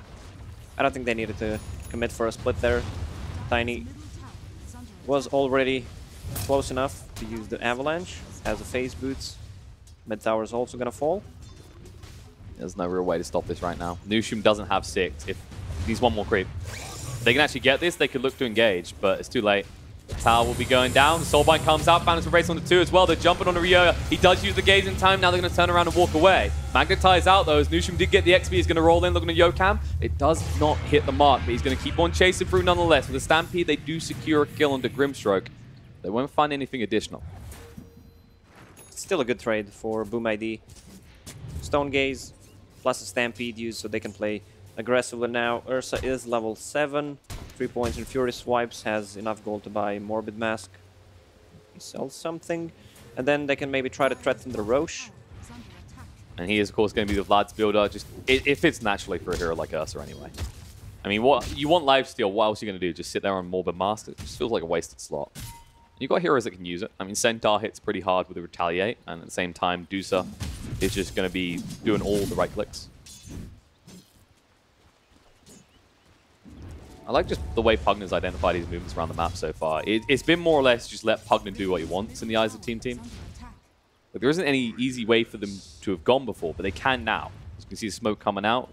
They've got 6 on both their supports, so easy lockdown for this Pugner if he appears. It's hard kill to get unless they commit Fiend's Grip or Centaur ulti. Centaur ulti is on cooldown. There's smoke with the Bane, some deep vision placed. They want to use this grip. Well open. They just want someone to come down here. They know they're around here somewhere. KezQ on the high ground, breaks the smoke. He's got split in 20 seconds. They don't want to commit a Fiend's Grip onto a Brewmaster though. So just back up. No other option available to them right now. They might try and push on this bot tower. They've got 3 heroes here. The problem is, so does Boom. I believe they actually only saw 2 of them. Owen just continuing the split push game. Once he gets a Shadow Blade, that should be when he starts to look for these fights instead of just split pushing. Yeah, their peak is going to be in the next couple of minutes. Shadow Blade on Slark. Tiny with the Blink Dagger still needs around 600 gold. The rest of the team is pretty much ready to fight. And at the same time, who's your initiation team? It is, we said very early on, that the pressure is on Nushim. That's not going to change because, you know, it's not a Centaur building a Blink. Your Ursa can go in, but you need the lockdown. They're going to try for it right now. Stampede is there. Avalanche does come through to try and cover. Makoto trying to move away with the Fiend's Grip. Holds him in place. They toss him on a task. They finish him off. Chase for more. They're going to try for FBZ. They should be able to drop him as well as the Magnetize just continues to persist. Roll through. Nushim already the hunt for additional kills. The Avalanche comes out, but it's too late. FBZ does go down. Aside, KezQ has been found as well, though. Nushim kept the Magnetizers going. Just enough remnants to work with. KezQ, there's no shrine here for him. He will just burn out to this. Unincluded. Oh, there you go. Split does get commit. This is a full defensive split, though. Maybe you get killed in Nushim if you're lucky, but this is just run for the high hills. I don't think that's worth it. Just using level 1 split to get away. Now they have... I mean, they have Pugna with the Nether Blast level 4. Slark has Shadow Blade. They can play aggressive now, and now they don't have the split. Exactly. You've just given Team more freedom on the map with that choice there. Nicely done to connect with the Makoto here. I mean, FBZ, it was one hell of an avalanche, but you just saw Mike right on the edge with the Fiend's Grip. Well, doesn't matter how tanky you are as a Tiny in the end. This lineup is willing to run at you. So I think the pressure is now on Boom to just look to utilize the Slark very soon, right? Oh yeah, and the good thing about the Clarity is now if you deal yourself damage with Dark Pact, it doesn't remove Clarity anymore. Big on man with Dark Pact. He's on the move right now. Shadow Blade activated. Wants to make the pounce. Can go. IX Mike can't escape. Nice new leashes. Don't you just love that part of the game? One more tap should be enough. Nope. Shadow Dance comes out, but it's too late. The Boulder Smash covers the escape. Nicely done by Nushim to ensure that IX Mike lives. Can he live himself, though? He'll get the bounty, he'll roll away, and he'll pick up the other one as well. So thank you very much. Tiny, he will secure 2 runes for Boom in the top lane in the meantime. He's actually very close to that Blink Dagger. So we should see a serious ramp up in aggression from Boom in the next minute. Yeah, they need to play aggressive right now. Medusa's on top of the net worth, 8.5k. Slark might even need to consider going on the Fusion Blade against her. Apparently one of the people on Twitter was upset because Meepo's been banned every game. Do you feel like he's like ban-worthy, or is it just teams are worried about that there might be a star player and it is that type of hero? I think every single time there's a Meepo ban against Boom ID and the Broodmother as well. He's kind of the specialist of these cheesy heroes. Do you remember when the patch first dropped and before the Meepo does half his stats? Yeah, Wraith bans were somewhat effective on that hero, yeah, right? I remember. That was painful. That was the one time I just ditched the game in like the last few years. Boom, they're not ditching on this top lane. They actually want to get rid of the tier 2 and just look to take full control of this jungle, make sure that they can triple the Dusa as quickly as possible. Problem is, XP and gold is not on your side right now. Dusa already having a gold lead over the Slark. 2k difference between those two. Team moving in. FBZ's been seen. Fiend's Grip's going to come out. Stampede as well and get in range. Magnetized. They try and back through, silence him up, and he's down. Chasing for more. Blink 4 from Sammy Boy. There's going to be a TP out with Yoakum. In the tree line, they don't even know. Everyone else should make it out. 747 is doing such a good job. Just staying on a different side of the map, farming up, joins a team fight. The team fight is over. Still, he decides to keep on farming. Manta style 3 raid bands. Getting Butterfly next. And then, of course, into the classic choice of Skadi. You know, you don't really have anyone that wants to build MKB in this game beside of Boom. Movement in on the Centaur. Life Drain's going to be there. He's stunned up on the spot. The split used very well here, actually. Brax will go down. Cyclone connects on Alex Mike. He has no way out either. They can even look to push on this tier 2. So what do you do right now? Team should just commit to like that tier 1 top maybe, right? Just chip away a little bit of damage, then back away. Because there's no way you defend. Look at Medusa's move. She doesn't want to defend that tier 2 tower. Just try to farm up. They can't fight right now. The problem is Boom ID doesn't have the best Roche lineup, so even if they get a pick off like this, 2-3 heroes, they can still take Roche.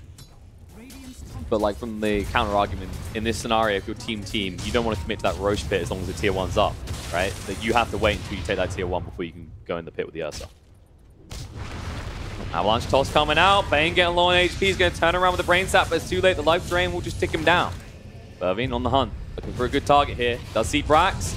Just trying to disrupt him. There's the Enrage coming out. Sammy Boy trying to jump in, but Yokam, he soul binds the two together. Moves away with the Ink Swell. He's going to be fine. The gaze to scare them all off. But there's no one they can catch on the side of Boom.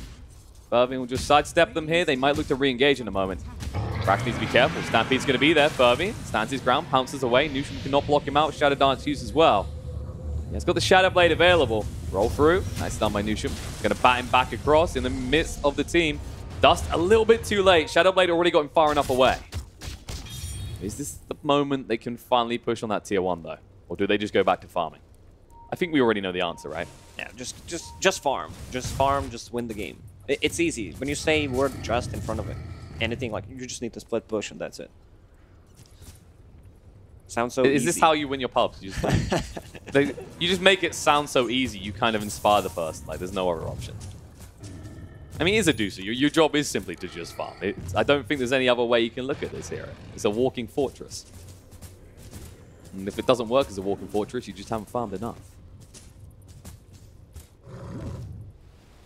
Speaking of farm, not doing too bad. Average 5.84k, already up to 8.16 on this Pugna. And this is a great item pickup on Pugna. 4 staff usually, I would prefer to have a Glimmer Cape, but against Ursa, Centaur, even Earth Spirit just rolling in, get someone out of the position. They're going to get so much value out of this 4 staff. Well, that's the other thing as well. Like, it's not the old Ursa where you can just decrepify him. It's like, good luck. You know, Enrage is going to dispel you. You can just keep on going. So you do need something extra. And then 4 staff is kind of like the cookie cutter item. There's almost never a scenario in which is a bad choice. There are better items sometimes. But almost always has a use. It feels like this game is not gonna end anytime soon. Boom going in. FBZ, they make the jump. Sammy Boy gets the Enrage out, but he's already too low. The pounce goes forward on Anushim as well. And whoopsie daisy, your Ursa, who should be the hardest hero to kill because of that Enrage, he just melts. They have a good way of initiating. Slark just scouting out the backline with the Shadow Blade, and then you have a Tiny with a Blink Dagger, also has Shadow Blade queued up. So if they can... They don't need to kill Medusa because at this point she's unkillable. They just need to... Well, they're going to try. They just tossed her pretty deep. Stampede comes out. Split's been used as well. Life Drain, they want to go for this. Soulbind is going to be activated. Maybe a little bit too late for the Lycan, but Ryoya out of mana and out of life. He's going to be going down. Mike rejoins the fight from the Cyclone, but stunned up on the side. They chase for Brax. They are just melting through him. This Essence Shift is stacking. Furby feeling so strong, but the Sun's going to be there. Bell's trying to move in. No, Nushim, he's going to be stunned up. He can't find Ravin. He is in the tree line. They'll finally see him, but he pounces away just in time. And Nushim can do what he wants with the Magnetize, but he hasn't caught the main concern, which is Slark in the tree line. And Sammy Boy is still looking. He's actually just been juked into this. He's been stuck in the tree line now, alone with his Slark. Life Drain comes out, and Sammy Boy, no escape from this. The buyback from Nushim, maybe a little bit too late, but the buyback's going to be in from Ursa as well. The back comes in, and Kezcute, he's in the wrong fountain. He will fall. Oh boy, I was so wrong. I thought Medusa can die, but he used back toss nicely into 5 heroes. They used the Panda Split. I think they just need to back off now. Yeah, they're still trying to go. They have 0 mana. Fiend's Grip is going to be there, but the 4 stuff away means Furvin's so far out that Sammy Boy can't reach him in time. You do give over your Grimstroke, but you keep your Slark alive. This is a little bit of inexperience here. Boom ID should just try to focus the racks instead of chasing the hero kills. They're a little bit split. You can see damage on both the ranged and the melee racks, but neither one form. The ranged racks damage will persist, but they probably could have got the melee racks in that time. Yeah, here's that toss replay. This was the crucial thing that allowed them to get their hands on that Deucer. Nice positioning.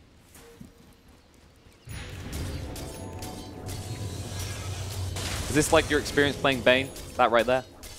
Yeah, there's a reason why I hate Bane. He was good couple of patches ago, but there's a reason why this hero is not picked anymore. It doesn't provide that much what other position 5 or 4s are providing. Not necessarily working out too well for Team so far, that's for sure. They are already looking at a base that is becoming exposed. Someone's feeling happy about it, despite the, let's call it slight diving. Things could have worked out worse for them. The most important thing is that when you look at Team's lineup, you know, you got this Dusos for super late, but the Ursa is never going to feel relevant until he gets his hands on that Aegis. How the hell do you get in that pit without being seen? And I'm glad, actually, that Tiny bought a second Force Staff, because this is the best item in the game to keep themselves alive. Once they survive the initial burst, they can try to kite around the Slark every single time. This Slark just goes in, buys a lot of time. They try to focus him, but in the end, he just doesn't die. I mean, yeah, we saw the Fiend's Grip went on the Slark, and just with one Force Staff, Sammy Boy knew he couldn't find that kill, and that would have been huge for Team. Still in the scenario where the only tower they've taken is that tier 1 bottom. And there's always pressure on this top. As you can see, the range racks is going to get super low here. You just have to push this in, right? Just push up to their tier 1 tower, take control of your jungle again if you're on the side of Team. It's easy when you say it like that. I know. I know. I'm not saying there isn't complications, but is it not better than just farming your jungle right now? Well, that's what Team does. This is their weakness. So after the laning stage, they feel a little bit lost what they need to do. Let's see if they can find a sense of direction soon. Venice to Makoto. He is falling behind Ryoga, who is up to almost 50,000 net worth right now. This is very close to that level 20 talent with the additional mana. Would you say that's one of the strongest talents in the game? 700 mana? Well, it depends who you're playing against. You have some mana burn heroes, then it's not that strong. I mean, it's just extra damage.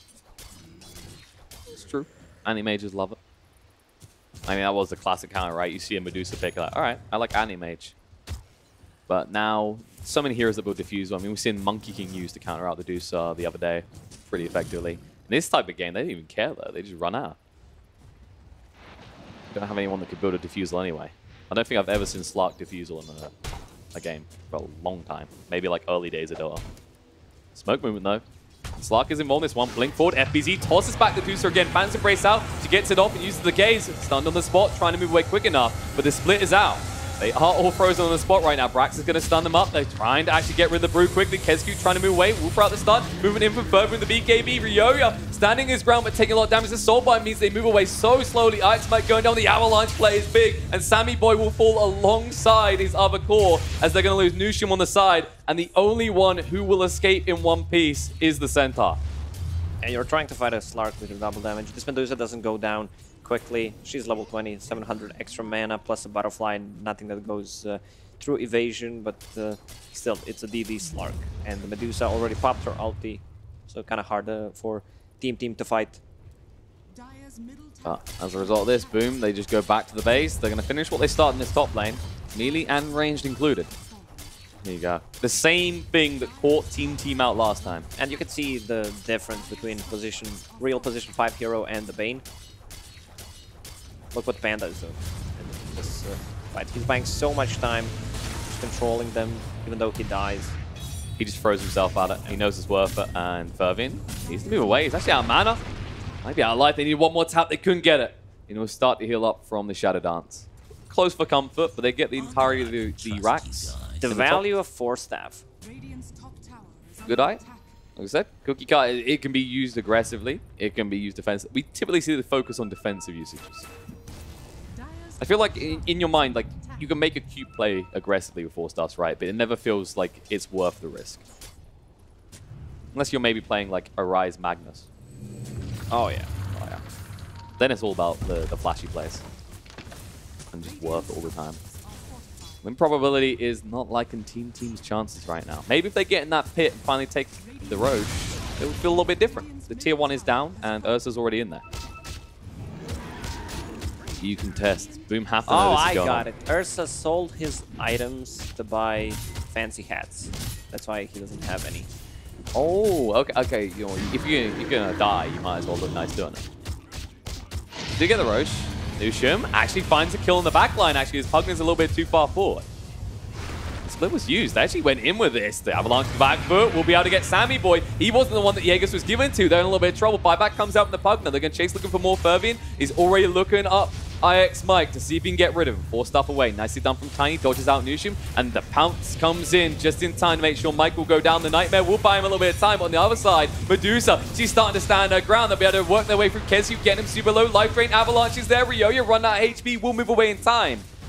And on the other side, Slark finally was able to close the deal and kill off Mike. He did buy crucial time for his team there, though. Yeah, 3 for 2 trade. Pugna bought back. Aegis still on Medusa. It's kind of painful when you're playing Ursa and you have to, it's the first Roche and you have to like submit that belongs to the Medusa. I mean, I know it's 28 minutes into the game, but you're just a slab of meat to enable Ryoya right now. It was not a good Ursa game to start with against these heroes.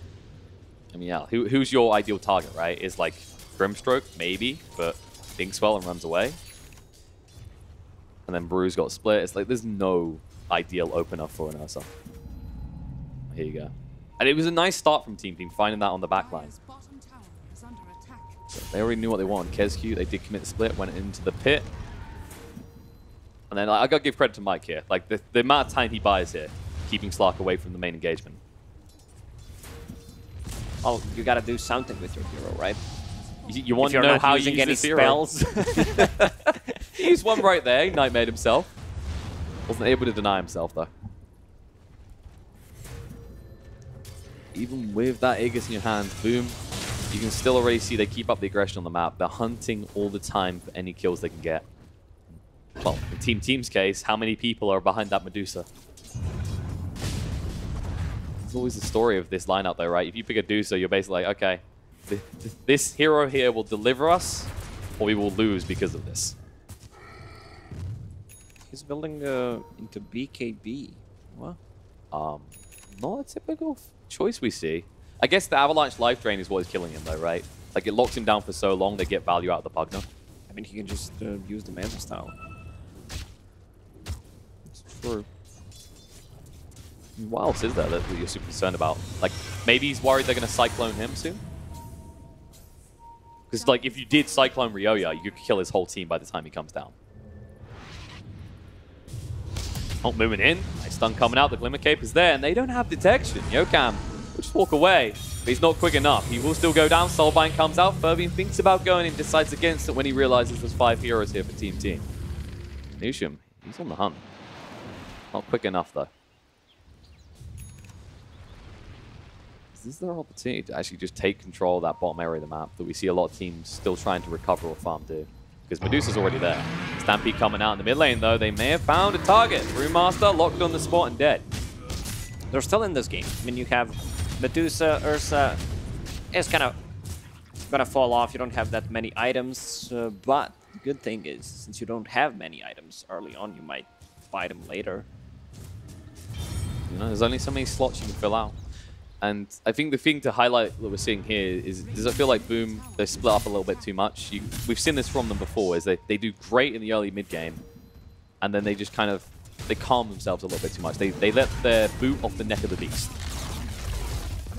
Yeah, that's true. Every single time they played against the OG, they win an early game, but they don't know how to finish the game. It also goes back to the problem with their picking Slark. He can stop his TP.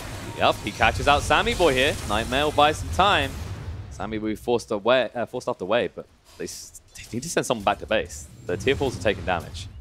Slark has a gem now, so they have two Invis heroes. Shadowblade on Slark, Glimmer Cape on the Grimstroke, so they're gonna get rid of the vision. One of the big benefits of Slark is that he can easily do that at this stage of the game. Being in the position he is with his build, with how much help he has, it's not the biggest risk for him to have the gem. They are always bodyguarding him with at least one hero. It's like a sniffer dog right now. But if you can actually like keep control of this area, Dusa has nowhere to farm. The big crux for Team Team. They're trying to fix that though. They've smoked up. They're all behind the Dusa. And they're going to try and move out. They know they're losing all their vision, so this is the play. That's a double damage Slark again. Uh-oh. Aegis is gone. Good timing for them to fight. Frax jumps in. Stomp's going to be there. Fiend's Grip comes out, moving on the slot. They should get him up for him quick enough, but no. Can they save him in time? Yes, they can. Shadow Dance comes out. The BKB is activated. Rio is standing his ground. We'll get rid of Kezq. Can he find more is the real question, though. Furby will pounce just out of range of Nushim. He cannot connect. And on the other side, you will see a pick-off as Ixmite goes down to Mikoto. No bash. They're still chasing. Can they get him? They TP'd in. Furby with the BKB, but he's out of mana. And actually, he might be out of life. He's trying to just break vision, but Sammy Boy has the blink coming off cooldown very soon. Can he get enough distance? Hide in the tree. Hold your breath. Oh, that's not gonna no, work. they know. They ping straight away. It's like this is the only place he could be. Furby does go down, and Nushim is very happy to be the new owner of a gem. This is huge, just getting the gem. The problem was Tiny canceled the grip pretty... Well, not soon enough, I guess. Yeah, it was a little bit rough. They almost lost the Slark. They had to throw everything just to ensure that I mean, you can try to blame Tiny, you can blame Slark for not using Q fast enough. Bane finally actually getting some use. Has been struggling to get good Fiend's Grips off so far. But beautifully done by Brax as well.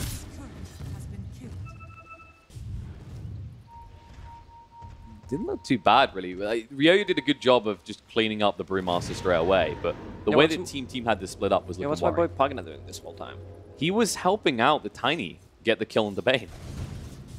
Yeah, gotta kill that Bane, who already used Fiend's Grip. They need to focus a different target, just play around the Cripify on Medusa.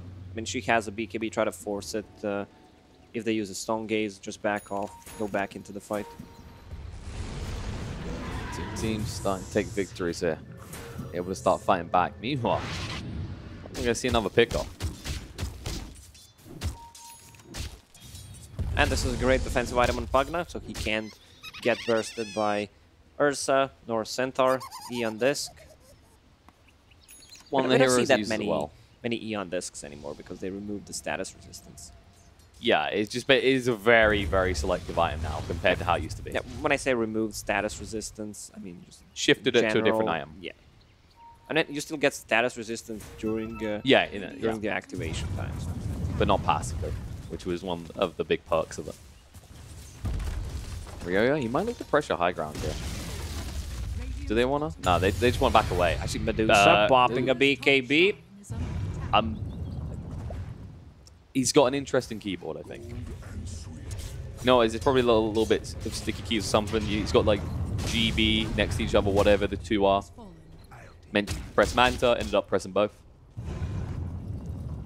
Luckily, there was no vision of him doing this. So, in the eyes of Boom, this is still a very threatening Medusa with BKB available. Yeah, I think Boom just wants to get the next Roche. Also, Slark will need to grab an MKB. They have 0 items that pierce through evasion. Instead, Slark just tanking up even more. He's going towards the Skadi next. Of course, this isn't one of those heroes that can build super status resistance. He doesn't need it. He's got it built in. So you'll see the Sanjin Yasha, but you probably won't see a Satanic. I hope not. On the other side, I wouldn't mind seeing Dusa maybe just... What do you want from her next? You want like big crits, or do you just want to tank up more? Can she tank up more?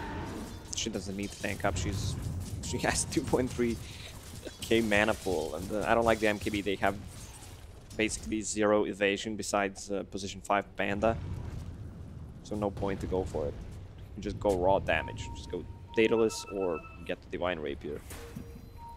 Instead, probably assuming that Slark has to eventually get some sort of form of evasion, maybe, but that's not what he's eyeing up. He already anticipates the possibility that Dusa does have enough gold to commit to an MKB. Win probably is actually being dragged back for the side of Team. 32% chance they can now take this, which is pretty impressive when you consider that 10 minutes ago they had a 14% chance. Yeah, that's killing Slark was huge. Just grabbing the gem, getting rid of vision in their jungle so they can play more aggressive and not just sit in the base farm when creeps come to their towers. Does it feel like we're seeing Boom be a little bit calm again? A little bit too calm? I think they need to do something. But Roche is going to spawn in a minute. FBZ, they know he's here. He needs to be very careful. He's got a haste bottle. Must assume he's gone away already. They're actually rolling around, just trying to spot him out. He just wants to cut the wave. There's no other play here. Like, he's probably hoping that they go in Roche Pit, someone tries to TP close to Roche, and he can interrupt them and move away.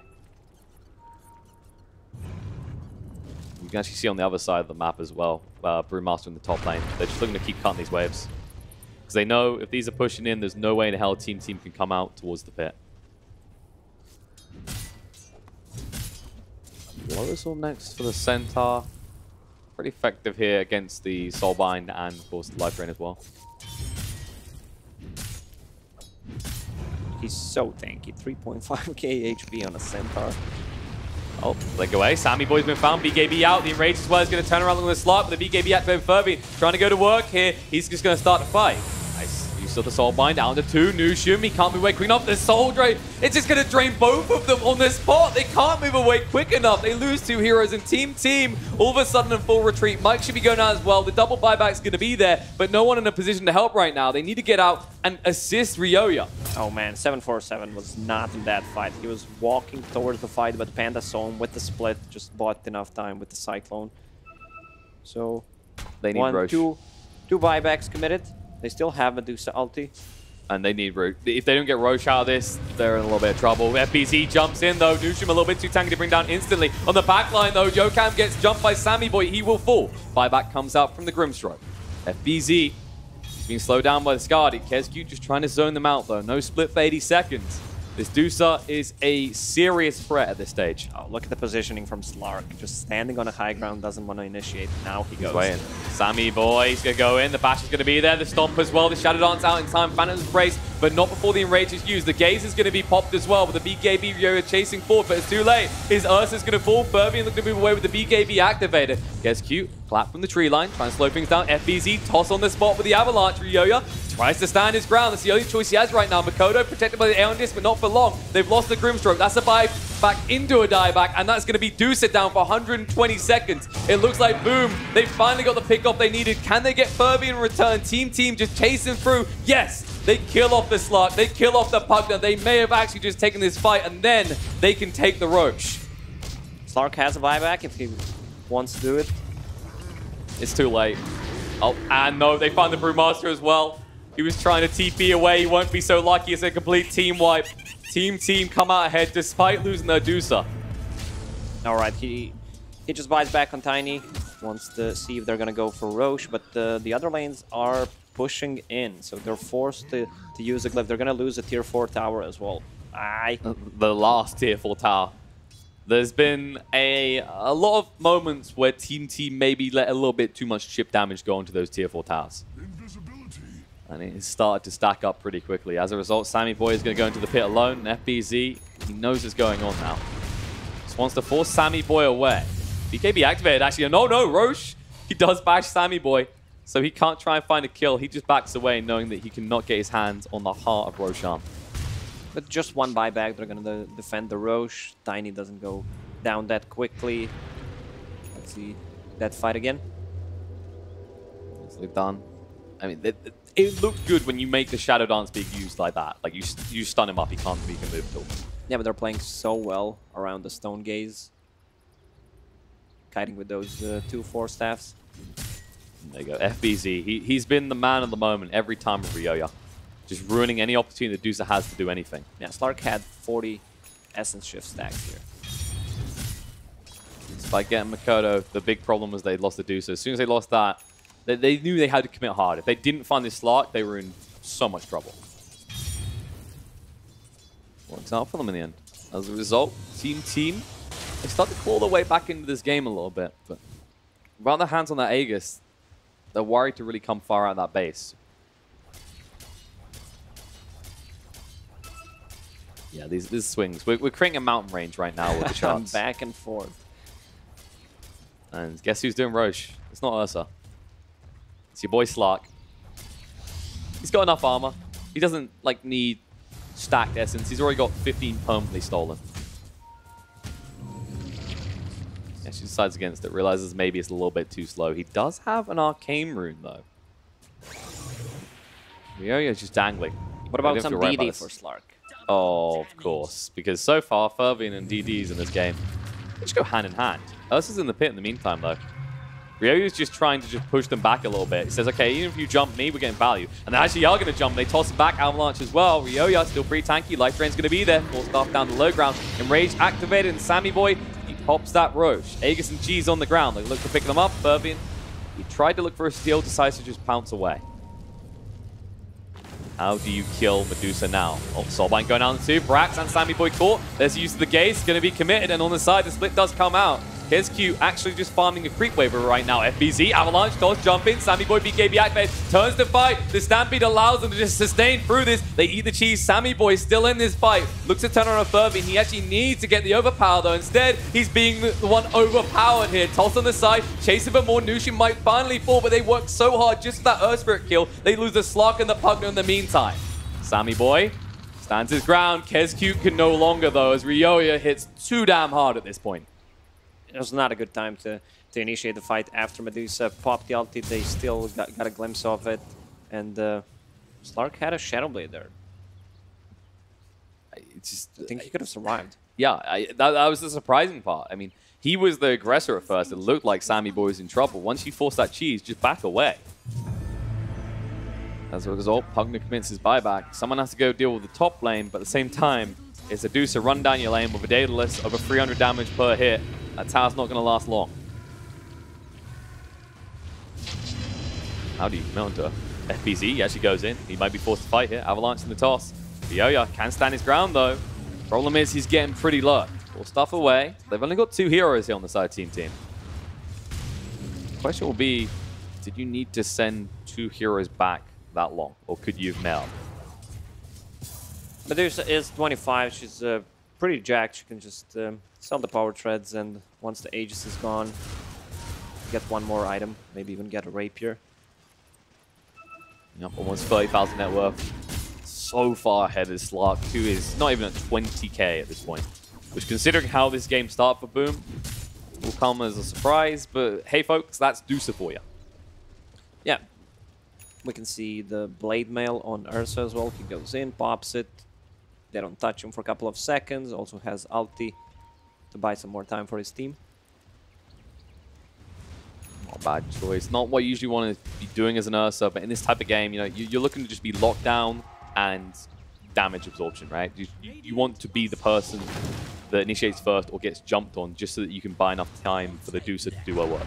Yeah, we can see other 25 talents coming in. Hoof Stomp duration on a Centaur. Slark is getting closer to his, but that's gonna be big. The Essence shift duration.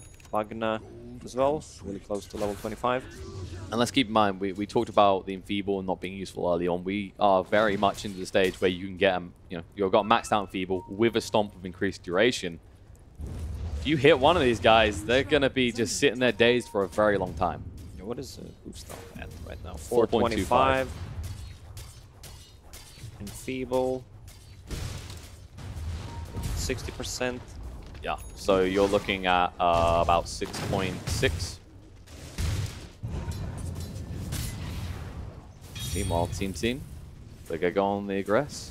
They're looking for this last out of tower, but boom, they mirror this movement. The problem is their base is already exposed. TP at the Ancient, looking to defend this. Would you look at that? Another double damage on the bottom. Well, They don't have sadly the for vision on Fervian, it. he's not there right now, but he can go get it. Ryoya has found a haste, which is the dream for a Dusa who no longer has boots. Oh wait, no, she upgraded. All right, she got rid of the treads, went for the boots of travel. How many games, like the most memorable Dusa games are the ones where they didn't have boots and everyone just ran away from them, right? And you still have a lot of agility and the butterfly, which gives you more. It doesn't have an active ability. You don't get that extra movement speed when you're chasing, but still. Speaking of that Dusa, she goes up the high ground here. They just want to back away. That wasn't the kind of pick-off they were looking for. Is Team going to find a pick off? They're looking for it right now. Stampede movement for DD picked up. KSQ needs to be careful. Split comes out. Furbian stands his ground. Shadow Dance has been activated. Soulbind connected to Ryo with the BKB. The gaze as well. Tosses on the spot. FBZ trying to move away quick enough. Ix Mike will go down. But Ryoya stands his ground and fights. They jump in. Nushim just trying to block off versus escape. He's low on HP, but not as low as this dead Slark. The buyback is out from Mike. Can they find more? Makoto trying to retreat here. He should be able to make his escape, but KSQ will not be so lucky as Sammy Boy gives the final tap. Stannis doing such a good job just buying time. The whole game, he's gonna get caught this time. He's got 4 staff, but I don't think he's getting out of this one. He's out of mana and out of life. And feeble. Told you, the Enfeeble combos are going to be there. You know, you just need the pick-off potential. Spirit, stunned in the mid lane. Uh-oh, Yokam, no, Ryoya. He touched him once with a Skadi. Well, McCabe, 4 staff to the high ground. He will get away, but that's a 900 crit and just a preview of how hard this Deucer hits now. And Grimstroke invested in so many, I would say, useless items. He has Boots of Travel. All you need to do is use your ulti and Hex to targets. Definitely looking problematic for Boom. Out, Toss coming in, FBZ looking to move away. Nushim rolls into the stuns because he likes avalanches. You know, he's an Earth Spirit. He's got like all the Earth spells. They probably won't like the base being taken like this though. Ryoya, they jump in, FBZ with the BKB, tossing on the spot. Ryoya does get super low, but still standing his ground, now healing up. FBZ can't be away quick enough. Punk is already down as Sammy Boy just backstabs them all. And it looks like Boom are in a lot of trouble. Slark up in 8 seconds. Can you hold at all now? Because they're going to go for the throne. Wait, what did Tiny toss? It just disappeared. It was just, I don't know. It was just all the Medusa jumps, toss after toss after toss, and she just couldn't do anything. Didn't matter though, Fiend's Grip coming out, Slark, so tanky, BKB activate is going to turn around, Sammy Boy with the play belt, but no, the creeps in the dire base, team, they need to actually go back and defend or they're going to be in a lot of trouble. They're held in place though, they think they're winning, but can they win quick enough? It's a race. Someone see GG's called? What? Oh, they called GG? Boom? Hello? Boom? What? Do you not believe in the creeps? I mean, who's going to win here? 3, 2, 1. Team victory. I have no words. This is they're laughing. This is one of the weirdest endings in Dota history. I'm not sure Boom noticed the creeps because they still had 2 heroes alive that could have thrown themselves at Team. Yeah, they just needed to stop the TPs. Okay, Team take game 1. Boom. We'll have to reflect upon this. I think I'd advise not watching the replay and realizing quite what was happening in your opponent's base because that was something else, Lacoste. Yeah, they could have won this game, but just not doing anything. Well, that's the problem. Sometimes doing something is not a positive thing, and apparently calling GG can work against you. You might as well just let them finish the throne in that scenario. Panel, run me through what the hell just happened.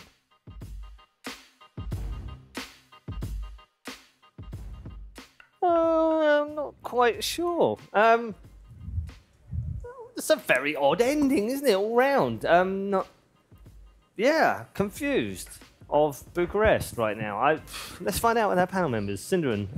As if I know what happened. What did happen? Would they have won there with the creeps? Well, they might have done if they'd thrown themselves in the other base. So we were getting our headsets and stuff on, but I didn't see what the health was. We'll have a look on a replay, but hopefully we can find out what the health was. A replay would be nice. A replay but would be there was good. that whole. There was like at least 2 waves in there, and there were 2 players alive, and then Here we go. They So go there's in there. So look, oh my god, how close is it? That's halfway. Okay, it's halfway. Yeah, it's it's dying. more than halfway. If Slark buys... They called it's gonna GG die there. naturally. If Slark and Brew They just called go GG in there, and and do there's anything. 10%, Oh my there's 5%. God. It was gonna die. They were winning the Oh game. my god. They were actually winning. I don't think I've ever seen that. That's interesting. That is That's very interesting. And do you know the irony of all of this is that we said before, Boom ID struggle to close out games. But the creeps don't. No. Yeah, The at creeps least don't. the The creeps creeps do. Yeah, I feel I don't really think I've ever seen bad that now. before. But I mean, at the it's a same bit time, hypothetical, right? If they don't call GG, maybe No. they will actually defend their base. Because Oh, when the yeah. enemy team calls GG, you stop playing. But also, You it's like sure, 5 seconds. yeah. But it was like in 5 seconds. No, that was less than 5 seconds. Yeah, I reckon that was another 2 seconds. Their TPs They might wouldn't not have have been finished. able to make it. TP'd in, the extra damage wins them the game. Yeah, especially if they buy Boots of Travel on the 2 Yeah. surviving heroes, they definitely just go in. But I think that nobody saw it. No. Just nobody. But let's be fair as well. When you're in the game and it's that intense inside your own base and you're like, oh, defending for hell, then maybe you miss it.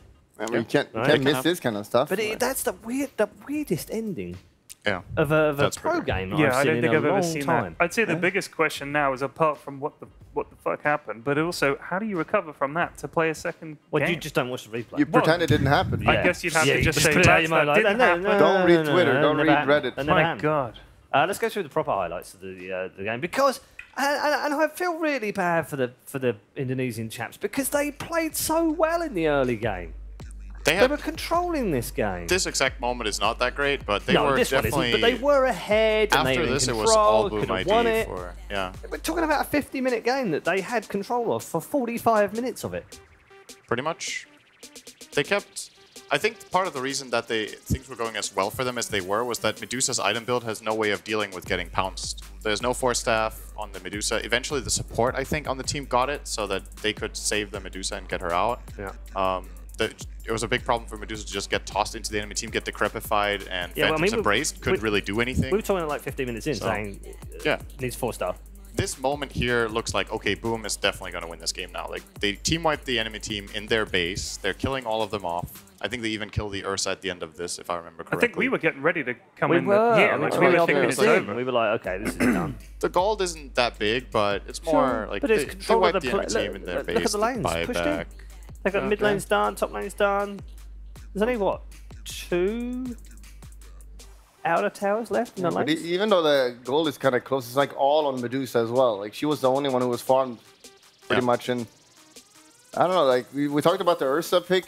We didn't like it that much. And honestly, I feel like it didn't work out at all. The laning state was awful. And later on, it was, I mean, it was pulling some weight. But I don't know. I still don't really understand the Ursa pick.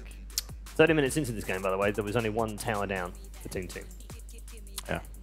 That is a recipe for losing. And somehow they won. Do you want to call this a comeback or a throw? Well, it's a bit of both, isn't it? It's a bit of both. It's a good comeback, but at the same time, with the way that ended, that's a throw. Oh man, the Psy head shake. That's If you're when you know Boom it's ID going wrong. and you think about for a second how this game is going and only the Medusa is farmed, when you approach these fights, you don't have to try to pummel through this Medusa every time. Kill the easy backline. Yeah. Use your Slark to jump and kill the Bane. Jump and kill the Earth Spirit. Maybe you can even start on the Centaur, the Ursa, and just play the fight from there. But the more time you invest into killing this Medusa and you're not successful, the more time you buy her. This is a good fight for them. In this instance, they do manage to bring down the Medusa, but it took them a long time. We're at 40 minutes in, 7k gold lead, 12k XP lead, 33-21 in kill. Every lane pushed in, all the towers gone. They've even got a couple of racks at this point. They've got to go on and win it from here. Yeah, They have to go on and win it from here. I think every team fight from here, you use Primal Split, you Cyclone the Medusa, and you kill our team. And then you win the game. I think the thing is, if they Medusa's did BKB, win you it. can't do it, but... They did win it. The game was won. They just left before they won. Yeah, they didn't. Like, that was... properly They didn't really win for the right reason, though. Yeah, true. That's not how the game should have ended. We saw from their Team perspective. afterwards as well. They were laughing. Yeah. I Well, think they I'm not realized that when the game was surprised. over, they were like, oh my god. How did we win that? Well, do you think part of the problem that that Boom ID had was that the Medusa could just take all their mana at the start of the fight? The And even Mystic if Snake they're was a all problem. fighting everybody else, it's just like, all right, Tiny and Slug, you guys have no mana. Right? 55% mana, is it? And Pugna and Slark, I mean, every hero relies on mana. Like, it's one of the most important resources you have. So, like, you have no mana, you don't do anything. So, like, she just continuously casts that, and it's so powerful. Like, Slark without mana is... I mean, look at those 2 waves pouring in on the minimap right now. There's 2 waves pouring in to the team base at this very moment. And it actually doesn't look like Team's heroes will be able to TP out right now. Oh, they just won. They won the game right here, and the GG's coming out in a few seconds here. What if they type GG here and the enemy base goes down? Do they still win because they GG'd out, or is that an offensive GG? Did you notice Because that 10 second pass, right? So that's why they won. They won because the timer ran out. Yeah, so what if the timer didn't run out and the creeps kill him, but they typed GG? Would that have been an offensive GG, or would they given up? I genuinely don't know. You know what it looked like? Game, Team you still typed lose, GG right? almost at the same time as Boom ID. I wonder if they were getting ready to GG out, but they got there a picosecond after, so Boom ID's GG goes through. I'm pretty sure the way it works is that the game itself is what decides, right? Yes. If you call Yeah. GG, but the game ends for the enemy team first, I don't know. I've never seen No, the situation I've never seen before. either. I've seen the opposite, where one team calls GG and then they cancel their GG countdown, and then the enemy team calls GG and then the game ends the wrong way. Right, but it's right. like, no, it's obvious who won, Yeah. right? But in this kind, I don't know. Well, we Would've been don't have to iffy. make a ruling, so Luckily, we yeah. won't need it this time. But that was a very unique situation. Boom ID did it himself. You know, Yeah. Boom ID should be no ID. You know, because they have no idea what they're doing. There's a scoreboard to go through. I'm not sure that we particularly need to go through the scoreboard. Boom ID winning 34-32 in terms of the kills, and winning the objectives in 11 to 10, and winning on gold and XP, but not winning the game. Not sure I've seen one that ended quite like this ever before. Disappointing end, but I have to say, I mean, team, great comeback from them. Yeah, You know, well played to stay in it, and in the end, the W goes to them. And it's worth focusing on how they stay in the game, right? Yeah. Like they understand, okay, Medusa's a strong hero. We protect her with everything we have. We play around Medusa. We play our team fight stuns and hope for the best. And unfortunately for Boom ID, they kind of played into it a bit too much. Yeah. The more separated the fight is, the better it is for Slark. Like he doesn't want to be in this like clump with all the AoE spells. Maybe they could have split it up a little bit. Maybe.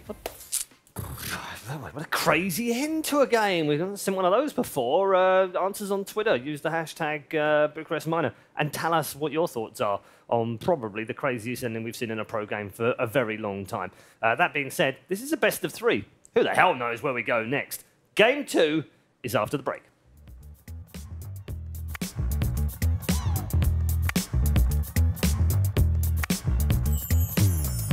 Money, money, I just can't get enough.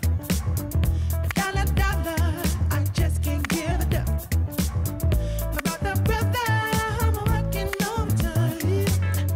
Just about the things that keep you satisfied. But it feels so good, I just love the rush. Girl, you reach me every time we touch. Feels so good, yeah, I don't wanna stop. Work all day to spend all night until we drop. Money, money, I just can't get enough. Money, money, I just can't give it up. Money, money, I just can't get enough.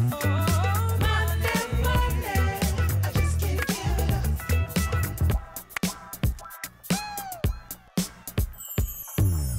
Money, money, I work so hard for you. Dollar, dollar, what more can I do? Brother, brother, I'm working for a dime.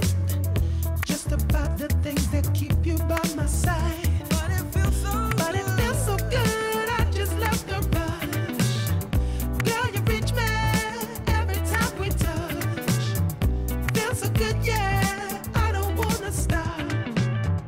Work all day to spend all night until we drop. Money, money, I just can't get enough. Money, money, I just can't give it up. Money, money, I just can't get enough.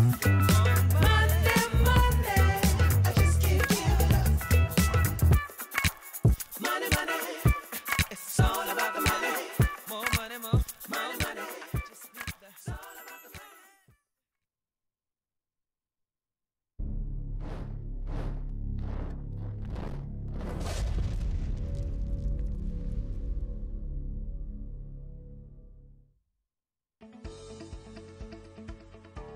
GVM Pay is designed for gamers to unlock various benefits from most mainstream games to your local services. Recharge made easy just within your fingertips. Recharge easily in 3 steps. Earn rebates for every recharge. Download GVM Pay now at pay.gameview.io. GVM Pay is everywhere.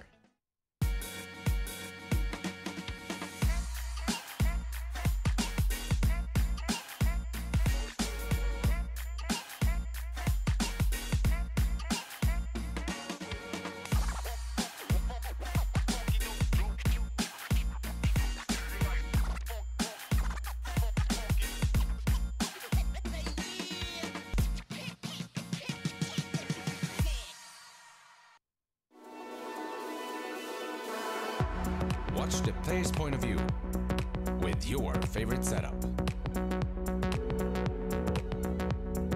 Follow your favorite Dota 2 player in every detail. Watch esports your way. Get your digital pass now. Data analytics gives you the advantage of getting to answer questions in a faster time. In esports, you have a topic where all those technologies can be applied with an actual great purpose.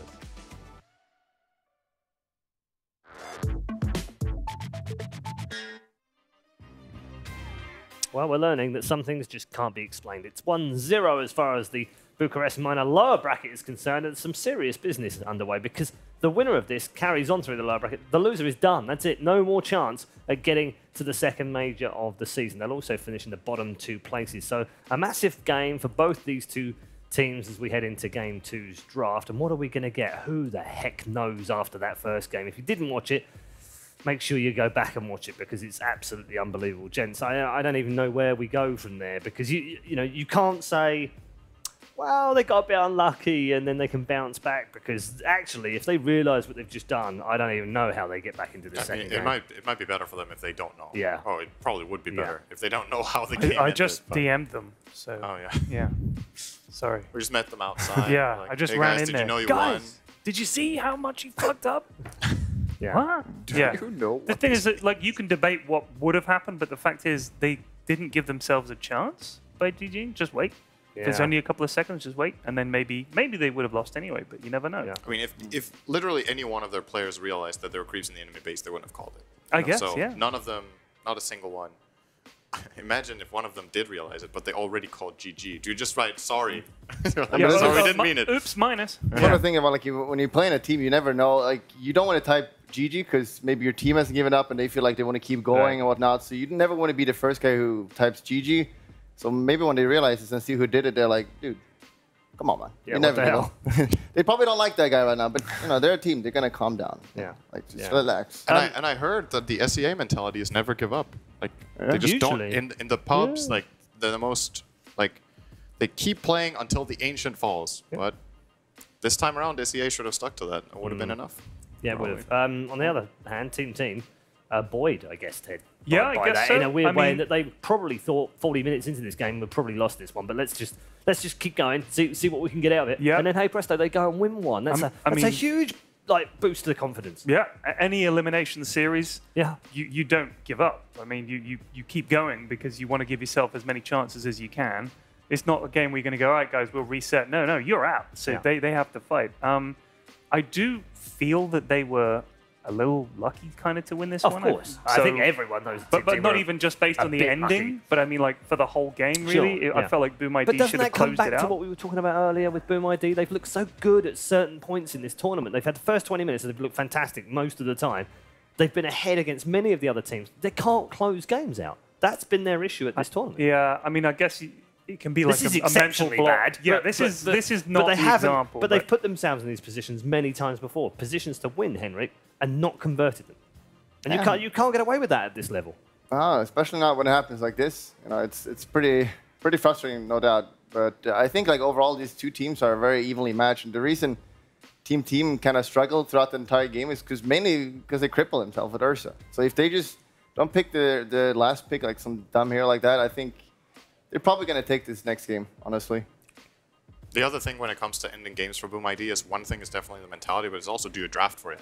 Like when they played against OG, for example, and they had the 7,000 gold lead 2 days ago, their draft wasn't really built in a way that, okay, wasn't we're late going to game. win a team fight, we're going to end. Yeah, well, they were like very it was- lane, early game yeah, oriented. lanes and earlies. And they had to be even further ahead than they Yeah. were. It looked flattering, didn't it, at 20 minutes? Because it was kind of like, oh, they're really doing well. But, In well, this they game, should had, be, though. They had Pugna, though, in this Yeah. game. Like, if you can, like, slow siege, you can start poking the towers if you want. They're not particularly good at killing Roshan, though, in this game with their heroes. Slark is pretty damn bad at killing Roche, so is Pugna. So that's what also got Team back into the game. They went and took that Roshan. Yep. I think they got both Roshans. But they had this a better game. Roche They got lineup. both, right? Yeah. Yeah. Had a better Roche lineup. Simply. They're still laughing. They can't He's believe very it. happy about that game. Yeah, believe no, it. I think that's they've been laughing Ease for the win. 15-minute break. And you can't blame them. I mean, it's heartbreaking in one respect because we kind of all had one of those games at some point in our careers, whether it's professional or amateur, and they suck when you lose a game like that. And you really feel for those players. But as I said, I don't want to make excuses for them because you can't make those kind of mistakes at this level. Yeah, it's just this competitive Dota, right? It has a lot of ups. Like you win this kind of game, you feel like so good and you feel great. But if you are on the Boom idea, you feel really, really bad. Yeah. Really bad. Well, they're going to move on quickly. We're into our second draft. Okay. Seems like they're just banning. This is some weird bans. Yeah, early Timbersaw ban. Round one Timbersaw ban. Alongside a Meepo, which we know about. Okay. That's fine. The Medusa's banned out. The Mag is burnt. Well, okay, so we haven't seen an awful lot of PA Mag. In fact, I think we've only seen one game of PA Mag, haven't we?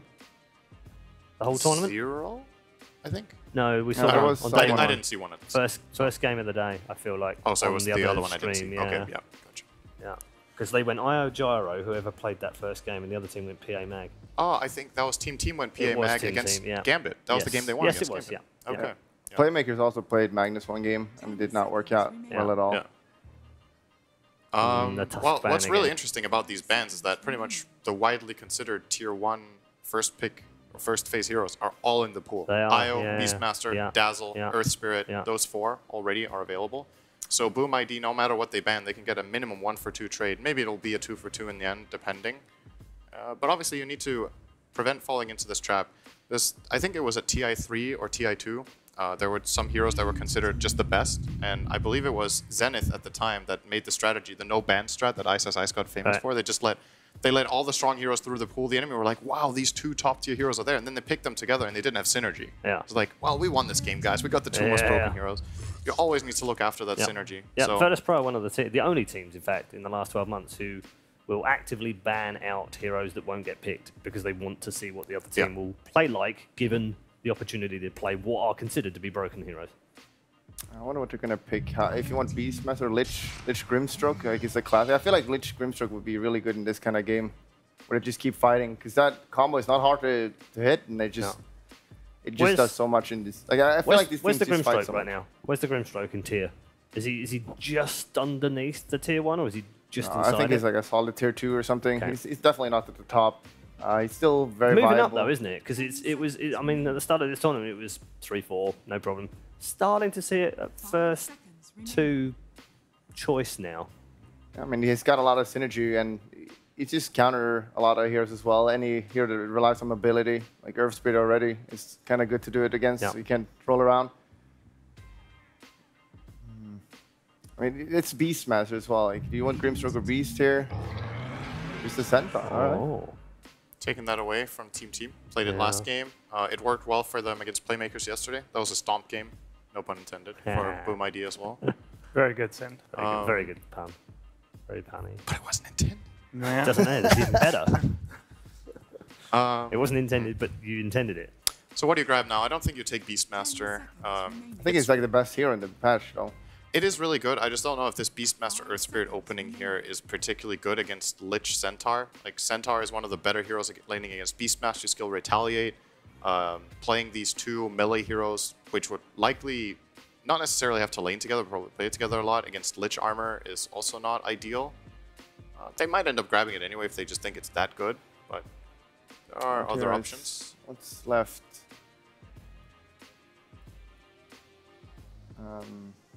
Good win rate for that hero. Yeah. 4-1. Yeah. 80%. All right. Easy game then, I guess. I don't know what you pick right now. Flax, can you tell him? Okay. Darks here. The Darks here. Yeah, right. I would have gone with Darks here. Nice call. It's a classic. Thank you. Classic Combarino. He's been banned a lot. I think a lot of teams value him. I'm surprised this hero's gotten like super popular all of a sudden. It's weird, right? And no one played him ever except like Kesu in pubs or whatever in some games, but now all of a sudden everyone picks him. Yeah. Why is that, Syndrome? Well, these heroes like Earth Spirit becoming this popular obviously makes him a lot more appealing in the game when Earth Spirit is in. And like half of Darkseer's games are with Earth Spirit already. So that obviously is a big increase in pick rate. Apart from that, sometimes it just takes teams time to develop these ideas of other heroes to start picking and rating them high enough. I don't really know if picking Darkseer in a slot like this is good. It is if they ban out the right things. Obviously, there's plenty of carries that can lane against Darkseer still. One of them was Anti-Mage, he got banned. There's Juggernaut. You can pick an Oracle support.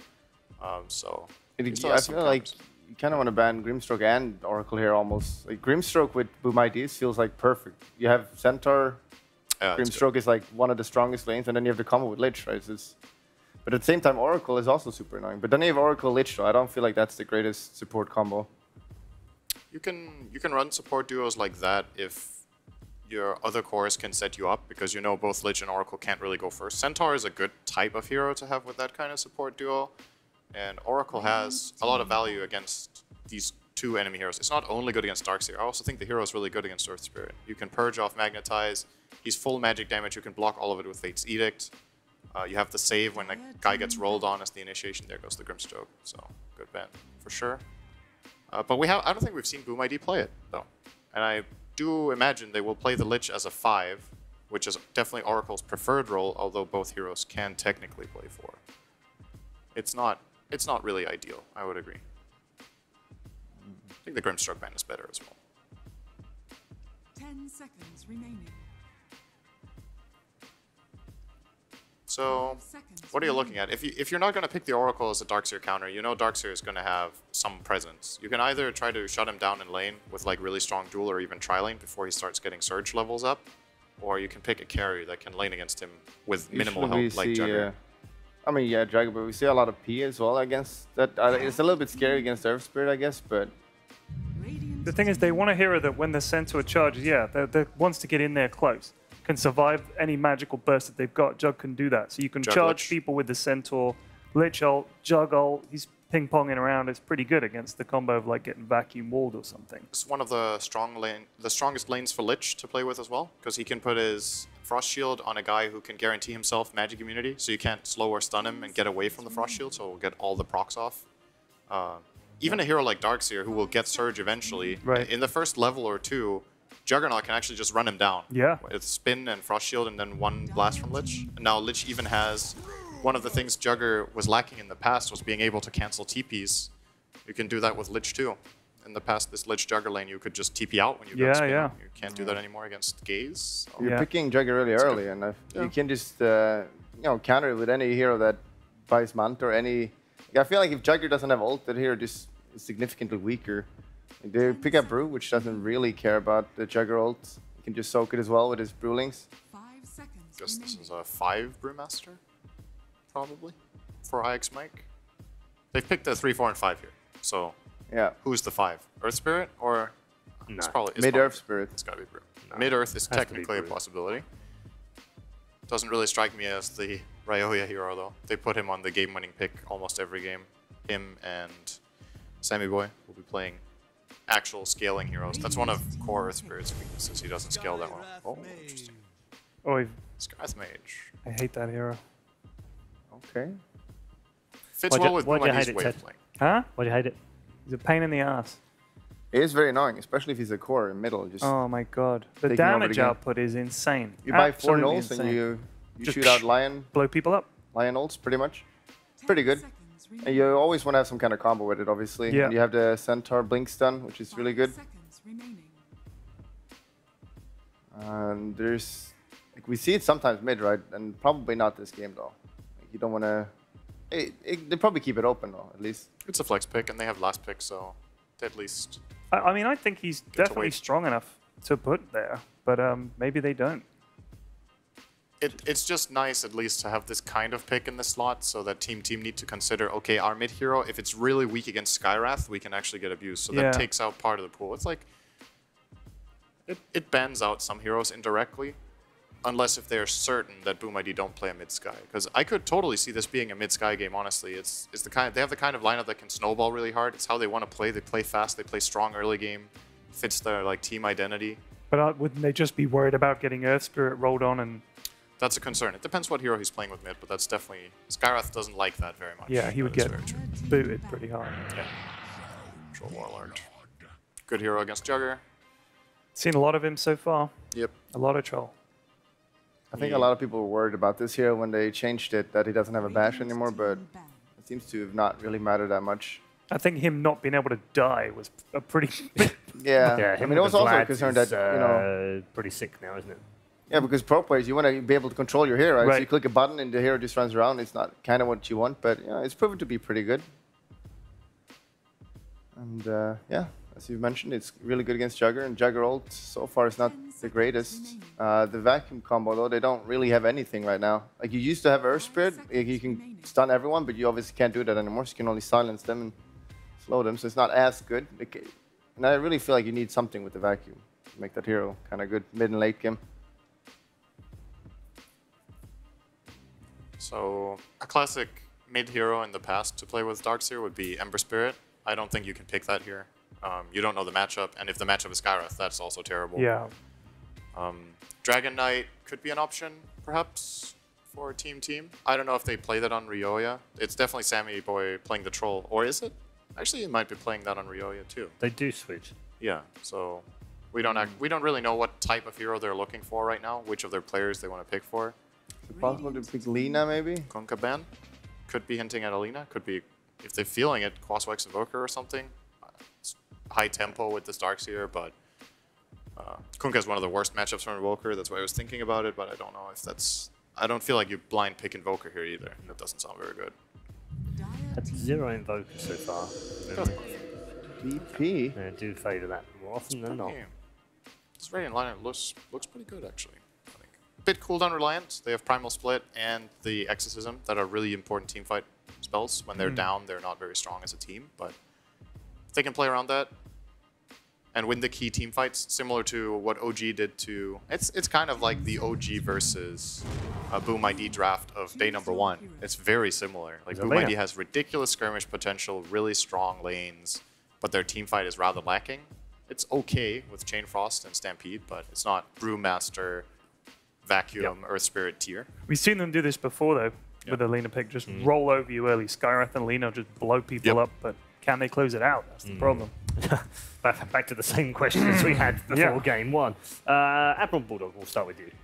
I'm going to go with Team. I feel like the teams are very even, and this time around there's an even draft at least. So I think they're going to... I believe in IX Mike. I want to see some solid NA Dota right now. All right. Going with this, man. Team. What he said. Yep. I believe in the comeback. I think Boom ID can roll in this game in the laning stage and do well. So they might just be broken mentally after the first game. That's what I think. I hope they aren't. I think they have a good shot at winning this game with their picks and just playing fast. So. Okay. 2 for Team, 1 for Boom ID. Cinder is not put off by what happened in game number 1. Our commentary team were equally shocked by what happened at the end of game 1. Guys, have you ever commentated on an end of game so bizarre?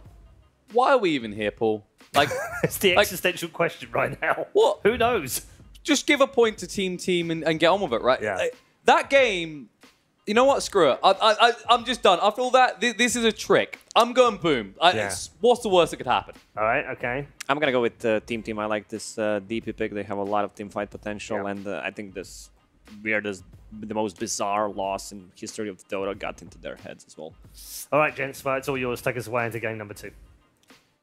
Bizarre indeed. I can only imagine, like, this is how I'm seeing it. You go one of two ways, right? You are so annoyed at yourself and you just bounce back like a hellfire, setting ablaze to this lineup, or you just cry in a corner and Team, beats you over the head. IX Mike steals your mum, and that's it. That sounds like a great story and a possible one. I can't believe that none of these 10 players actually saw what's happening in their base. No one was TPing. I've read that they had a glyph as well. I didn't notice it because there was a lot of weird stuff happening. So, I mean, they wouldn't even need the glyph. That is the most absurd part about what we saw there. It was just... was 85 HP, I think the throne was on when that ended. And you just gotta... Like, how do you shake that? How do you, in such a small break, go away from that, talk to your team, and no one say, so why'd you hit the GG button? Sometimes it's better not to do anything. Do you think they just went to their own corners and just stand up and that's it? If they were bad-mannered to not type GG, they would have won. I'm not sure. I think they would have been held to it, though, is the problem, the cost. I'm pretty sure there is a rule about that. I'd have to look it up. But boom, they need to bounce back here. One game behind the side of Team, who are, to the surprise of even themselves, ahead of Boom now. And looking at these lineups, I mean, Team, the Death Prophet has proven itself very strong, as has the Troll at this tournament so far. Yeah, and I don't like the support duo on side of Boom ID. You have a Lich, you have a Skyrat Mage, they're low HP, low armor heroes. You're playing against Earth Spirit Darkseer that can just roll on top of you. You have no escape mechanism. Pretty easy kill to get. Well, let's see how this game starts. Who can get what runes? Nushum sneaks in, actually, and we'll be able to steal a rune away. So that's free going away at Team. Nice roll in from Nushum as well. Cam slowed down by the Willen Axa from long range, and you can try all you want FBZ, but you can't get between them and their meal. They got a first blood, and they got 3 runes. And the Greeble laughters continue. I've heard some of the players, like just before this tournament, went into Frosthaven with the specific statement being, I want that laughter for this. Introduction from Scriff there, who was as baffled as us. I think everyone here at the studios was just as baffled as each other by the end of that game. And this is probably the most bizarre ending in Dota history. But wouldn't it be a beautiful story if Boom now bounced back 2-1? Well, they've got to get the second game out of the way, first of all, and open up these lanes so far. When you look at this mid, this Lina versus Death Prophet, I don't know about you, I like the Lina a little bit more in this scenario. I don't like that, though. Lich just went down the Iron Shells. Yeah, I think Lina definitely has an upper hand in this matchup because you're playing against a range hero. She can't really come close with the Spirit Siphon. But the other lanes are going to go well for Team.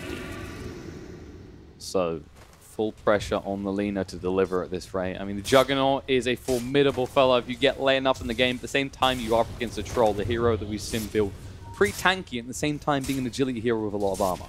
Yeah, you're playing a Juggernaut against 2 heroes who have escape mechanisms, so your Blade Fury is not going to be that effective. And then, of course, the Death Prophet can build into Yule's Aeon Disc, at which stage you do nothing. Not doing too much here, though. Nushum just rolls in, a little bit of harassment. This Lich, how do you do anything this lane right now? Do you just exist, hope you get enough levels, and try for a cute spin play? He's actually going to try to pick on a Brax here. Can Surge just walk away? And actually, Kesky in a lot of trouble. The roll through is good enough. Team get another kill, and this Lich is not having a fun time so far. You can always do that. Just like the feed, send the courier mid. It's super effective in pubs. Super effective if you want to play low priority. I mean, have you got much experience with that? Oh, I did. There was a really dark times when I was in low priority all the time, had a bad behavior score. It doesn't matter if you win or lose, you just get reported. Alright, hopefully that can't happen anymore. By the way, Kesky, he actually got the kill for that. Nushum didn't wait long enough to deny himself. So Lich finally seeing some end to this merciless top lane as he gets himself a little bit of gold. Doesn't matter, he didn't get the XP. Yokum, they're going to get the XP for this though. Nushum, so far, he is just pummeling the supports on the side of Boom. This man is relentless. 1-1-3, involved in every kill for his team up to this point so far. And Brax, like everyone's just denying themselves the towers now. He gets it right though. That's going to actually be denied. No hero touched him in time. Yeah, he used all of his mana, bought all the items, had no gold left. So much value from it. See what's going to happen with Nushum. I mean, this is just a Lich. We don't care about him. We want to see the Earth Spirit plays. He's going to make a move, right? Just thinking about it. It's pretty big ask to get FBZ here. Like, I think the biggest problem is you want to make those kind of commitments on those kills, and you probably could, but your Troll has to drag himself away from 1, 2 creep waves. Not worth it. Do you see a scenario in which the Troll isn't going to keep up with the Jug? Like, the way this is going, I don't see Jug ever being ahead of Troll in terms of net worth. Depends how they play. I mean, both of these heroes can build into Battle Fury. These 6 slotted by 25 minutes. This might not help Juggernaut. If Brax keeps farming his jungle, then suddenly Jug has to play a lot more aggressive. Haste Rune on Nushum, heading towards the mid lane here. Kodo is super low, actually. Ryoya's going to walk straight in. Makoto's stunned up, can't do anything but die. Beautifully done by Nusham, exploiting the value of that haste rune to maximum efficiency. This is why Earth Spirit is one of the best position for heroes right now. He secures the lane top. And he's going bot now. Yokem thought he was safe. Sammy Boy tanked it all up, but the roll's going to be in, and it looks like Skyra has no escape from this. Sammy Boy does get the final touch. I mean, at this rate, if this keeps up, Nusham is he's definitely MVP of the early game so far. Yeah, that's why I mentioned that I don't like the support duo on Boom ID's side. No escape, low HP, low armor, and once Earth Spirit rolls on top of you with Orb of Venom, there's no way you're escaping. Can you at least get some runes is the real question. Nusham, is he going to be punished this time around? He just smashes through 3 of them. Now the Frost Shield's going to be used. Nusham needs to move away. Still on half HP. They're trying to pursue, but they're slowed down so much by this Lich. Nusham, he will be going down as they level into the gaze. They can get the kill. I mean, at least he could have tried to use the roll. Yeah, you could give it a shot. I mean, there's a chance the Lich doesn't have gaze leveled at 3. Sometimes we do see them leave it until a little bit later. Maybe go for like a 1-2 build, for example, as opposed to the 1-1-1. Another roll on mid. It's going in, and the Exorcism as well. Makoto hits the Light Strike array, but the smash through slows him down enough that they can get in range to finish him off. This is huge. They have Catapult approaching, DP, ulti used straight away when she hit level 6, so there's going to be a lot of damage on the tower as well. And there's nothing they can do about that. Instead, they eye up the bot lane. They want to move into Sammy Boy. The problem is, Mike is here. The clap to slow down FBZ. They just have to back away and stick someone in the mid lane to slow down this push. And Ryoya, oh, he almost goes down there. He was tanking so much of the tower just so that the catapult could continue. Rolling in the bot lane. Skyrap in trouble. And boom. These supports are just sacrificial lambs at this stage. Once Brewmaster gets level 6, again, these supports, 3 kills. And there's nothing they can do about the Darkseer on the top lane. He's just free farming. Juggernaut, pretty useless. He's level 6. If they can somehow rotate maybe Lich, try to pull him with the Sinister Gaze and use Jug ulti, that's a kill. But that's a lot of resources committed just to kill a Darkseer. That's your only hope. And in fairness, you can look at it this way, right? Like team support's going to be feeling pretty damn good going into mid game.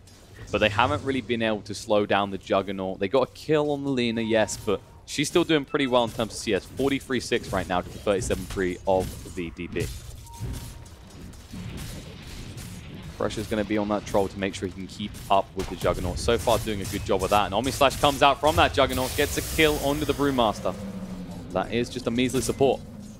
Not usually you want to use this Omnislash on a big kill, right? You like can see instant rotation.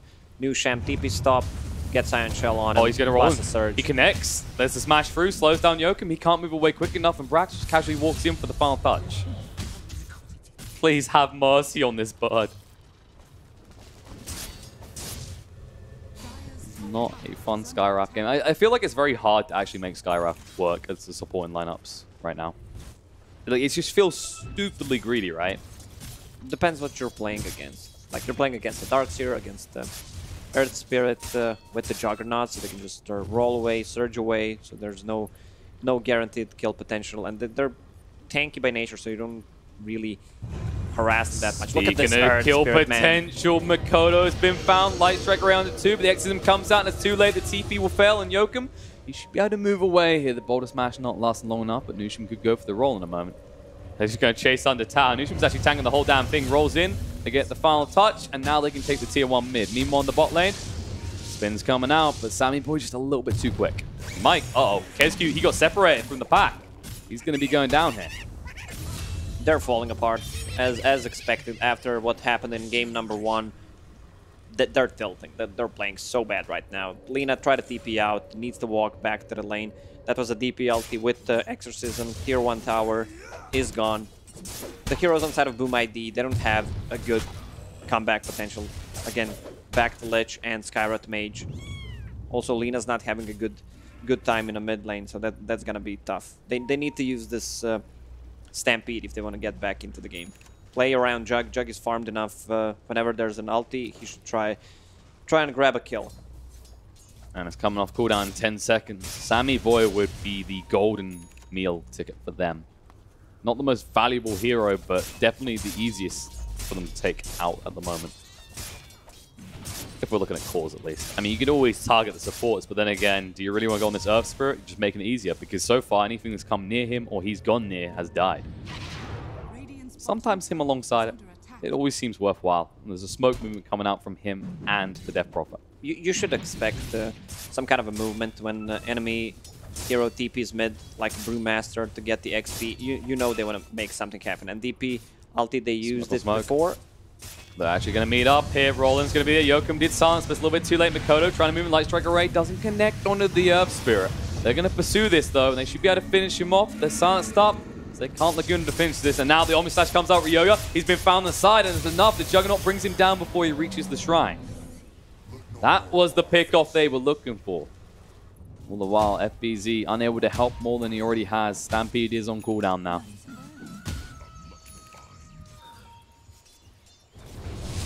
Rolling for Berlin, actually. Looking on Sammy Boy here. The gaze drags him back in. Okay, who needs an Omni Slash for the big kills we were talking about? All you need is your wonderful Lich with the sinister gaze. That's a pretty big kill. Also, the Jug gets the last hit. Yeah, he did. Extra gold is gonna get him closer to a Battle Fury. We're gonna grab the tier 1 tower on the bottom. Immediate reaction from Team. Everyone steeping top. They want to take it by force. They know Centaur ulti is on cooldown, so that's an easy kill to get as well. And look at these Iron Shells. They actually hurt him quite a lot. FBZ, he has no escape plan. Mike is arriving as well. There's a smash through. Only stomps under one. He does go down. Now they can look to push on this tower without any sort of contest. He bought a lot of time, so Juggernaut could split push on the bottom lane. They don't have anything that goes through his spin TP. So he'll push onto this tier 2 as well. Just the early chip damage does pay off in the long run. I mean, Brax can come here to try and annoy him a little bit. Ensnare does. Never mind. That's true. But he's far away. Yeah, the creep has a long way to go. Brax, just trying to actually get rid of the healing ward here. Needs to be careful. Only slashing 30, so don't linger around too long. Mid lane, Split's going to come out with a jump in with the Magnetize. Nushium looking on Mikoto. Frost Shield to try and protect him from the filthy right clicks, but Sammy Boy moves in. Bow Trance is there. Laguna comes out, but it doesn't matter. Sammy Boy stands his ground and takes out 2. On the side, the Cyclone's going to be there, and Yoakum, he thought he could maybe escape and tell the rest of his team about the danger of the mid lane, but he's going to be fallen also. While in the top lane, Centaur is just being ran down by the Death Prophet. Uh-oh. Looks like Juggernaut's joining in, though, and Death Prophet, is she in trouble here? Looks like she's going to go down, but she does take the Centaur with her. Problem is, you did use the Exorcism there. Yes, you got 3 kills for the 1, but it's pretty painful for a Death Prophet to commit the Exorcism like that and still die. Yeah, Boom ID, this is a good trade for them. Juggernaut's getting all the kill, all the CS. He's level 13, 12 minutes in. Jesus. He's getting pretty far forward. The level 2 Omni Slash now available to him. Heading into that Mana Style next now that he's got his Battle Fury in. What we were saying early on, you know, either one, him or the Troll could get ahead and start to kind of snowball. And look at the gap. The Troll's got a lot of catching up to. Yeah, this has to be one of the fastest Battle Furies with power treads, 2 raid bands. So new generation Battle Furies is what we're talking about. Scary man, definitely a scary hero, especially with the changes to the Omni Slash, now more effective later on in the game. But here you go. Mikoto, he tanks up pretty well. And he almost gets Sammy Boy Laguna, but he had the Battle Trance. There was no chance in hell.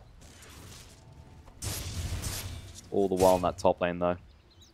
I mean, you can see where teams come from, right? They're so far ahead, they think they can split up and make additional plays. But you're better to play it safe. Play around the Death Prophet and just try and take control of this map.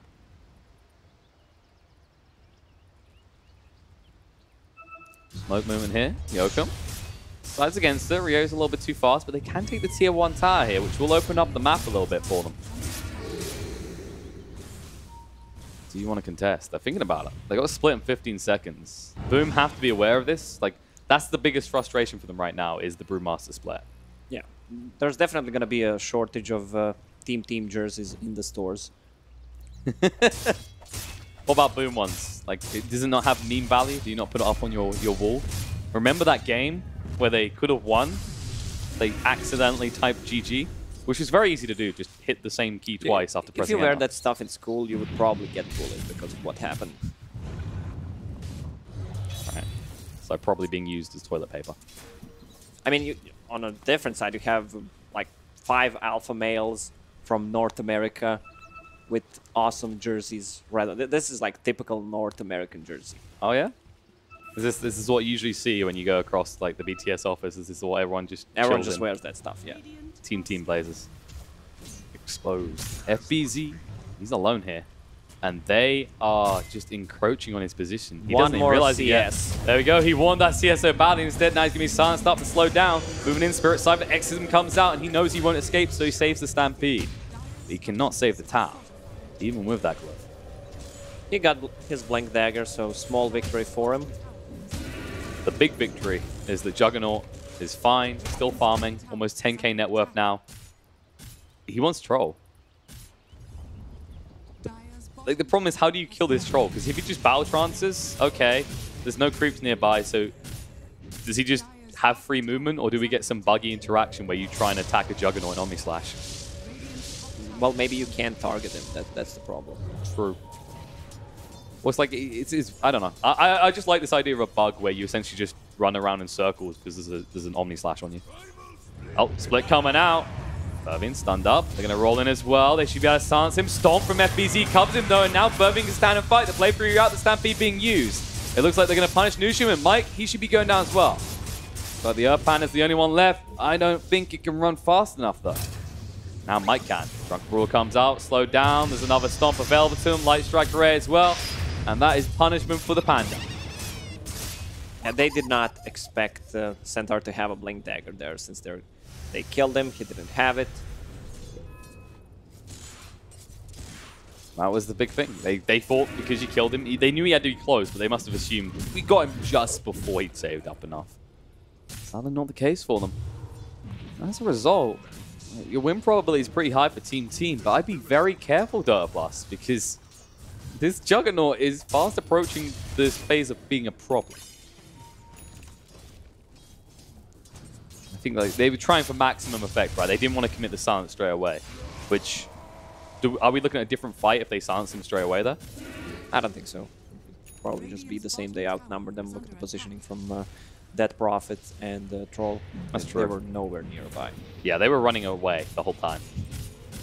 Just looking across, going like, I don't know what charge you're leading here, but I'm not part of it. And he knows it as well. Mike smiling. That's that's a rare occasion.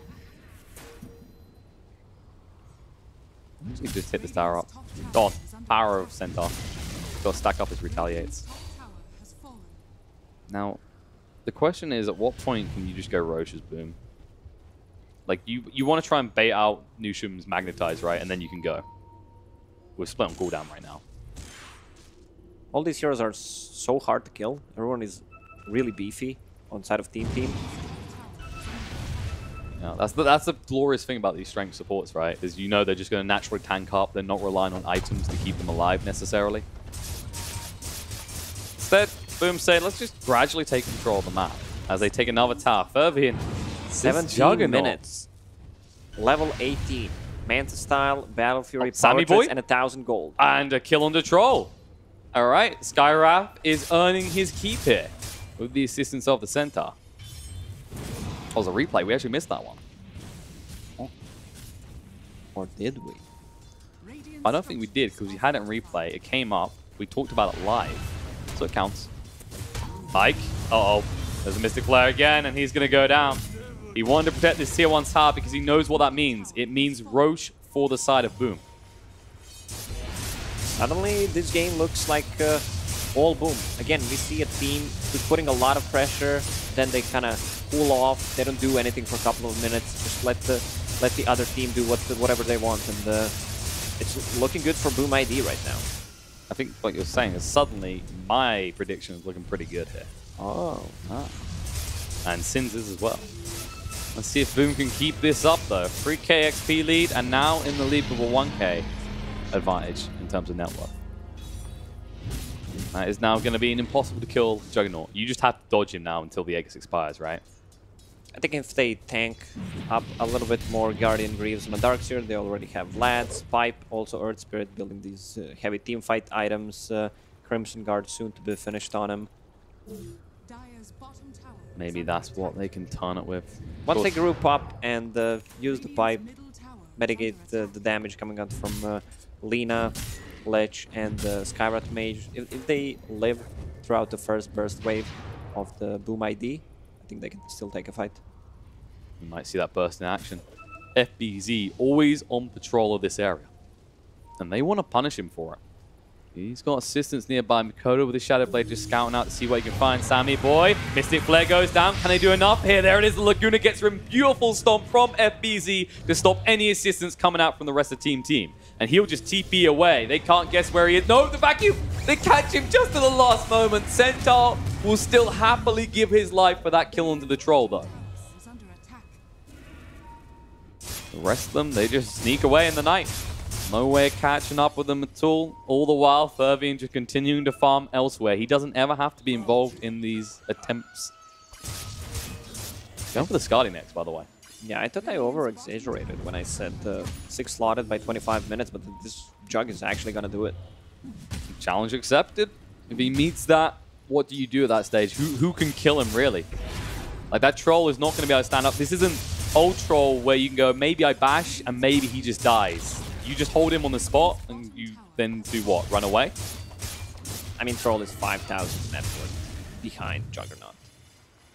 Just highlights the problem. Oh, Makoto, they miss him. Shadowblade try and get away, but there's the dust. They smash through. The wall committed as well, just to ensure this Lina does go down. 50 seconds on the sideline.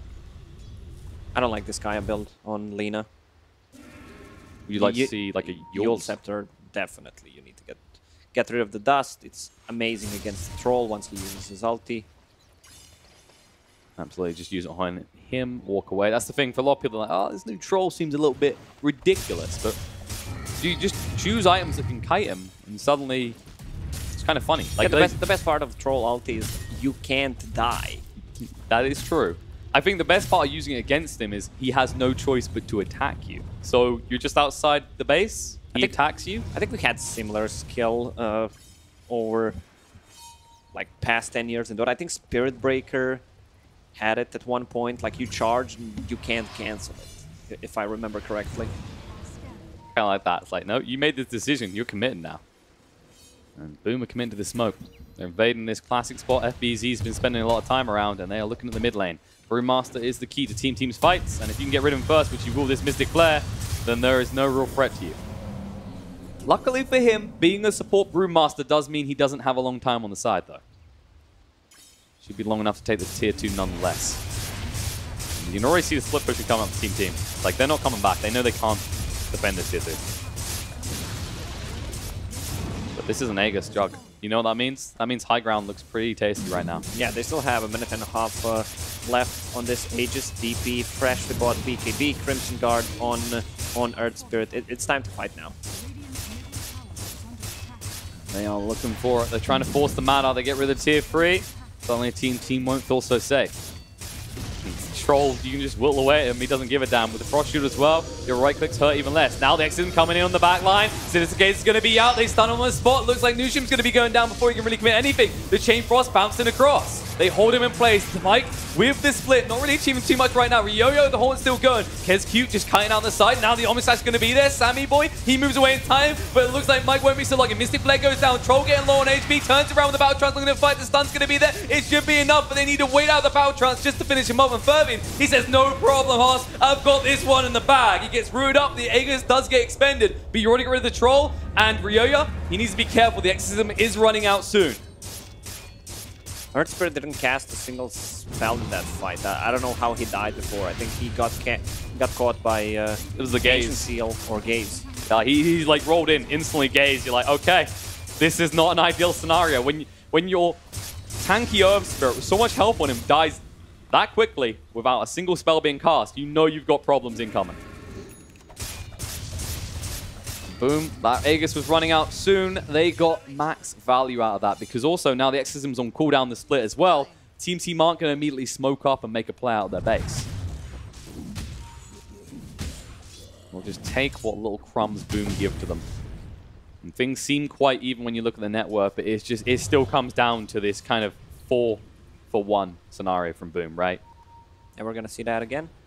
Just want to keep eyes on Earth Spirit. He goes in, Sinister Gaze, Silence. And see you later. You know, Ryoya, he tried to get in there with Exorcism. The split wasn't looking terrible, but Fervin, without hesitation, as soon as Sammy Boy walks in, just sees his opportunity. They need to try to Cyclone this Juggernaut in a team fight. Kill the rest. Absolutely. Roll troll. New Battle Trance helping you out somewhat, but in the end, new Frost Shield proves itself superior.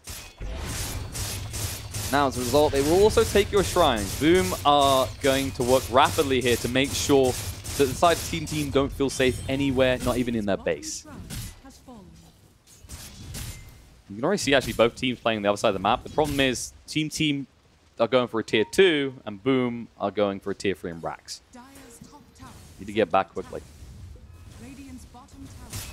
It's always been the powerful thing about Juggernaut as well. It's like you get Will down a little bit, you've always got the healing wall to work with. There's no real easy way to get him off your high ground at this stage. Yeah, and he can easily just siege. Uses a Manta style if he feels threatened. Then he plays Furies. Also does some split damage mitigation from Lich armor. Okay, Mike just committed this split. They're on the hunt, but Boom, they move out perfectly. They can just go back in right afterwards. There's nothing to really stop them here. They don't have to rush anything, but they have a lot of advantage. Roche could respawn in a bit more than a minute. Just back up, but now they know team, they're not going to make a play. Not without the split. It's so crucial to anything they can do right now. As you said, you need to Cyclone that Juggernaut and eliminate the rest of the team first. Problem is, at this rate, Lino will start to crawl back up, and she'll become a problem that needs to be Cycloned as well. There you go, you already got the Yasha and the Kaya, the Shadow Blade. Do you think we see a BKB next? On Lina? Yeah. As opposed to just going, like, I'm not sure if she's going to go back to the Yules now. I like the Yules still, but I could see a BKB being the next choice. Either BKB or maybe even Shiva's Guard. But with all this agility from Yasha and Kaya, she actually has a lot of armor, 11 armor. Armor is key these days. And of course, like the beautiful thing about them introducing Kaya and Yasha is like most in heroes. It was a nice buff in heroes because you just had this Kaya and it was just a dead end item. I mean, you can also get Aghanim Scepter since you already have Kaya with Spell Amp, just blow people up. Nusham, he was going for the split push play, which we do see Earth Spirits do as they start to get their talents and they can actually clear waves quickly, but they clear heroes even quick on the side of Boom.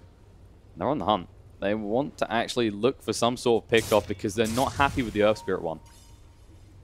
We'll just poke and prod like they've done before. Now the pressure is, of course, on team to do something about this. Just trying to bait Sammy Boy in with that healing ward. You've already lost half the HP on your tower. You can't just sit there and watch this. But what moment do you strike in, really? They have to do something. I don't know if they have any smokes left. No one has one right now, but they need to try to either smoke. Okay, there's one smoke bot from Earth Spirit. Try to backstab them, kill the Skywrath Mage and Lich first. Control the Juggernaut. This is a hoorah smoke. Like they know if they don't make this move, they're never getting out of the base and they're in trouble. There's the roll in, the back cross, just trying to get rid of the Juggernaut. And now the Horn being used, Ryoya moving in. But there's the Omni slash Brax, protect himself with the Ghost Scepter. But no, they still get rid of IX Mike. He's gone out of this fight already. Furbium will just run for the high hill. Sammy Boy trying to chase through the Battle Trance is active. Can they do enough? There's a question. The Chain Frost's going to bounce around Furbium getting low, but the Force stuff just allowing him to kite out here. Brax still pursuing around. The Magnetize is still on the Furbium. He will stand and fight the healing ward. The Bash as well. No, Furbium refuses to die, and instead it's now Darkseer's turn to hit the dust. They can't move away quick enough, or can he? The reinforcements arrive, trying to get in there. The gaze used on the Sammy Boy, but cancels straight away. Light Strike Array is going to be on the side. Looks like Nushin will go down. FBZ and Skywrath both ready to re-engage with the main fight here. As Makoto moves in, Shadow Blade is there. Nice stun, is going to hit up on the Darkseer. He will go down, and now Juggernaut chases him forward, looking for more. The buyback comes out from the Darkseer, but can you hold your base? Is Furbian even pressured to go any further, or is he happy with this? They need to focus the other heroes, just try to Cyclone the Jug. The problem is Brewmaster died during the split, so no spells being used on the Jug. That was the big crux. Like, straight away, every time, we saw in the previous fight, we see it again here. Whenever he sees that split used, he does not hesitate. He knows if he Omni Slash is there, there's no threat to him afterwards. There's no threat to the rest of his team. And that scenario is just worse because you saw, right? You saw the Darkseer try and tank it for him because they knew how bad they need those spirits. But sadly for him, he couldn't move away quick enough even when the Omni Slash was on him. Roche is now up, by the way. And there's already someone in that pit. Or so they think. It is just an illusion. Team. They know they can't take it quick enough. This is the problem. Exorcism on cooldown means they don't have the damage. Mike's going to move forward, split in 30 seconds. They're trying to make a move before this, though. FBZ protected. Chain Frost comes out. Sammy Boy chasing in. Light Strike Array, but the BKB activated to stay alive. Now, there's the Stampede. Omni Slash is going to be there. Earth Spirit in a little bit of trouble. Nushim trying to roll away will be able to do so. And now, looking to stand his ground, Fervin needs to get involved onto this troll. The Gaze holding in place the silence as well. Can they do enough here? No, he's going to Battle Trance, heal up. Light Strike Array is there. It's going to run out as soon as too late. He's going to go down. Nushim stuns up, trying to get rid of this Juggernaut. It is going to be enough. He fights back straight away. He has got the means to get back involved in with his fight. But do they hang around? Team are looking to retreat. FBZ needs to re-engage. There it is. The Stomp's going to come out with the Blink. The Mystic Flare as well. It's enough. Exorcism activated. Ryoya, he says, we're committed now. We have no choice, boys. Go in. Fervian arriving. No Omni Slash to work with, but can he actually get the bashes? Yes, he can. Go Scepter to keep himself alive. Blade Fury just running him down. Light Strike Ray does get dodged out, and looks like they can't actually kill off the Death Prophet right now. She's moving forward onto Fervian. He's trying to stand his ground. Buyback does come out from both the Earth Spirit and the Sky Wrath. They need to actually escape this. Nice Stomp. Stun. FBZ, the reinitiation, the Light Strike Array out as well. Darkseer down. And no, it looks like he's the last one to get out. Ghost Scepter does keep him alive, but your Death Prophet will not be so lucky. They're going to go to Roche Pit instantly. I don't think Earth Spirit, Brewmaster, plus the Darkseer can defend the Roche. They have a Killing Ward as well. This is going to go down so quickly. And after that, they can look straight towards your base, because by the time that you've got your Death Prophet back up, the Omni Slash is available once more, and you'll have an Aegis and a Cheese. Split coming out. Mike, he has to make the play here. Can they do this quick enough? Cyclone's going to be there. Fervian, can he actually pick it up in time? Yes. Yes, he gets his hands on. Now, Mike, he's committed. Sammy Boy's coming as well. The BKB activated. They need to do a lot more work here if they actually want to bring this Juggernaut down. BKB's about to run out, getting bashed up. Sammy Boy stands his ground. Battle Trance is going to be there, gets him low. They're trying to bat him away. And Fervian's still on FBZ. No, he can't get a stomp out in time. It doesn't matter. Vacuum doesn't do enough. Nushim trying to roll up, gets blocked out by FBZ and batted away. And on the side, Mike will go down. Fervian does finally expend the Aegis. But he gets value out of it. Troll down, and so is the Brewmaster. Can they find more is the question. Screw that. Just go for the base. No one has a buyback besides Lina and the Centaur. I think they can just try to close the game right now. They can go for him. They'll look back at their base a few times to make sure that there are no creeps there. All right, we're good. Everything's safe. Double check. Just in case. And they say, okay, this is good. Don't GG, boys. I think take a second lane. I think this is one of the unluckiest trolls that I've seen. I didn't see any roots coming up. Didn't have enough time. Mystic Flare's there. Stomp on the Darkseer as well, trying to run away. So damn tanky, but are you tanky enough? Because they are pursuing, and Skywrath wants himself some booty. Double edge through, and there it is. They blast him down. Third lane, about to go down. Sammy Boy will back up. Doesn't have the Battle Trance to work with just yet. 20 seconds to wait. Omni Slash is available though on Fervian.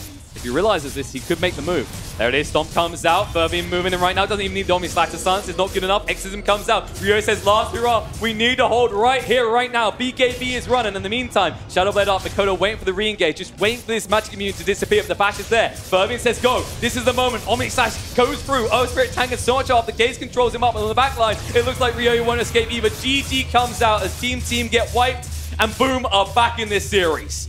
And we're gonna go to game number 3. I'm surprised that Boom ID actually managed to get back from this kind of a loss in game number 1. And they love their Juggernaut. This Juggernaut probably is in top 10 most farmed heroes. You've got to give him insane credit. Fervian, like, his back has to be aching after that, because you can say what you want, it's a team game, but this Juggernaut carried the hell out of this game. And in the end, 11-1-10 is his final score.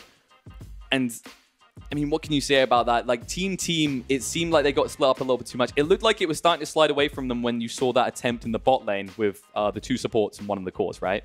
I feel like they didn't do enough when they had this early advantage that Earth Spirit gave them. Sammy Boy also decided to go for a Battle Fury. Maybe if they wanted to play a bit more faster, just go for a different kind of a build. But Battle Fury is a standard build. It still gives you damage, mana pool, but we can see what our panel thinks about it. Yeah, what you got for us, guys?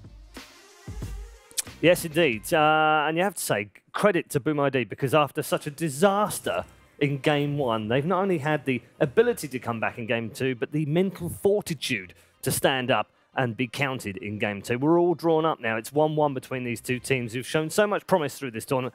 And unfortunately, one of them is going home in the next game. A best of one, effectively, is what we've got left. Our three panel members are ready to break things down again. And gents, they're doing awful things to your prediction stats right now, these two teams. No. Yeah. I picked to the some right of you. I picked the right We one. all said team, I think. I said Boom ID. He did say Boom ID. He did say Boom Damn ID. him. So did Killer Pigeon. Good Yes. job to my boy. I don't understand. Like, how can you understand Dota so well, Synderen? I don't know. Sometimes But you get then lucky. never execute it. Sometimes I you just get don't lucky. get it. It's just pure luck. Is it luck? Yeah. Oh, okay. Yeah. Okay, then I know. I mean, credit to the boys. Well, I think what was interesting is the same criticism that people were leveling at Team, which is, oh, they had a good start and they didn't finish the game off. It's Right. exactly the same thing we've been saying about Boom ID Yeah. up to this point. Yeah. But instead, Boom ID just said, we'll just do... I mean, I'll be honest with you. I don't know how many pub games I've been in where they've had a carry farming away and we're just doing other things and then we turn around and suddenly he's got twice the net worth of our carry. I don't know how it happened, but it did, and Jug became the unkillable machine that I'm used to seeing him as being, rather than what I tend to see when he's picked in these games, which is he doesn't really do much. Yeah. But when you've got, like, I think at one point he had 7 or 8k higher when they were still in the farming stage before they started fighting, and I thought, geez, this Jug is huge, and they couldn't really kill him consistently. And then there was a big fight just towards the end there. I think Jug bought back, and I think at least another hero bought back for Boom ID, and I thought, well, they're going to run away now, Team. But they didn't, and I think it was because they knew that all Boom ID were going to do is buy back, go get Roche, and go and end. So I think they kind of thought, well, look, let's give it another go, but it just wasn't to be. I think the Jug was too fat. There was a 3 to 4 minute span in this game that I think Boom ID's Centaur, Lena, and I want to say Skyrath killed the troll twice or 3 times in a row. I don't remember the exact minutes of that, but it was leading into this moment here. The troll is one thing that Juggernaut is farming this much, which is great, and credit to him on being effective around the map, but his team is making moves that are generating this gap. Like, you're not 7k ahead of a troll if you're both just farming. Like, he's not that much better than Sammy Boy at farming, but you see the numbers here. He's 10k ahead at this point, 29 minutes in, which is a ridiculous margin for these two heroes compared to each other. And it really comes down to those team moves around the map, and that's one thing that Jugger can do that most other carries can't, is that he's a really hard kill. If you show up with these Radiant heroes and you try to kill Jugger, he's going to spin TP out. Yeah. And the only way you have to kill him really fast, or his team can come and help him out. Whereas the troll, you find the troll, catch him in the silence, you blow him up before he uses ulti. Yeah. That's a very big difference between the two heroes, and they used that to their advantage in playing the map. And slowly but steadily, building this gap. I don't really think Boom ID played fights much better than Team in the late game. The advantage was just there. Yeah. Then you have more margin for error. I mean, the weird thing is that the matches that we've seen them so far have been very team fight orientated. This time round, space creation was a better usage for it. It was like they had 3 or 4 that were team fight, but there was always 1 not there, or even 2 not there, but they were off doing other things that were creating that space. I mean, maybe they Different changed, approach. Maybe they changed their mentality when Yeah. their backs are against the wall. They're like, okay, guys, this is our last game if we lose, so let's farm really hard on a carry and play us forward with the rest of the team. And this is important going into the next game, because we talked about the mentality after game 1. Like, they've got to be down and all the way down in the basement. If they win this next game, that game that they threw away doesn't even matter anymore, because then they won the series. It's like, I'm fairly sure it still matters. I'm fairly sure people will talk about that game for a long people time will to come. for the outcome. Let them talk. Yeah. For the outcome Yeah. of the future of the tournament, I don't think them having to show 1 extra game is what will make the difference. So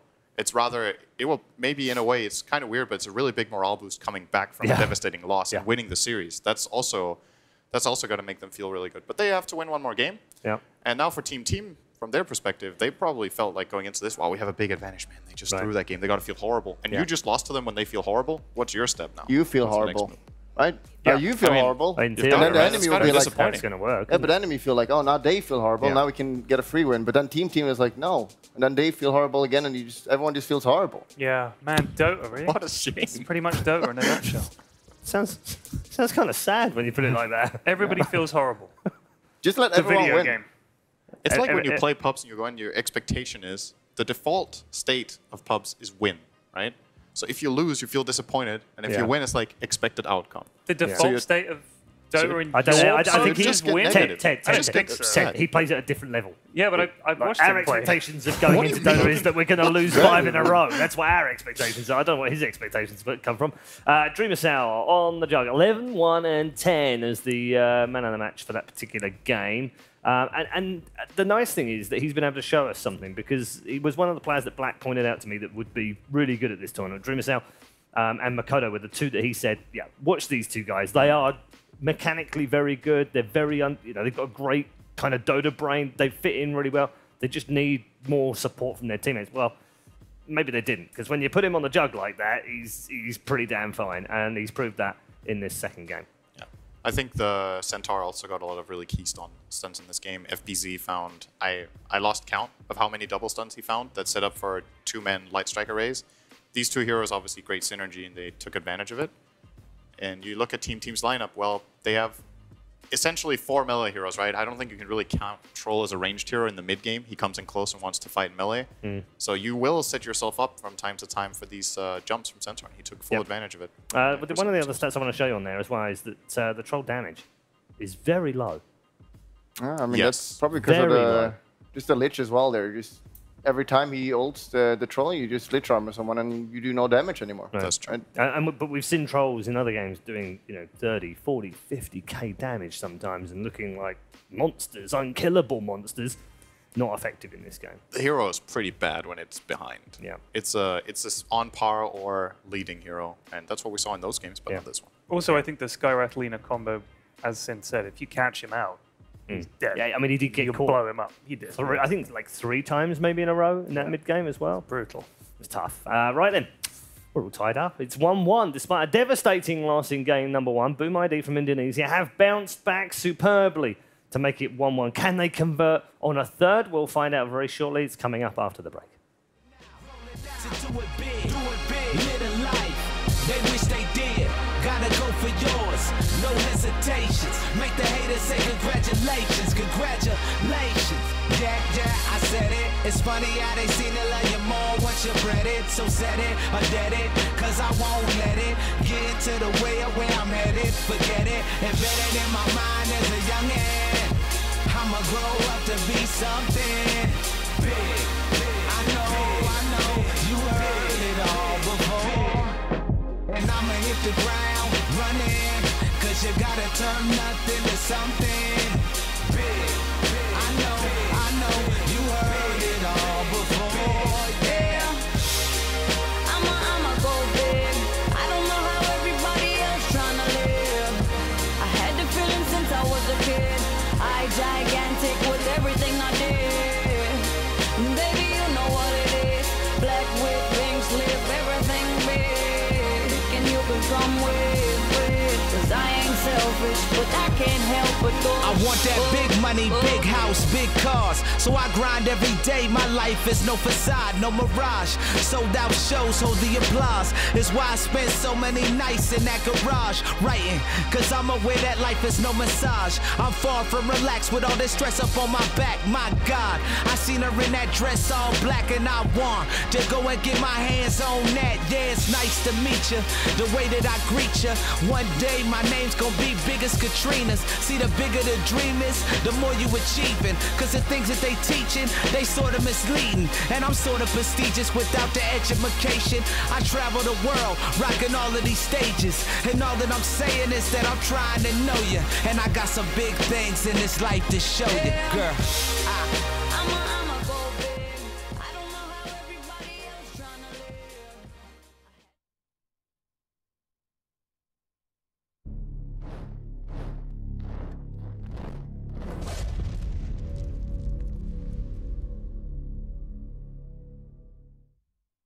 The more information you have, the better the decisions. Data is crucial to do important decisions in Dota games and even before the Dota game in preparation. It's really cool that a big company like SAP is investing into esports, and that I can be a part of it is amazing.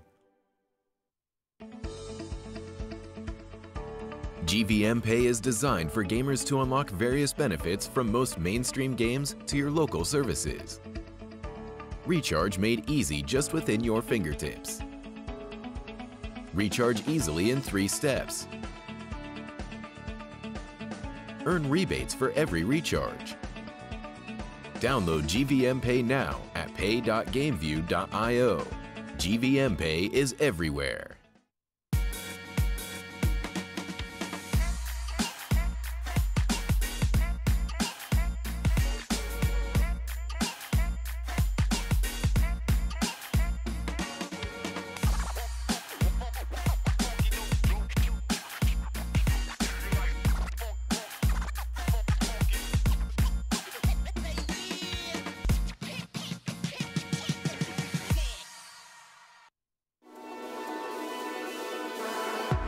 Watch the player's point of view with your favorite setup. Follow your favorite Dota 2 player in every detail. Watch esports your way. Get your digital pass now.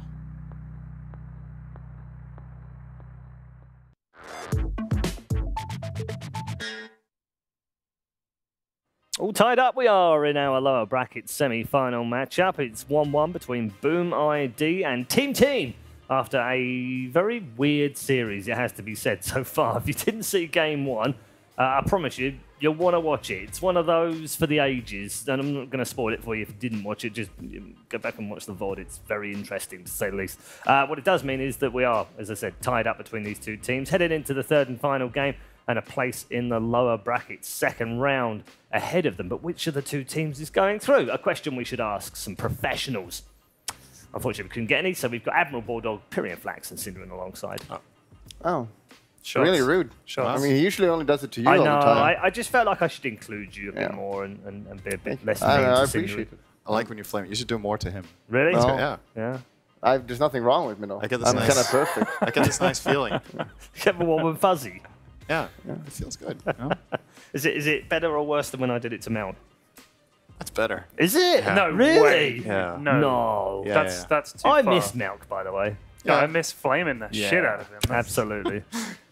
You miss him That's for it. the same reason, I guess. Yeah. He's probably off sort of burying another esports team somewhere. More than likely. No, not even on the show. Get inflamed. Let's move on.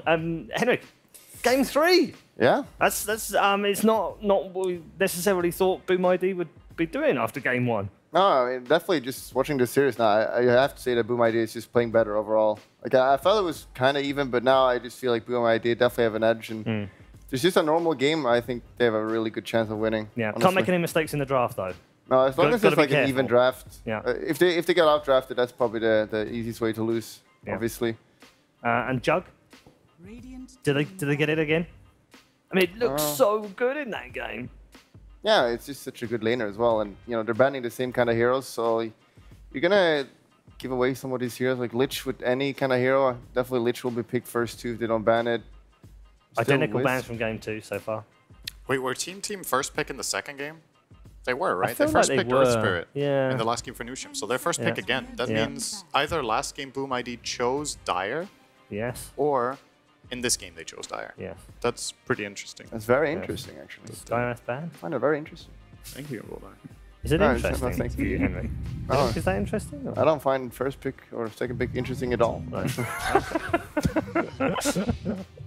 They let it through. It is a Lich. Interesting. So Boom ID take the Earth. Do you want to remove the Grimstroke? Yeah, that's I the feel question. like Team Grimstroke? Team will probably pick it, right? The What do you Beast think about Master? Grim Earth? Is that bad? We've seen it once today. I feel like it. You could also go didn't Grimstroke work Beastmaster much. is kind of Yeah. a good combo. It's also fine. Yeah. That lane Grim is also really Centaur? strong. Okay, so they do cover the Earth Spirit. Who do they pair it with? I mean, Centaur is like Centaur is 85% winner what right they now did or before, something. yeah. Yeah, Little it bit must be. higher. Ascent is winning games. And Yeah. was that Lich 83%? Yeah. Nope. Lich Centaur, do you just auto win? 160% chance. Be closer to 170, I believe. Oh, You know that is math. true. I Is it- think is it's it- more important to see the pairings when we see these win Yeah. percentages Yeah. videos. I want to see who is he with. Yeah. Is it being way too is it reasonable? That's is not it- how stats Your work. maths are weird actually when you because you're adding them. Isn't it a multiplication? Oh, so they have like So it's 640%. That would be an That's- addition that's if a you're lot of adding them. Yeah. Just saying, but yeah. 80 times 80, that's like 6,000. I mean, let's see his win. Let's see his win rate if there's a Grimstroke on his team, and let's see his win rate if there's not a Grimstroke on his team. Then you're talking. Take the Dazzle. Okay. The Dazzle. There's Grimstroke, Beastmaster, or Centaur right now. Probably. What would you take? Centaur Lich. In this series, maybe you take Centaur. It seems to have been really good for both teams in both games. Grimstroke's win rate is not that high, but I still think the Lich pairing is exceptional.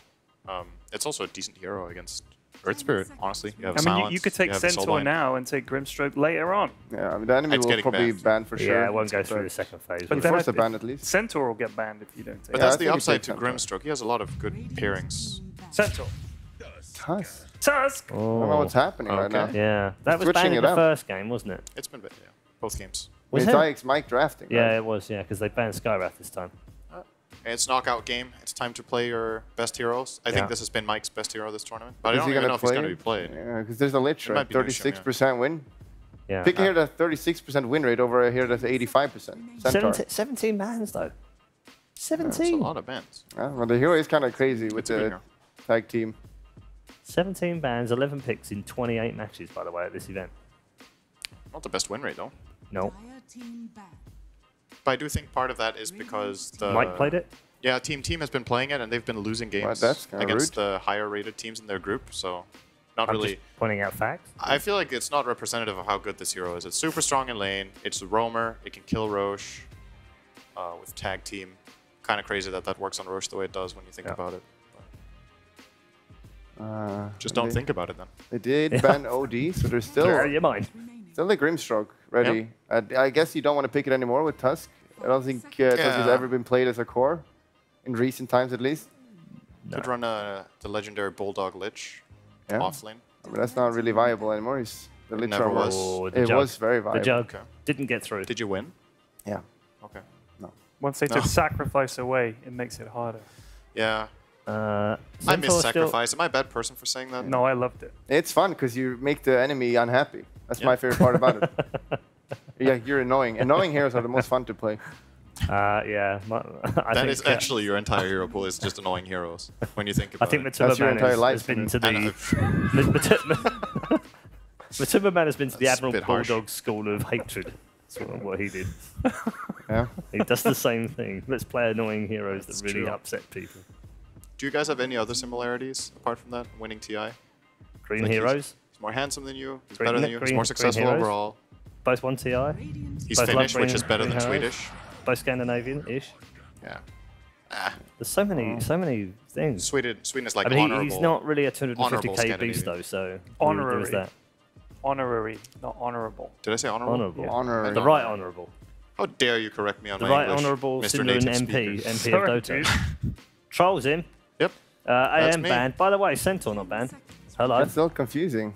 Very Hello? confused. Take Centaur Team T. Hello? Beastmaster's still really Hello? good.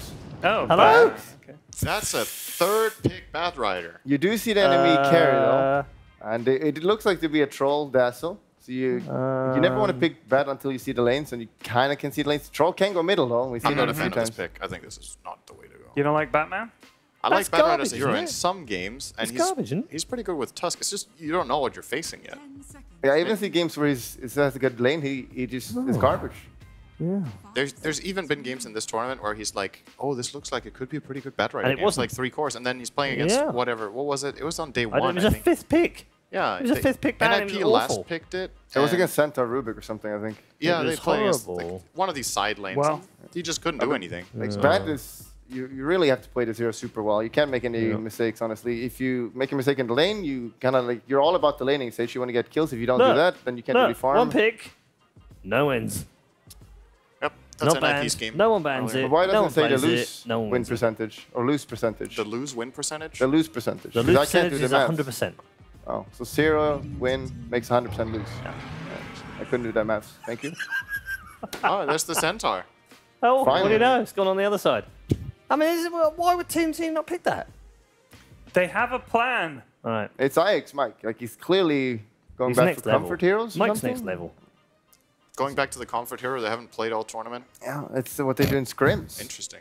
You don't understand. That's a Syndrome. very interesting way of preparing for a tournament. You scrim Batrider a lot, and you're like, okay, we'll save that for our elimination game. Let's you, not you use bring it the out rest the of the time. guns Yeah. in the elimination game. These are some weird guns. Right, Sarah. But this is classic. Always when you're up against the bat, Terrorblade. Pretty much always. And What's the natural synergy with these two heroes? Why do you like them together? Who? You said when there's Bat, there's Terrorblade. No, I said when you're back against the wall, you pick Terrorblade. Back against the wall, You not said bat. you're Bat. No, Bat. not bat against He said the wall. Bat. No, Just be with me on this. Yeah, production says he says Bat. Clearly did not. The production is saying you're fired. Okay. I have some input here. He said when you're up against a bat, but I think he meant When your you're back's up against against the wall. back and your back's Yes, against the that's wall. what he said. English is the best here. Well, I speak the best Out English. of all Swedes in this room, you have the best English. Yeah, I'll That is give you true. that. Thank you. Yeah. It's good. Apparently, production thinks you're the Donald Trump of esports, Bulldog. Is that right? That's a compliment, isn't Is it? it? I don't know. I don't really Jesus. know. That says a lot about you. Very nice. Fake news or Yeah, fake news. Actually, fake draft news? secretly, my favorite thing about esports events is going on panels and talking politics. That's the best. Is it? Let's just talk. We did science and maths yesterday. Yeah. We can do a bit of politics That's today. Kyle. Please God, no. No politics today. That's banned. Ted, Let's talk dark what matter. about Brexit? I don't want to talk about it. Oh, is it not good? I don't want to talk about it. I take the fifth. I don't think you can do that as an American citizen. You can in Romania. Oh. I don't think so. That sounds like fake news.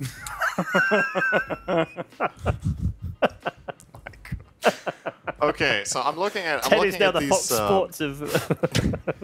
I'm looking at of these two esports. drafts, and I think the one thing that stands out to me about Team compared to Boom ID is that Their draft sucks compared to Boom ID. not the obvious, like the way you take fights for Boom ID. They have two engages. They have the Centaur, who's going to get Dagger or Stampede, and they have the Earth Spirit, who can roll Yeah. in. And on Team, you do have Snowball technically, but it's Yeah, a way. and you have lasso. And you have Lasso. Yeah. Batrider needs farm. This hero is very bad without items, like super terrible. I think it's Yeah. a just flat out worse hero than Centaur if they don't have items. So Team has to make the laning stage work because if Batrider falls behind, they don't really have much to fight with. Sure, they have catches, but what's your team fight? You have Chain Frost. The other team has Magnetize, Stampede, Dazzles, Poison Touch over time, just deals so much damage.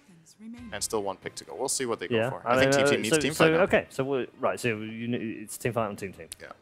The DP ban Which is pretty is- decent. I think that could have been good. So He's kind of worried. Somebody suggested. Someone Somebody suggested techies. Give me my techies this game. I got the this. face of a coach when your player suggests techies. Someone gift that immediately. I remember. What was that moment? Was that when Envy and Universe win the same team? Isn't that where that famous clip is from? Yes, Envy it is is. just Universe just standing Yes. behind, just with his eyes, like, okay, Envy. All right, whatever you say. Yeah. Yeah. Well, he's not suggesting anything himself. So No. if you're just standing there quietly, Yeah, but on the other hand, he's still in shock. He's Yeah. still in shock. He has from 40 the- seconds to recover and come up with something better. From the techies pick. Yeah. I'm not sure what you don't see the enemy mid here, right? So you don't. What do you pick mid here? It could be troll mid still. Yeah, you don't know the matchup. Possibly Pugna. Just any strong laner, Pugna, Kunkka, or. Kunkka's good. Venom. You have to bring out the Venom. consider. That's the one thing about this Earth Spirit wildcard pick is that even you don't know your matchup mid, and there's going to be an Earth Spirit. Yeah. So there's like there's two things to worry about. Sure, you've got the Tusk too, who can do something similar. They're but running out of time here. The enemy team can pick something that can avoid the shards. And they still don't look like they know what they're going to pick, so they go with Pugna. Pugna, right? Can't really be Yeah. countered. Yeah. Good against troll. Yeah. He is quite susceptible to getting rolled on, though. It's not good for Pugna when you get jumped in that mid lane. You're very fragile. If people do get on top of you, you die very Rescue fast. got Tusk. Yeah, that's what it So, comes down to here. yeah. Boom ID could pick a mid hero that can avoid the Tusk and can still be good against Pugna if it Yeah. exists. But then they have Troll against Batrider. You kind of need to pick. You need to pick your poison here. Like what's most important, and You just put PL against Bat then, I guess. It's one of the classic counters. So mid troll, Peel against Bat. They have Peel against Terrorblade. He'll buy Diffusals. Terrorblade can't use Sunder when he's out of mana. Peel is pretty good against Pugna too. I think the pick itself, this is one of those things where you need to be careful. Like you look at the enemy team, you're like, wow, Peel is good against all your heroes. Is it good with Troll? Right. Like, this game it's pretty greedy. Or can they I do what think. they did last time and just let him go off and do his thing for 20 minutes and then rejoin at some point and go, actually, I own the game? They could technically, but Troll isn't Lina. No. So it's a bit of a different tempo and a bit of a different play style. But tough ask. Yeah. See how it pans out. Ted, where are you going? I think they're very confident in the lanes, and I think they're going to win. So, boom ID. Boom ID. Okay. Yeah, I see a bat. You pick it last pick sometimes. It can do a good laning stage, but even then it's kind of like iffy how good it is. Now you pick it and you're going to play against a PL. Like, you're going to have no threat in that lane. So I don't like bat, so I'm going to go boom ID as well. Okay. They said smart stuff, I agree. They said smart stuff. All right. Okay. All three of our panel members have gone with boom ID. Shut up and take a breath because that didn't work out very well last time they did that. Our commentary team, gents, are you in agreement? I mean, honestly, we have a series now. Boom bounced back from an impossible scenario. Like, you got to be feeling so bad. Mentally after that broken game. completely. And now how do you 20 minutes feel? later, yay! I'm going boom, baby, all the way. I saw them near the toilet. They looked extremely happy and confident. Boom ID it is. Okay. The great, keyword brilliant. was near. Yes. Very good. Gents, take us into the game. Enjoy. Thanks, Paul. You saw them near the toilets and it looked. So it was like, oh, that was the problem. They just needed to get that out of their system, literally. They needed to get those GGs out. and then into the game. Yep. Right? Because you look at that last game, honest to God, that Juggernaut was God tier. That's definitely a record for this tournament. At least on GPM, right? Yeah, I think so. Yeah. I think Nahaz tweeted and Nahaz is never wrong. What did he say? Give us the insights. Yeah, it's a top 15. Top 15. Yeah. That is quite impressive. And when we look at this, I mean, most of the panel hate this Bat Rider. I say hate. Maybe that's a little bit strong, but no one's really backing it. Yeah, it's an early Bat Rider pickup. And you have a Phantom Lancer who just uses a Doppelganger, gets rid of those sticky napalm charges. So an easy lane for a Phantom Lancer. They just need to lane it correctly. Pagana is a good pickup though for Team. He's gonna put a lot of pressure on these towers. Yeah, it definitely looked like it was ideal for their lineup, but it also blocked a very good pick as like everyone on the panel and you here were also identifying that the Pugna would have worked really well for Boom. But they get the PL instead, and this does mean that our PCs might crash. Good old Terrorblade Reflection with PL is always a fun experience for anyone watching a game of Dota. Yeah, no Monkey King in game though. Imagine if we have a Monkey Terrorblade against the PL. What else causes lag? Spectre. They kind of fixed it for the most, but there's still something about Haunt. You can kind of feel it when you use the Haunt. Is there anything else that you could, like... I mean, Chaos Knight it's not really that intense. That's fine. And honestly, if you pick Chaos Knight, you're going to lose by 20, 30 minutes anyway. Do you like the new CK at all, or you just kind of like... I feel like CK got nerfed instead of getting an actual buff. I can feel that. I don't think we're ever going to see that here at this tournament, but instead we are seeing a decent amount of PL. I mean, we've seen OG pick it up a reasonable amount, but that is, of course, a very comfort-type hero. Like, ILTV knows that hero very well. In this type of game, I don't think... Have we seen Boom use PL so far? I don't think so. No, I think this is the first one. So this should be interesting to watch. Of course, Mikoto with the mid-troll that we've been seeing plenty of over the last few days. It's also a great counter to TB. Just burn all of his mana. He can't use the Sunder anymore. It's true. Not the old Terrorblade that had the cooldown plus no cost on his Sunder, of course. Yeah, Lamido's no-cost spells. Mm. You're talking about free spells again. You gotta be careful. You're going to the Monkey King discussion. Yeah. Oh, bot lane. Frax. Whoops. Overstays his welcome, and he'll go down here. First blood drawn. Boom waited in the tree line. They didn't wait to see if Dazzle was top. As a result, they do get punished here.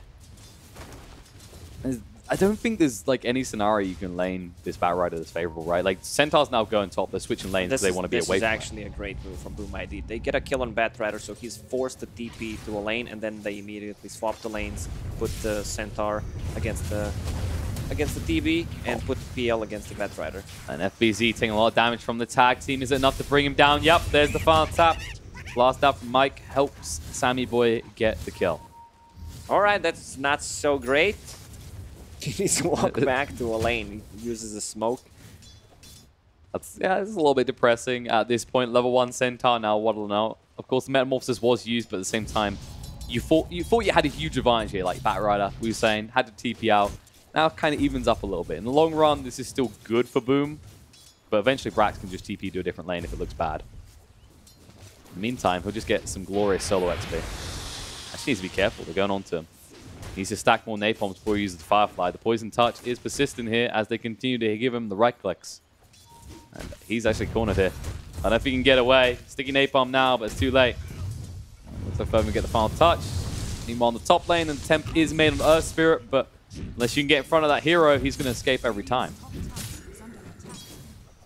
They're doing a good job just pulling the wave, farming the neutrals as well. Tag team used, plus FBZ. He'll use the Stomp. Tag team's about to run out, and now it's their turn. Yokam is arriving. Mike needs to move away. Can they block him in is the question. Can they even kill him? Is a better one. Looks like they can't actually do enough. Tag team's going to come out, and Yokam, he's in trouble now. Fairy Fire to keep himself alive. One more touch will be enough. Mike, nope. He can't get it. The rollout is successful, and Earth Spirit will get out, but barely. But is it really worth it? Earth Spirit needs to go back. I mean, sometimes it's better just to die because he needs to walk back for 30 seconds and then TP. It's quite a frustration. I think you look at it as well, the way Earth Spirit started. I mean, we do see it a lot, not getting a stout shield, but that's usually we're getting 1 or 2 kills quickly. I can justify this, then I'll pick it up. Because you need the Orb of Venom. Earth Spirit is definitely a hero that has to start with that item. Oh, yeah. And Troll is doing amazing on the mid lane. 19-4 against 12-3 against the Pugna. I mean, every time he uses a Decrepify to try to block some of the CS from you, just use Whirling Axes. 75 damage, pretty easy for last hit with it. And you can actually see him maxing out the Whirling Axes first. It's just good nukes, low cost, and semi-spammable. What did you say my name? Huh? What did you say my name? Good nuke, semi-spammable. Low cost? Low cost, okay. That's not quite how... That's not what we're going for, Lacoste, right? Like, that sounds... Where does Lacoste even originate from, like, country-wise? Because it sounds kind of French. Yeah, it does. Yeah, so it's more like Lacoste. Mid lane, going on Ryoyo here. Tag team's going to be out. They're trying to turn around, slows things down. Ryoyo, one more touch will be enough. Makoto gets the kill. Yokam, he'll be able to move away. And now the mischance means that Nushim cannot find vengeance. In fact, the roll, and look at the balls on this man. Yokam goes deep, and it's going to be a double kill for this Troll Warlord. That's a lot of gold for this Troll. Level 5 already has 2 raid bans. And Invis Mike is sneaking about. He wants something in return. Although it's going to be a roller, and he can't block him. Yokam already knew that something was up. Especially seeing as Ryoyo immediately didn't go to hitting creeps. He walked over to the side of the lane. Oh, Terrorblade is now top of the CS, but the real concern is genuinely going to be the power spikes of the PL and the Troll Warlord. Like, this is kind of the problem, is in this type of game, it's 2 big cores versus 1 late game. FBZ, 1 big core is going to go up against him. Sammy Boy doing a lot of damage here, but this is a tanky center. The question is, can he get out in one piece? They're going to see him again. That should seal his fate. Maybe he can cut some trees here. He's going for it, and they ping. They know exactly where he is, but no, he cuts a different tree. They'll realize it now. But FBZ, oh no. Is he going to escape this? Even if he dies now, the amount of time he's bought, but it looks like he might make it out in one piece. They can't find him. Time for some Benny Hill team. He's alive. There's no way they can get him now. You see Earth Spirit's positioning, which meant that Pugna was seen coming. He couldn't engage. He's going to go back to Shrine. Earth Spirit's full HP. FBZ, you magnificent. I love the build and Troll Warlord. The 2 raid bands, a magic one, which we don't see very often, plus an infused raindrop, just to keep himself alive. Survive through initial burst once Pugna uses his combo, plus a life drain, and he is level 6 before Pugna. And this does become a problem for Pugna, because usually you get to a scenario when you're playing Pugna where you can force the other person out of lane occasionally to farm jungle. You take tower, but you can't this scenario. Instead, roll in, boulder smash back. Ryoyo uses the Decrepify to keep alive, and the Frost Armor is out, but he still doesn't have 6, which means Yokam can walk away. They suspected Mike might be in the neighborhood, but they thought maybe they could just get that kill quick enough. You could already see Kezcute was looking for a backstab. In fact, he's going to maybe turn around and look back towards this again if they get the right rune. Yeah, I think we didn't see 1 nullifier this whole tournament. Neither Bloodthorn at all. I mean, these are like super late game 5th, 6th items, but... I mean, Bloodthorn's a bit of a weird one as well. Like, the heroes that like to build Bloodthorn aren't really being picked Yeah, too that's often. true. Uh-oh, Brax. He's out of mana. He can't start stacking the napalms. He's got enough for 1. They're going to chase him through. They say, okay, we know where he is. The trees are being cut. But in the end, they decide it's a little bit too far. Phantom Lance will turn around and move away. But they are just forcing Mike to always respond and always just be full defensive. He's forced to play Lich like it's old Lich, right? Where it's like, you're not making aggressive plays at all. You're just sitting in a lane babysitting. I mean, Lich is an aggressive hero right now. You can do some amazing plays. Whenever you TP, Frost Shield, but also you can save the teammates as well. Well, that's the thing. He can't make those moves at all, right? He's just bouncing between the lanes. The Benny Fields theme tune would be more fitting for him right now. Level 7 on the Troll already. Not as insane as the Juggernaut from last game, but doesn't bode well when a hero like Troll gets in. I don't want to say easy start like this, but it's been smooth cruising. Yokam.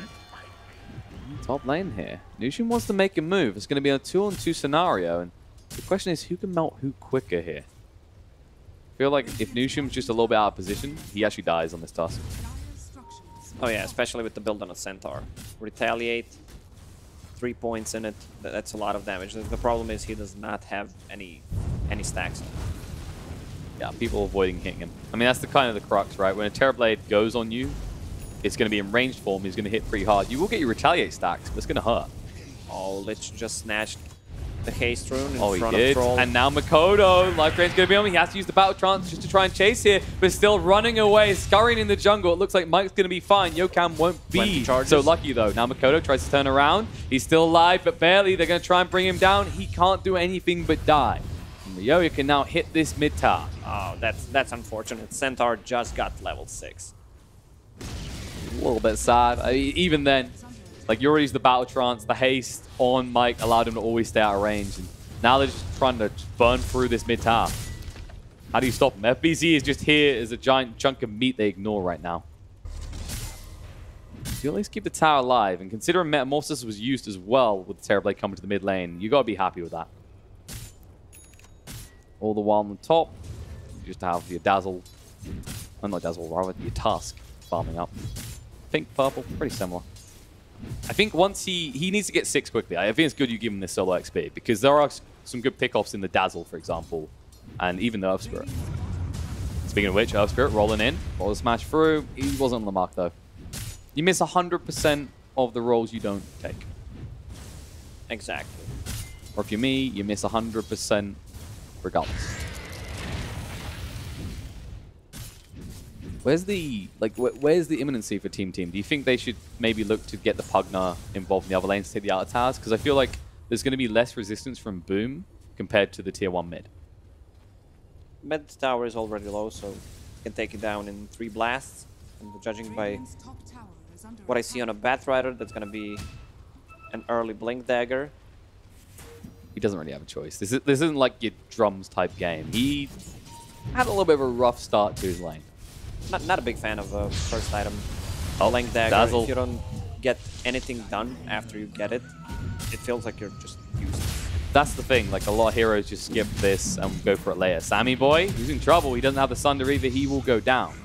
But it's a fair point what you're saying, which will be interrupted because Alasu is coming out. They're feeling ambitious here. They want to kill off the center. There's the Stampede to get away, and all of a sudden, Makoto looking to go back in. The roll through is enough. They get rid of Mike. Ryoya, he's on the wrong side of this mess, but he's going to try for life drain. Silence does interrupt him. Now the boulder smash through. Troll standing his ground and fun up against his. Brax will go down, looking at Ryoya next. There's already a triple kill for this Troll, and he wants more. Can he actually get a root? Nope, not a chance. The Decrepify lasts too long. There'll be a TP out by the Pugna. Look at Troll, my finest creation. He is a reasonable, healthy boy. There is no insanity to this balancing. Do you really need lifesteal on this spell? Like, if you remove lifesteal... It's a tad bit too far, right? I think this hero would have been picked anyway. But it would have, like, you know, it would have been a little bit more reasonable. You wouldn't, okay, if we just cut him, we could probably kill him right at the end. Instead, he's just got half his HP back. And in fairness, we hit on this before. Whenever we see the Troll pick, when we see it succeed, is when you've got the backup of someone like a Dazzle or an Oracle. So the extra save on top is his own save. Oh yeah, you can die for 15 seconds. I forgot about that part. When you're playing with Oracle, with Dazzle, it's a bit less. We haven't seen the Shallow Graves come to work just yet. They have been identifying Kezku as the target to take out, and instead, Yokam going in, smash slows down Ryoya, magnetized as well. The Chain Frost bouncing out and across. Dazzle needs to split. He's not helping Mikoto here. He's making things worse. As a result, Ryoya trying to life drain up. Yokam, can he keep this going? He should be able to, but no. He goes for the Remnant on Ryoya instead of just going for the one to Mike the roll through. No! It's so close, but Ryoya, he TPs out just in time. He was hesitating for a while, had the roll ready, 0.3 to 5 seconds before, didn't want to use it. Does mean that you won't be able to survive as a Pugna, but kind of a depressing point for a hero like Pugna, Dragon Knight, these type of heroes, is losing their tower first. And with this kind of an item build on Troll, 2 raid bands, power threads, Vlads, it opens up the Roche for them. If they could get a kill on Batrider or Pugna, I think they could easily get the Roche. Yeah, and if Chain Frost's not available, you're not really threatened at all. Well, that's in the top lane. Stampede coming out. They're moving in. FBZ creating that zone space for Yokam to move away. You can look for the smash through, but FBZ still standing his ground. Brax kept alive, but Centaur won't be so lucky. And Yokam, he hung around. He'll be able to roll away, but no, the final hit comes out from Mike. He was standing there, hesitating, just waiting for a chance to help out the Centaur that had saved his life. Unable to return the favor. And instead, makes that favor worth nothing. And that's free tier 1 tower for them.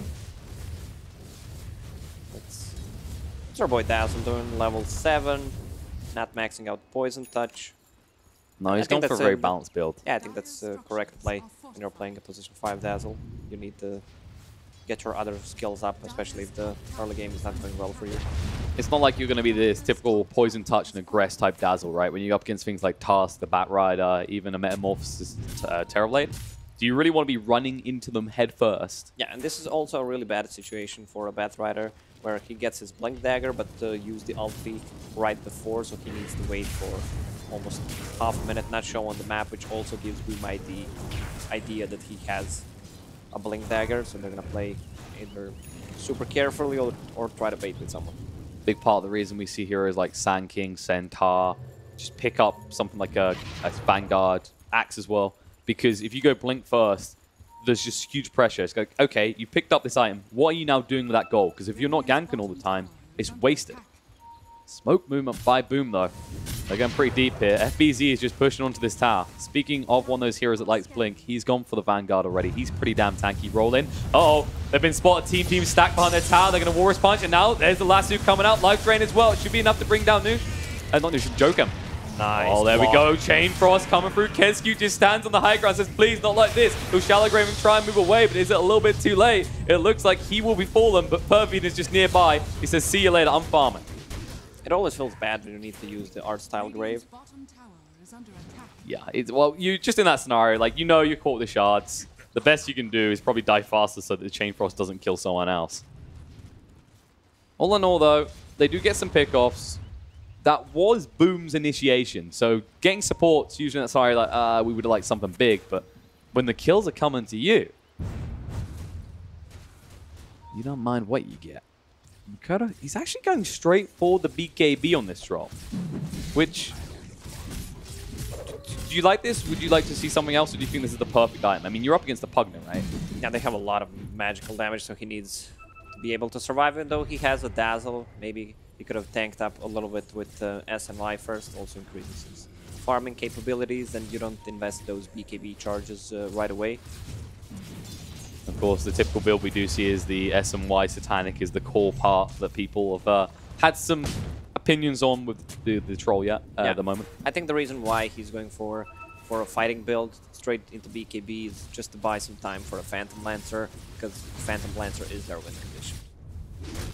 It's key to this game, and it'll be interesting to see if he just goes for your kind of classic heart build, or if we'll see this more flexy build we sometimes get on PLs. Where yeah, I think he definitely needs a Manta Style to get rid of the Creepified, dodge some spells, also Batrider, Sticking Up Palm, use the Terrorblade for the Sundra. But I love this casual Ring of Tarrasque stuff, just for some extra HP and the region, so he can farm jungle and the lane.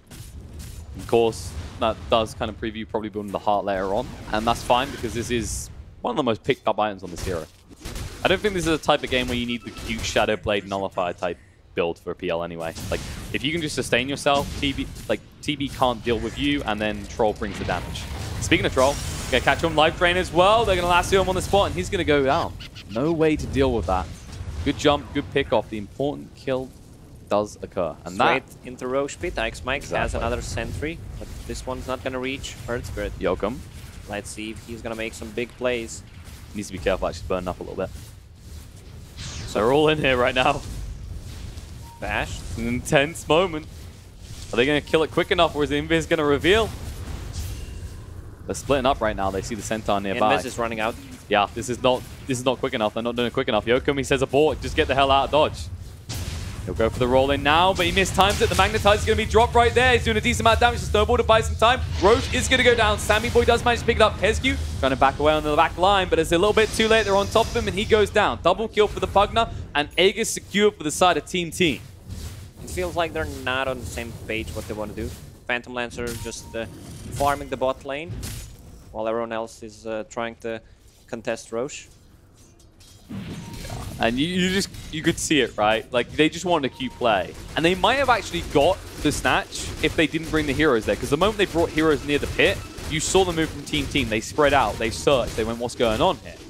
And that just slowed them down a little bit too much. In the end, Spirit, he couldn't snatch it. There you go. You see this right now, about to run out. There you go, at that stage, it's too soon. Like, that would have been a beautiful Magnetize if your whole team is there. Yeah, Troll is not alive, sadly. There we go. As a result, Team they get a buffer. Because right now, this Troll has been a concern. But guess what? This isn't going to be a concern. Lasso's coming in, Snowball as well. They found a target, Fervin. They're going to look to use Doppelganger to move away. FBZ's been left behind. He did stampede into this mess, but I don't think he wants to be in anymore. Decrepify amplifies the damage pretty highly. But he's got so much HP to work with. The Ice Shard's off the mark. Sammy Boy is pretty deep alone right now.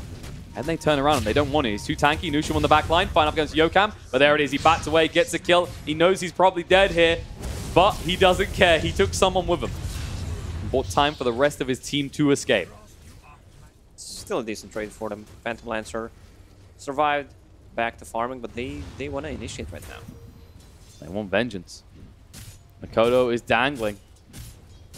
Will they fall for this? I mean, we've seen way too many trolls do absurd things. I think you respect this hero and don't commit too hardly onto him. It's a tier 1. Do you want to defend it here?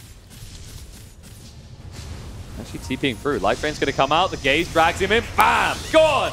Zip zap, see you later, Mr. Troll. Now snowballing through. They're looking at Fervin. Can they catch him? A doppelganger up in 6 seconds, but that might not be long enough. He's going to go down. Warrior's Punch. He can't stay alive.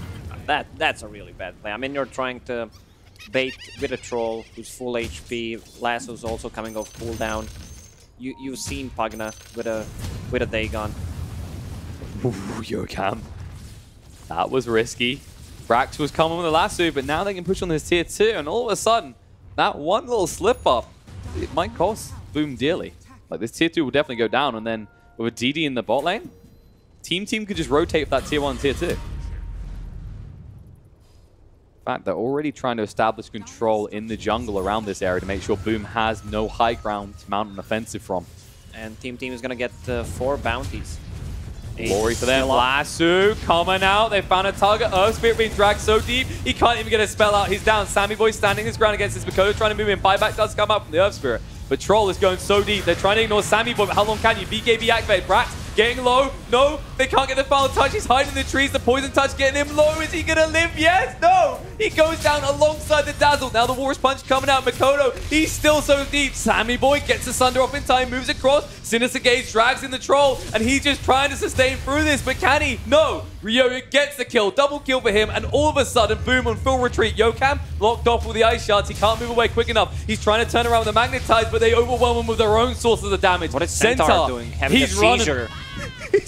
He's got Centaur on center action there as he's just haunted by his own reflection. No mana to work with. Stomp now available, but dodged out beautifully. Nusham with the snowball means the FBZ will try and take someone with him, and he's going to live.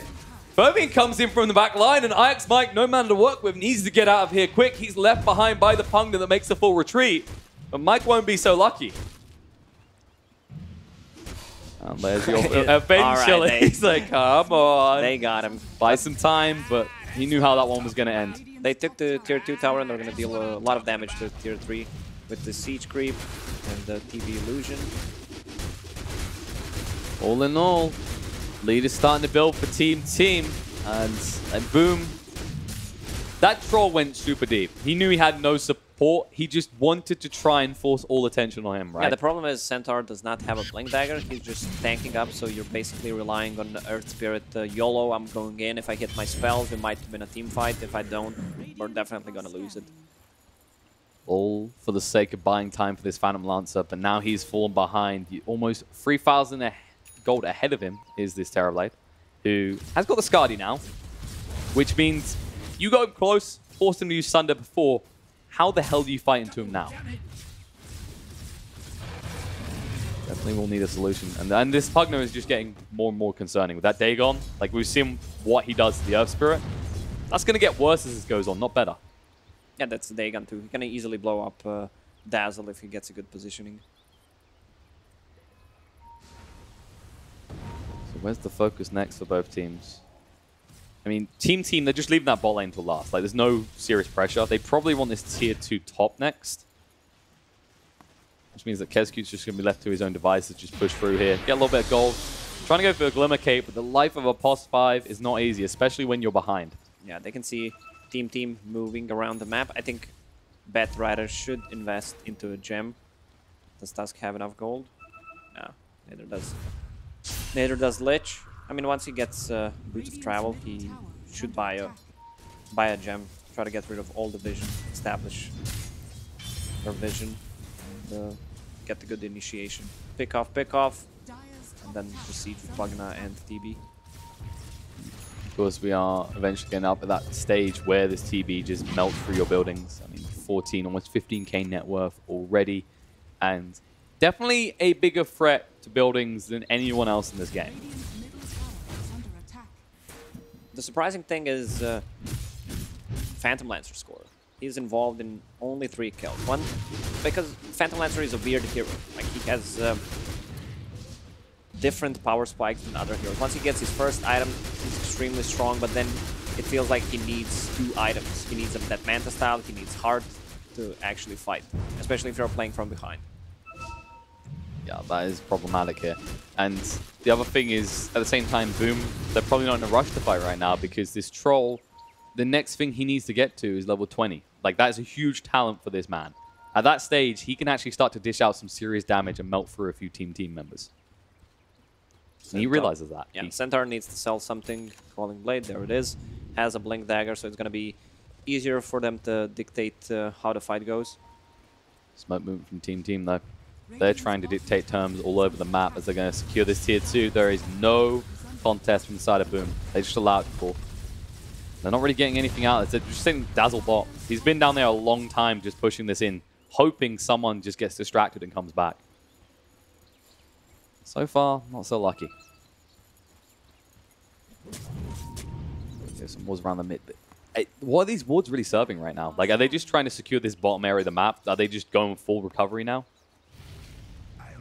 This ward is good because it shows when Team is approaching, but 2 wards on their side of the map, on Team side of the jungle, I don't think that's worth it. They need to see when they're approaching because I feel like Team is gonna try to siege soon. And that's kind of the weird thing is, like, I can see where you come from with that ward mid, but the problem is you look at the shrine and they don't actually have direct sight on that shrine, which means that if they were to push bot hard as Boom, Team could ambush them, and they have right now. They're going to drag through. Dazzle, the first target, he will go down. The Stampede, FBZ blocked off from the escape. Yokam trying to move in, taking way too much damage from Sammy Boy though. The buyback comes out from the Dazzle, but they're in full retreat. Drum himself, he'll just tank up the Chain Frost, move away.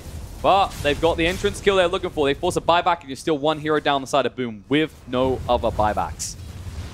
And here's the tactic, pick off into siege. FBZ just trying to actually slow us down a little bit. Metamorphosis is pretty overwhelming. No real way to commit on him. No real way to stop him. Even with that last on cooldown. They'll take the tower, they'll move away. Then they can secure the shrines. And when the next Roche is up, Boom are going to struggle to get out of that base. Yeah, Roche will respawn in a minute and 20 seconds. There's also a DD for a full minute and a half. Let's just sit there and watch it now. Like Mike, just stay here, just in case. We might need this DD soon. I like the smoke move from Boom. Like, they can't just stay in the base. They have to make something happen now. There's no more time that can really be bought. They know there's no meta, no lasso for a couple of seconds, no Lich ulti. They need to move quickly. This TB illusions giving them a headache. Yeah, they saw Earth Spirit. That's the problem. Everyone else is smoked but Earth Spirit, so the moment you see an Earth Spirit out on the map like that, you assume a gank is coming. Like, if any hero is going to lead a gank, it's going to be him at the stage. As a result, they miss out. DD has been picked up by Sammy Boy. They didn't want to leave it in the river when they knew they were coming out of the base. Which means they won't have a Feroce, but there's an argument as to whether they'll feel they'll need it. Oh, they just smoked under the ward. Oh no, they're going to be spotted here. Nusham, he's moving in. There it is. Smoke does break. Trying to go in. Stun's going to go through Silence as well. Chain Frost bouncing around. Stampede being used. Brax getting low. He might be going down here. Force stuff down the low ground, pushing them away. And the Chain Frost persists straight through. Lassiv's going to be there. They're going to zap him down. They've already got rid of Centaur and the Dazzle and more to join them as Yokan will fall. Magnetize will claim no one's head, but they are looking to claim more. Makoto, they are in full pursuit of him. Grimacell is already disengaged to just try and farm, but that is the Roche pit secured in time for Roche to respawn. This Phantom Lancer needs to man up, man. He's not dealing any damage in the team fight. Has a heart, has Yasha, Doppelganger. He should be fine. Like, they can't really kill him, especially when there's Lasso already used. Instead, worried that he can't... He's just... Essentially, I think you're right. Every time we see a fight, he Doppelgangers away straight away. Like, he's just trying to avoid, but you look at the lineup that Boom has, and while they have the means to save you, you expect to use them aggressively with the Troll and with this Earth Spirit. And they have a meta, Cheese and Aegis. Where's the Cheese? There you go. Here's the jump in. And it's so... Like, look at him right there. Dreamercell is so damn tanky, but he just doesn't want to hang around for a second. Instead, FBZ pays a price alongside more of his comrades as PL just wants more farm time. I'm not sure they have it. TB, level 17, full butterfly. Instead, they're in the scenario now where Troll is just trying to force them away from their base, but Sammy Boy's committed. Instead, Troll is the one that has to come back. They're going to lose a whole set of racks. They might even lose more. I mean, Sammy Boy could just go straight top. Oh, Lasso's going to be there. Drag out. They've caught a target. Shallowgrave so early to protect the Phantom Lancer. War Response holding in place. The Gaze just drags him in. Phantom away. Says, go! Survive, my boy! But the Doppelganger doesn't get him far enough away. They're trying to roll and just kite them out. But Fervian, he will survive, but barely. Makoto is left behind. He's already used the Battle Trance, trying to move away, but Sammy Boy with the Scar, he slows him down way too much. He is going to fall. No! Shallowgrave just in time, but what can he do with it? He can't heal up enough. In the meantime, Yokan will go down as Nushim is making the plays happen. Nice Stomp stun. under two, beautifully done. Pugna will fall, and Nushim will as well. The Crimson Guard won't keep him alive. Sammy Boy, he had to leave. He had to bail. He knew he couldn't do any more. As a result, they just eat everything around him. They lost the mid-raxes, so that's not good, but it still shows that they can fight.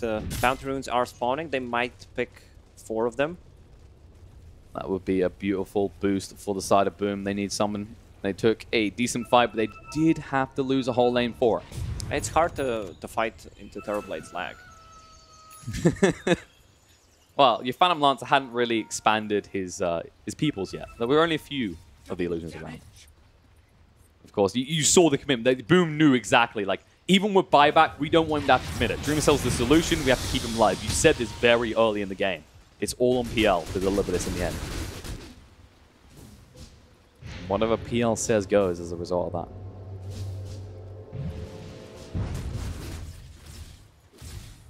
Question is, where do you go from here? Like, you've still got the Aegis. Just buy a little bit of time, look to go again. Cheese, I don't think they popped the Cheese at all. Tusk had a Cheese? Yeah, he's still got it. He's still got it on him. So for the side of Team, it's probably pretty straightforward. Just wait, go again. Yeah, they want to smoke up and try to get a pick off with a Bat Rider. This Tusk, man, he's so tanky. Vlad's, Power Treads, Crimson Guard, 3000 HP on him. This is the dream solution for a Tusk here. Just hit level 15 as well, and he went for the health. Sometimes you do see Tusk take the snowball if they know they're going to clear a lot of creep waves. Yeah. It's not needing this scenario. Sammy Boy's always there to clear creeps, clear buildings while he's at it. Yokam says, I don't think we can afford to let him back in our base. So the Ice Shard spots him out, he'll roll away. That's an abort. They say set up around the tier 2. Maybe that's the better location. Age is Okay. still running. Minute and 40 seconds. The living ward. Yokam decides against being that. He did have a TP anyway for worst case scenario, but there's no play to be made here. You just have to defend at the racks. The problem is Sammy Boy has the Metamorphosis, and there is a time pressure on this. FBZ, nice stomp to slow things down a little bit, but Sammy Boy, he is reluctant. He knows what he wants. He wants buildings. FBZ, oh my god, he's getting melted so fast. They just sap him down. There's Shallow Grave to save his life, but that's a little bit too close for comfort. That's free access for them. When your tankiest hero dies that fast, well, doesn't die, but you get my point. You don't want to be anywhere near that. Like, how do you deal with this Terrorblade right now? You need a halberd or something. And that's it. In and out, boys. In and out. No need to shake it all about. Just get the job done and go back to what you were doing. I mean, even at this rate, even when the Phantom Lancer reaches critical mass, the Terrorblade is going to be there alongside him. And then what do you do? Professional Dota analysts and casters. Did we go 5-0 for Boom ID this time as well? I believe so, you know. We believe in... I think one person believed in Team T. I'm not sure. You know, nobody at all. No one believed in Mike. Thank you, production. You can't blame him after the first game and into the second game. You maybe can blame Brax for being that far out alone there. Look at the win probability right now. There was a slight shift in who would win. We've gone from 20% chance for Team to 20% chance for Boom to lose. Double butterfly on TB, no biggie. 60 plus armor on him. Wow. How do you kill him now? I mean, you can bleed his mana. That's something. You got your defusal. You need some sort of magic damage or something, though. Maybe you go for like an MKB? Maybe. What other choice do you have here? I mean, you must get him. All right, Kez Q in a cute location. They at least get the tier 1 tower, but Dazzle was scouting. Pugner reminded him that he can't do that 33 minutes into the game unless he wants to die. Blink Dagger is queued up for Pugner. He'll probably save for buyback, but after that, gives him the mobility. We are entering the stage where Pugner can just turn into Medic Pugner for the Terrorblade as well. Or he can just blow people up. Murder more people, dagger, right? The Cripify Dagger. Once they reach their tier 3, the last one, meta is going to be up. So they're just going to repeat what they were doing. I think Yokam just like they need to surprise him before. Yokam. No, the silence comes in time. The Chain Frost bouncing out as well. They're trying to do a Dreamer Cell, but it doesn't matter. There's so many illusions. He waits out the ball. Still looking to fight. Terrorblade knows which one is real. But all of a sudden, Dreamer Cell in full retreat. Yokam gets off the high ground. They still can't get the lasso. Finally, it comes out, and they'll go straight ahead. Earth Spirit's going to fall, but Pugner already down. Buyback comes up Earth Spirit in the meantime. Can they fight up against this is the real question, though. Ix might get low. Dreamer Cell being left to his own devices. They're just ignoring both illusion-based heroes and saying go for the rest of the teams. Yokam, that's going to be a dieback. Buyback comes out from Troll in the meantime. Snowball through, looking to catch you. Shallow Grave does protect him in the meantime, but the Stomp, Batrider's going to go down as well. FBZ, Sammy Boy says everything but the PL must die, and now, how many allies you got left? Mikoto down to half HP already. Nushin will be formed, but Sammy Boy still standing his ground. Mikoto, he's in trouble. Can he move away quick enough? Terrorblade is causing terror in the hearts of Boom as he TPs out right under the eyes of Dreamer Cell, who is helpless to do nothing else but murder the rest of his team. I think this is a big win for Boom ID. It shows that they can still fight. The Phantom Lancer is going to get closer to MKB, and that's going to be a big item for them. They need to stab the backline. The problem is this Tusk has a really good positioning, so he saved Lich even though he does not have a single mobility item, and it bought him a lot of time. Bought him a lot of time, definitely. Bought a lot of time. Troll has a Blink and a Basher, so he should try to just blow up Pugna, hit the Lucky Bash. Also, this was a good positioning from Earth Spirit, but Mike knew something was up. If that silence hadn't clipped onto the Batrider, he is gone, and this is probably a different fight. But as you said, you know, you just hit the back lines. Both teams having the same ideas meant that the illusion-based heroes were left to their own devices, while the rest of the teams were just screaming, why? Why? Why is this the case? Why do we have to die for this? There is concern if this continues. Like, you think about how that fight went. If Troll gets 1 or 2 more items, say he gets hands on an Abyssal, Sammy boy! Or he's enjoying the murder, he just didn't enjoy looking behind and going, where the hell is my team? He moved his mic so that his teammates don't So hear him thoughtful. screaming. Yeah. So hopeful. Troll up in 15 seconds. They want to actually push before he can get back involved in these fights. Doesn't have any buyback, did use it in the last fight. But they're not willing to commit too heavily for this either. They've only got 2 buybacks on their team. And Metamorphosis up in 10 seconds, which means Troll will be alive for this. Boom can't let him in. There's your lag. PL Illusion stand firm. There's the backstab. Looking for it. They're wrapping around right now. Smoke movement. They have to do it right here, right now. Glyph is about to run out. You can't let the Terrorblade take these melee Raxes. Looks like he's going to get them though. They don't see an opportunity.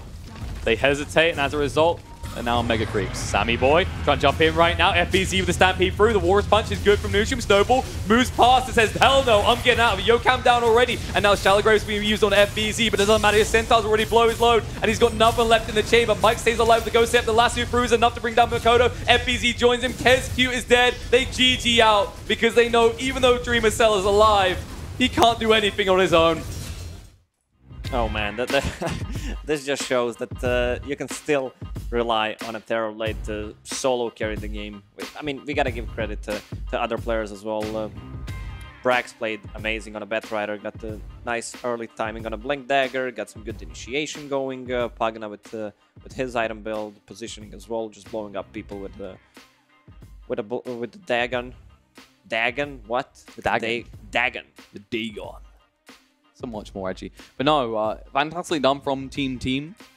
We really all felt like Boom had the better lineup here. And I feel like this is a completely different game if we see Phantom Lancer involved in the fight sooner, right? I think it could have been a different game if they contested Roche earlier with the Lads on Troll. Just one pick off into Roche. They take him down so quickly. And I think Phantom Lancer needed to be involved earlier in the kills. Especially against hero like a Pagana, against the Lich. It's a free kill. In the end, 19-1-12 on that Terrorblade. As you said, still proving TV is a formidable hero. And it feels like the only way you really beat this guy is if you come at him hard and fast. You have to keep pressure up and take control of the map quick. Yeah, the problem is they did not have any AoE and no magical damage. Centaur deals some, Earth Spirit to some extent, but there's also a couple of save mechanisms on the side of Team. And let's see what our professional analyst desk has to say about this.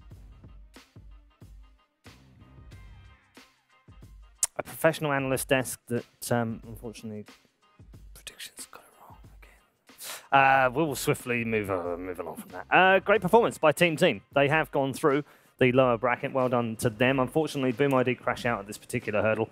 And you have to say, in the end, not being able to finish games has cost them dearly in this tournament, and no less so here in the semi-final of the lower bracket as well. That game 1 will come back to haunt them after all. Let's get them thoughts now from our professional panelist members, expert predictionists, and Sinuan. Yeah. Okay. Thank you. I like that one. Saved. That was Hey, good. you would. Gents, I feel a bit bad for Boom ID, I have to say. I kind of brought it on themselves as well, so it's not, they're not black. Well, I'm trying to be nice, Ted. Yeah, they would be through. Yeah, that's tough. Yeah, because that's what it now means, right? I mean, we talked about it. How big an impact would it have if they can bounce back in game 2, which they did, which was extraordinary. Yeah. I think they did incredibly well to do that in game 2, but they had to close it out for this to not be a factor. The bottom line is now we're going to be talking about this for a long time because it is a factor now. They would have gone through. They'd have been through. I don't know. I feel like it's hard to say that game 2 would have been any different if they won game 1. I think it would have been like Probably the same the same. picks and Yeah. everything. But maybe the mentality, if anything, it would have favored them even more in the second game. So Take nothing away from Team though. They've done the job in game 3. Yeah, and they actually managed to win with a Batrider. Which you were a bit sceptical about. I mean, we were all sceptical about. I hadn't looked, we only saw it once before, and it wasn't very good, was it? Yeah, and it's a hard matchup as well against the PL, but he got the most important items, getting just a dagger, and then eventually a force staff, and it's just so powerful at that point, just pulling people out of position and just such a good, like he's probably one of the best heroes to initiate fights with, honestly. Yeah. So. And the Terrorblade? Terrorblade doing Terrorblade things. You know, he gets a good start, farms a lot, and then just kills everyone. Yeah. So he just had a good team around him though to be able to just hit everyone. Do you think Boom could have done anything differently about the TB, slow him down a little bit? I think more importantly, they kind of dropped the ball themselves a little bit with... There was this key moment top where I think Troll is pushing the tier 1 top tower, and the Pugna just walks in, decrepifies him, Dagons him and blasts him, and he dies. He gets pulled by the Lich Sinister Gaze from the trees. And then they also find PL farming next to that area, so that like both cores die in a nonsensical move almost. Those are the kind of mistakes that really end up costing you. Sure, I mean, you can maybe itemize a bit different, you can engage fights a bit differently too, but at the end, you are playing Troll and PL together, which is pretty greedy. If those two heroes just die farming or making a move next to each other before they're ready and truly online, you lose ground in the game. They were on a good course this game. I thought they were going to take it after the first 10 minutes, but eventually this Terrorblade just became too big and they didn't have the tools. He was 12k ahead of PL toward the end of the game. I think it's similar to the Jug game, really. Say, it's just like the gap is too big, and that's cores dying on one team and not dying on the other team. Yeah, and too many mistakes, Ted. Yeah, I feel like it was just one of these things where you get these games where like we were running down Jug earlier in the tournament, saying he wasn't great, and saying the NA goes back to Terrorblade too often and stuff. I mean, there you go, from Sammy Boy, right? Yeah. I feel like there are still heroes that even if he's not great in lane, or he's not so wonderful, if they get to that point in the game, they just do this. Yeah. And Terrorblade's one of those guys, you know, and I think in that regard, he's maybe seen as an insurance policy, which is, well, yeah, the lanes might not be great, but eventually we'll Terrorblade them, and that's just what happens. It's funny, isn't it? Because NIP played him early on in their 3 games, didn't look particularly great in any of their games. Yeah, I think we haven't seen him since. Definitely looked well though. It's Lich. I mean, we see he had an 83% winner or something, and it just feels like you see it in this game how Troll feels like useless. Like whomever he goes on gets Lich armor, then he doesn't do anything anymore. And even in PL, it's annoying to play against that. Yeah, like they could have done something about that because they had the same thing happen to them in game 2. Yeah, I mean, you need to draft differently then, and just or have Oracle to dispel it or something. Like you can't pick Troll into that. I don't know how Troll plays that game. Honestly, it's so hard. Yeah, tough game all round. Tougher Boom ID. Where do they go from here? Out in the minor first. They go home. They go home. Yeah. Yeah. That's Rebuild. Right, back to qualifiers. Back to rebuilding. Trying to get through. I mean, I think first off for them it was an accomplishment getting here. The region is not easy. Yeah, they came through Clutch and through Mineski in that qualifier for the minor. Exactly. SEA has multiple good teams. It's very difficult for a team like Boom ID to even make a minor. Even less the major, of course. Hopefully they got a lot of good experience from this. For these teams, it's gold to go and play on these lands and gather that experience and just go home, practice harder, get better, and maybe you can start beating your regional rivals a little bit more with this experience. There's definitely stuff for them to be positive about. Yeah. I think other than that moment, which I hope that's not all people remember them for, they did play some really nice Dota and got some good wins. Yeah. I think we praised them quite a lot in the group stage as well. Let's bring in IX Mike, a man who I haven't spoken to for quite some time. Mike, congrats. Thank you. In the end, it's come out as a win. I want to talk about that first game, though. Were you guys aware of what was going on in your own base? No, honestly. Really? We saw it after in the replay. We had no idea. It was I think we were supposed to lose if you they didn't type GG. If they hadn't typed GG, right? Yeah. Yeah, I've never seen anything like it. Have you ever been in a game like that before? I'm sure I have. I don't. Maybe not in a tournament. Not in a pro game. Nothing I remember. No, that's crazy. Let's focus on some of the good stuff, though. Played very well in that last game. What was it like going into that last game? The pressure, obviously, because you lose that one and you're done again. And is there that kind of mentality of, we've been here before, we don't want to go out, we want to carry on? No, we were keeping it positive. I think we thought we were the better team. Right. After game 1 was really close, but we thought we should have had it much easier. And game 2, I think, should have been ours also. But we were positive going in. We thought we were the stronger team. We just had to play our own Dota. All right, and you did that in game 3. Gents, questions? Who designed your shirt? Brax did, with the inspiration of Shane O'Mad. Nice. Shout out to Shane. Nice. A little bit of Shane in there as well. Henrik? You've been around for a little bit now with the new team. Where would you rank yourself as the NA team relative to the other NA team? Like, are you the second best NA team, third? Where would you put yourself? Well, statistically, we must be 4th because we keep failing to make it to the majors, but I think it's really close. You know, any given day, you know, EG might beat J-Storm might beat EG or forward, and complexity might be any of those. So who knows? All right, Ted. No questions. I'm just very happy to see Mike back. Yeah, me too. Yeah, it's nice to see you back nice on to be LAN. back. Yeah, it's nice to see you playing in these good tournaments, and we congratulate you once more because you're staying in the tournament for another day. Thank you. Got any preference on how things go in the next round? Yeah, I prefer a 2-0. Yeah. Under an hour would be Under an ideal. hour? Yeah. I think we can order that from the Dota gods. Gaven might oblige. Would that be okay? That would be okay. All right, we'll put an order in for you. It's no problem, mate. Thank you. You might have to grow the tash out a little bit more, though. It's looking a bit thin. It is. Yeah. All right. We'll let you go. Go grab a well-deserved break. There we go then. IX Mike. Man of not many words, but when he says words, they're good words. And congrats to him. The best words as well. If you don't follow him on Twitter, go and follow him on Twitter. He's well worth following. Good stick he is indeed. I'm pleased for him.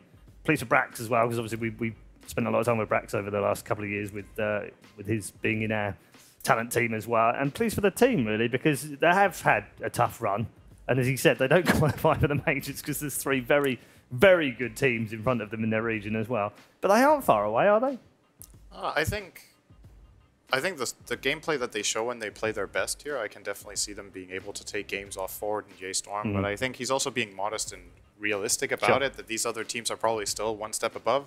So similar to Boom ID that are now going home. Like you take this experience, you get that little bit better, and maybe you push yourself 5% more, and the next time maybe you can. That can be that little bit of a difference that pushes you over a team like forward. Yeah. It is great to see him still playing, though, isn't it?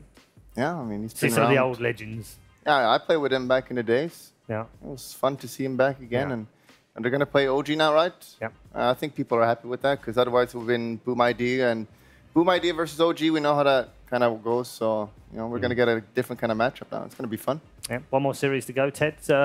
Just final thoughts on that last one? I'm very happy that the NA team has done well. I would hate for them to have turned up, come close a bunch of times and gone home. Obviously, Boom ID were in a very similar situation. But one of them had to go, and I'm happy for Team. Good luck. Yeah, to they them. get Keen, by the way, I'm told. They get King Gaming. Oh, okay. Yeah, because they switched around the And you baited me. Things. Yeah. You lied to me. Well, I didn't. You lied to me. No, I asked your question. Yeah, I didn't say yes. You have papers right there. I do You have can see his papers. papers. Yeah, they're just not very good. Very good. Anyway, let's move on quickly. We've got more, of course, more Dota 2 to come. Final series of the day features a team who have not been in very good form. In fact, they are the model of inconsistency. So which version of Ninjas in Pyjamas turns up today? We're going to find out very shortly. Join us then.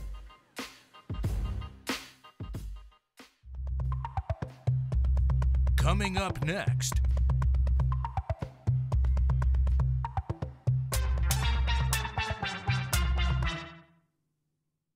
If I had the opportunity to trade 33 in Mind Control, 33 would have been gone a long time ago.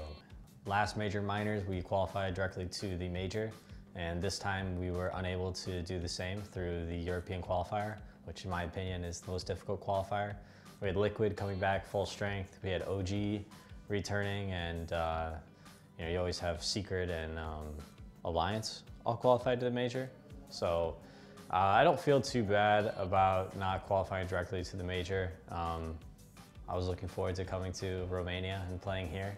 And hopefully we qualify to the China major, and if not, then we'll just miss out on that awesome tournament. And I think it's a really, really competitive region, and I don't feel ashamed or anything like that. Our main objective as a team is to qualify to the international, as I believe is most people's kind of goal throughout the year. That event is kind of the pinnacle of Dota, and your entire year depends on you qualifying to that event and then placing well.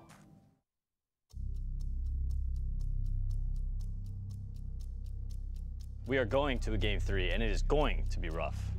It's going to feel like it's going on for a long time, so it's going to be hard to stay alert. It's going to be hard to keep farming, but you have to do both. You need to do every single thing that I say, or we will not win. Under no circumstances do you take off your blindfolds. Do you understand? Terribly player, let's go. All right, let's go do Roshan. Let's go. What the fuck is that? Did you take your blindfold off? Put it back on. Put it back on right now. What the fuck is that?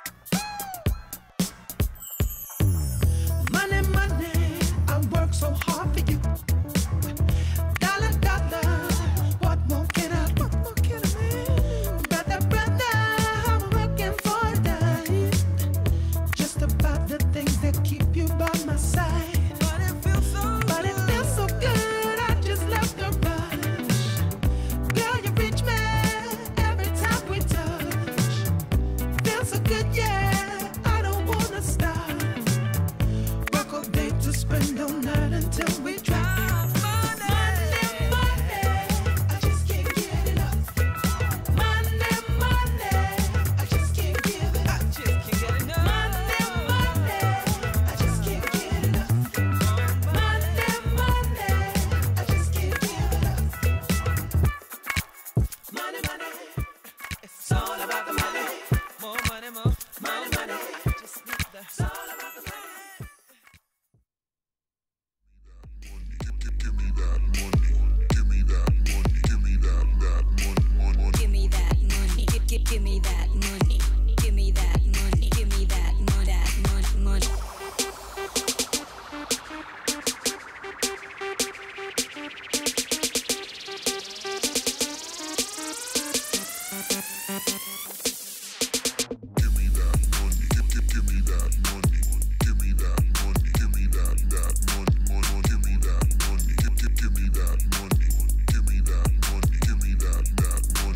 Give me that money.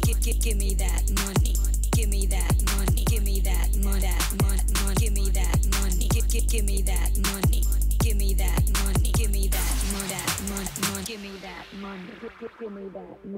me that money. Give me that money. Give me that money. Give me that money. Give me that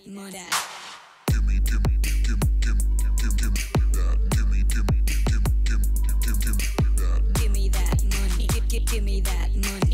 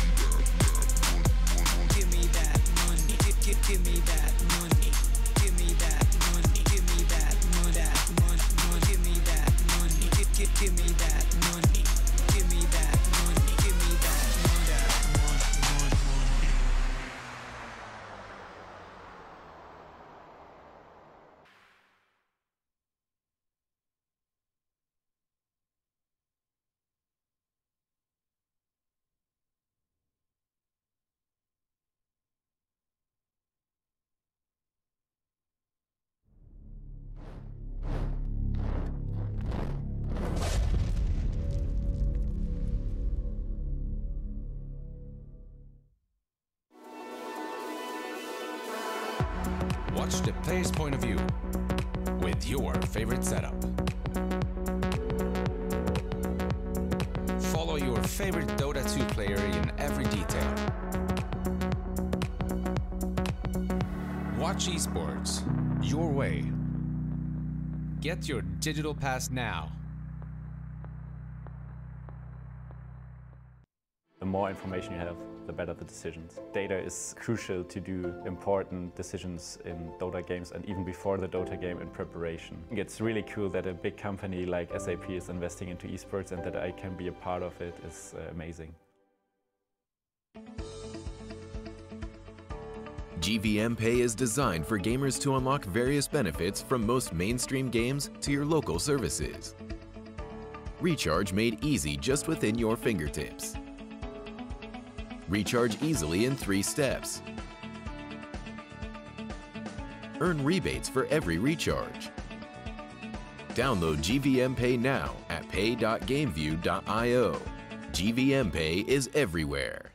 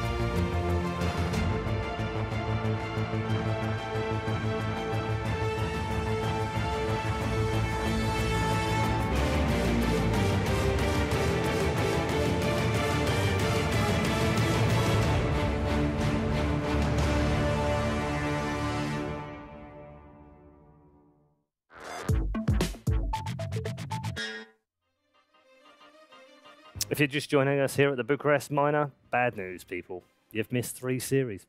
Good news, there's still one left. That's right, we've still got a series remaining, and it's Ninjas in Pyjamas versus Playmakers for our final series of the day and our final knockout game of the day as well. The loser of this is done at the Bucharest Minor. No more chances to reach the second major of the season, and the winner will progress on through to the second round of the lower bracket. So a lot on the line for both of these two teams who performed poorly in the group stages, which is exactly why they're in the lower bracket right now of the main event. We've had a little bit of a change here on the panel. We welcome back a couple of old faces and one new one. Black is rejoining us alongside Apple, Bulldog, and Imperial Flax. That's a downgrade for sure. I mean, I'm the biggest upgrade that's no, possible. Sinner, and it's like he has well thought out, you know, thoughts, and you don't have that. Yeah, but I bring presents. Yeah, okay. Do you? What did you get me? Yes, where's mine? What do you mean? Where's my present? my Brought presents. The presents. Yeah, Like my where's presents. my present? Not presents. The but my worst kind present. of present. The worst. Imagine the opposite of a present. That's a pretty naff present. Yeah. What do you mean? Yeah. Like, just being able to talk to me is a privilege. Okay. As we embark on this journey ahead of us, Yeah. Ninjas in Pyjamas are the model of inconsistency. They haven't played well, and then they have played well, and then they haven't played well, and it's meant that they've ended up in the lower bracket. Now, this tournament, they haven't played well at all. Like, Okay. they didn't even have a I'm good talking game. over the last couple of months. Oh, yeah, for sure. Yeah. But this tournament is in particular, even before this tournament, I said, I think you Yeah. said before they played really poorly. Yeah. So it seems to be continuing. Yeah. More, maybe worse than Kyle ever. said to me yesterday, and I want to get your views on this. If there's a team most likely to change plans after this event, it's Ninjas in Pyjamas. Is it that bad? Change plans or players? Change players. Yeah. Is it that? Are things that bad for them? The issues are, right now, their 2 core players, like the synergy doesn't seem to be there, like between the 1 and 2. And the offlane player actually plays more like the position 2. And like the 3 core players, like, they just don't know how to use them properly yet, I think. So if they can fix that somehow, then there obviously is no need to change But any players. how did that change? Because after TI and for the first couple of months after TI, it looked like a good roster. They did. I mean, on paper they do look good. You look at the players; like they've got really good players. They got the best players, but they just I mean, maybe not the best, but really good ones. almost the best, like one step below the best. Probably got one of the best offlaners in the world right now. Yeah. I mean, 3-3, always very highly regarded, but right now he's struggling to find his place in this meta, in this team. Is that part of the problem? I don't want to pin it all on one player because it's not. It's a team game. But when he struggles, it seems like the team do struggle as well. Yeah, they seem to build a lot of their game around him, and it just like, they're just struggling to find their place in this current meta with like the heroes. They don't really know what to draft for each player, and I mean they've had like a day off now where they've had a lot of time to think. So hopefully they come up with a solution. And they've got the right captain for it, that's for sure. There's still plenty to talk about, and we'll talk about playmakers in just a moment. But firstly, let's introduce you to both of the lineups.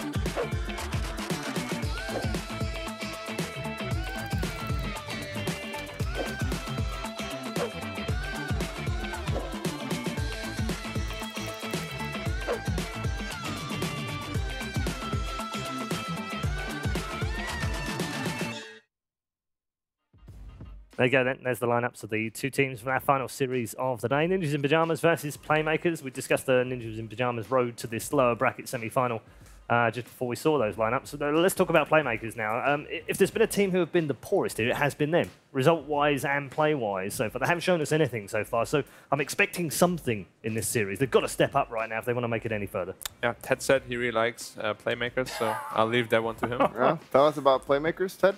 I did not say that. I said... you said you hated them. That's what he said. I didn't say that either. What did you say?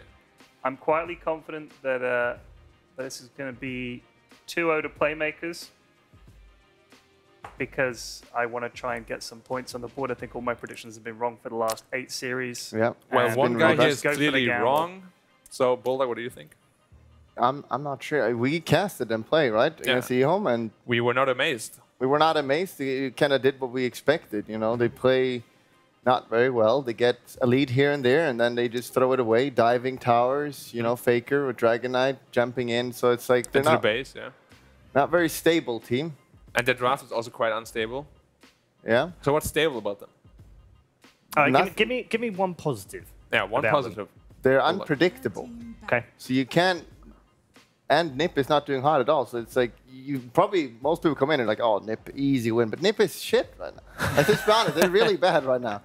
So if there's a time for them to be beaten, and this is it. So it's a good time for playmakers to play it, is what you're saying. Definitely. And Nip, you know, they don't need to win this. They need to win it, you know, convincingly. Yeah, they need to Otherwise, they're not gonna go any further than this because this time around they're playing OG, right? I'm pretty sure. Yes, the winners of this plays OG. However, OG also look quiet. Yeah, but not the same level as Nip though. OG is like one step above. Slightly above, yeah. Yeah. Fair enough. NIP banning Medusa. Playmakers got nothing to lose here, boys. Nothing to lose. They do. Actually, they could be last place of the major and lose their shot at the major. Right, but that people already expect them to be in that position. Well, you shouldn't because it's mean. I think they have a very good chance at beating NIP. Because it's mean? It's very mean. Yeah, I don't think that's how tournaments are decided on how nice you are. Otherwise, you'd have won 4 TIs. I mean, instead, I went out last place. Yeah, with a shit record. And all of them. But still better than Syndrome. Still better than Syndrome, but that's not hard. Let's face it. Better than Winter. That's pretty difficult. Yep. 10 seconds Yeah. remaining. I mean, not really, because he did have a 0-14 run. Yeah, and I contributed to that. Yeah. I crushed him twice. Yeah, you did. Yeah. But that's the only team you beat in that tournament. What? It's the only team you beat in that tournament. No, I beat DK with anti-mage. I beat Burning with anti-mage. No, you didn't. I mean, yeah. I have the watts. I saved it in my archive. My save. 1-1 game. We're almost through the bans. Yeah. No surprises. No surprises. Ban Medusa, that's Playmakers play hero. Not really play hero, but that's what they pick all the time. Yeah. And they also just like the hard carry Terrorblade. Yeah. Yeah. ET banned. Nip have used that effectively. TB is not banned, but of course NIP also likes to pick their TB. Are they going to go back for that TB? No. Maybe. I mean, they did it 3 games in a row. It's like, but Desert TB no, is good. absolutely, yeah. So any heroes got through. Tusk is still around. Tusk is still around. Jakiro. Yeah, Jack's kind of fallen off a little bit. We haven't seen him in the playoffs yet. Playmakers like it a little bit. They played it last series, I believe, and they also got beaten by it. Yeah. Also received some bans. Rubik. Also known as Labike. Centaur. Centaur. Makes a lot of sense. Very high win rate. Yeah. Just look at Dota buff. You go and look at the list, pick the 5 highest win rate heroes. It can go wrong. Yeah. I mean, Rubik's a pretty safe first pick as well, isn't it? It's always been like a well-rounded hero. Yeah. You can pick your first 2, but people don't do it right now because it's not as strong as certain other heroes. But it's still like, just overall, But it really puts a good. block on some other heroes that the other team might want to pick, doesn't it? And it also then makes them think about what they're having to pick because they don't want stuff to get stolen. And then it could be used in mid as well. So it's Yeah, like you have relatively added that flexible. to you can actually play it mid now as well, which is nice. And as you said, it blocks certain heroes. Not they're not that popular more, like Enigma or Earthshaker, but it definitely makes it. You always got to think about the spell steal. However, Saxa Tusk is good. Yeah. 10 seconds remaining. One of his best. For sure. I mean, he makes every hero look good, honestly. I mean, yeah. Can you say a hero he's bad with that he's played? I mean, I think this tournament he had like a quite good performance from the team. Like he played probably the best out of the team. Yeah, I mean, he's one of the few support players that have super high rank, and he's usually plays support as well in pubs. And It's very consistent, isn't he? yeah, You don't sort of. I don't remember going. Oh, he's had a poor game. He's had a poor game there, isn't he? No. You don't remember that about him, do you? Not in this tournament, at least. I mean, I don't remember any other tournaments, frankly, either, where I could honestly go back and go, yeah, no, he's the reason they didn't win that. Yeah, I mean, he's always at least average, mostly above average. But It's like super mechanically gifted for sure. Like Yeah. but maybe his flaw as a player is that maybe he's a little bit quiet. I guess maybe he doesn't have the best, team play. I'm not sure. I never played with him, but So you're just guessing, spitballing here a bit. yeah. But I'm usually correct. Yeah, I mean, mostly actually. Like whenever I Yeah. tell people anything you say, they're always like, yeah. that's the case. Terrorblade banned by NIP. Mhm. Banning it so they can't play it. Playing it so Playmaker's gonna pick it. That's obviously one of their favorites. No, they banned it so that they're not tempted to pick it. No, That's their what they've TB done still, they're still comfortable with it. Would be good for playmakers as well, though, alongside that centaur, wouldn't it? We've already seen how that works. It's also one of the better heroes of Mr. Minos. Yes. Top bands on the other side of things: the OD, the Brew, and the Phantom Assassin. All popular bands for the playmakers. Carries are the left. There's the PA. Yeah. You can see Jugger is pretty popular in Troll. I've not been too impressed by Troll recently. Had some good games in the group stages. Yeah. Not so I much feel since we've if been in the there's a lich in the playoffs. game at least. The hero's just so Thompson bad. made it look pretty good, didn't he? Yeah, in he that did. game? But that's Thompson. I don't know if that means the He- hero's that, good that or was it's no just- killable. Wasn't that or double it's just Vlad's? There was what? Double Vlads? Yeah. No, it was Satanic. Oh, it's Satanic, yeah. Yeah, Satanic and ult. Yes. And then you hit the base tower. And Sanching Asha, so you get Sage's resistance. Yes. Very cool. Yeah. He was absolutely unkillable in that game. So Ted, Yeah. you said Playmakers with 2-0 NIP. What do you think they have to do in order to Where make did them this happen? come from? I He want to just get a prediction right. Oh, okay. And I figure I've been going with what I think is going to be the right answer Right, and and not getting it trusting wrong. my gut. Right. And every Okay. time my gut has been right, but Right. I've been ignoring it in Right. favor of my instinct. Okay. And my instinct is terrible. Right. So are you more like a heart person or more like a brain person? Definitely heart. But I wasn't listening to it. See, That's- I should that have is a very listened bad to follow your heart, kids. I'm saying Right. Playmakers 2-0. I think Ninjas in Pajamas want to get this over with so they can shuffle the team. No, Playmakers 2-0. Easy. They're going to outdraft the heck out of Peter somehow. Somehow. Well, they're not going to do it with the Husker. No. No, I know with the TB either. No. And they've already had a couple of other things taken away from them, like the Medusa as Well, well. worst case, there's always the overpowered Razor. He's a Don't staple. talk about Razor. We are through with Razor, that's for sure. Oh, God, please no more razors. It's been very disappointing. Yeah. Razor is the 2019 version of Naga Siren. But please don't pick it. Please don't pick It is sad. Look at that. 2 wins. 29%. Why was it banned 6 times? Like, you would be happy if the enemy picks it. No, I think it was banned a lot in the group stages, wasn't it? Yeah, Because it but- would have been an appropriate response to I some mean, of that's the what you think, but Come even on, then... Playmakers. Pull out a strat. Yeah. Do something. What strat do you think they're going to pull, Ted? What does your heart tell you? Meepo. I don't know if they have a Meepo They player. do, they do. I think Ehon banned Meepo against them, actually. Yes, they did. Twice. Yeah. Yes. This how PPD is gonna lose to a Meepo. He might lose the first one to a Meepo, but he won't do it again. What if they first face the Meepo and then lose again? No, he'll ban it first phase next game if they do it. If they beat him with it this time. Well, they banned a ban, which kind of indicates they just want some basic troll or something. Any like normal. Yeah, Charles didn't own it. So basically, Playmakers is making a statement. We're going to crush you in a normal game. We have what it takes. We don't need to cheese you. What do you think about that, Bulldog? They have a ninja behind there. You see it? A ninja? I don't see any ninjas. No. I think he's just very cold and he's You're wearing not a supposed to scarf. be able to see ninjas. I guess. Ninja Turtle. Okay. So that's one of those existential questions, Henry. Like, how did ninjas become popular if we're not supposed to have seen them? Maybe they became Maybe they- popular maybe they were bad. afterwards. Maybe they were During bad they were ninjas then. popular, or during they were like a thing. No one knew about them. Right. But now we know about them. Right. See, look, so then this they got is- bad at some point. Yeah. This they got is bad. to stop the Meepo counter, Winter right? Viven. Okay. We don't see this here that much anymore. Why? Yeah. Why black? Because there's a lot more emphasis on the laning phase. His laning is not terrible, but it's not super good.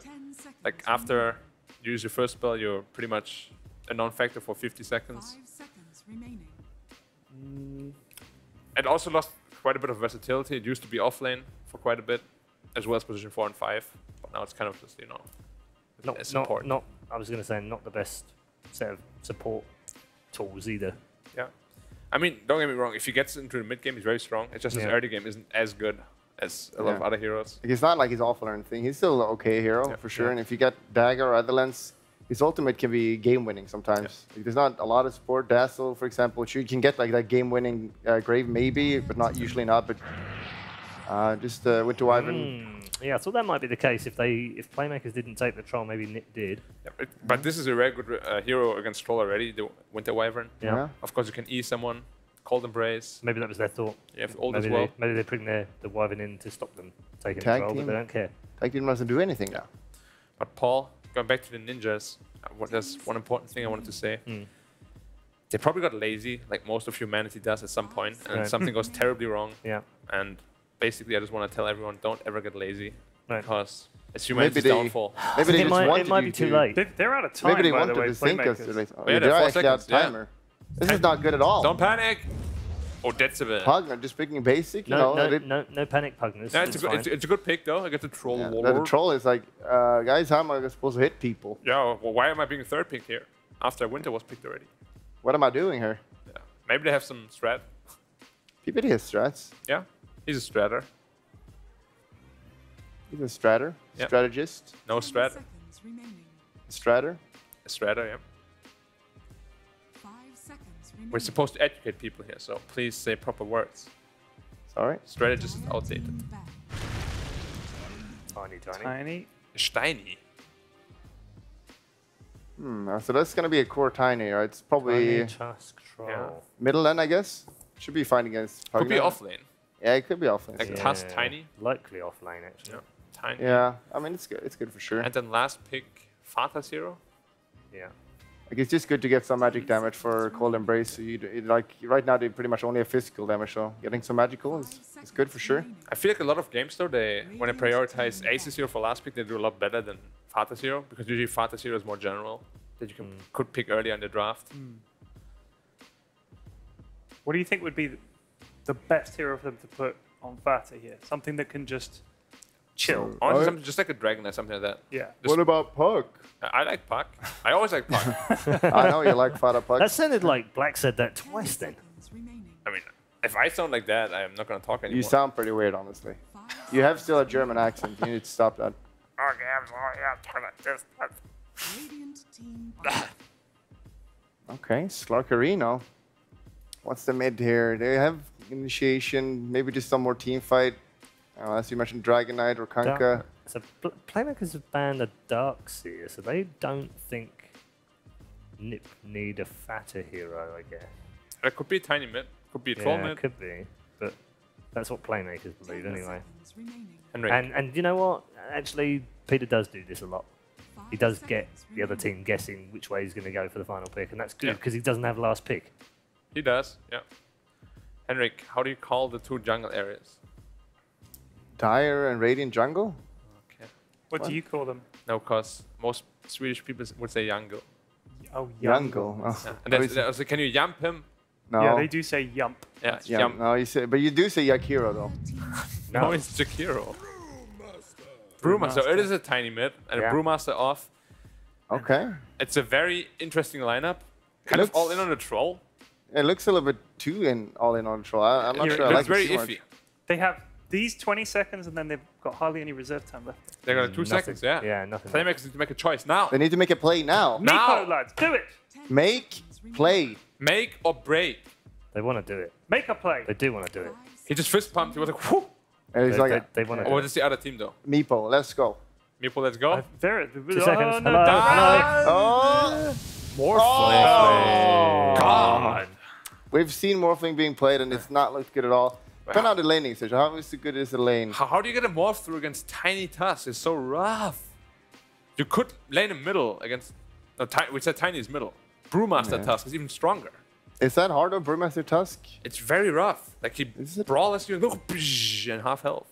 Yeah, that is pretty rough actually. When you pick 10th, you want to pick something that's going to win you the game. Yeah, I thought that's probably like just like they're kind of panicking. Pick a comfort hero, probably. I guess. I mean, Morph can be a win condition for them if you get really good. Yeah. If you get a really good early game, which you probably won't, because the lane is going to be hard. It is going to be hard. 76-24 in terms of the Twitter predictions right now in favor of NIP. Favor of Playmakers. Oh, the Twitter guys, they're completely clueless. They've been very good. They've been very good. 73% win rate up to yesterday. Twitter have been doing very well, which is better than They're very than, smart, than actually. Toby. Anyway, let's get some I've already predictions. gone for Playmakers. You've gone for as you know. 2-0, Ted. I'm going for it. I need to catch up on the old predictions, and Okay. I've got to gamble because everyone else is going to go for it. Fine. So Playmakers for Ted. Henrik. Yeah, I'm not in love with NIP's draft, but I have to just give they're the better team for sure, depending how bad they are right now. But I definitely NIP. We're gonna. All right. Okay, Black. I actually think NIP's draft is not that good, but Playmakers' draft is also not very good. Two And bad I drafts. just believe like NIP should be the better team, is the better team. Like no matter what happens, it should be 2-0 here. So okay, go with my boys. All right, 2 for NIP then. Admiral Bulldog and Black staying with the sensible pick perhaps, but Ted going out there on a little bit of a limb and going with Playmakers who have yet to win a game here at the Bucharest Minor. Is today the day? Let's find out as we head over to our commentators and get their thoughts as well. You're in the prediction game, gents, so which way are you going? You want to go first? Let's see what you were thinking. Yeah, I'm going to go with Playmakers, actually, to make this interesting. Yes! Yet to be... How can you betray me, dude? I need to see a good Morphling game and El Multiman, the Mucho Mystery, as we like to call him, Kataro Hayama, a man with many faces. I think he could carry this one also. This looks like a good Winter Wyvern game. All right. I'm going to conflict with my compadre here. I'm going to back Nip to win. I always like a bit of war in the commentary box, so that's good. Gents, take it away. Thanks, Paul. Well, this should be an interesting one nonetheless. They were talking a lot about the Morphling. Have we seen a Morphling win at all so far here? I don't think so. I think he actually has 0 win rate. At least the games that I saw. But I like Playmakers draft way more. They're going to put a lot of pressure. I think this Pugna is going to put a lot of pressure on the towers. And if he gets good rotations, Centaur gets a level 6. They buy some team fight items. They should be fine. And as Black mentioned, Morphling is their win condition. You can always rely on Morph to carry the game. Me, I just believe in the power of Tusk Brew. Like, that combo is pretty brutal with the Drunken Brawler plus the tag team. You just melt through people. And when you look at the heroes up against, like, Morphling early on, you don't morph fast enough to survive that burst of physical damage. So if he goes full Agi, he may be crying in a corner. This should be a tri-lane start, as we see so often, especially when you have a Tusk on your team from NIP. Maybe look for a pick-off. Meanwhile, on the top lane, they're letting Brewmaster scout with no sort of conflict right now. So now when I'm thinking about it, it's actually a great tiny game. If he gets a good start, Morphling usually loves to be greedy and farm with low HP. Winter Wyvern also low HP hero. Pugna, same goes for Rubik. So they could be easily blown up by a tiny this game. Speaking of Rubik, good thing he was there, or Sorg would be a very sad boy right now. It's 2 runes apiece, and I think you're right. Like there's so many targets for him. Morphlings, if they get caught out, not paying attention for even a millisecond against this type of lineup, they just disappear. At the same time, starting this mid lane, while it might be frustrating, you have the means to harass on the Fakers. You can already see coming out from Fada. Now he definitely needs to get the Cripify level 1 instead of a Nether Blast, just to deny some harassment and CS from Tiny. Top lane, I think the biggest problem I saw when this Morphling pick came out is I was kind of sitting there thinking, what does the Wyvern really do for him? Like, you can slow down aggression, but you're never going to be able to really keep him safe, right? Like, there's always going to be asserted dominance from Nip in this top lane. When you're playing Brewmaster, okay, Dazzle's doing a good job just pulling the creep wave, because this lane is actually strong. Winter Wyvern and Morphling, they have a lot of kill potential once they hit level 2. Of course, better to have the Dazzle up here than Tusk, because otherwise you give great value to the Splinter Blasts and it always works against you. While at the same time, you do have a means to get on top of this Rubik if he overextends a little bit. And honestly, tag team with Troll is pretty brutal once you get a point into further. So far though, Tiny is top on CS. As you said, Decrepify should have been taken at level 1. Faker is keeping up, but He wasn't able to slow down Tiny's early farm was the problem. I mean, you just try to deny him the first wave as much as possible, get those null talismans running up, and Pugna has a great animation and a lot of damage. As does his opponent. So, which lane do you expect to see the most action right now? Like you said about the level 2 for Wyvern. Top lane, probably. They've just reached that level 2, so maybe we'll get to see it. Or do you think the Dazzle is too frustrating to fight into? Well, depends. Depends on the positioning. Winter Wyvern needs to... PPD is just being pain in the ass for this Winter Wyvern. Good old Poison Touch. He's like, you're not allowed to be in this lane because he knows if Brewmaster and Morphling are left to solo XP, well, Brew's the winner there because a quick 6 on a Brew can really change any outcome in a game. More Frostifus experiences there. See, most people are going for the laughter, but not Faker. He likes a little bit of Frostifus magic. So far, Centaur doing better than Troll in this bot lane. It's really frustrating because if you jump on the Centaur, you've got the lift to get away. If you jump on the Rubik, he moves across the Centaur and there's a stomp, right? Yeah. Top, going down, Morphling getting pretty low here. He's going to turn around the Adaptive Strike, but the damage is big from PBD. He's going to continue on this. One more touch, and he'll get it. There we go. First blood drawn. They might find a second one as Axel's going to go for the TP away. He'll be able to make it. It's going to hurt. TP's back to base. That's going to be a shameful walkout for him. Morphling will make it to the lane quickly. Just has to be defensive when he first gets there because he's going to be alone. Yeah, NIP is playing this lane correctly. Dazzle drawing a lot of attention to the side, stopping the creep pool. You already see, just trying to interrupt him. Poison Touch comes out, they're moving forward, they're looking for the big plays, the clap's going to be there, they're going to tap right onto him, and Kataro, he said he needed to be careful and he didn't want to listen. He just TP'd out, now he's got a very long and slow walk back out to that lane. This is not good for playmakers at all. They just TP'd out 2 heroes, especially the Morph who just TP'd back. This is a free lane for almost 4 waves on side of NIP. Going to be problematic, and the Morphling is the key for playmakers. You're going to see it very clearly from their draft. The Pugna's going to make space, the Centaur's going to keep you alive, but Morphling has to deliver in the end. And I think everyone over the last 3 days wanted to see 33 playing a micro hero, something that just doesn't stand there and press 2 buttons like a Tide Hunter. That actually requires some skill to play. I think Brewmaster is one of those heroes. It's definitely where he's most comfortable. He doesn't want to just be this, you know, little Vlad's person for the team. Like, yeah, you just pick up a few buffs for us, you run at people. Being ran out in the bot lane, Saxo is getting pretty low. The DD on Panthera means he should be able to get the kill. Can he deny? Nope. Final tap, Rubik gets the kill. Nice little tip for Saxo on the side from the Centaur. Fortunate DD finding that. Good thing neither of the mid heroes found it, because either one could pounce on the other if they picked up that rune. Oh yeah, Pugna already picked up an Arcane rune. Bounty rune spawning in 10 seconds. And it looks like playmakers are positioned in the bot to secure both. Meanwhile, on the other side of the map, Nip are ready to take both the top runes, and Tiny has come up here as well. He wants all those bolt charges to himself. Panthera, well, he won the rune, but actually Saxa just comes in and snatches it right from underneath him, and he might pay now. The tag team got him pretty low. Can they finish him off? The salve's going to be there, and they have no way to get in range. There's the Willing Axes through. Now they can pursue. Tag team is coming off cooldown. Meanwhile, on the top lane, a little bit of harassment with Brew, but he's fine. Rubik, not so much. There's a lot of space for a Centaur, and that's solo XP for him. But the sad thing for playmakers is Rubik did not get that rune. If he got it, then it would be a win for him. Absolutely. Of course, that Centaur is very happy with the outcome on the lane so far. 28-4 in terms of CS compared to 26 on Troll. So he's ahead here, but you need to be. We've seen how formidable Trolls can be if they get a good start. Usually we see it mid when it works out, though. But in this scenario, like we said, the Tiny, he opens the door for Nip. Oh, 33's moving in. Kataro. Oh, that damage is way too much. The crits should bring him down. He's trying to morph to strength. The wand is just enough to keep himself alive. And PPD getting low in response, but they can't pursue. Or can they? Panthera with the backstab coming in right now. Fade Bolt there. Shallow Grave is being used. PPD has got an escape plan here. He's got a Shadow Wave to work with. He's going to heal up, try and move sight. He does actually break the line of sight, so Panthera can't see him right now. And he looks the wrong way, so actually Dazzle's going to live. Oh, that's a really bad timing on Telekinesis. Either use it straight away or use it a bit after. I mean, oof.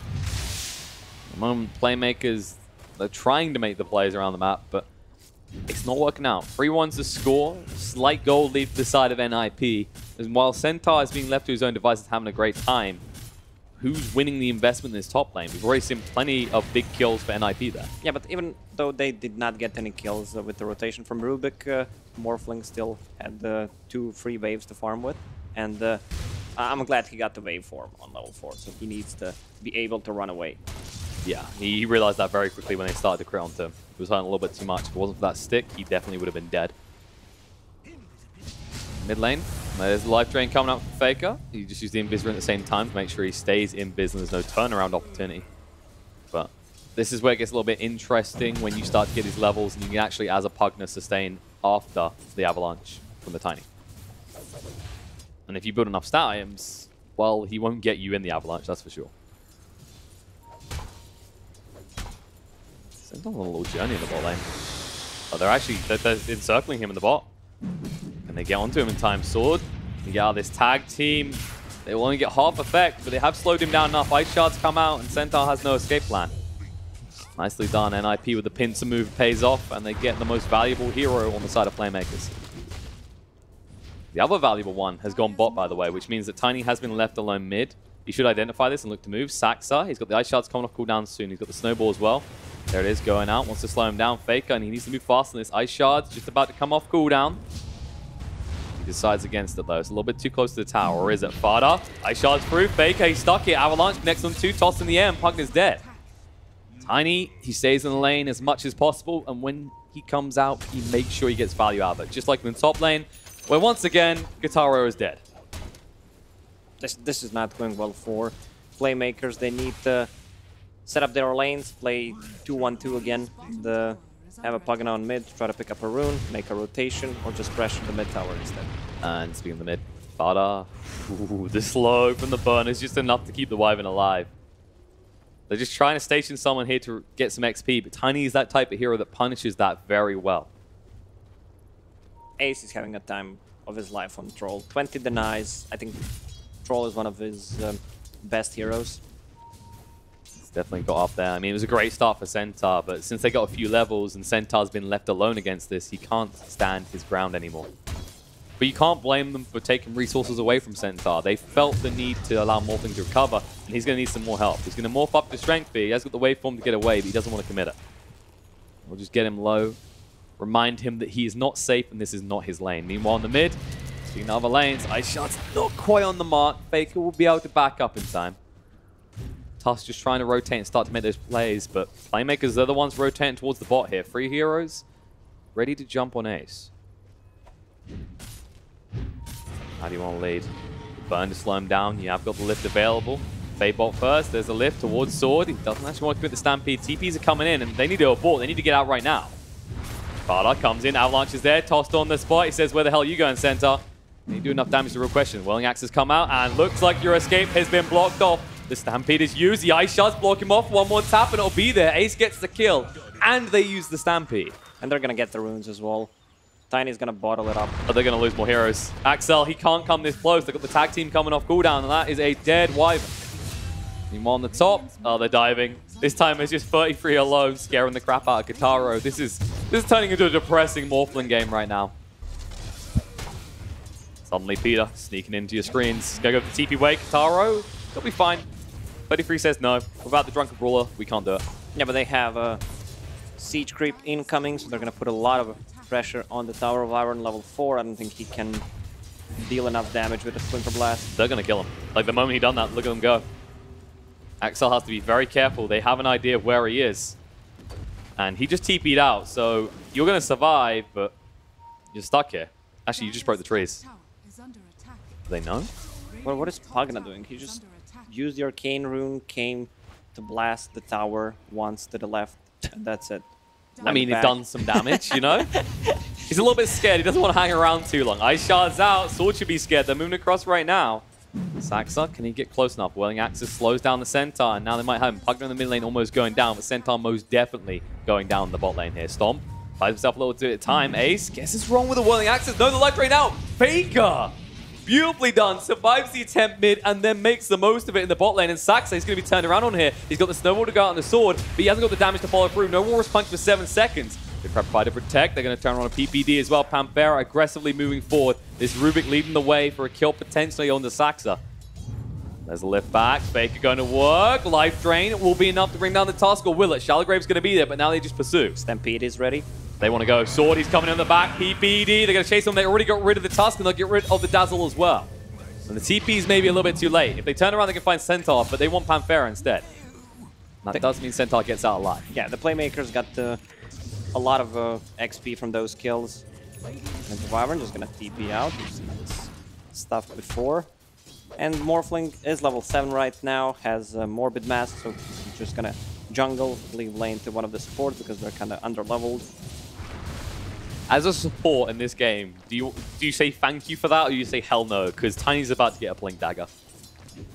But it's always good to get some XP, especially when you're like level 4, you need to do something, and I think the Wyvern bought the Tome for himself.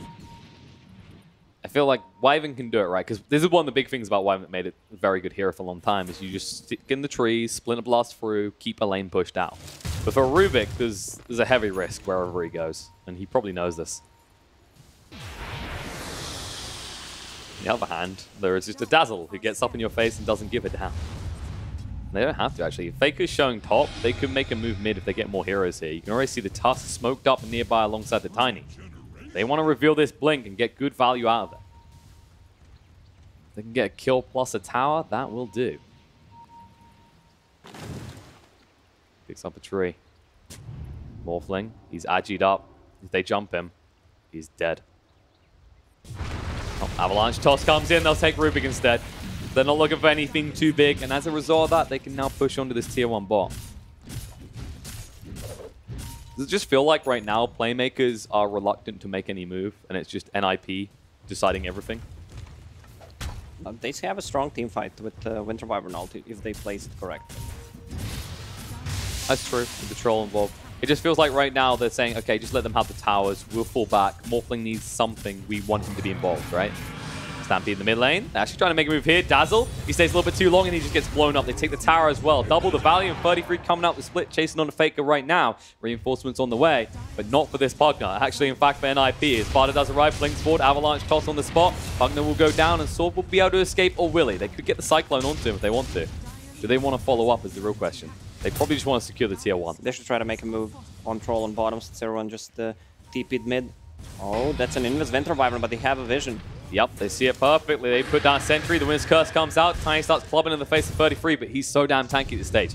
Stomp on the 2. Double Edge, barely feeling it. Snowball, they're going to turn around on the center. No, they see the Morphling. He TP's in. He's feeling ballsy, but is he going to feel it for long? The Avalanche, he switches to the Tinies and Avalanche action. Who's going to come out ahead? Saxa, still on half HP, doesn't care too much. Morphling, that was a little bit too close for comfort. Weren't able to do anything about the Troll in the bot lane in the meantime. Instead, Faker's just staying here to ensure the Troll can't push into this tower. It's getting a little bit too much gold for Faker's liking. Speaking of Pugna, Snowball coming through. Tusk is committed now. No War's Punch to work, but he needs to back away instantly. Ice Shot's going to be there. Axel actually gets protected. The Crep Fight help him out as well. Never Blast zones them out, and they have no way of stopping this TP. Nicely done. A little bit of help from the opposition in the end. Faker just trying to harass them down. He has got the life drain, but he feels alone right now. Even with Panthera nearby, it's a 3-on-2 scenario, so you just back up. Rubik has Thunderclap stolen. He put the infused raindrop last charge in a backpack so he can get an urn. In the time, it's just about building space for this Morphling. This is his game. This is his story. It's just a matter of how much map control you can give him to work with. And with a Pugna, you'd hope to have taken more towers than this by now. You're 15 minutes in, you only have 1 tower taken. And you're about to lose a second one. Avalanche toss coming in, and Axel is gone. Just the typical Tiny experience right now.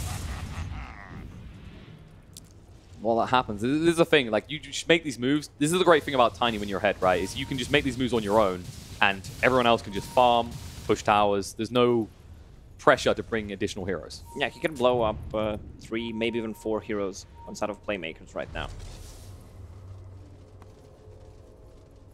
What's the item that allows Playmakers to start, well, making plays in this type of game? Like, you got the Glimmer Cape coming up soon for Faker. That's gonna be a big item.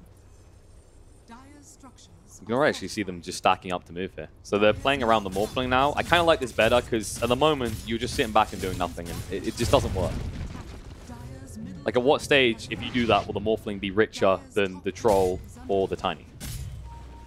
They need a Blink Dagger on this Centaur to start a fight. I mean, they still have a Stampede. Well, they don't have a Wyvern. Sparta saw another opportunity, and they see the opportunity for the Roche. And remember, Tag Team does work on Roshan. With a Troll, that makes this pretty quick. I feel like that'll be the first thing they'll change about Tusk. You know how they like done something similar to Underlord? I mean, it was more insane with that hero, but it's still pretty crazy that Tag Team works on Roche. Yeah, and they have a Vlad's on Brewmaster. I don't think we mentioned that. He also has a Blink Dagger, so he's extremely farmed, level 12. The big beefy boy gets so many stats. Naturally, he doesn't really need to build tanky. Just needs to build utility and a form of initiation. And he'll look to use it here. He's got a Blink Dagger. Doesn't want to go on Sword. They can just push this in. They've already drawn the line. They want to take that tier 2 and make sure the playmakers have no way to recover. Speaking of playmakers, Avalanche Toss coming out. He's starting to morph strength just in time. Tara will be fine. Turns into Tiny himself. Reinforcements are on the way. He wants to toss him back. He says, all right, you want this fight? We're going to give it to you. Life drain's there. And Fada, that's a big kill. That punishment, he wanted to make the moves alone, and he paid a price. And Kataro gets the last hit. That's really important. Instant smoke. They smoked under the center ward. So Min. Moving in. Stampede. They do jump forward. They do see PPDs down to half HP. Can they finish him? Yep, they can. He didn't go for the Shallow Grave. He decided Shadow Wave was all he needed. Nice moves by playmakers. They need to do something. They were just being kicked in the head over and over. Finally, they strike back. He does actually have enough for the BKB now, by the way. I feel like the BKB is the item in this game, right? You could go stats resistance, but you're against a Pugna. He's just going to life drain you. You don't want to give him that advantage. Fanfare in the mid lane. Where did he go? Tag team, Walrus Punch, Drunken Brawler. An extra 100 damage to this stage hurts pretty bad for a support like Rubik. Oh, can they kill him again? He's lingering. He needs to be careful, actually. They're going to jump straight in right now, and there it is. Life Drain's going to come out, and he can't move away quick enough. Another kill for Kataro. Fada keeps trying to make these moves alone. Playmakers are outmaneuvering them right now. They're trading a couple of supports for cores. No TP out, no TP. Axel, no TP. Use the Winner's Curse. Kataro's in the tree line. Nice shots, not quite on the mark from Saxa. And Kataro, holding his breath, he doesn't want him to hear a thing. He's actually pinging. They want to go. 33 does have a split as well, so this is pretty ballsy.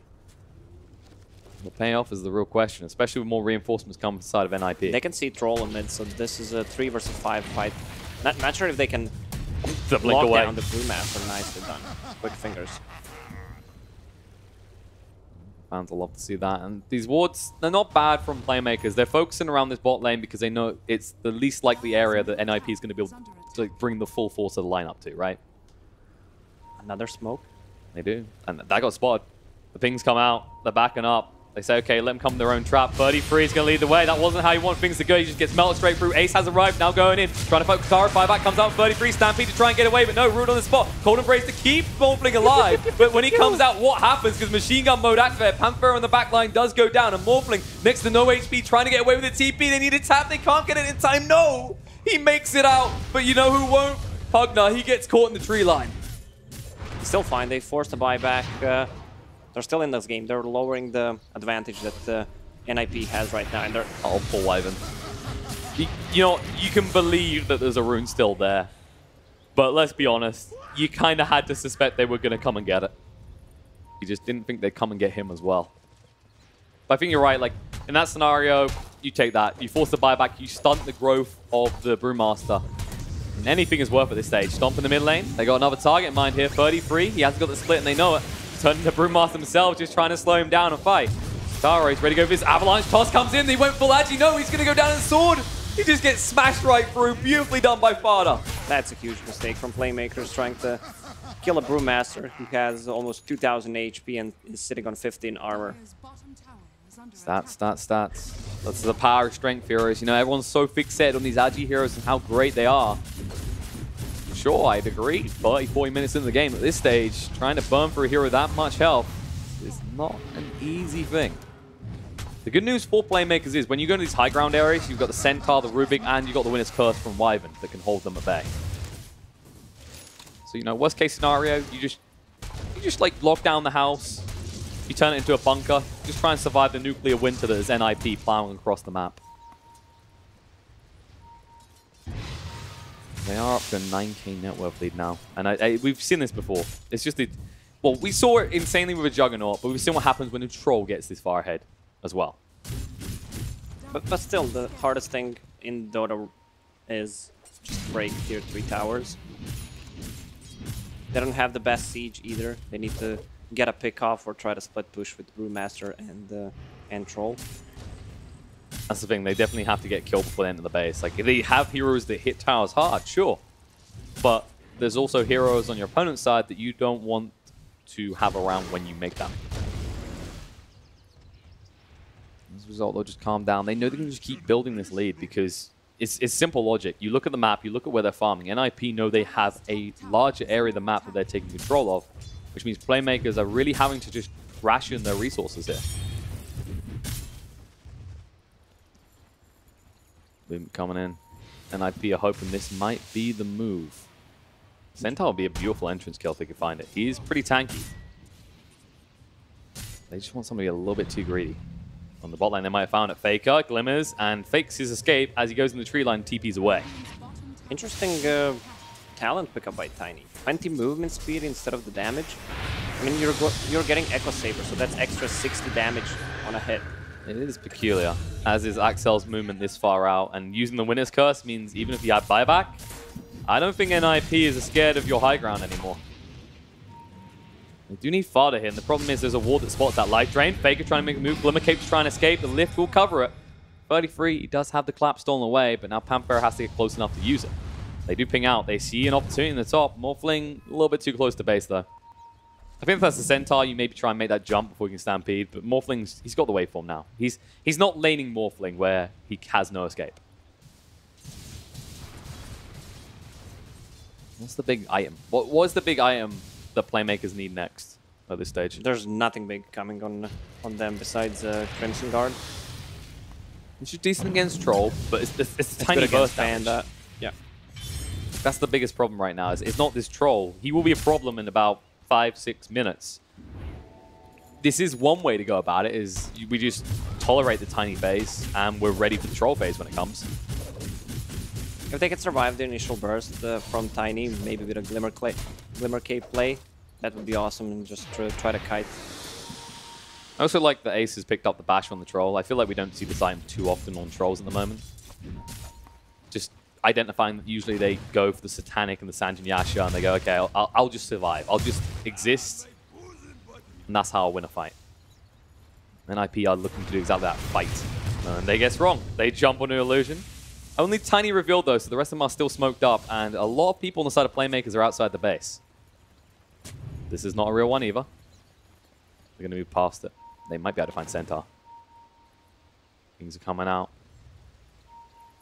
Problem is he's got that blink. Like, you need to tap that before he can blink away. It's always the frustration for them. And NIP, they're being responsible here, right? They know how important win the series is. They don't want to do something silly. They don't want to, for example, GG just before game ends. Faker, TPing away, knows he can, or can he? Snowball comes out, he tries to life drain up, but it's too late. The Avalanche in time for Fada to ensure that kill. That was a desperate Pugna move. Oh, they might at least get a BKB charge. They are from just Troll. harassing the crap out of Katara. Troll in the top lane in the meantime. They're just trying to force something out of him. Reinforcements are coming, but Ace is pretty damn scary. It's just the supports right now. They have got reinforcements incoming. BKB comes out. Ace says, okay, you want to fight? I'll do it. Winner's Curse going to be there. Panthera will be able to TP away. They'll be happy with that. Yes, they had to use the Winner's Curse, but they got the BKB charge out of the Troll, which means he's unlikely to go hunting anytime soon. And they need to fall back.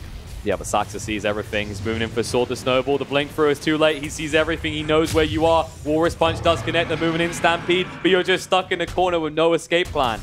And they'll just get reinforcements arriving. And Sword, can he get away here? Yes, he can. Avalanche a little bit too late. That's exactly how playmakers need to play. They just need to buy time. Tier 3s are being pinged out. They want to pressure it right now. There's 2 heroes showing on the bottom lane. Winter Wyvern does not have a TP, but Morph does. They're just trying to juggle the side of NIP back and forth across the map, waste their time because they know it is crucial that Morphling continues to climb the net worth board as he is doing right now. Roche is up. Arcane Rune for Faker as well. They might try something here. I mean, the one way NIP can siege now that they have Aegis and the Cheese, I don't think Playmakers is going to contest that. They can't. Siege with Troll, use Panda Split, control the back line, get the tower, try to get some Raxes as well. And this is where the plan backfired, right? They used that Winner's Curse top, right? They used the Stampede as well. And you wasted some time of NIPs, but you just said Roche is free for you now, boys. Go ahead. Saxa, he wants to punish Playmakers more than they've already been punished. It's like, Wyvern might get spotted on the high ground. Waveform away from Kataro. There's the Avalanche connecting on two. Looking at the Faker first. Wants to get rid of him quickly. Decrepify. Can it keep him alive? No. The Whirling Axes finish him off. Split does come out. Walrus Punch on the spot. Winner's Curse going to be there, but Kataro, he needs to move a lot faster than this. On the back line, Axel will go for the TP away. PPD has no way of stopping this, but they might yet be able to get their hands on the Morphling. Trying to move away. Avalanche. He's actually going a little bit too agi, but he knows he needs the movement speed to escape. Cyclone comes out, and now everyone can arrive. Crowd around, folks, because there's a meal on the table. Eat up. Avalanche toss, and he's gone. Creep Wave isn't with them, though, is the catch here. So you do already see a movement by Dazzle to the mid lane to make sure they can push in somewhere. PPD just saying, creeps come with me. Wants to try and reach the high ground so they can actually just start to melt the base because there's nothing left outside the base for Playmakers other than Shrines. Stinger does not have the best spells to steal in this game, but he's gonna do a good job. Has a Blink Dagger now. Just wants to cut the waves with Whirling Axes and Fade Bolt. Kills the whole Creep Wave. I think like the best steal is, I mean, Shallow Grave is decent. I feel like at this stage, Avalanche is probably your best bet, right? Just like the AoE stun control, considering how clustered NIP plays. Whirling Axes are also fine, but you need to be really close. Yeah, so that not a good place to be with Rubik. Go for the Walrus Punch. You just do this little ranged attack. Someone suddenly flips in the air. Oh, jump in. They're looking on a Faker here. Nice lift. Interrupter, though. Dust being used. Doesn't reveal anyone. Fada will move out of the base. Stomp from Sword. Slowed down by the Whirling Axes. Ace hesitant to go in too hard, though. They're just poking and probing. They are just sitting here going, Playmakers are eventually going to make a mistake. And at this stage, they know that they can't afford to. Tiny. He's thinking about it. He knows he can't burst down the Centaur, though, is the problem. He'll just deward them. Shadow Blade used by Fada.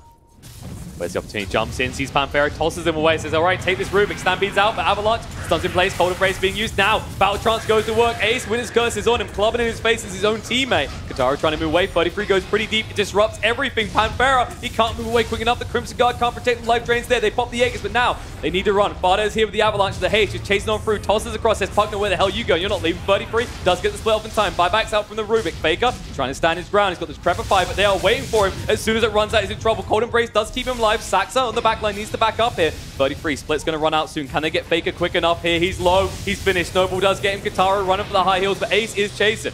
He's got the Shrine to keep him alive. He's going to heal up right now, but there's too many heroes, and he has no escape plan right now. They're just waiting to have the mana for the Avalanche. They're going to lift, try and turn around. Stomp from Sword is good. PPD in trouble. Going to go down. The waveform through does finish him off. Saxa trying to engage on the backline. Avalanche cover. Fada, he's got the mana to work with this time around, but can he do something with it? Cold Embrace keeps Panthera alive. Again, this Wyvern is creating so much time for his team, but not enough. Panthera goes down. Sword hits the deck, and Kataro, he's out of there. The rest of his team is dead, and NIP are heading for his base. I feel like the Playmakers need just a little bit more to actually kill them. They couldn't focus the Troll right there, and Troll does not have that much HP because he went all in on damage items, Maelstrom, Basher, Yasha, so no real HP item, but they're gonna contest the tier 3s right now. Pugna is out. I think you're right. You looked at that, right? Wyvern bought so much time, but they just didn't have the damage to follow through, and now Morphling, he's gonna be followed through and tries to waveform away, gets pretty low, but the Ice Shard through from Saxa finishes him off.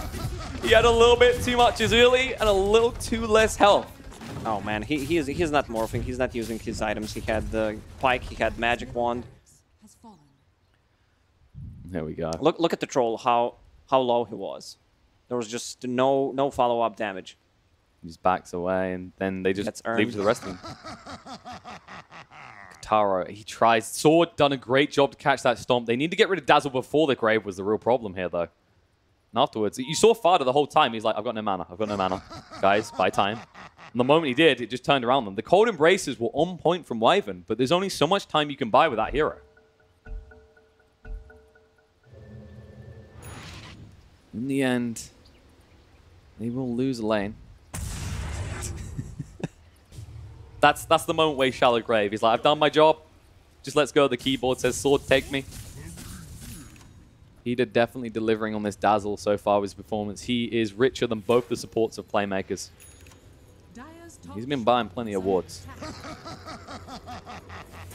Now the Spirit Vessel on task is going to be amazing against Pugna, against Morph, Winter Wyvern heal. Don't forget the Centaur as well. That big beefcake is going to melt pretty fast. Everyone is going to suffer. And I think the other thing to look at here is the fact that they managed to take the mid lane first. Right? The Benny Hills is going to begin for Playmakers as they're going to get split pushed from both sides. They smoke up, looking to make a movement, but Fado's pretty far away. They're scanning to see if he's actually just being dangled, but decide against it. They were hoping he would just retreat through there. They actually got some wards with them. I mean, they've got those wards down in the jungle, right? But these are running out, and when are you going to use these? Like, where do you play now on the side of Playmakers? They've been playing around these wards, just trying to split push bottom, play around that area, see if someone TPs on a shrine. They just follow back. Radiance is up 33, by the way. This is a rich panda. He's got more gold on him than Morphling has, and they are going to smoke up and look to make a play with it. Radiance plus a gem from PPD. That's very generous. Rich Dazzles can do these things. Oh, they want to enter from mid. 99% chance to win. Let's see if Dota Plus is right. Fada's leading the way. Avalanche. It's going to be a toss across on the Wyvern. Can they bring down quick enough? Wind's Curse comes out. Snowball through because half the team's pretty deep. 33 with the split just in time before the Stampede can do enough. And now they're in trouble. Faker needs to move away. Decrepify the burns. They're just here getting right through him. Life Drain turns around, but the Spirit Vessel denies him and he's done. 33, one Panda left on the side. They've lost too much. Axel goes down as well. And the final Panda will make his escape through the front door. Stunned up on the spot, Ice Charge through. Kataro just about sidesteps it. But now your villains are a little bit exposed because Troll is going to town on him. With that level 20 talent, he hits pretty hard. Toss on the spot. Rubik, what are you doing? Walrus Punch to finish him off. Sword tries to jump in, but the Avalanche was still going. Ice Charge there as well. He has no escape. He's down.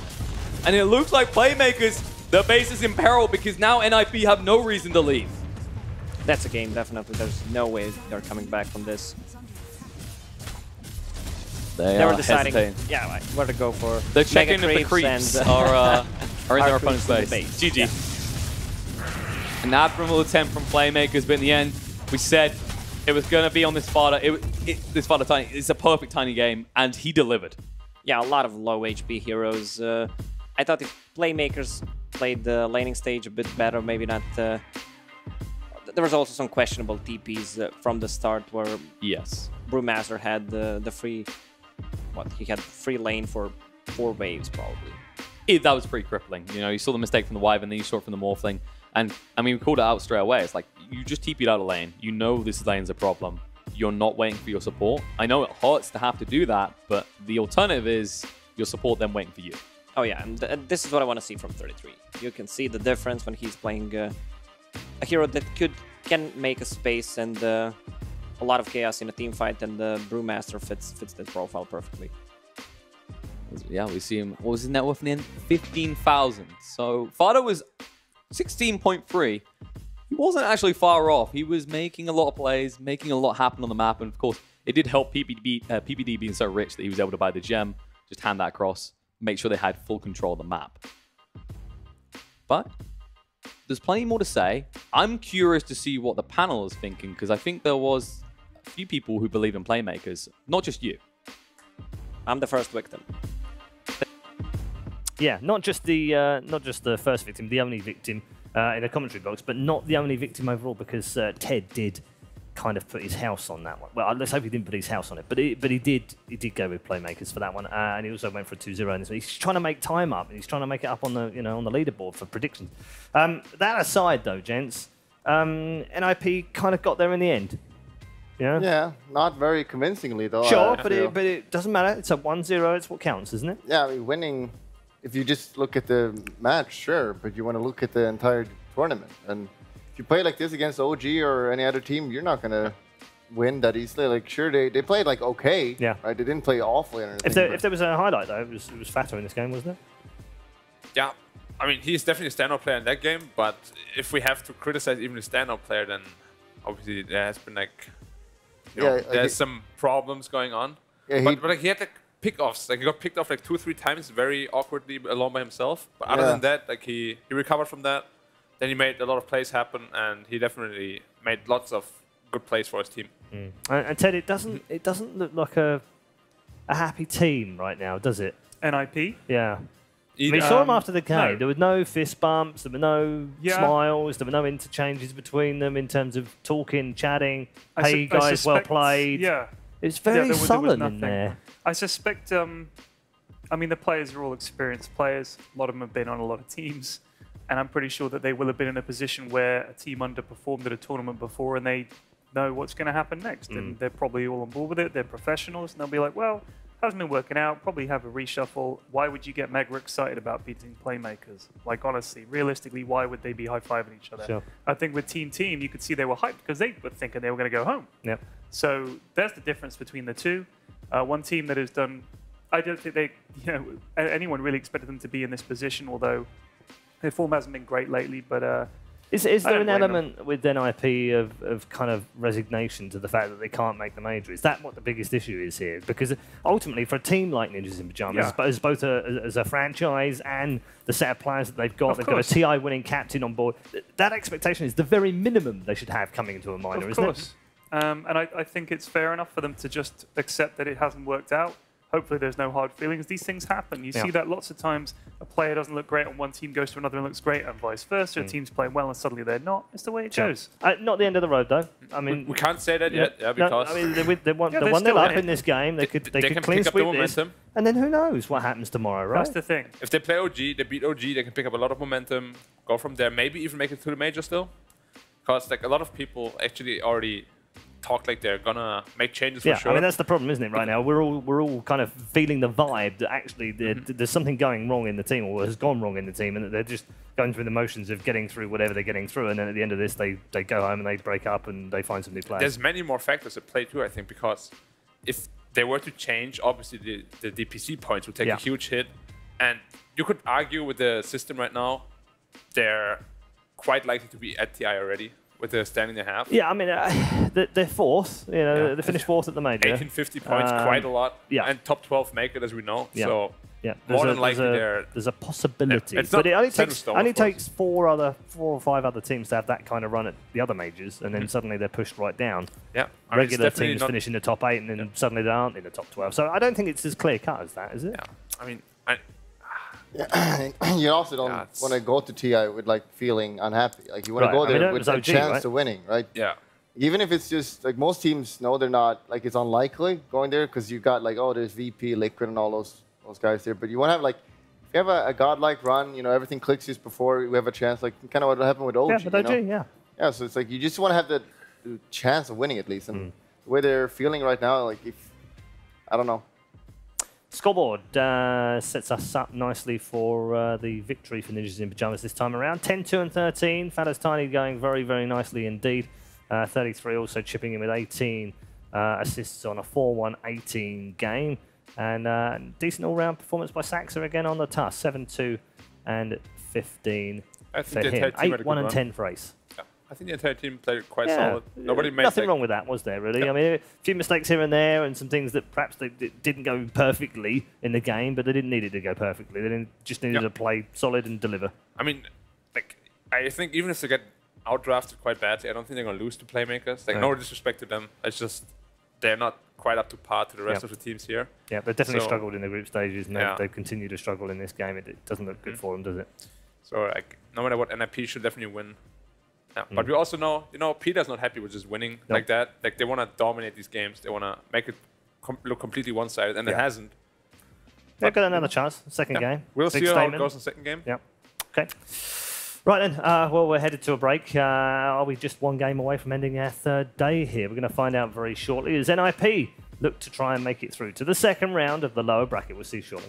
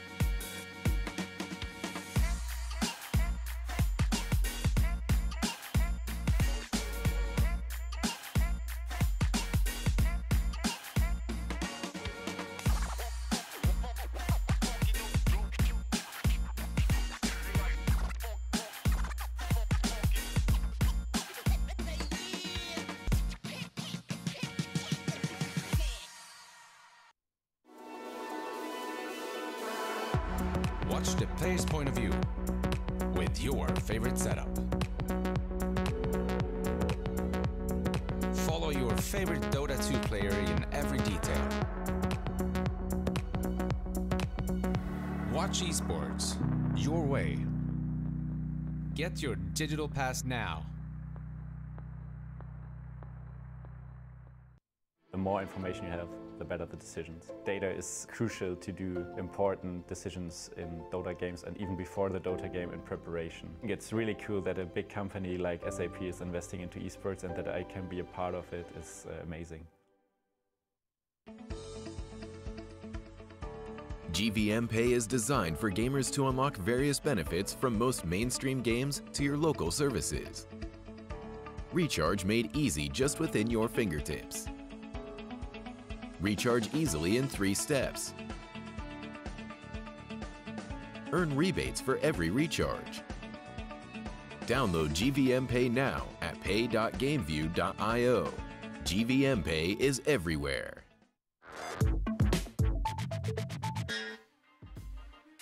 A very warm welcome back to the Bucharest Miner. If you're just joining us, you're a bit late, frankly, because we played quite a lot of Dota today, and you've missed some really interesting stuff. And that's all I'm going to say about it. Just go and check out the VODs when they're up right now, because you're going to have a bit of a surprise in series number 3 in particular. We're going to move into our second game, our draft just around the corner of our final series of the day. Ninjas in Pyjamas, 1-0 up, and you'd think, all sunny and light, wouldn't you? Not all is right in the Ninjas in Pyjamas camp right now, it has to be said. And despite the fact that they've won that first game, they didn't look particularly strong in it. So, can Playmakers come back into this one? They haven't won a single game yet so far at the Minor. They'll be looking to do exactly that right now, because time is running out, let's face it. It's a best of 3, and they're on the rack. The winner of this one also gets the reward of playing OG in the lower bracket second round. I'm not so sure that's a reward for either of these two teams with the form that they've shown so far, but nevertheless, that is what is on the line for both of them. Back with our panel members, Black, Admiral Bulldog, and Pyrian Flax. Gents, game 2. You know, if we're going to see anything from Playmakers, it's got to be now. Like, throw everything at it now. Kitchen sink and everything. Everything you want to play that you're really good at, get it out in the draft. Yeah. If you want to cheese, do it now. There's no point hiding it anymore. No. Yeah. If you want to go all out, do it now. Or you're going to go home with regrets. That's the worst feeling. Yeah. Even if you know you can't maybe win or make it all the way, you know, just give it all you have. Yeah. Otherwise, is this the Meepo game? I don't know. I don't know if I like cheesing. Like the last game, is that where you want to cheese? When you feel bad after you lose them? You want to have like, pick our comfort heroes, what we're good at, and, you know, lose. They did that. Last pick Morphling's terrible. Yeah, I mean, that didn't work out too well. They need to do something different. They ran out of time, too. So they were obviously like, just pick them off like that. Like, I got the impression if you down to 2 seconds and you mash Morphling last pick. Don't forget that they've had like 40 seconds before to talk about it, because that's how long NIP took to pick theirs. So they've been talking about it beforehand. But so I bet they're just talking about what they think NIP's going to pick and how they're going to run it. Because they can't really make a pick and a decision until they've seen what. But only I think they had 2 seconds of reserve left as well at that point, so they already knew they were going to have to almost insta-pick it, right? They probably just said, we're going to take them off unless they take Unless they X or take- whatever. yeah, I mean, exactly, they painted themselves, I guess, into a corner where they ran out of time to think. For sure. And they just mashed them off. There's a bit more time management in the I draft. can't believe I backed them 2-0. It's just such a You stupid can't change your mind now. You can change your second one. Sindarin even said to me, Ted, you have to pick your battles. Like, you gamble at the right time. This was the mad gamble. Yeah, it was a mad ridiculous. game, but you can change. No, you cannot. You don't have to. You gotta don't have He to cannot stick with change it. anymore. He has done it twice this tournament. No, He's out of Jokers. His prediction is his prediction per game. No. He doesn't have to say, oh, this series is going to be 2-0. No, he said 2-0. No, You it got to doesn't keep matter. your word. I did. Keep your word. So that means I'm wrong no matter what. I'm even giving if they you win the permission to change, Ted. Well, Paul's giving We're not giving you permission. Well, Paul I'm has. giving you Well, we're 2 people that say I'd have no. to see 2 what the against 1. producer says. It's 2 up to against 1, what are you going to production. do? It's up to production. You know, we're going to take you outside. If you change your guys, mind, this is bad things will playground happen to you. mentality. You can't gang up on him. all What? right? Of course we can. No. You don't know who we are? Yeah. I do. See, I We're Yes, at unfortunately. the same hotel. Wiener. And a what winner? Wiener. A wiener. Yeah. Right. What A have you won? winner and a wiener. And a wiener. What have you won recently? I didn't say winner, I said wiener. A wiener. Wiener. A wiener. You know the sausage. sausage thing? Yeah. Right. It's me. Can I change my mind or not? Yes. No, you cannot. We share the hotel, and we will find you. We'll go find his room. If you change your mind, This we'll is come in bullying. when you sleep. This is bullying. Did you want to be in the I sauna think again? so. Well, guess what? Door's locked. Key's gone. Oh no, I'm going to burn up in here. You're it's threatening getting to really murder hard. me if I change my No, mind. the sauna will kill you, not me. It's getting a little heavy. You're a bozo. It's getting a little heavy. Yes, Ched, you can change. All right. We do predictions per game. Seb gave you permission, so we're gonna find him instead. That's right. Oh, can't. Can't change my mind. Cheers, Seb. Nah, fuck it. I'm stuck with Playmakers 2-0, so just count me out of this one. Man. They can still win. You gotta believe. Yeah, you gotta. Well, why do you give up before the game starts? Because it would be 2-1, so my prediction's wrong anyway. Ted, do you know what I find funniest today? What? Is that we did a segment earlier where we purposely didn't talk to you and you purposely didn't say anything and Right. no one noticed. Yeah, I know. It was incredible. How does that feel, by the way? It reaffirms a great deal of what I've already believed. So you weren't too shocked then? No. Like, okay, right now NIP needs to loosen up a bit. They look way too intense. Just be, yourselves, loosen have some up. fun. Yeah, have some fun. Where's the smile? Yeah, smile. You just This won. is for fun, right? You won a game of Dota, be happy. Oh my. Oh, something Bless came you. out there. Burp. That was a sneeze. Achoo!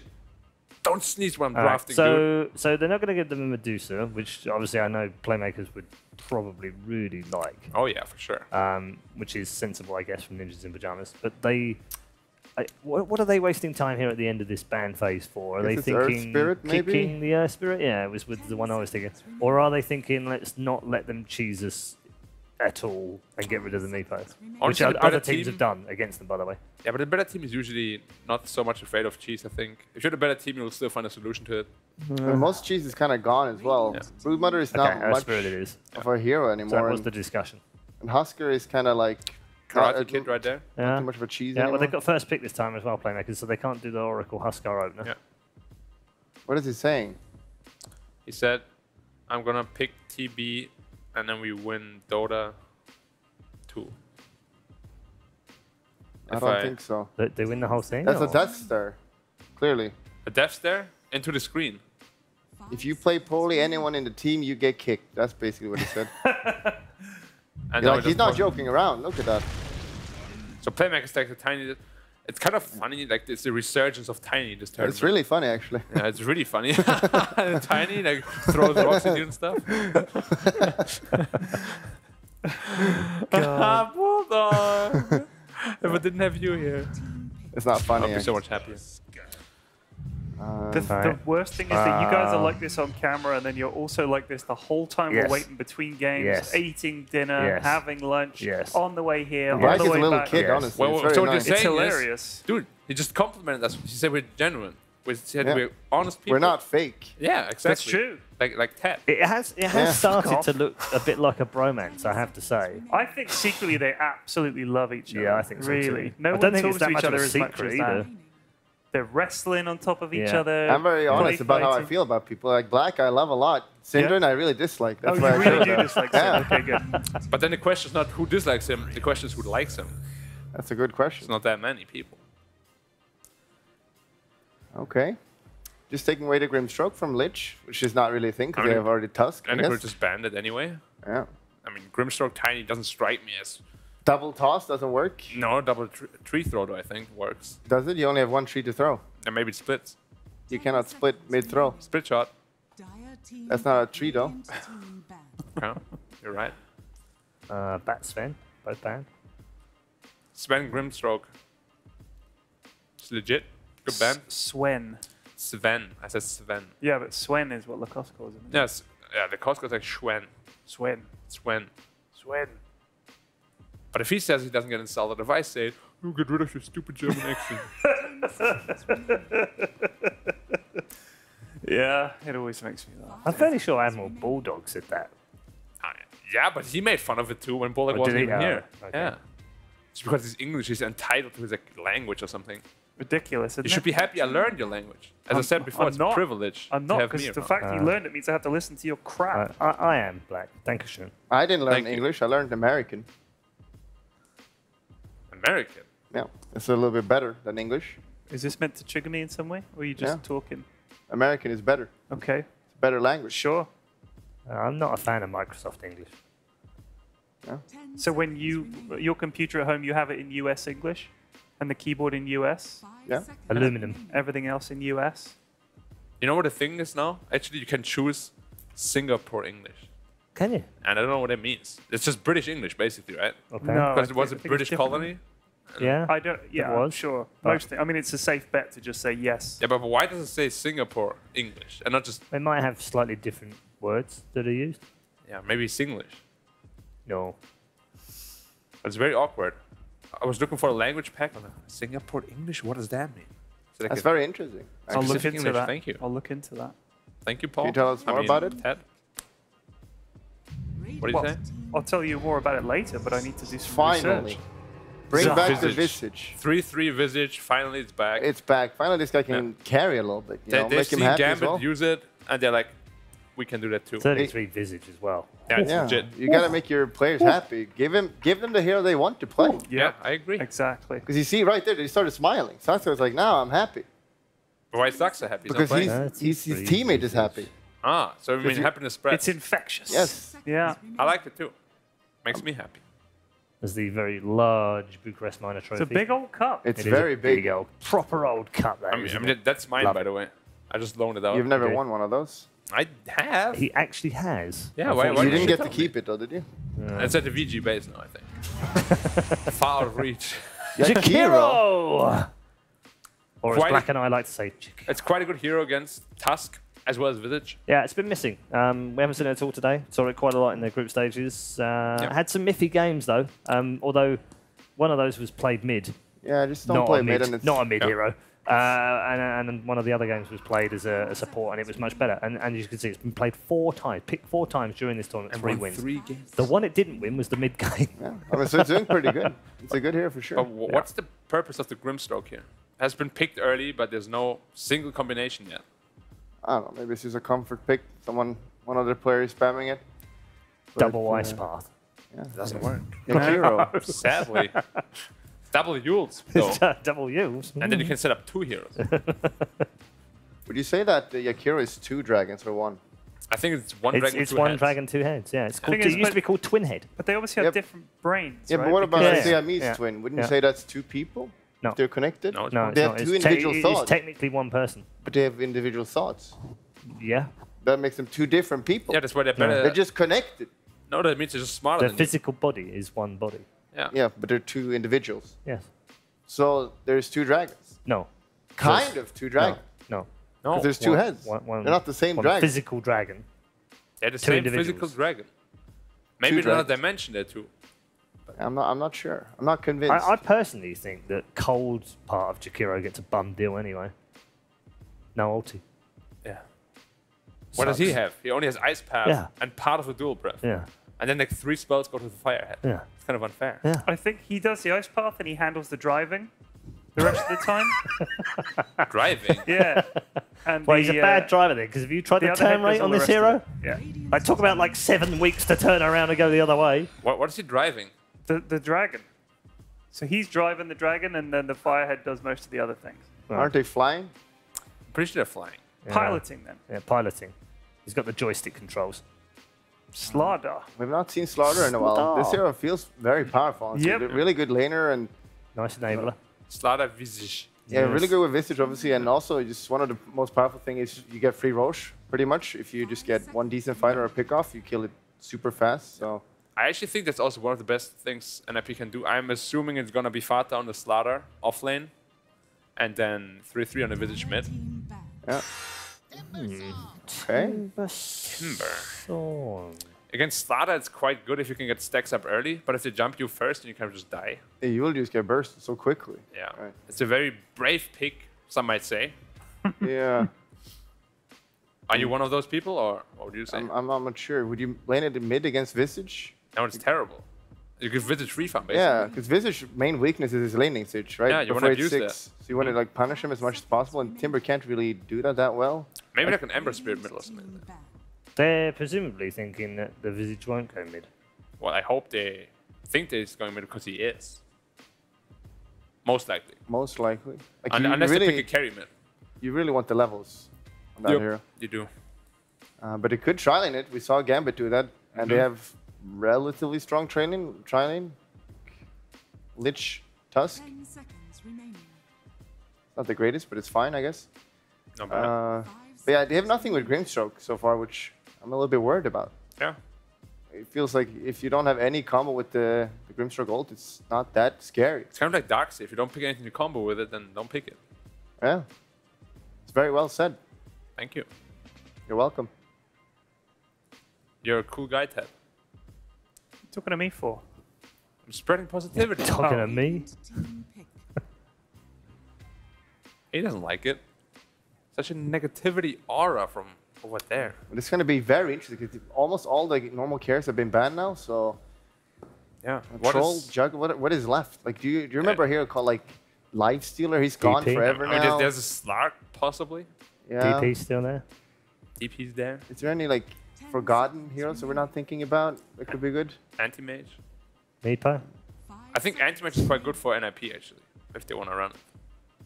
Yeah. And for playmakers, I think Slark is not terrible. If they want to go conventional, if they want to go unconventional, they could just go carryless and just pick a DP and just try your luck. That is That'd be gamble, very though, weird, isn't wouldn't it? it? It's pretty scary. It's pretty scary. But I feel like they kind of drafted themselves into a corner already. Yeah. As Grimstroke feels like he's only there for a third spell now. Basically just like a third spell, a Tiny or Timber, go and stun people. There's no combo with the ult at all until you get active items. What if they played the Jakura mid? And then they lose. I would that's what I not thought like too. that. No, I wouldn't either, but they could. I mean, it would probably work against Visage because Yeah. Visage is quite weak. But at the same time, you want to abuse Visage by And Visage gets dominating 6 and then the dragon dies. Yeah. The dragons. The dragon. There is no real setup for Ice Path either this game, so I'm worried. Until you get a double ult though. Double Yules. Yeah. Nothing. Because of Grimstroke ult, you use both. They do go for the Slark. Okay. Yep. I was pretty much like the only hero they had left. The lane looks decent. What is he playing? As Slaughter Tusk? NFP, I think let's go Meepo. I think Meepo is good. Ace plays it. Yeah, he loves it. If not Meepo, then Tigger's go more thinking about it conventional, as go well, isn't anti-mage. he? I think it's a pretty good AM game too. AM can't blink if he gets leashed, right? He cannot. But you're still happy with it? Out with the But wow. Odie was in the Slightly pool. safer. Yeah. We just kind of forgot about it. Dude, Yeah. OD is actually so good against all these heroes. It's like the hard counter against Timber, right? It's in the lane and Oh my later on as days. well. So it's not a Visage middle then. It's a support Visage by... No, it's Ace. Ace is playing the Visage. What? There's a carry Visage, like aggro Trident Visage. I thought they were like smiling and happy, giving people what they wanted in the team, but now Now Ace is stuck on 33 the is, Visage. no, 33 is like super pissed now. Yeah, he's like, why are you playing my Visage, dude? Play a Slaughter. Yeah, okay. Would you do that? No. If your teammate I asked would you to leave the switch in? team. You would leave the team right here? Right then and there. Stand up, take your keyboard, and get out. I would smack PPD first. Right, let's get some predictions. Black, start with you. This game, I think NIP a clear-cut draft advantage as well. It's gonna make it quick, make it easy, make it harmless, hopefully. NIP crush. I mean, painless, sorry, not harmless. Painless. Okay. Yeah, crush it. Yeah, they're just gonna make Slark's lane really bad, and that's pretty much their only winning condition, I think. And if that happens, then it's over. So NIP. So you think aggro Trident too, right? Yeah, maybe. Ted? They already put it up They there. already put it up? Okay, Yeah. they've locked you in. Sorry, man. I mean, I gambled and I if I lost, was in charge, guys, I'd you know. give you the chance. But No, your throw draft the is good. dice. Their draft is... You throw the dice, and sometimes you get snake eyes, and it's like, but I literally took the dice and put them on snake eyes and said, I lose. It was a gamble, you know? In your case, not a All right, gamble. okay. You're not a believer. Our predictions are in from a panel. Let's get them from our Yikes. commentary team as well. Gents, which way?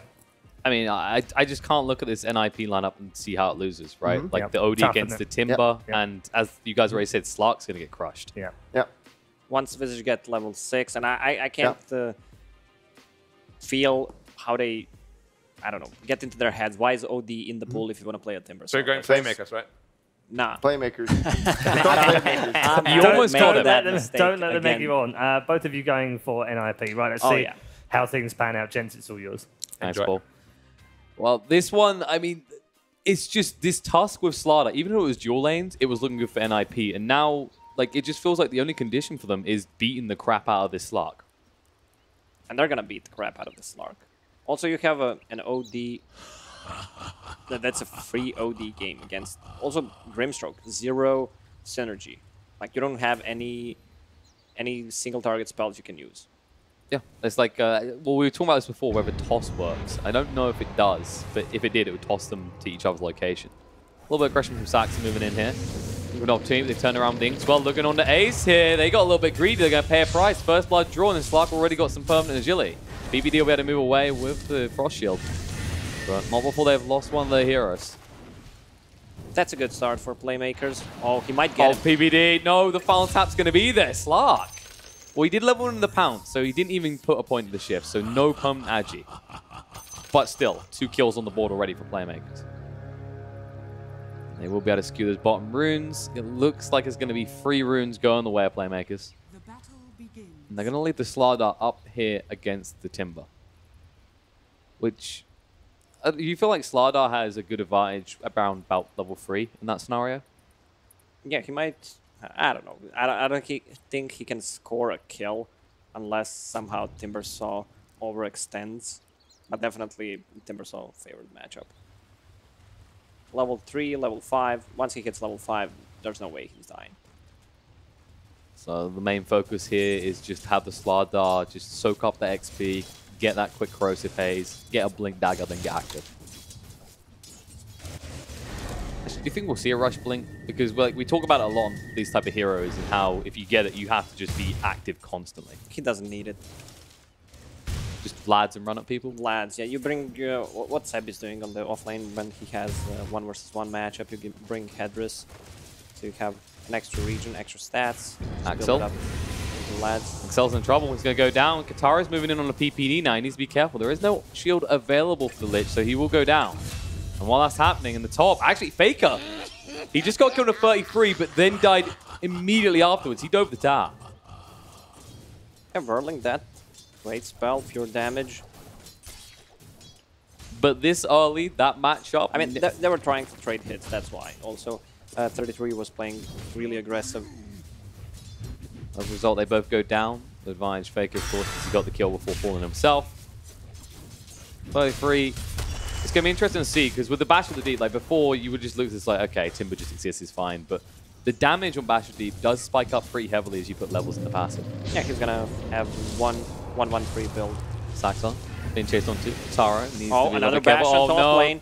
Faker in a little bit of trouble to chase through. Meanwhile, on the bot lane, Pounce is going to be there. Saxa is going to get low, but not low enough. But Faker will fall to the solo Slardar on the top. Yeah, he got another bash on top. That's why he scored a kill. Gotta keep track of those things. You know, you can't blame it on RNG anymore, right? Slardar is a full skill-based hero now. And Timbersaw needs to walk back. The Walk of Shame, and Timber's a hero that looks to be ahead on XP at least. So not a good start for playmakers offlane there. Doing decent on Katara though. Top of CS. He's been involved in quite a bit of brawling. 1 kill, 2 assists. No permanent agi yet though. Yeah, the offset of having a tri-lane is that slow gain of XP. DD on the Tusk. With the tag team as well, he could do a lot of damage to this Slark, who's standing and fighting. Be careful, actually. Inkspell's going to come out. The Snowball's been used. Panthera turns around to the PPD. There's going to be a pounce away. The Snowball through. Can they do enough? They can. The Frost Shield's going to be there. Katara getting low. They need 1 final touch. They can't get it. Saxa, they're going to turn around him. The Ice Path goes down to hold in place, but tag team is off cooldown again. Axel getting low. They ignore Panthera. They go for the Jakiro instead. Now, Kataro, he did heal up. He's going to look to go back in on this. In the minute, like top, Faker goes down again. PPD will fall in the bot, but I'm getting really concerned about this top lane for playmakers. Oh yeah, 10 kills, 3 minutes in. This is what I want to see. Man, Slardar's playing so aggressive. It's paying off. It was a little bit messy to start with, but now he's basically got Faker by the gonads.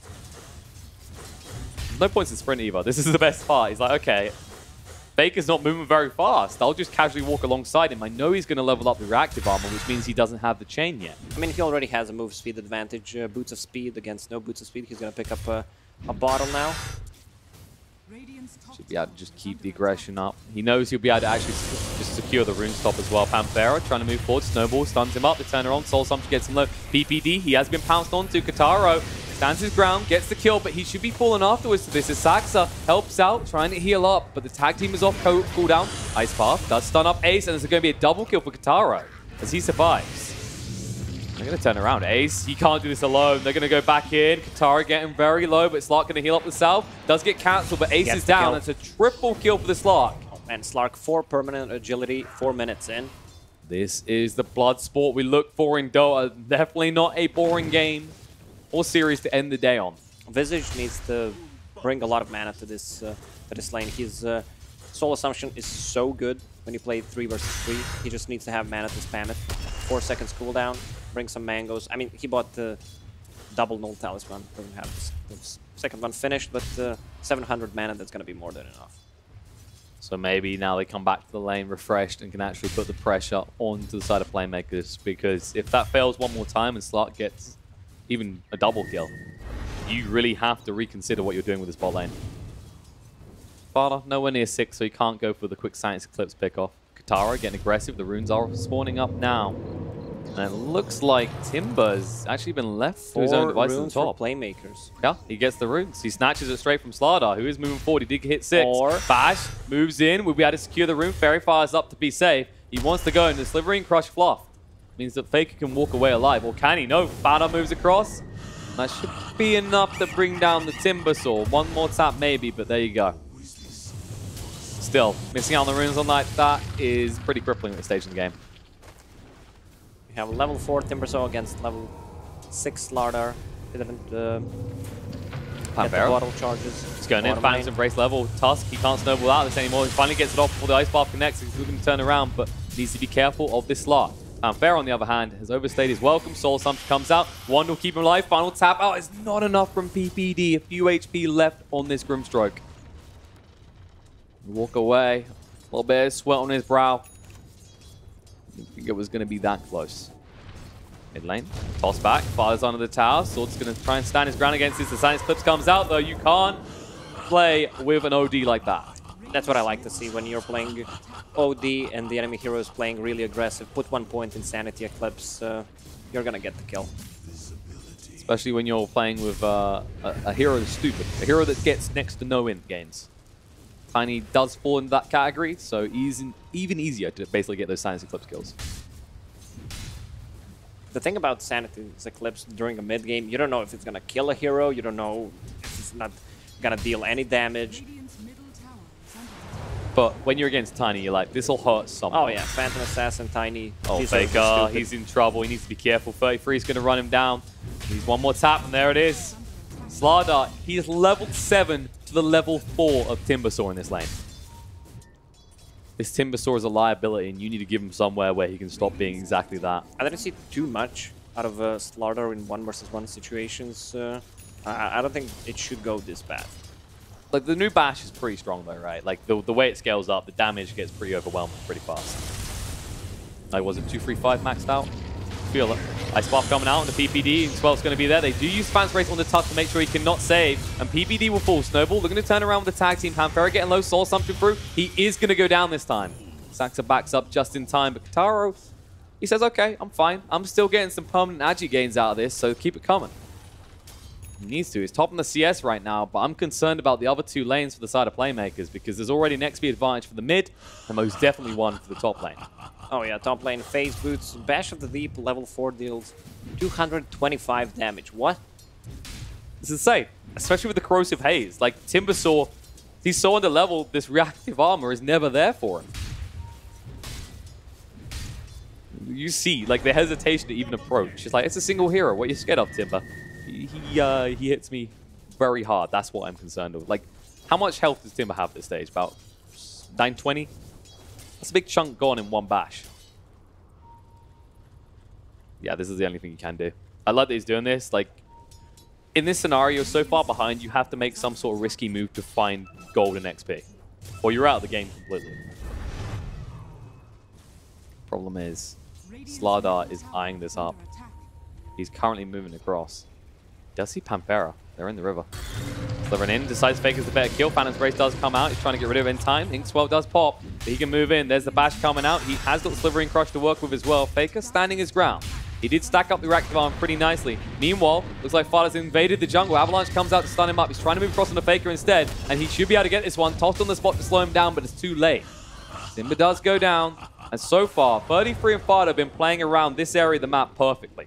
Yeah, every time Timber tries to run away to Shrine, Fada just cuts him off and gets the kill. And the problem is you're now at the stage where Tiny's not finding any gains because he has to come there to try and stop that. And as we saw, oh, it was all for nothing. Ace almost at level 6 in this bot lane as well. Slark already has it. Ace gonna move away. He moves pretty speedy. Ice Path does connect under 2, trying to move in. The pounce already being used. Phantom's Embrace is onto this Visage, but he'll be able to move away in time. And now Saxa is stabbing from the back. Fada did TP in for this Panthera. There's the Science Eclipse, gets rid of 2. Goodbye, Fish Boy. Slark on the sideline. Axel is going to join his comrades in arms as Fada gets active around the bottom side of the map. Ha ha ha ha. Yeah, this this OD, it's a free game for him, especially against the Slark, Timber, and Tiny. Had a great start. 25 denies, 50 CS for him, and what is he sitting at? 5 kills? He's feeling pretty glorious at the stage. Runes. Looks like NIP should get their hands on 3. There you go. Yeah. A few bottles in the game, so you just have to make sure you're looking. It looks like Sword did pick up an Invis rune. Here we go. Just the Grave Chill. It's a good thing you got that off, or this is probably a different fight entirely. And wait for it. Wait for it. I'm stunned, but hello. OD. Fun hero. It is the perfect example of a snowball hero. Oh yeah, when OD came out, when they fixed OD in the previous patch, everyone thought it's a shitty hero, but suddenly I think everyone realized how good it is. Ace, he's pretty deep here. He's trying to move away. The Frost Shield doesn't buy him enough time. The birds can't help their master. A lot of heroes here from Playmakers are going to try and clean up these birds. Ice Shards to try and cut them off of Zun. Ice Path does go down, one of the birds will fall, and meanwhile, Fada, he finds another kill. Have mercy on this Timbersaw, please. No, Timbersaw's not having a game. 1-7-0. He's poorer than the Tusk. He's poorer than his own possible. The sad eternal life of a Timbersaw against the Slardar. It was kind of interesting when they made the change to OD, because some people thought they were going to need to do what they done with Slark, right? But we're seeing just how powerful this hero is now. Especially with that splash damage. His ability to farm creeps is pretty insane. Oh yeah, OD has a comeback mechanic now, and the new item, Kaya, and Yasha gives him what he needs. Some attack speed, move speed, especially combine it with the phase boots. Also change the phase boots, moves faster, gets the attack speed from it. He does, and he has enough strength gain that you can already see he's feeling pretty bulky at 1.4k HP at level 11. Gotta see the Null Talismans partially. Right now, what's your solution? Your Tiny is nowhere near your Blink Dagger. The pressure seems to be on Slark to make plays. They're going to try. Phantom's Brace comes out. 3 heroes in the bot lane looking on the Slardar. Can he move away quick enough? Ice Path does connect. He's in the bonfire, and he has been cooked. Snowball comes in. Saxa regrets his actions, though. Ice Shard to try and move away in time. Turns around. Fada is here. All of a sudden, Shadow Dance used defensively to walk away, and the Science Eclipse is available once more. Fada will throw it out just for the kill on the friendly dragon. Train Frost bouncing around. Katara is here. The sentry goes down. The Centaur joins in and helps out, securing the kill.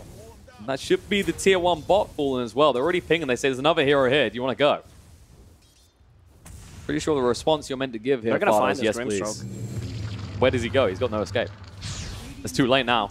Frost Shield moving in right now. And there it is. You can ink spell all you want, but it won't even go pop. The Walrus Punch ensures that. Buddy. Faker is just anywhere he goes. It almost sounds romantic. It's like anywhere you are, I'll be there. Oh, the Timber Chain gets interrupted by the stun.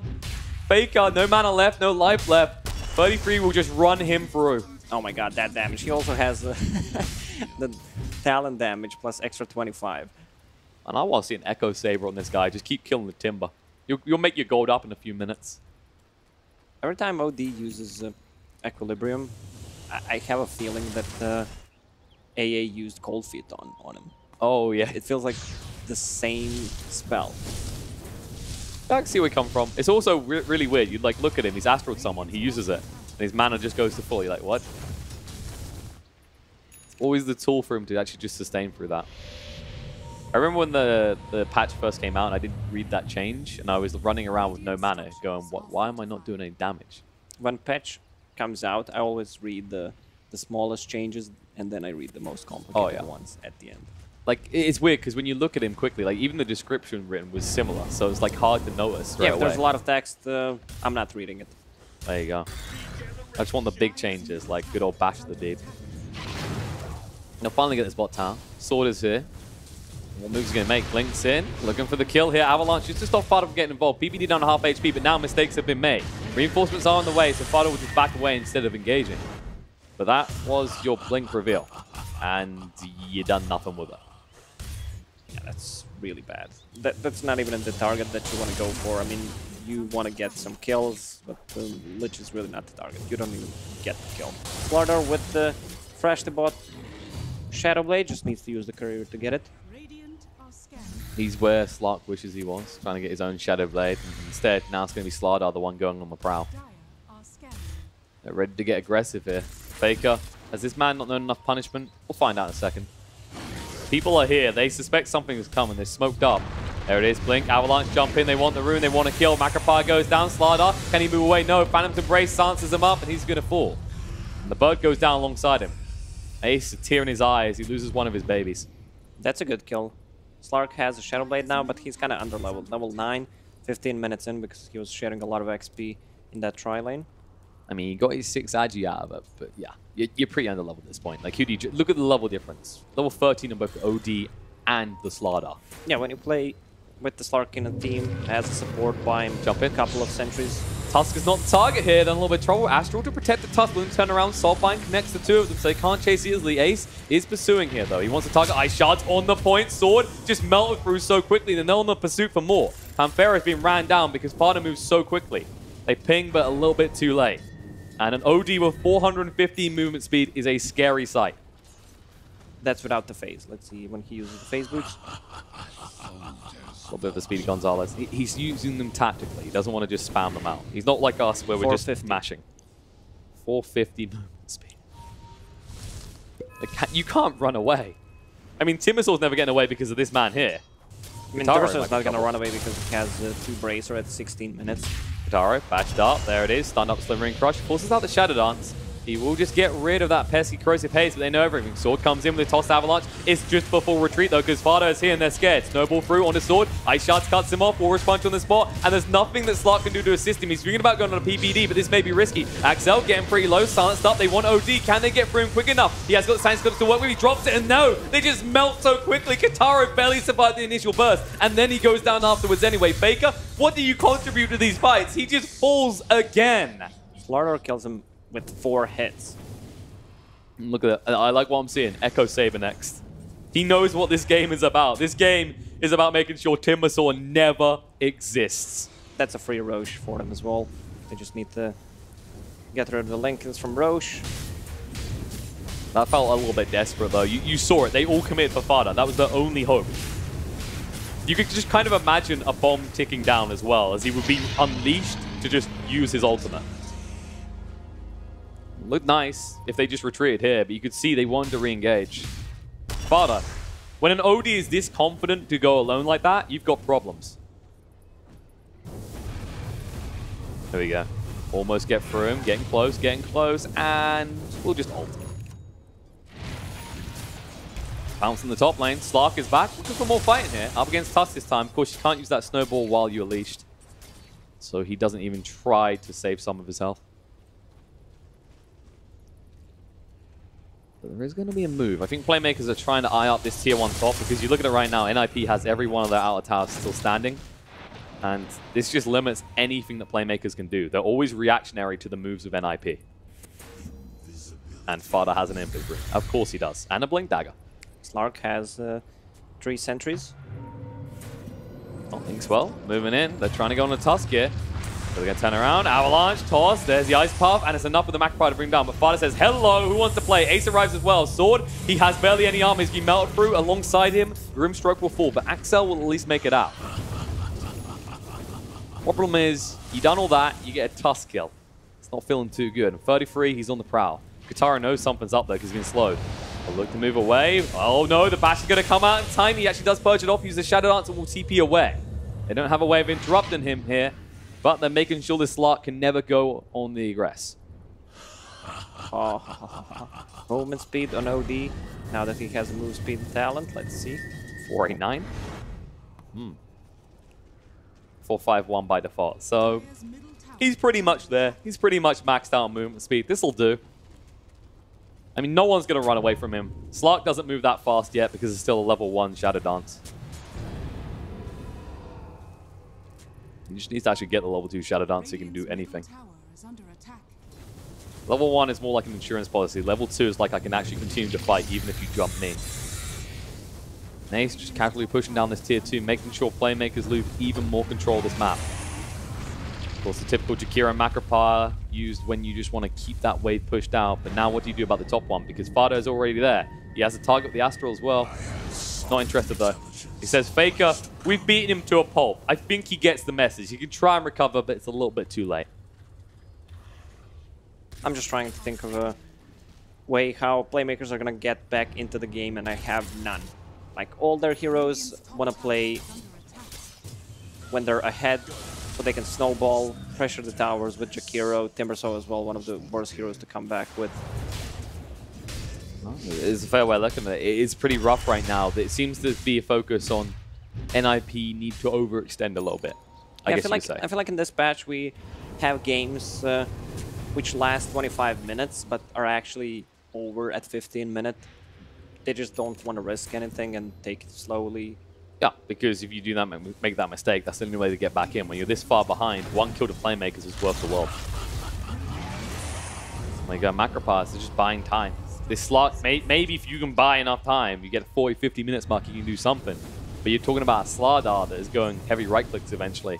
You're talking about the Tusk amplifying that damage up. The Visage that's always going to control it is just too much for a Slark to deal with alone. And speaking of that Slardar, he's got the Echo Saber. And he's got the batch ready. He knows what he wants to do. And there it is. It comes straight to him. Why go looking for the kills when they walk straight into your arms? They even had a sentry. You know, Slark was sitting there saying, I haven't died recently. I'll just walk out here blindly, thinking it's safe. But this is the thing. When you're behind this far, you know they're going to have sentries everywhere. Fada moving in, wants to kill on a sword. Phantom's Embrace will protect. They still have 50 seconds on Aegis. There's no rush. They can take it slowly, but why do that? You've got birds. Put the pressure on playmakers to make the move, is what they say. They're going for the melee racks. Something playmakers cannot afford to lose. Father does have the level 2 science clips available to him. He just wants a few taps, get a little bit more in, and then just melt through the supports at least. It's always the demoralizing part when your primary stat is in and you still melt in science clips. Even Bay. I mean, it's like this Jakiro does buy you time. Then that's fair, but what are you doing this time? The Timbersaw can't really get back in the game. Like, he can tank up, he can give you utility, right? You need your Tiny to be getting kills at this stage in the game. Yeah, 2 bracers is a really good utility. A lot of HP, magic resistance. They'll just soak up everything. Ice Shard's through, Axel, no easy escape from this. Inkspell's going to allow him to escape with the Avalanche as well, but Fade's moving in. He has got the Science Clips, he wants to use it, but he doesn't need to. He's going to tap down Axel and look to move away. Phantom's Brace is on him. He doesn't care though. They're going to take the buildings. Jakiro's in here, which means no more macro parts to slow down the waves. They're in your base. This is just starting to look like a classic Visage game. Look how much he has. Pipe, Vlads, Helmet Dominator. Won't be long before he has a Solar's Crest. And Faker says, my bad. I think he could have played the lane way better. Played way too aggressive in early levels.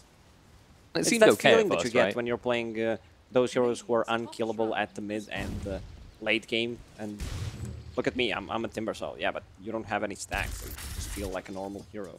He's the modern day Bristleback, right? The hero that used to be infamous for this, but we never see anymore. Timber, you do see him. And almost always he exists and it's impossible to kill him. But you're right. It just got to his head maybe. Axel, going to be going on. Morris Punch almost just erases him straight away. Now they're going to follow up. Fada looking for more here. Panthera needs to be careful. Science Clips are still available. Soulbind to try and link them up with the birds. They say, okay, birds, sit, hit buildings. When it's time to call it, it's time to call it. They refuse. They say, no, they deny it. They say, we're not out of this just yet, but what's your play? You've got One lane left, protected by a tier 2. Sword has got an invis room. There it is. GG comes out. He's like, nope, no last hurrah, no hope in hell. NIP, they take the series 2-0. With a celebratory Silence Eclipse, it doesn't net a kill. The anti-climatic ending. This game was over before it even started. I think this is one of the biggest outdraft that we've seen in the tournament. Just leaving OD when you have a Timber Saw, it feels so bad. I can only imagine that when they went into that and they saw the Visage pick, they picked the Jakiro. They're like, this can be our mid, right? And they're probably going to run the Visage mid. But there was so much flexibility on the lanes for NIP, and they played it perfectly. They identified that the Slark was the only real concern to them. That's an end to that. Leaving that Timber alone with the Slardar was a fatal error. Yeah, they set up lanes correctly. OD on mid, try lane with the Visage. It doesn't sound that strong because you're taking a lot of XP from Visage, but his second spell is extremely strong. He just needs to have mana to spam it out. And I don't think I've seen a Timbersaw that crushed. Like, it just goes to show this hero is very risky to pick. You need to make sure you've banned out OD as a perfect example before you even consider that hero. I don't think there's a medium ground for Timbersaw. He looks either super good, unkillable, or just complete garbage. Definitely a snowball-focused hero to go with snowballs in the games. And plenty for the panel to talk about, or maybe not. What do you think? It looked a bit painful to watch from Playmaker's perspective. What do you think, panel?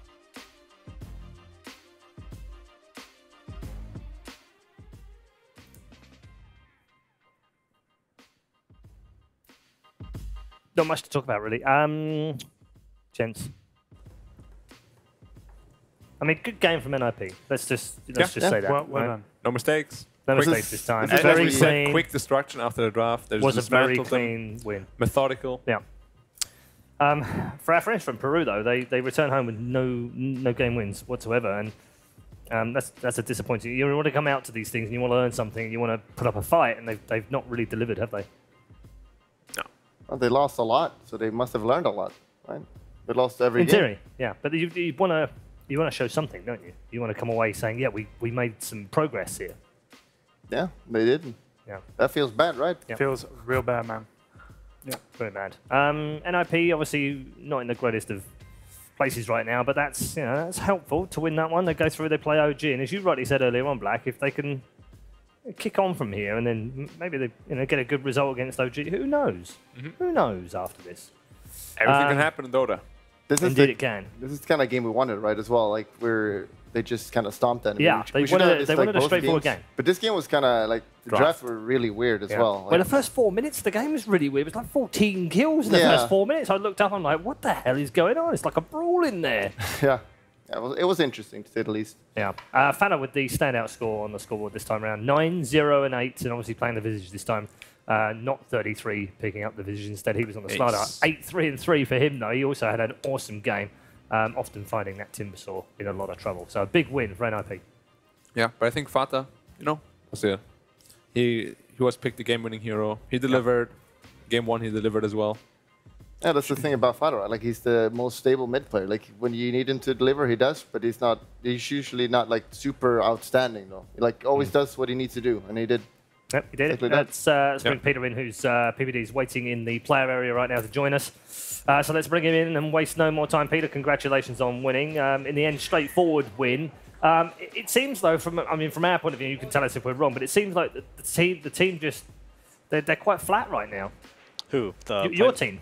My team, excuse me. Doesn't seem like you enjoyed that. Oh, I mean, I think that the games were pretty one-sided, and I think that we were heavy favorites, or like to think that we were heavy favorites. Yep. And I think that, it was a pretty predictable result, so maybe not the most, I don't know, there wasn't much of an underdog story this time. No, absolutely not, no. And in terms of the way that you approach this game, you are heavy favourites, so obviously it puts a bit more pressure on you, but you're used to dealing with that pressure. So how do you go into a game like this? What do you set up for? I think our biggest scare was the Medusa. There was they played the game the other day, and it was actually their best game. They didn't lose until like 37 minutes or something, and that hero just seems to be really, really powerful right now. And we were just kind of worried about that cheese factor, I guess you could say.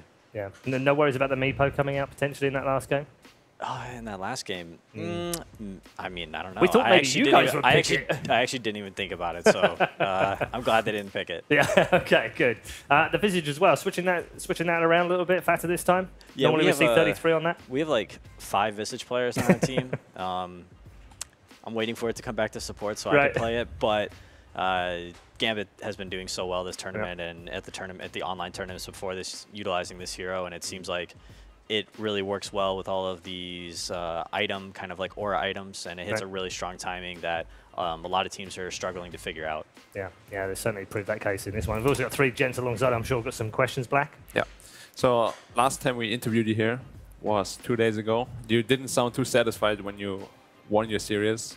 So this time, you know, do you feel a bit happier about how that went down? Are you happy with your performance this game, or the series rather? Well, we've only managed to take down North American Dota and South American Dota, which, you know, I know you guys know isn't the highest standard around here these days. Of course. But we're taking on some Europeans tomorrow. I was hoping that it'd be us and OG in the finals, but man, we find ourselves both in the lower bracket here, looking at an early elimination. So hopefully we can take on the handicapped TI champions.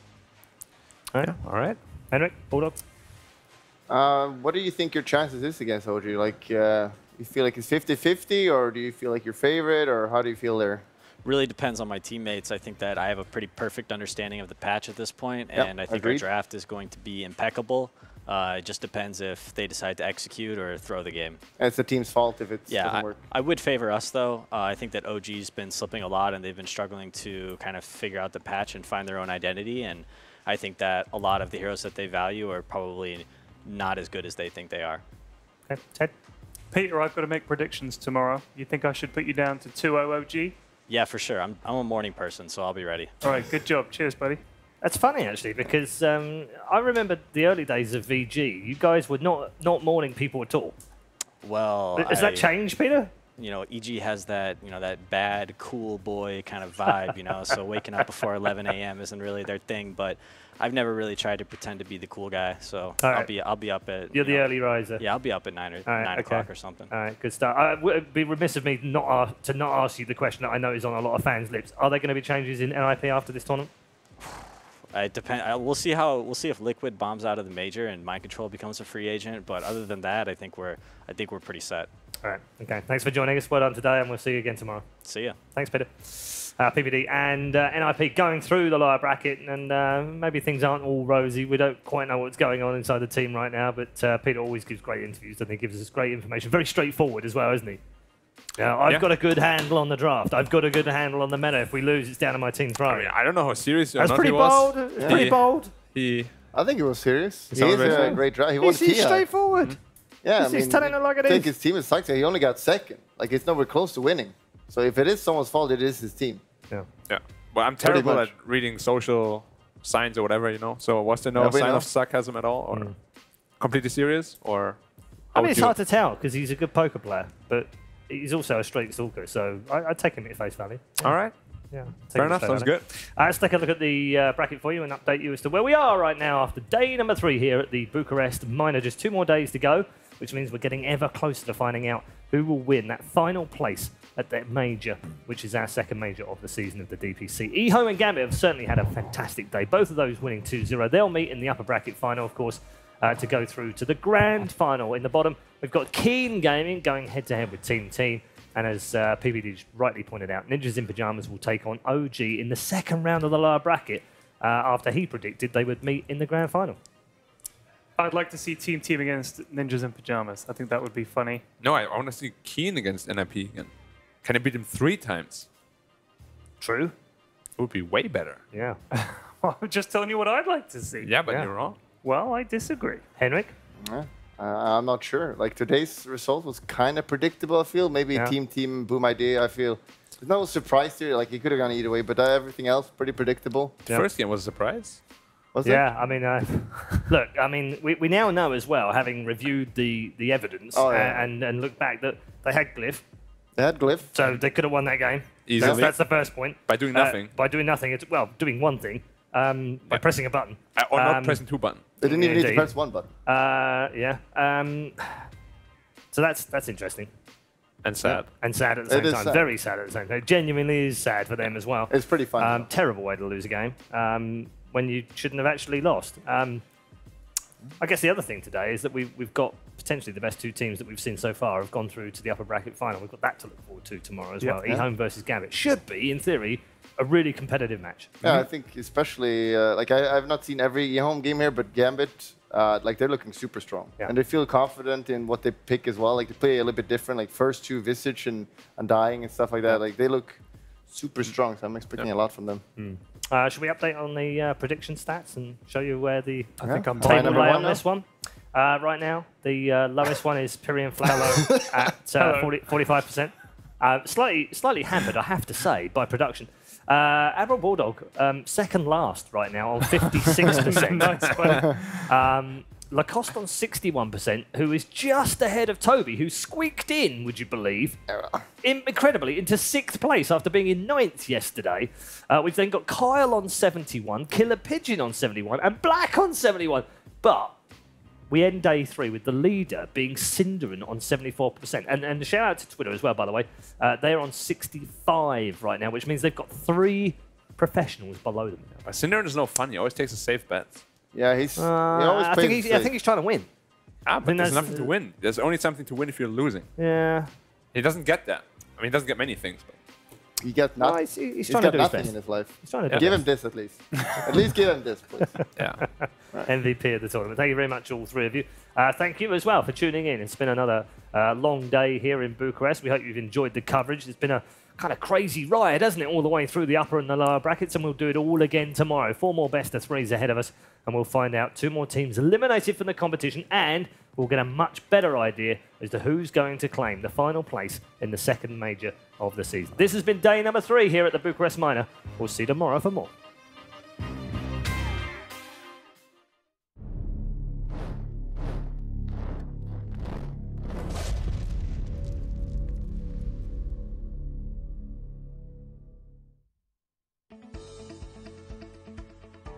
GVM Pay is designed for gamers to unlock various benefits from most mainstream games to your local services. Recharge made easy just within your fingertips. Recharge easily in 3 steps. Earn rebates for every recharge. Download GVM Pay now at pay.gameview.io. GVM Pay is everywhere.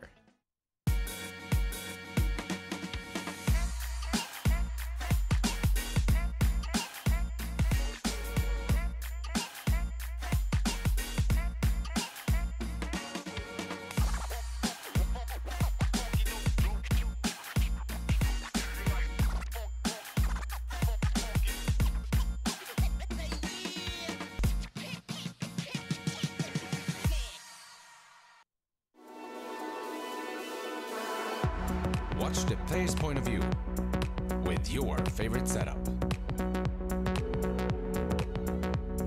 Follow your favorite Dota 2 player in every detail. Watch esports your way. Get your digital pass now. Data analytics gives you the advantage of getting to answer questions in a faster time. In esports, you have a topic where all those technologies can be applied with an actual great purpose.